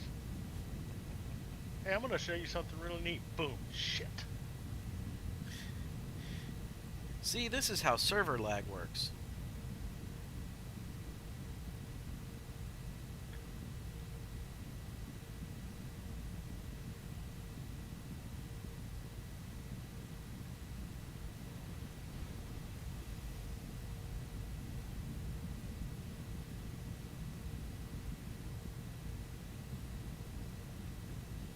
Somebody's scanning us.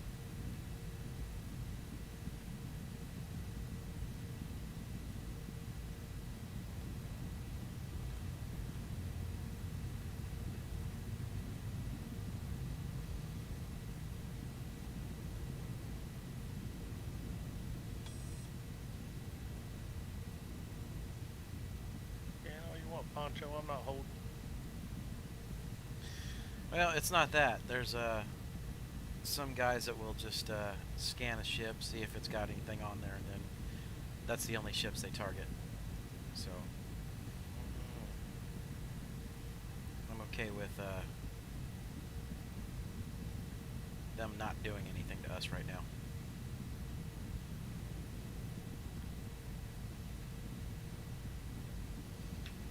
What? You come back across and go get in the co-pilot seat.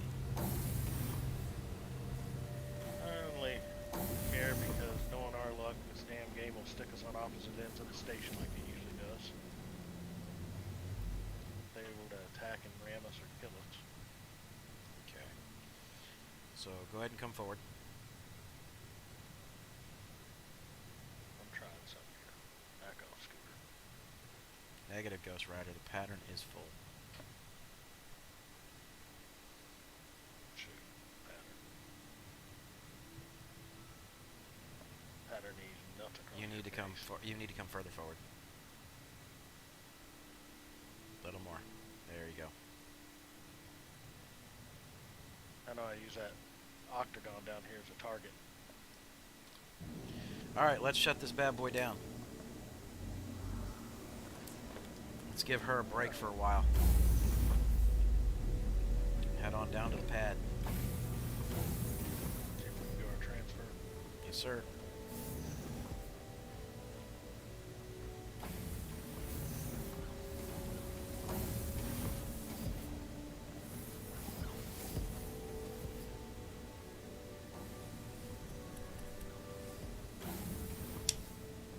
Actually, finding my way through the ship a little better now. It only takes a few times before you really kind of get it down again.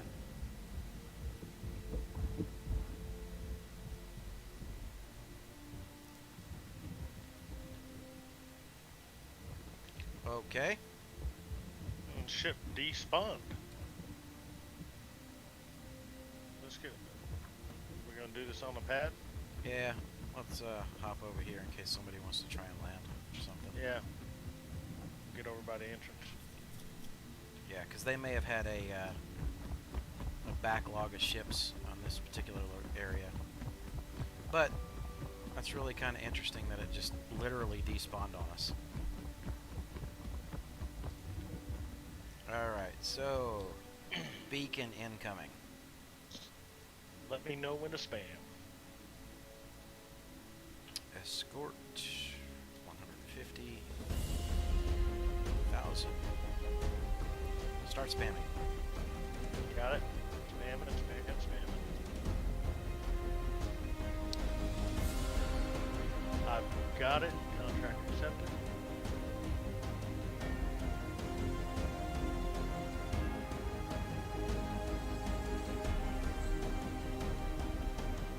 Tell me when you get 150K.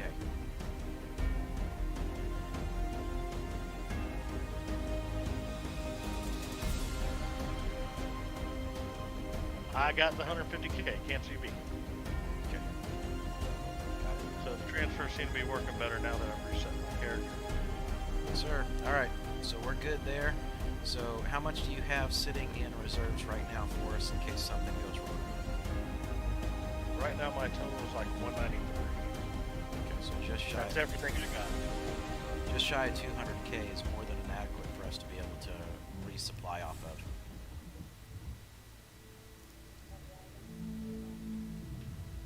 Wait a minute. That's funny. That's not what it's like to Door work closed here. and then you That disappeared recruiting inside. video's just a hunk of shit. We are getting a little bit of lag here. Then I saw it cycling, so it let you in, even though it didn't show you go in. Huh. On MicroSpring. Wow, interesting. Okay, something. Oh, I know what just happened. Okay, there we are. All right. So I have my hotkeys set for the stream to kick over, and I actually accidentally played our recruiting commercial. So Good job, Sparky. We advise again. checking Port Olisar. What's going on? So yeah, they just stored it real quick. Oh, good. So go ahead and bail out a party, and I'm gonna go ahead and grab the prospector, run out, see if I can make some money, and Side to reset my stats. put on a prospecting clinic. A reminder that vehicles left unattended on launch platforms will be returned to storage. There you go. Nice suicide, buddy. Yep.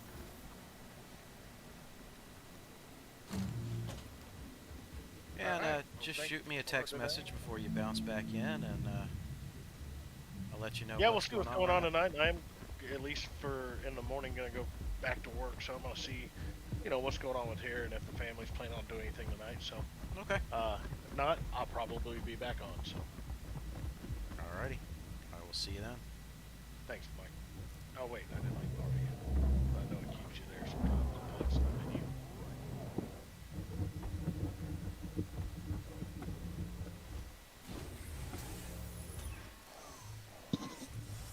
Have a good one.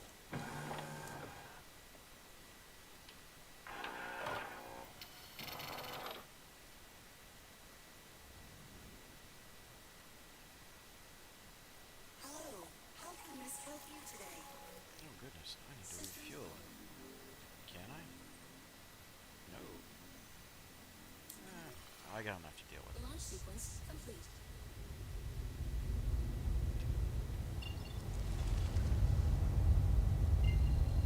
Thank you. All right, guys. So I'm going to do a little clinic here on prospecting, and ultimately, what that is I usually head over here to Yela. I've had the most luck out of a place called Benson Mining Outpost.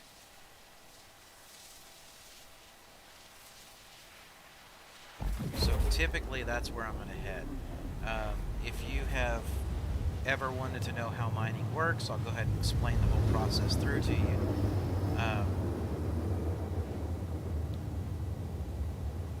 But realistically, a lot of people are going to find this kind of boring.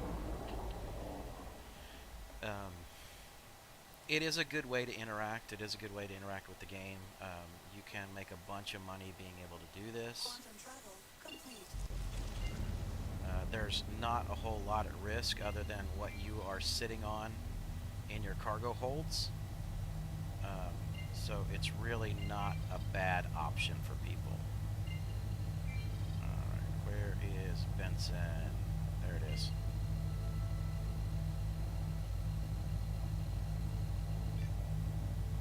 Alright, so what I look for at Benson is I'm not actually going to go into the location itself. I'm using it as a general area beacon for me to get to.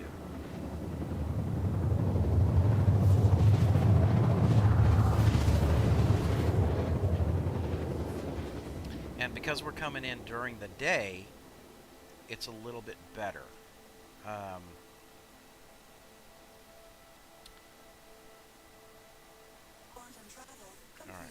so Benson is directly that way, right?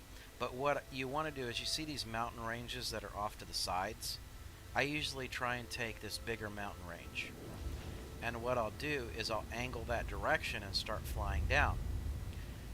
Now, at the distance that we're at right now, the only thing that's going to show up on the ground to me in detail as we get a little bit closer is you're going to start seeing individual rocks or rock groups that are going to pop up on the ground. So little bitty gray spots that look like an actual rock. Like you see this right here where my HUD is pointed. Those are all just divots, right? But if you look right here at the top of that circle, there's a little bitty spot that's showing up right there at this long range. More than likely that little spot is actually a mineable rock, because it's going to show faster. Let's see if I can zoom in here. Oh, that still looks like a divot at this range, but that's going to show up a little bit faster than other things that are out here in the area. Okay, so we're going to continue to fly in and fly down, but what we'll do is we're not going to go into the mountain range per se. We're going to fly just parallel to it, because that's usually where I seem to find the most and the best mineable materials. So now that we're down to about 1,000, so again you see there, it looks like there's a rock sitting right out there in that crater, just at the top of the circle. See that? That should be a mineable rock, because I can't see any other rocks in detail out that distance. So I take my speed and I drop it to 3/4, hit my tab key, and I go ahead and hold down my right mouse, and it's going to send out a ping, and that ping is going to show me where I have mineable material, if there's anything in range. And it only stays for a little bit of time, so I'll just send out another ping to get a better, narrowed down spot on it. And the entire time I'm kind of scanning the background to see if I see any other rocks, right? Alright, and as you see, there's another something that's right over there, but I have this rock that just showed up. So I'm going to click over on my M key, and it's going to bring up my fracturing tool. Well, if I'm close enough and I aim at it, you'll see up here on the right hand side it's going to start telling me that there's different materials in there. And gold and aluminum are not really good materials for me to mine, so I'm going to go back and hit my tab key, and I'm going to send out another ping, and I'm going to fly on to the next rock. So you don't mine everything that's out here. You only mine what's worth it. So here's a quantitanium deposit, and it's a 5% quantitanium. So this is the newest material in the game, and it's one of the hardest to mine, but it's worth a ton of money. So I am going to go ahead and break this rock down. Give myself a headlight there. Now the goal here is, if you see that rock energy on the bottom left, I'm trying to throttle up my laser until I get enough energy to transfer into this rock that I can hold it steady in that green zone. And it's a very delicate balance to try and be able to do so.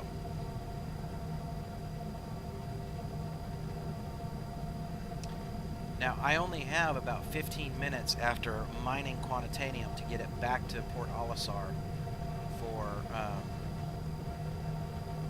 for sale, or it'll blow up on me.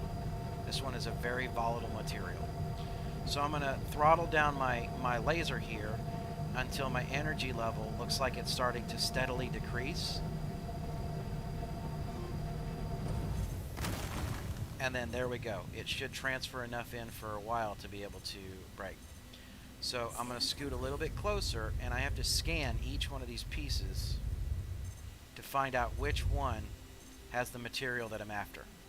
Okay, so that one has 23% quantitanium.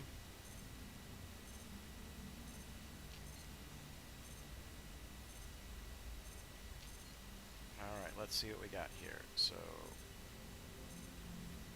because I'm going to be on such a tight timeline, I'm probably going to go ahead and take a bunch of this garbage that's here as well.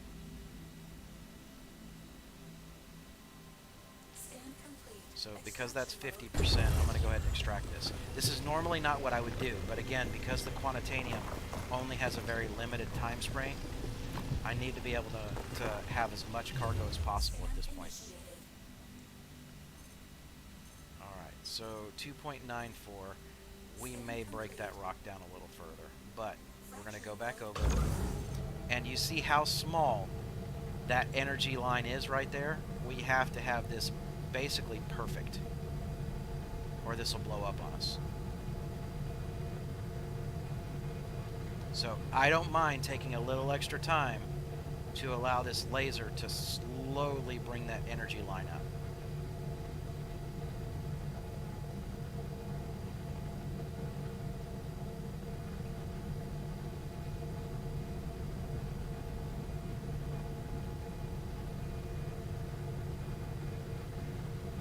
So 5% loses. It's 22 at the high.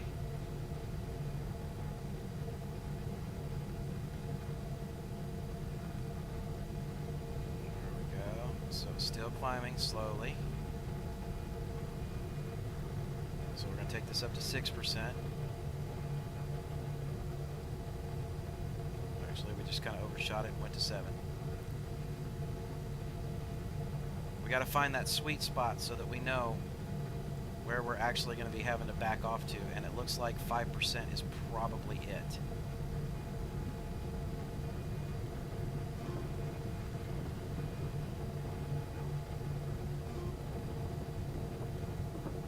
So I'm going to back it down. I got to keep feathering this up and down. It's too much. Okay. So I'm going to come off of it, I'm going to feather it back down, bring it up, drop it. Really a rough rock.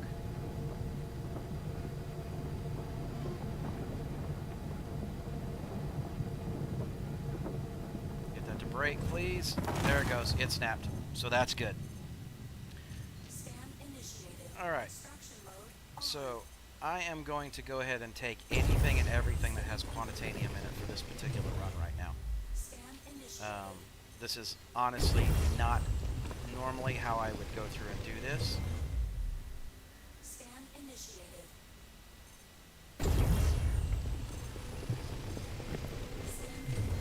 So I have to be very, very cautious about what I do and what I mine and what I get here at this point.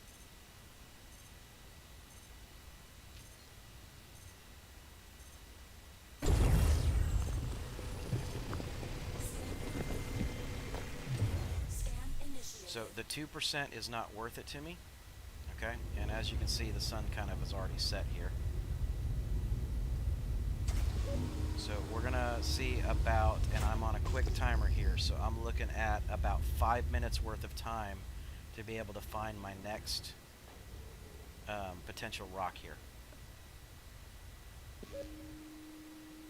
Because that should give me enough time to get back to Port Olisar and sell in time. So right here, hoping what I find is some tier 2 material. There's different mineable materials, and the tiers are based upon the resale values.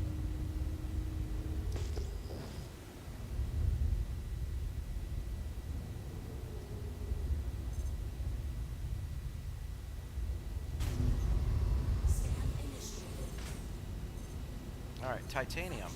That is a tier 2 material. It's not in great quantity, but it is something that we are going to go ahead and pop and take so that we can top off here.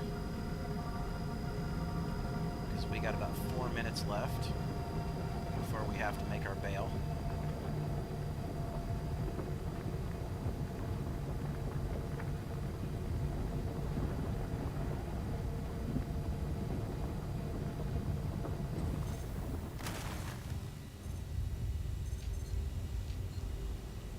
We got titanium. Give me some good percentages here, at least something. Scan initiated. Percentages are looking really low right now. All of this. Scan initiated. Scan initiated. Extraction mode. Yeah, we're just gonna go ahead and fill up. Scan initiated. Go ahead and top this bad boy off and get out of here. We have a lot of inert materials, so this run is not going to be crazy profitable by any means.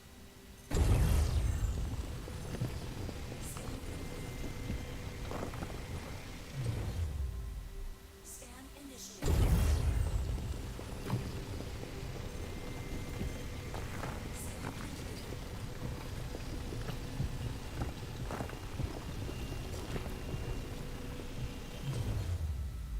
Scan initiated.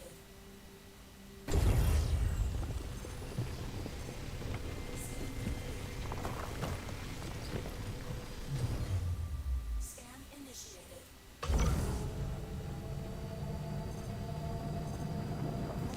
Oh crud, we're out. Move it. Get away. I overcharged the crap out of that rock. We don't want to be anywhere near that rock.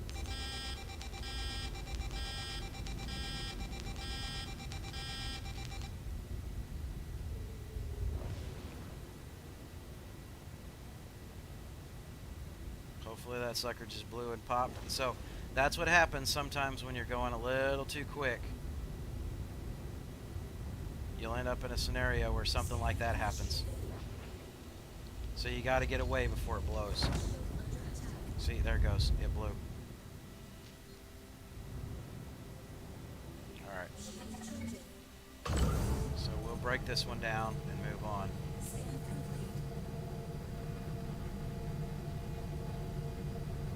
It still got a hold of us, but thankfully it didn't do too much damage there.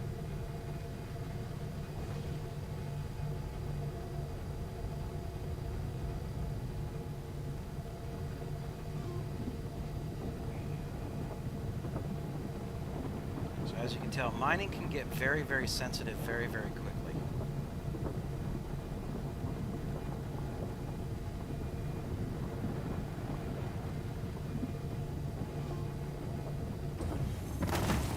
Extraction mode on.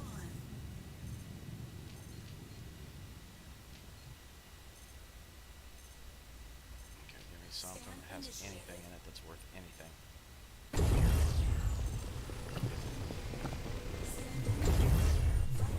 Alright. So now we have a full cargo bay.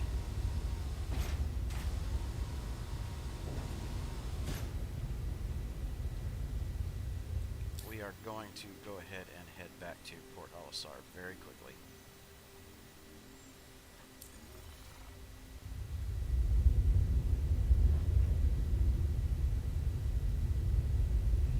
Okay, come on.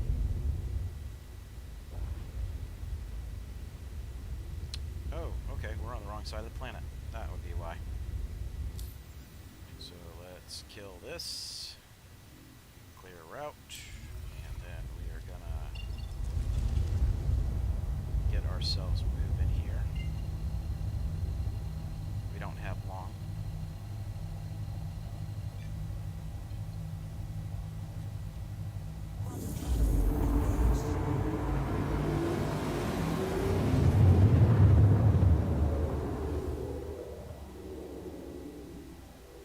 Quantum travel complete.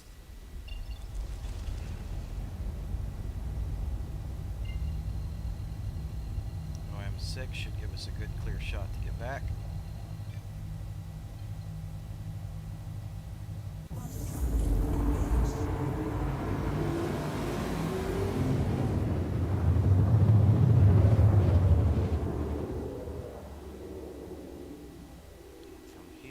looking at Crusader, we should be able to get to Port Olisar.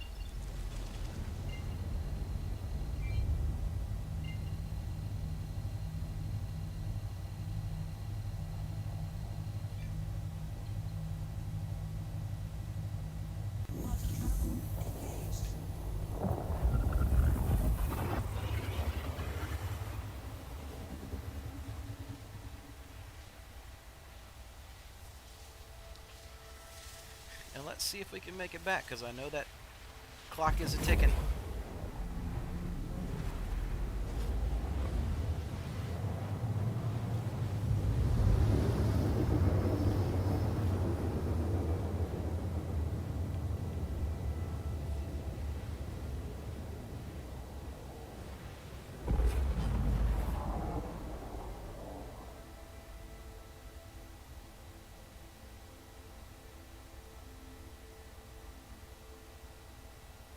Quantum travel complete.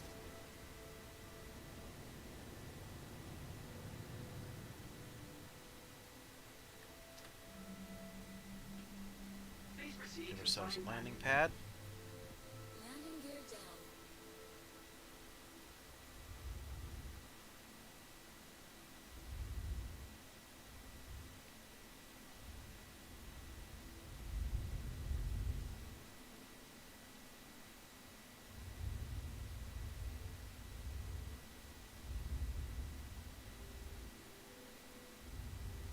Contact received.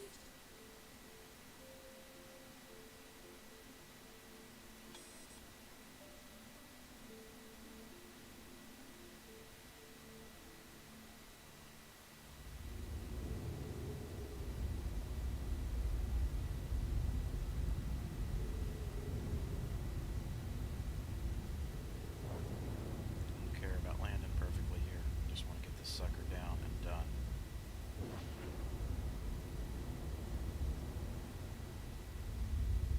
Front collision. Engines off. Weapon system off.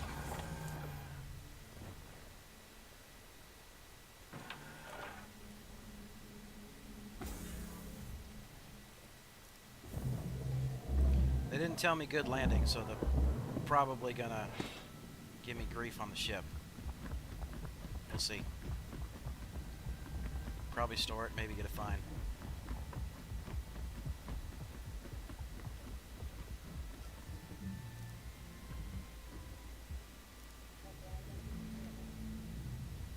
But let's see what a 5% quantitanium rock gets us, even though we didn't get a ton of it.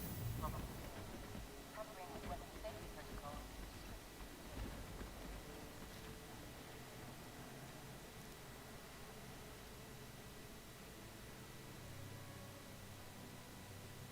Alright, so the quantitanium gave us 20,000 with only 11% of our cargo bay filled. So that's a fantastic item. But again, how fast I had to sell all that.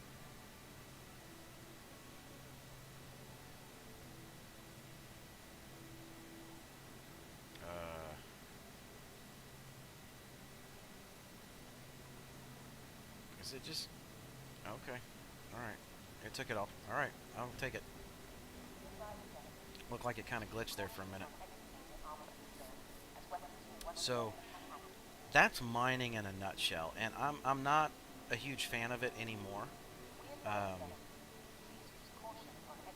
So, we'll have to kind of play around with that. I'm going to go back out here in a minute. Let me answer a text message from my wife, and we'll go out with one more run, but I won't take any quantitanium. I'll take you out on a legitimate run that I usually like to do.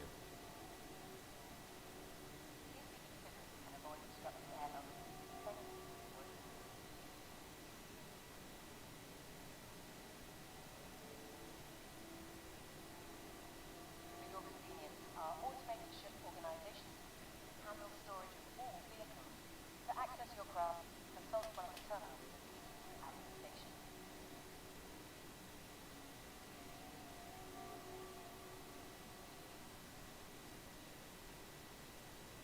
All right. Heading back out.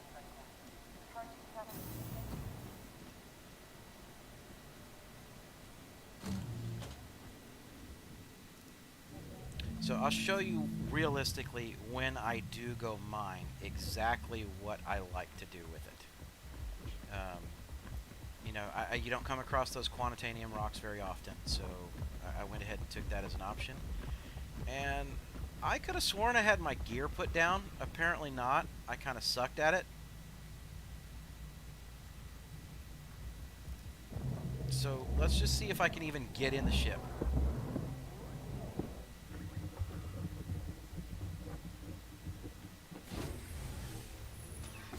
Man, I am all kinds of fail on this prospector right now.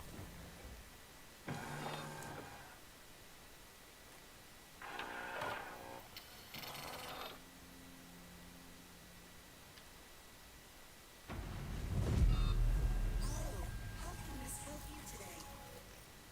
Systems on.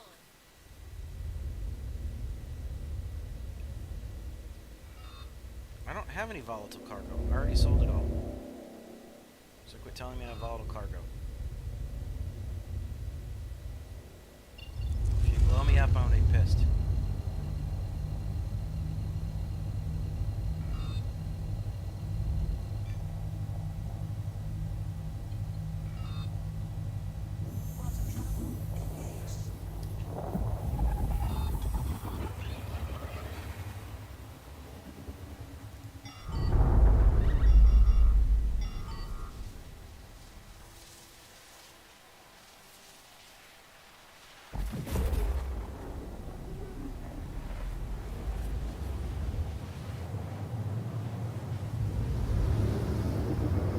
So, although I sold everything, it was still trying to tell me that, you know, that's another one of those glitches that's sitting there. Still trying to tell me that I was going to run into an issue with volatile cargo, so not a fan of it. Let's see. Yeah, we should be alright. Aw, come on!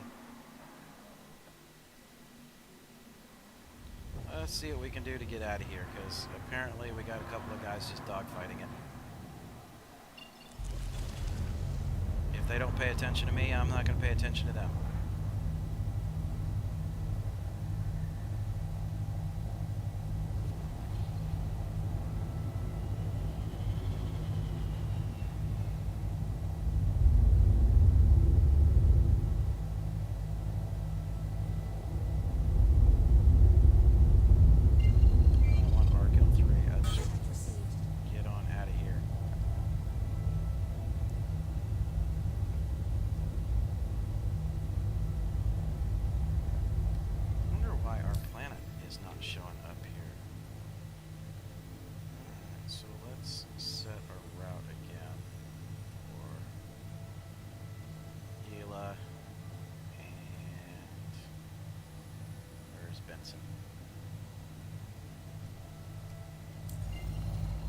Now it's showing. Alright, now we can use our ability to get the heck out of here.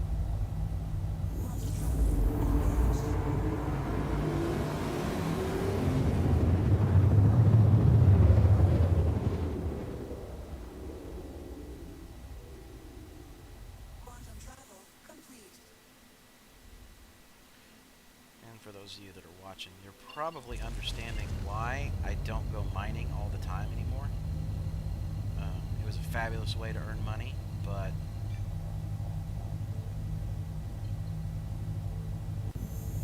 kind of bores me a little bit now.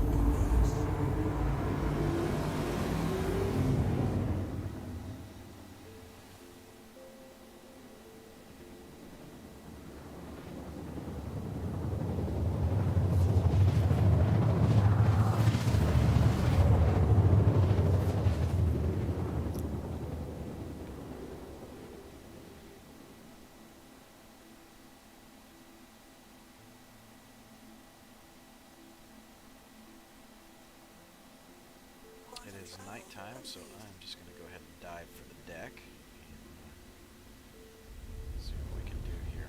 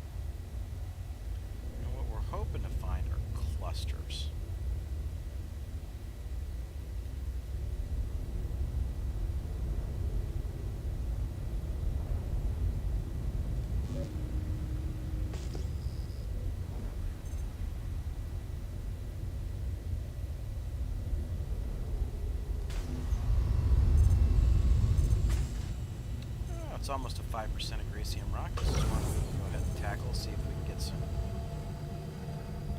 It's not giving me the size of the rock.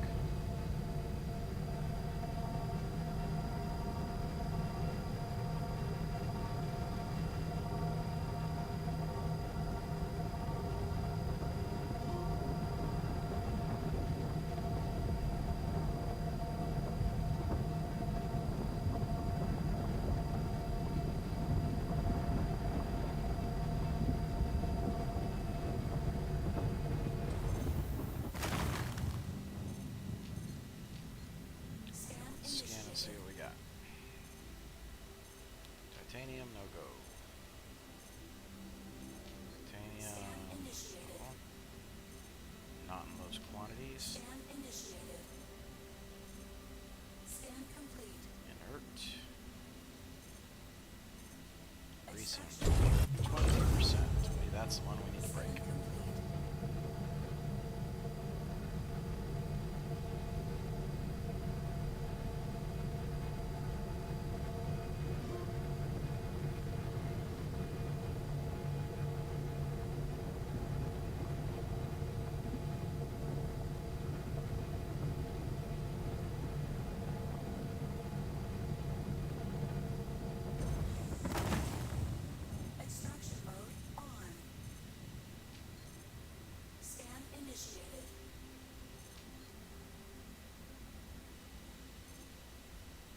Alright, so that is a high enough percentage. It's over 75 in total.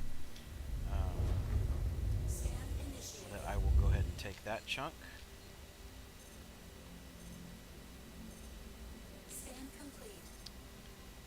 Seems like it should have a lot more greasium than that, so I wonder if I'm missing an angle here.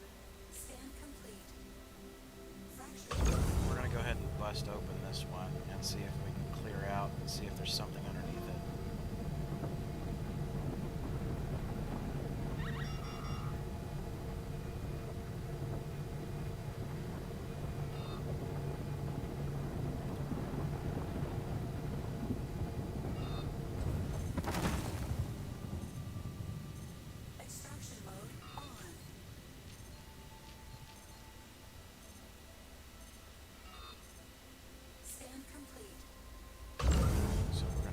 Some stuff here.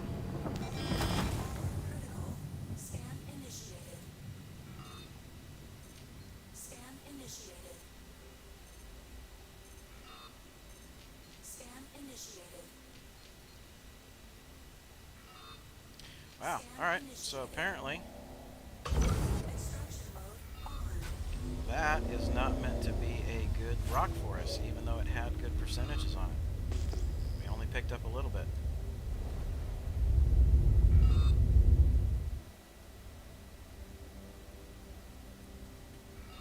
So we will move on.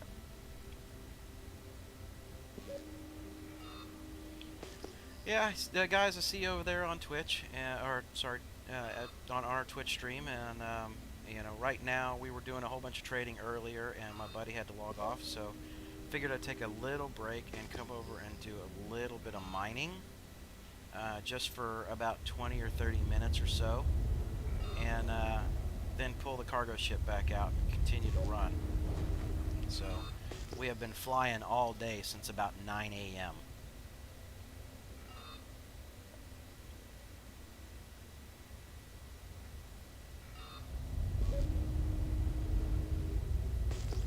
Now, I know my hazardous warning light is popping right now, but I only have agresium on board. I have not picked up anything that was supposed to be volatile.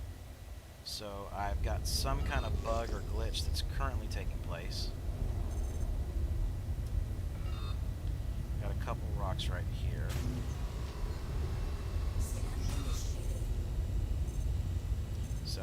.5 on a smaller rock. Almost 10% there, so let's go ahead and bust this guy open. So I won't go for the tier 2 materials until after I hit, which the titanium is a tier 2, unless its percentage is upwards of 20% or higher. Agricium and the tier 1s like Laranite, you know, those types of things, those are all going to be items that I'll take at 5% or greater on a rock.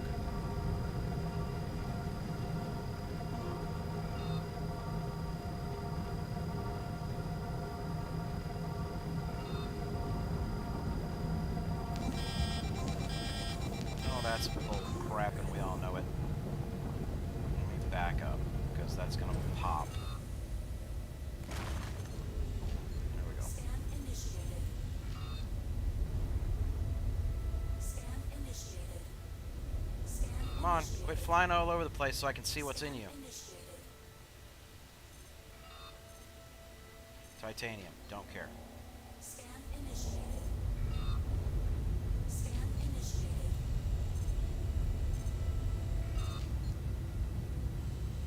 Scan Inert, complete. not worried about it. Scan initiated.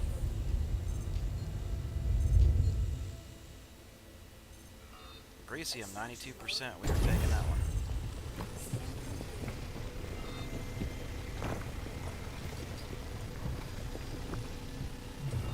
Scan initiated. Scan initiated. Scan initiated. Alright, don't need any of those, so moving on. Line ourselves back up and get moving again.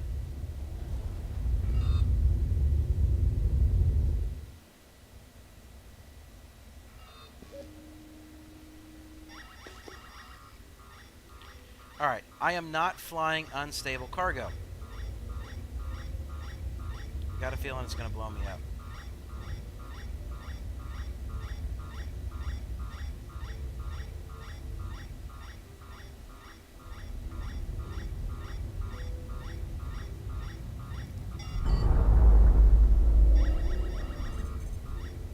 See? Still wanting to blow me up.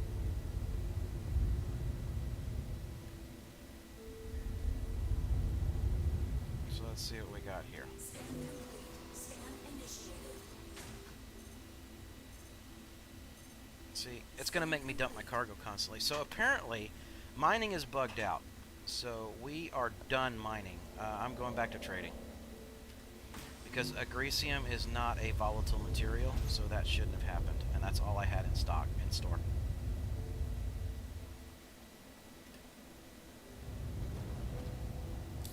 So on that note, because of where we landed, we're going to do this.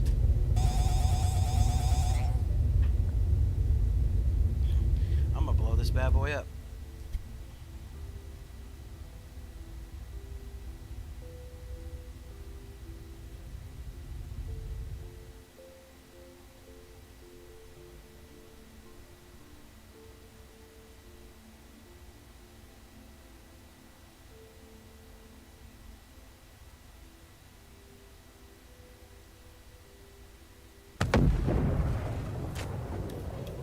Alright.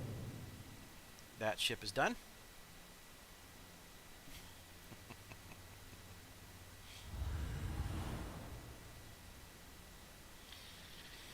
Back to trading, because apparently everything in the game wants to be volatile right now. So, it is what it is. We'll deal with it. Let's go get our caterpillar.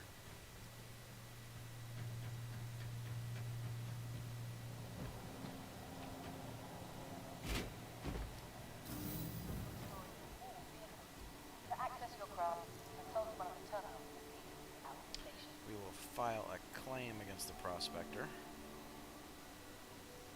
But we are going to pull out the caterpillar.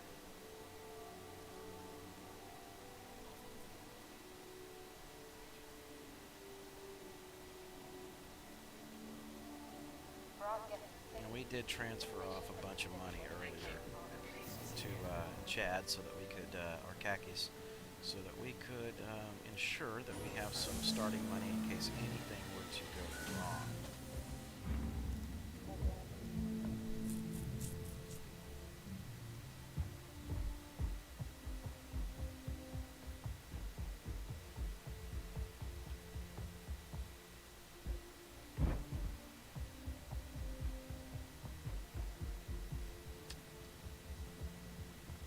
Okay.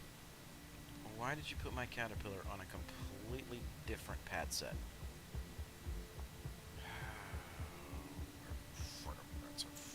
Okay. Time to EVA.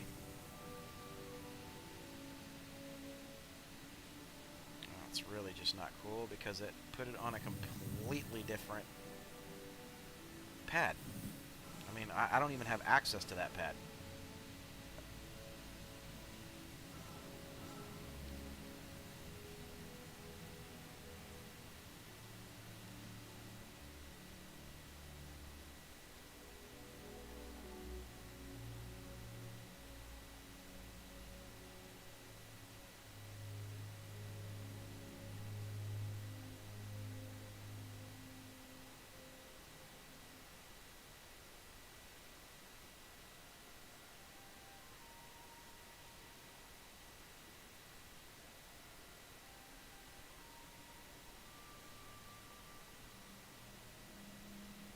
So let's I want to target getting one good Asta team run in.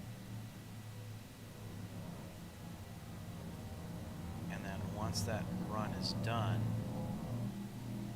I'm probably going to take a quick break, put the stream on hold for a few minutes while I go grab a bite to eat. Like I said, I've been flying since 9 a.m. this morning. So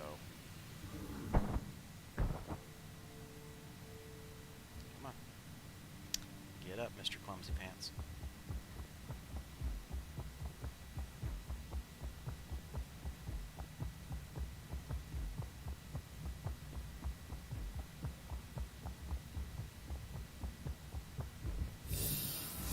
Fine, we'll fly around the long way. I don't want to have to keep jumping and falling.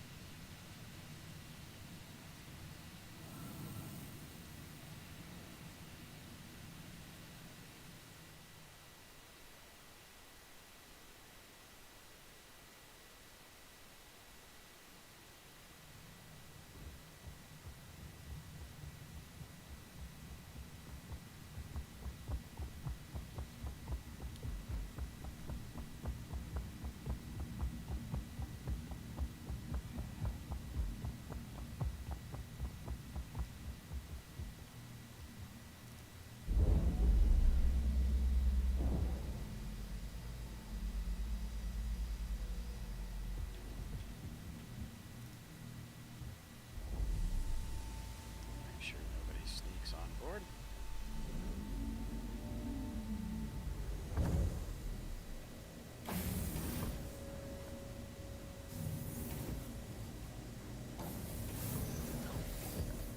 Come on, open. Yeah, things are a little wonky on the servers right now. So against my better judgment, we're going to go ahead and fly.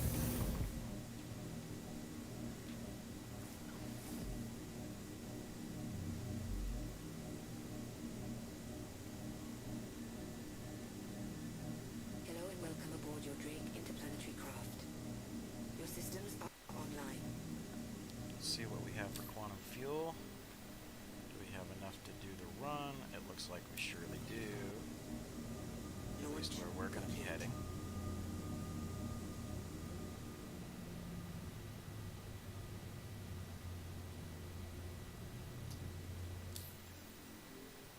So let us zoom out, find.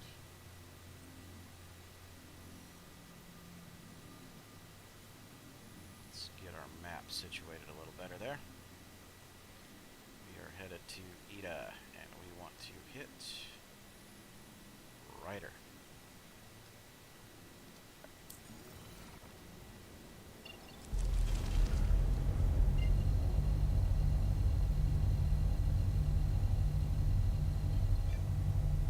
Quantum drive is now on.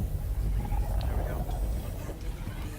Landing via Guys, I see a couple of y'all over in Twitch and watching right now, so feel free to interact with chat, guys. Again, my buddies had to log off for a short time, so right now it's just rather than sit here and hear me talk over and over and over again, just saying random stuff. If you want to chat, feel free. Type in some questions. Have no issues. Yapping back and forth with you. meantime, let's change the angle there and see if we can get a little bit prettier view of our ship.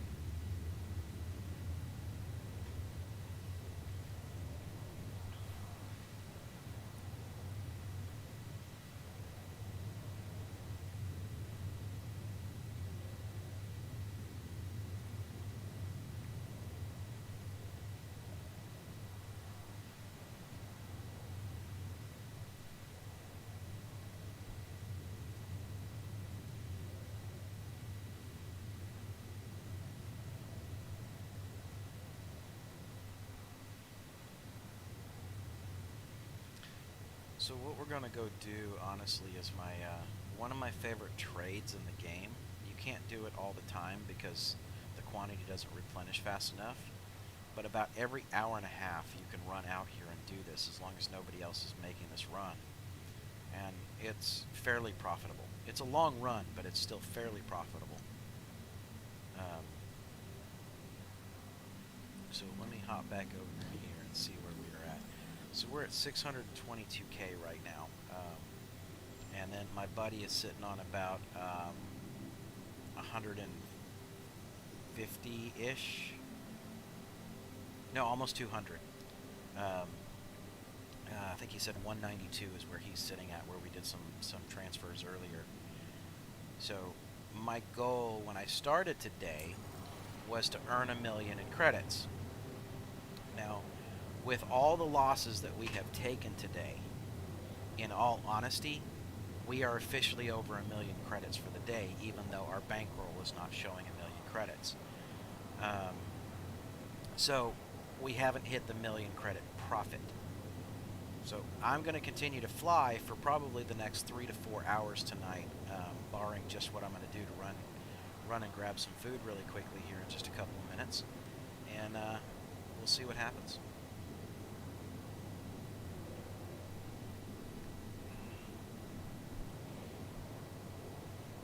Been a much longer day than I intended on being in the seat.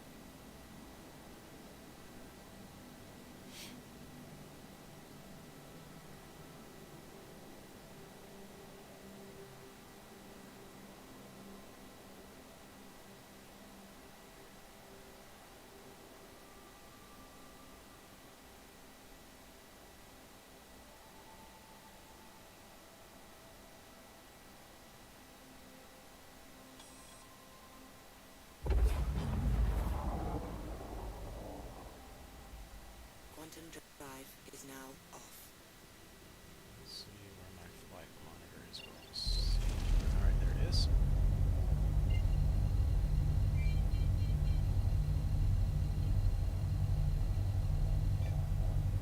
Quantum drive is now on.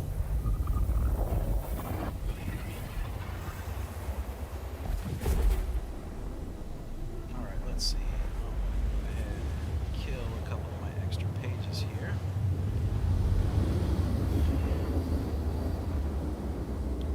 So whoever just joined over in on Twitch, thank you very much. Welcome to the stream. We are just going to continue some flight for the day and continue trying to farm up some money. Is now off.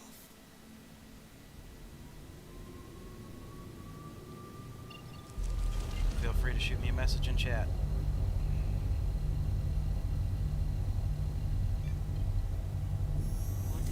is now on.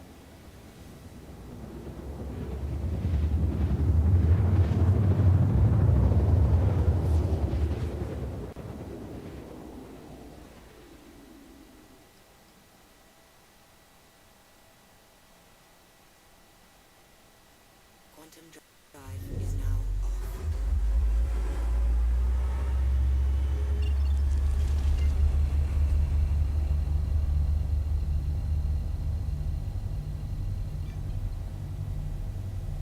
That is hard to see, Landing but gear down. about 20K out.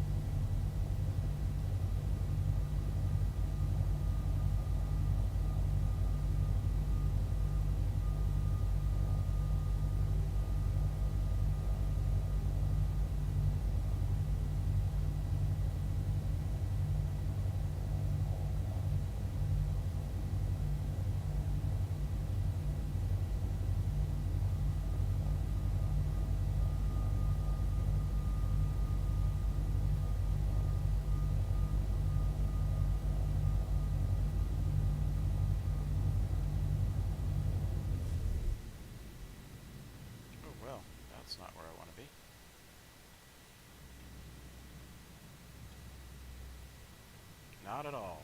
There we are. Let's get back into our cockpit view. See if we can re-find our location here because of what I just did.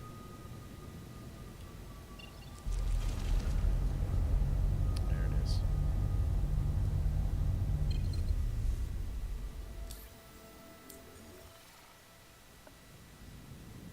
Now maybe we can fly this in a little bit better. A little bit cleaner. Still a little higher than I normally would care to be in my view.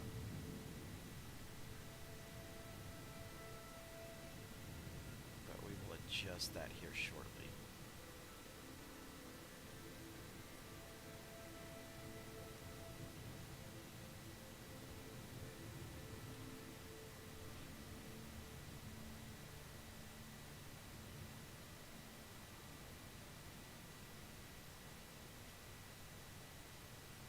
See, that should put us down cleanly on the pad. So let me go to my free look and actually get this lined up right. And then come back out of that. Alright. So where are we at with fuel? We are low. We're just going to fill up our quantum. Give that a minute or two in order to be able to top off and run in and go grab the commodities we're looking for and head on out of here.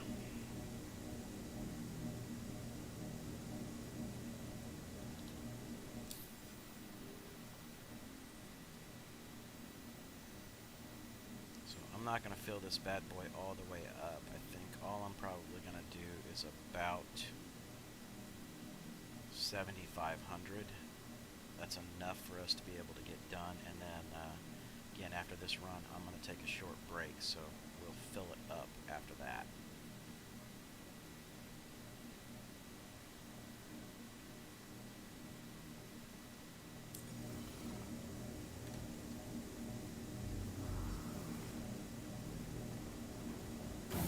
Who knows, maybe it'll continue to fill while I'm on the ship.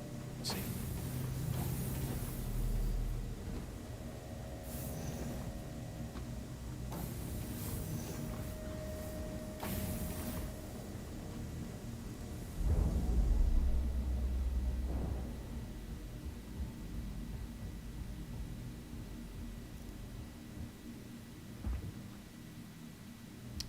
So it's going to be a second. We are fighting a little bit of wind that we're walking into, obviously. Sounds like it did. It topped it off, so I'll take it. That's not too bad there. But as soon as we can get over here and get done with this little windstorm that's blowing through.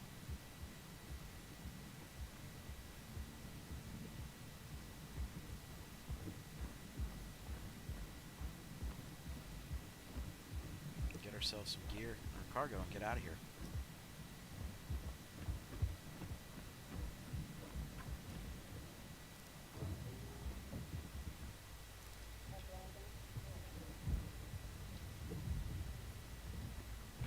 There we go. Let's go ahead and get what we need. Come on. Great caterpillar. Got it. Astatine. Everything you got. And this is an expensive run.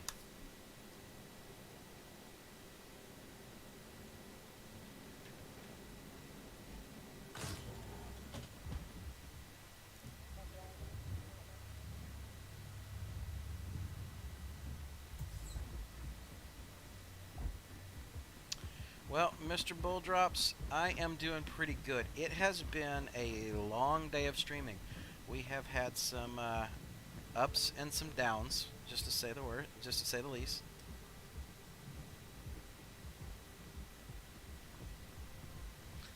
So I intend to stop here momentarily and go grab some food and a quick bite to eat.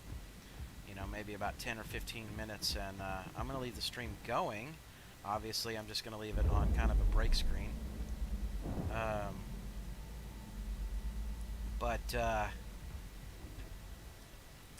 To be honest, I'm planning on running till about 9 or 10 tonight. My time.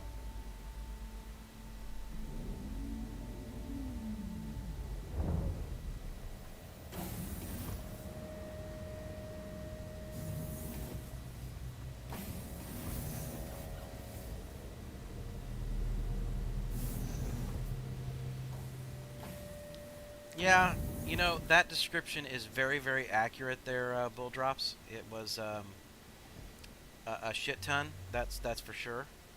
We've definitely made more than 1,000,000 UAC today, but because of the losses, it doesn't look like it.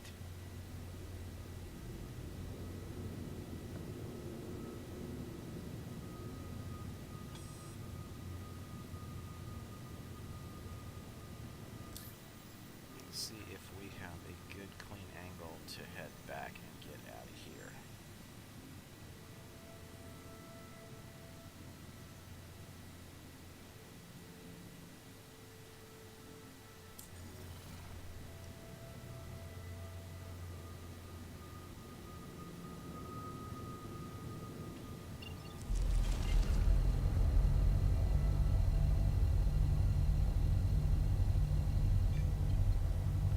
Now, what you did miss, Bull Drops, is that, or Bull Dops. I know I keep calling you Drops, but it just rolls off the tongue better. But what I did do is I transferred Chad 50,000 earlier so he would have fuel money, and then another 150,000 after the fact. So after all costs and everything said and done, he's got 192K sitting in his account as a backup for us. Okay? I'm currently sitting on, with this particular load, it was 622 before I made the purchase. So as long as I land and get this sold, I should be sitting somewhere in the 670-ish range. And again, that's after having lost pretty much damn near everything today. Several times over.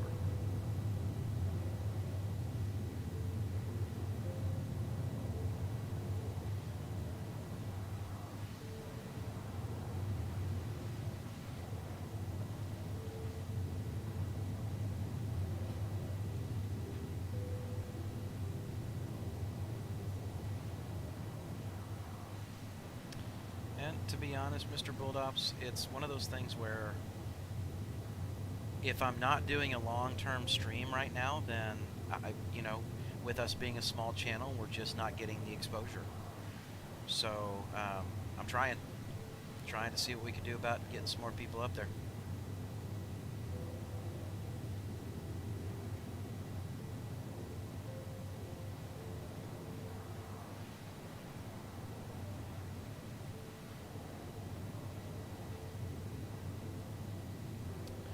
Well, for whatever reason, you know, Bull, it was one of those that this morning's issues were widespread for a lot of people.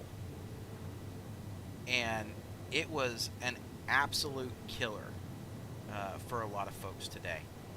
I saw people bouncing because of 30K issues constantly, and there was a lot of complaining going on this morning. We had another run earlier where we tried to go into Lorville, and the wind blew us out of alignment. The autopilot took over and crashed us. So we lost probably close to 360,000 in that crash alone. So it's been a challenging day.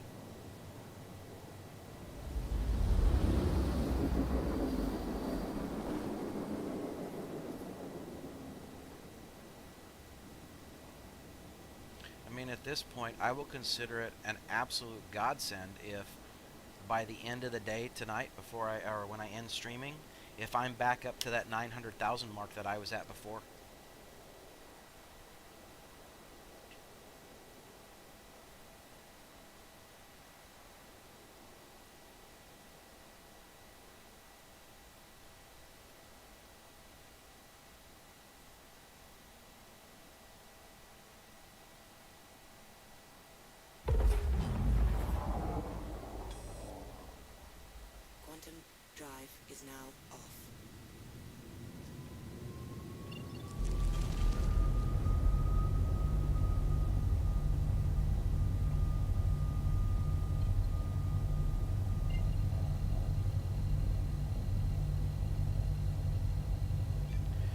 Well, no, the autopilot only kicks in if you're in a position where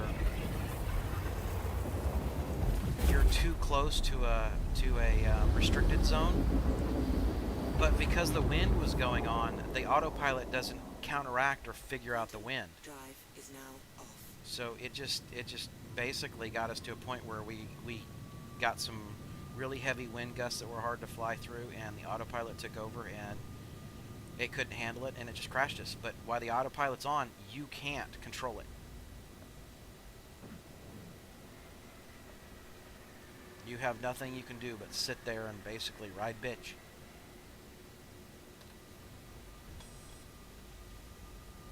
Landing gear down.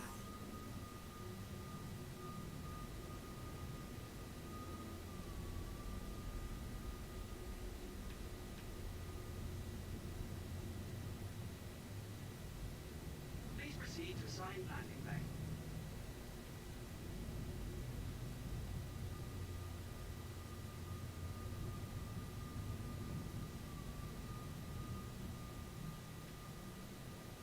Too far. Drifted.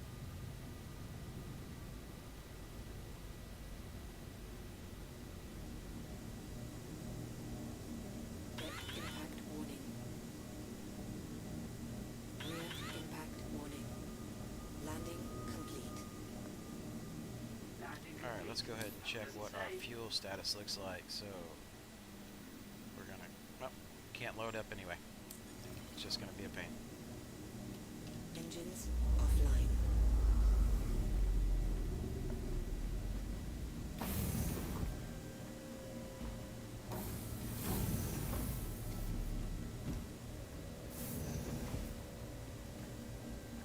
Yeah, pretty much. Well, that's kind of how you gotta feel. But again, I tell everybody with a grain of salt. You know, obviously, it's an alpha. You have to deal with the good and the bad, and there's a lot of highs and lows that happen within the game, and that's fine. It is what it is. I landed too far to the right. That's what went on. Okay.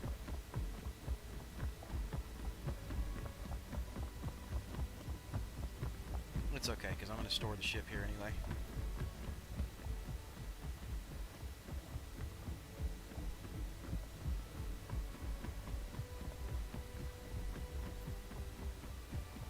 But yeah, it was good. We did have a bunch of people coming in and out today, and we had a lot of good conversations going on. I really enjoyed all that.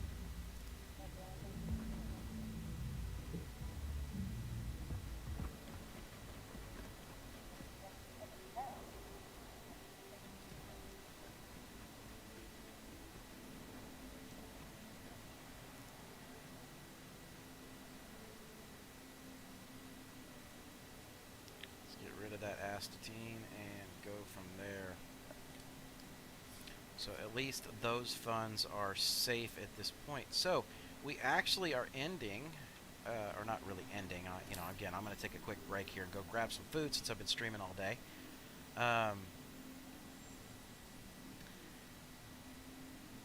We are at 690K. So I have about 210 more K to go to get back to where I was this morning before everything went to hell.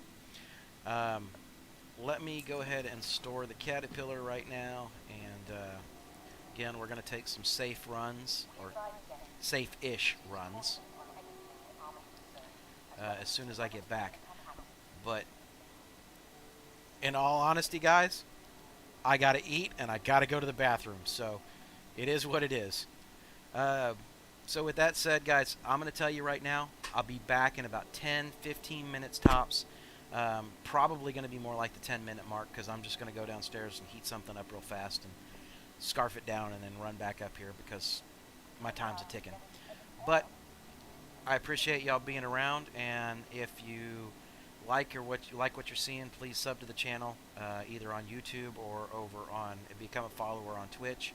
It really helps us grow. That's what I'm trying to do, is get this channel out in front of a bunch more people and try and grow it. So,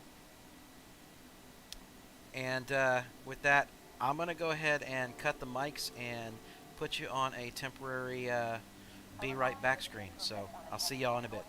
Thanks.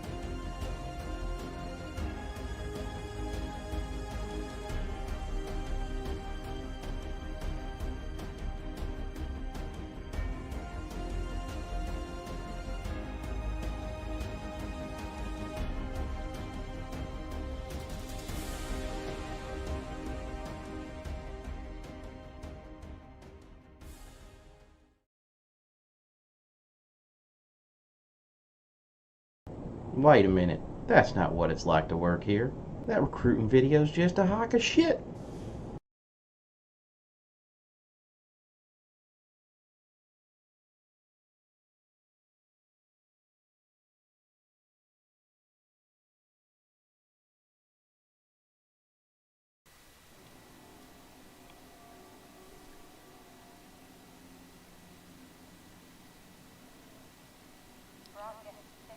Hey guys, welcome back. I'm just fixing an audio mute issue here for a second over on my PC that is making sure that the stream is live again.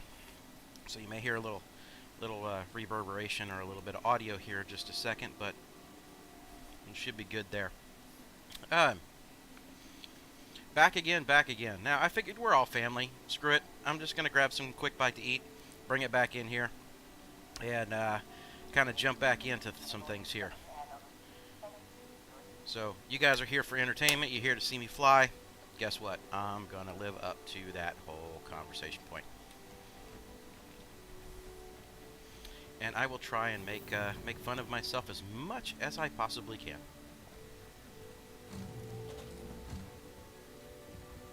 Am I stuck in the door again? Yes, I'm stuck in the door again. See if I can crawl out of it. Yes, I can. Okay. Did that earlier and figured out you can crawl out of that. So, yeah, bull drops, just to let you know, my food so far has been pretty good. I was going to make some real quick breakfast tacos while I was downstairs, and then I realized I got over there and either my wife or my daughter has destroyed all the tortillas in the house, so that didn't work out well. But in the meantime, I did decide breakfast was still what I wanted to do, so scrambled me up some eggs real quick, threw some sausage in, and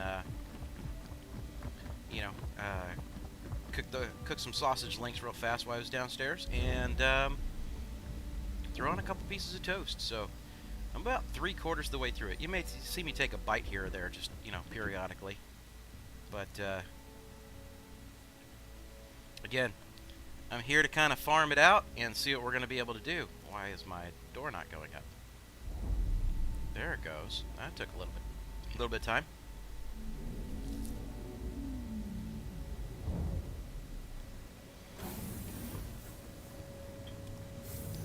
Well, it's probably a shame on me for not checking before I actually got my hopes up to have breakfast tacos for dinner tonight. But, my wife is a corn tortilla fan and my daughter's a flour tortilla fan, so unfortunately what ends up happening is no matter what tortillas we have in the house, somebody's putting butter on them and heating them up and eating them like a snack. So this is what it is. Hello and welcome aboard your Drake interplanetary craft. Your systems are online. Launch complete. Alright, so we are going to go ahead and make a trip over here to... Let's just go to... Daymar. This is our standard basic run. When we want to make sure that we are being very, very cautious with our funds.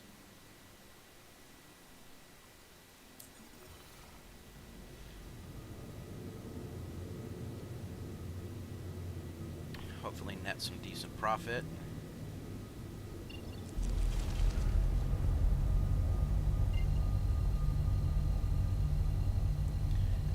No, I tend to not hoard, food for streams or anything like that. I mean, the only thing legitimately that I have sitting up here in my streaming office, and my streaming office also doubles as I have a crafting station that sits over to my right hand side. I've got the green screen sitting behind me, and then I have my, obviously some of you guys that follow, I'm a shooter and I enjoy long range shooting.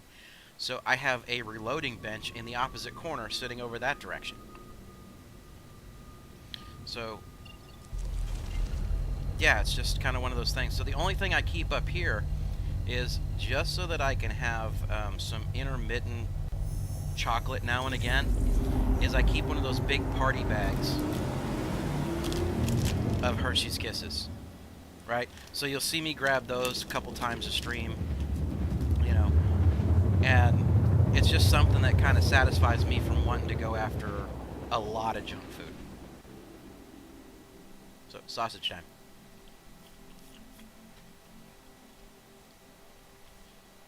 Quantum drive is now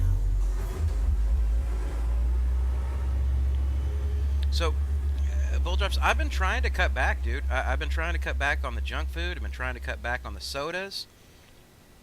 So, it is what it is. Found my body lately just craving a whole crap ton of water. And, haven't really had too many issues with missing sodas at this point. I think, in all honesty, I have one probably every week and a half now at this point. And even then, I may not drink the whole damn thing.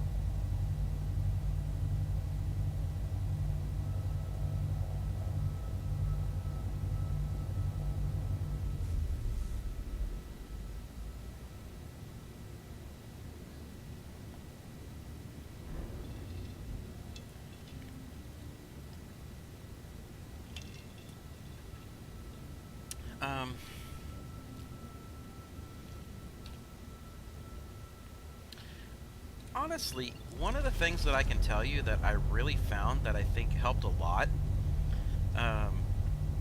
was early on when I decided I wanted to kind of get off of sodas. I switched over to, and you're going to think that I'm absolutely nuts for saying this, but a Diet Cherry 7-Up.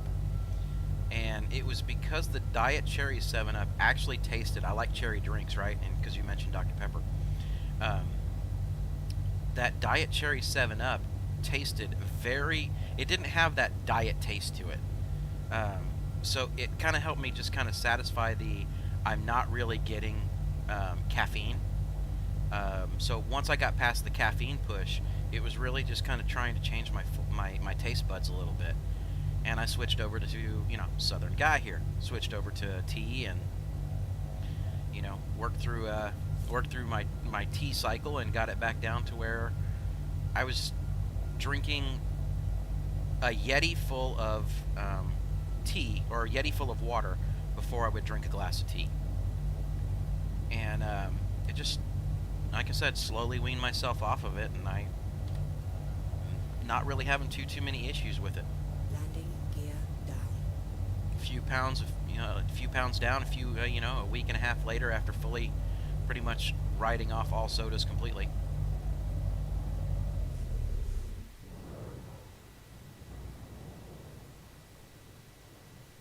So I'm glad that that's the way that works. Well, so there's a few, and like I said, a lot of them I agree with you, man. They really do taste like, as you said, ass. But there's a few that I've found that over the time, and it's really just, you got to be kind of like a Sprite fan for it to work. Let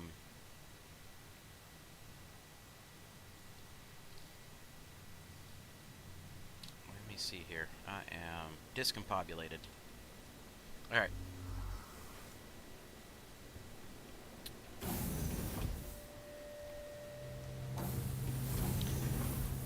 Now, my other one, the one that really kills me though, is, and I, my wife will ask me if she wants, wants me to pick, or wants to pick it up for me, and I'll be like, no, please don't. I just have to have enough self-control for that 30 seconds when I'm being asked whether or not I want it or not. It's licorice. Man, licorice is like my crack. Okay? I know y'all probably look at me like I'm nuts, but those Twizzlers twist and pulls, or peels, those I'll snack on those for forever. Freaking what's it called? Red Vines. Oh my goodness. Red Vines is like an old-fashioned cherry licorice, and dude, I'm done. It's over with. You get me a pound of that, and I'm just gonna sit and eat a pound. It's sad.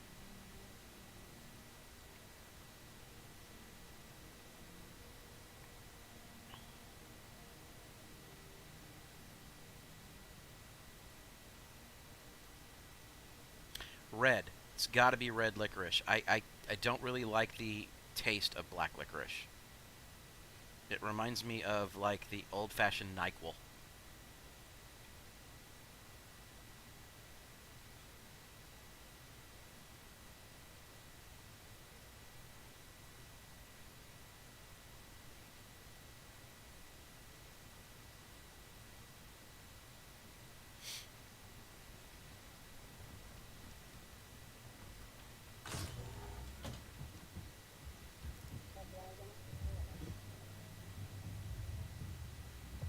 So yeah, like I said, I found that, you know, like if I just get one of these party bags of, you know, Hershey's Kisses or something like that, then I'm not going crazy on it because that chocolate is just enough to kind of really satisfy the sweet tooth. You know, take one or two out every, you know, over the course of a couple hours, and you just kind of, instead of just eating it, you just kind of suck on it and let it completely go, and you get a lot of flavor a lot of time. And then, all right, I'm about to reveal an absolute idiosyncrasy of my life. So I hope you got a pen and paper, and you're ready to share this with everybody in all future streams. There, Bull Drops. My favorite one of all time, candy of all time, is Rolos. And thank you for disappearing my ship the moment I put cargo in it. Thank you ever so much. I have officially joined the next glitch. I hope you all saw that.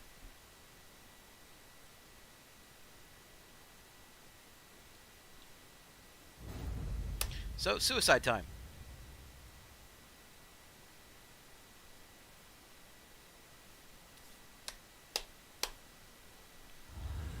That was beautiful.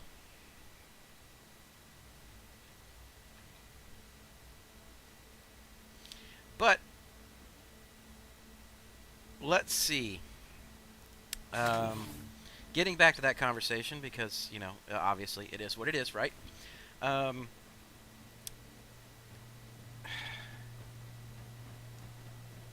Rolos. I absolutely love Rolos, but I can't eat them plain. I have to freeze them, and I have to suck on them like they're a hard candy.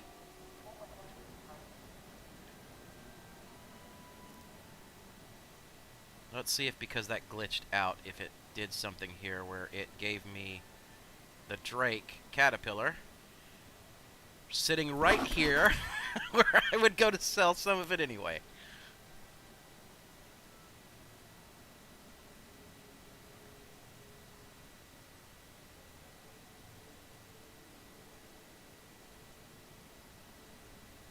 Alrighty. At least we didn't lose any of it. It stored it for us. And that exact same statement that you made just a minute ago about "Oh sweet Jesus" and laughing, that's some sweet luck you got there. I can honestly say that was some sweet luck that we got there.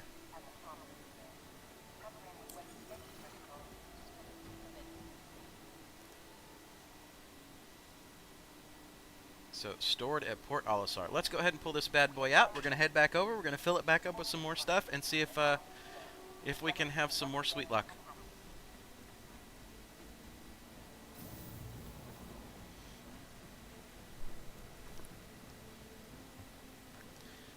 So, there's nothing better than frozen caramel, okay? Obviously, you don't chew on it, right? You treat it like it's a hard candy, right? But in my opinion, that little bit of chocolate just before you get the frozen caramel, it's fantastic. Mint M&Ms are really, really good. I'm afraid that if I freeze some Milky Ways, I'm going to break a tooth or something.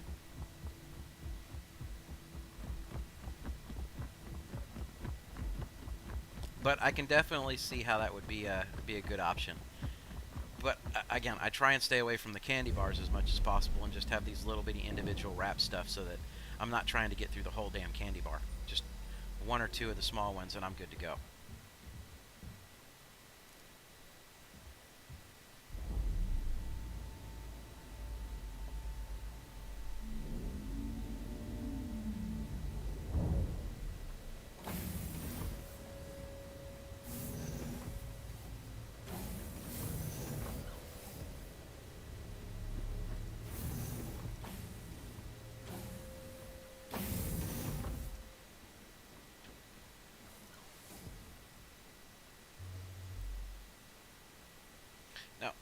let's check something. Just because it did this to my ship, I see that my fuel is still at 83%.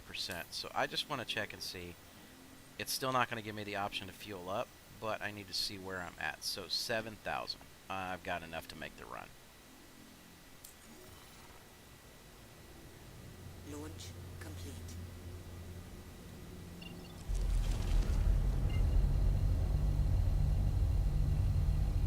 Thank you. And please visit again. Quantum drive is now on. Landing gear up.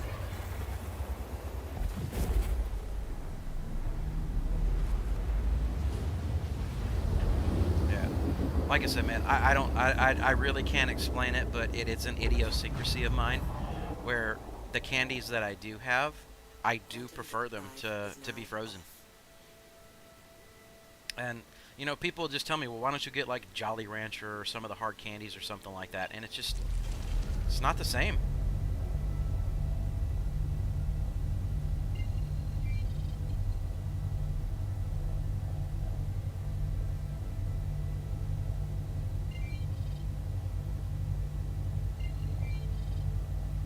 Bountiful Harvest. Let's try this again.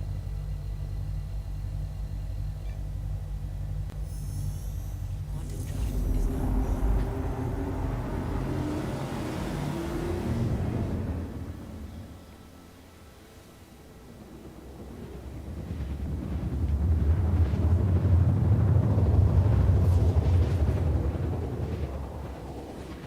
So all this talking about candy, and you're starting to make me really want candy. I'm gonna go back to eating my sausage and eggs here. Quantum drive is now off.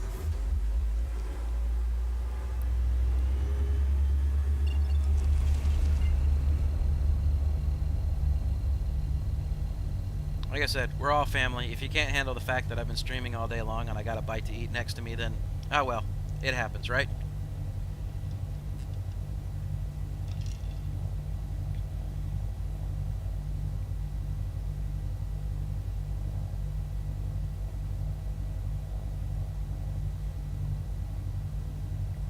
We are going too slow. We need to speed this bad boy up. Landing gear down.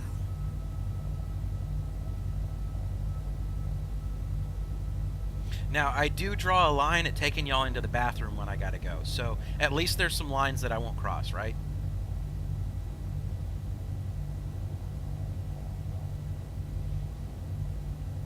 And for whoever just logged in at the very moment that I said I do draw the line at taking y'all to the bathroom, I apologize ahead of time.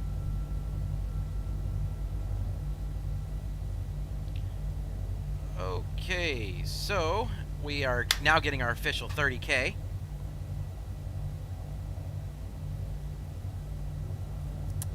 Which means what little cargo we did have in here on the way out here, we're about to lose it.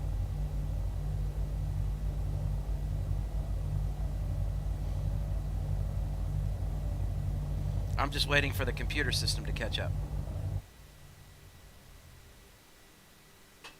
There's our 30K. Alright, so apparently the Australian servers are now starting to get their unstable period, which means it is time for me to go ahead and switch back over to the US servers.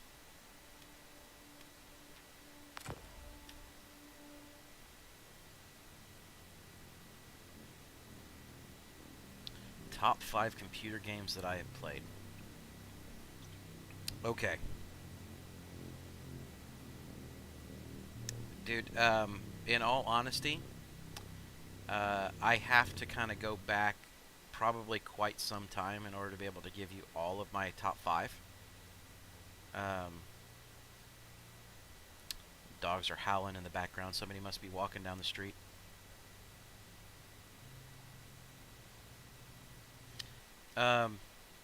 So one of my all-time favorites, and now, do you want me to include console games, or do you just want computer games?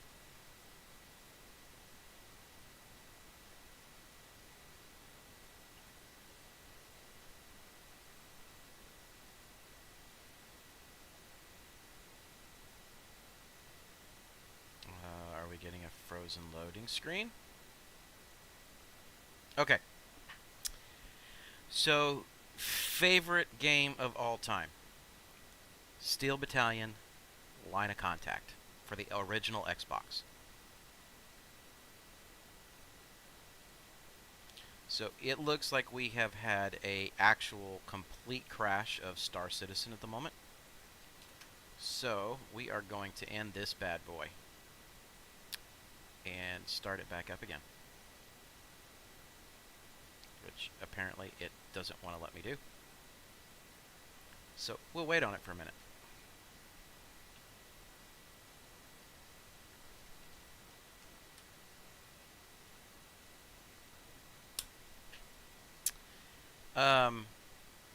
Yeah, that game was an absolute beast. I loved that game to death. Unfortunately, I didn't get onto it when they had the original campaign missions that were going. I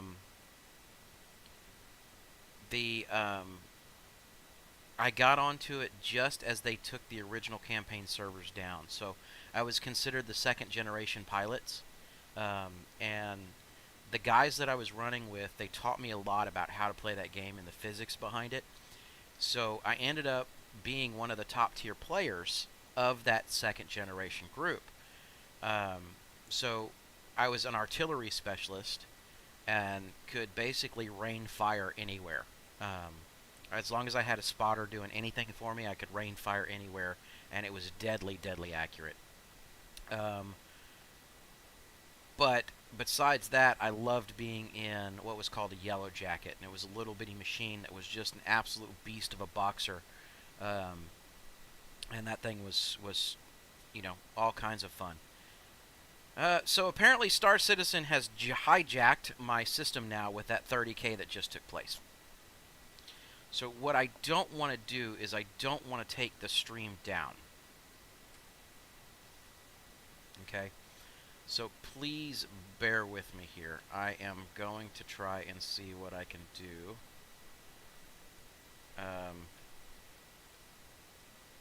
About trying to take this offline here.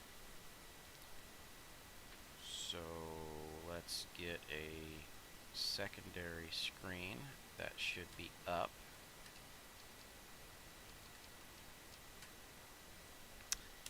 Yeah. So we'll finish the conversation here, Bull Drops, and then I'm probably going to have to do a hard shutdown on my system. Apparently Star Citizen has really hijacked everything. And then I'll bring the stream right back up live again. But my second favorite of all time was Star Wars Battlefront 2. I really loved that game. The third one I would say is MechWarrior 4. And followed there by Star Wars Empire at War. Now, I will tell you that I played WoW for many, many, many years and loved the game. However, from a standpoint of where do I enjoy more? I'm enjoying Star Citizen more than I ever did WoW. But I played WoW for like 7 years. So I'd have to leave that one sitting up there as the absolute number one. So with that, guys, I apologize for everybody on both of the Twitch stream and for the YouTube stream. I need 2 minutes in order to be able to reboot my system and do a hard reset, and I will be bringing this stream right back up. So guys, please stick around. I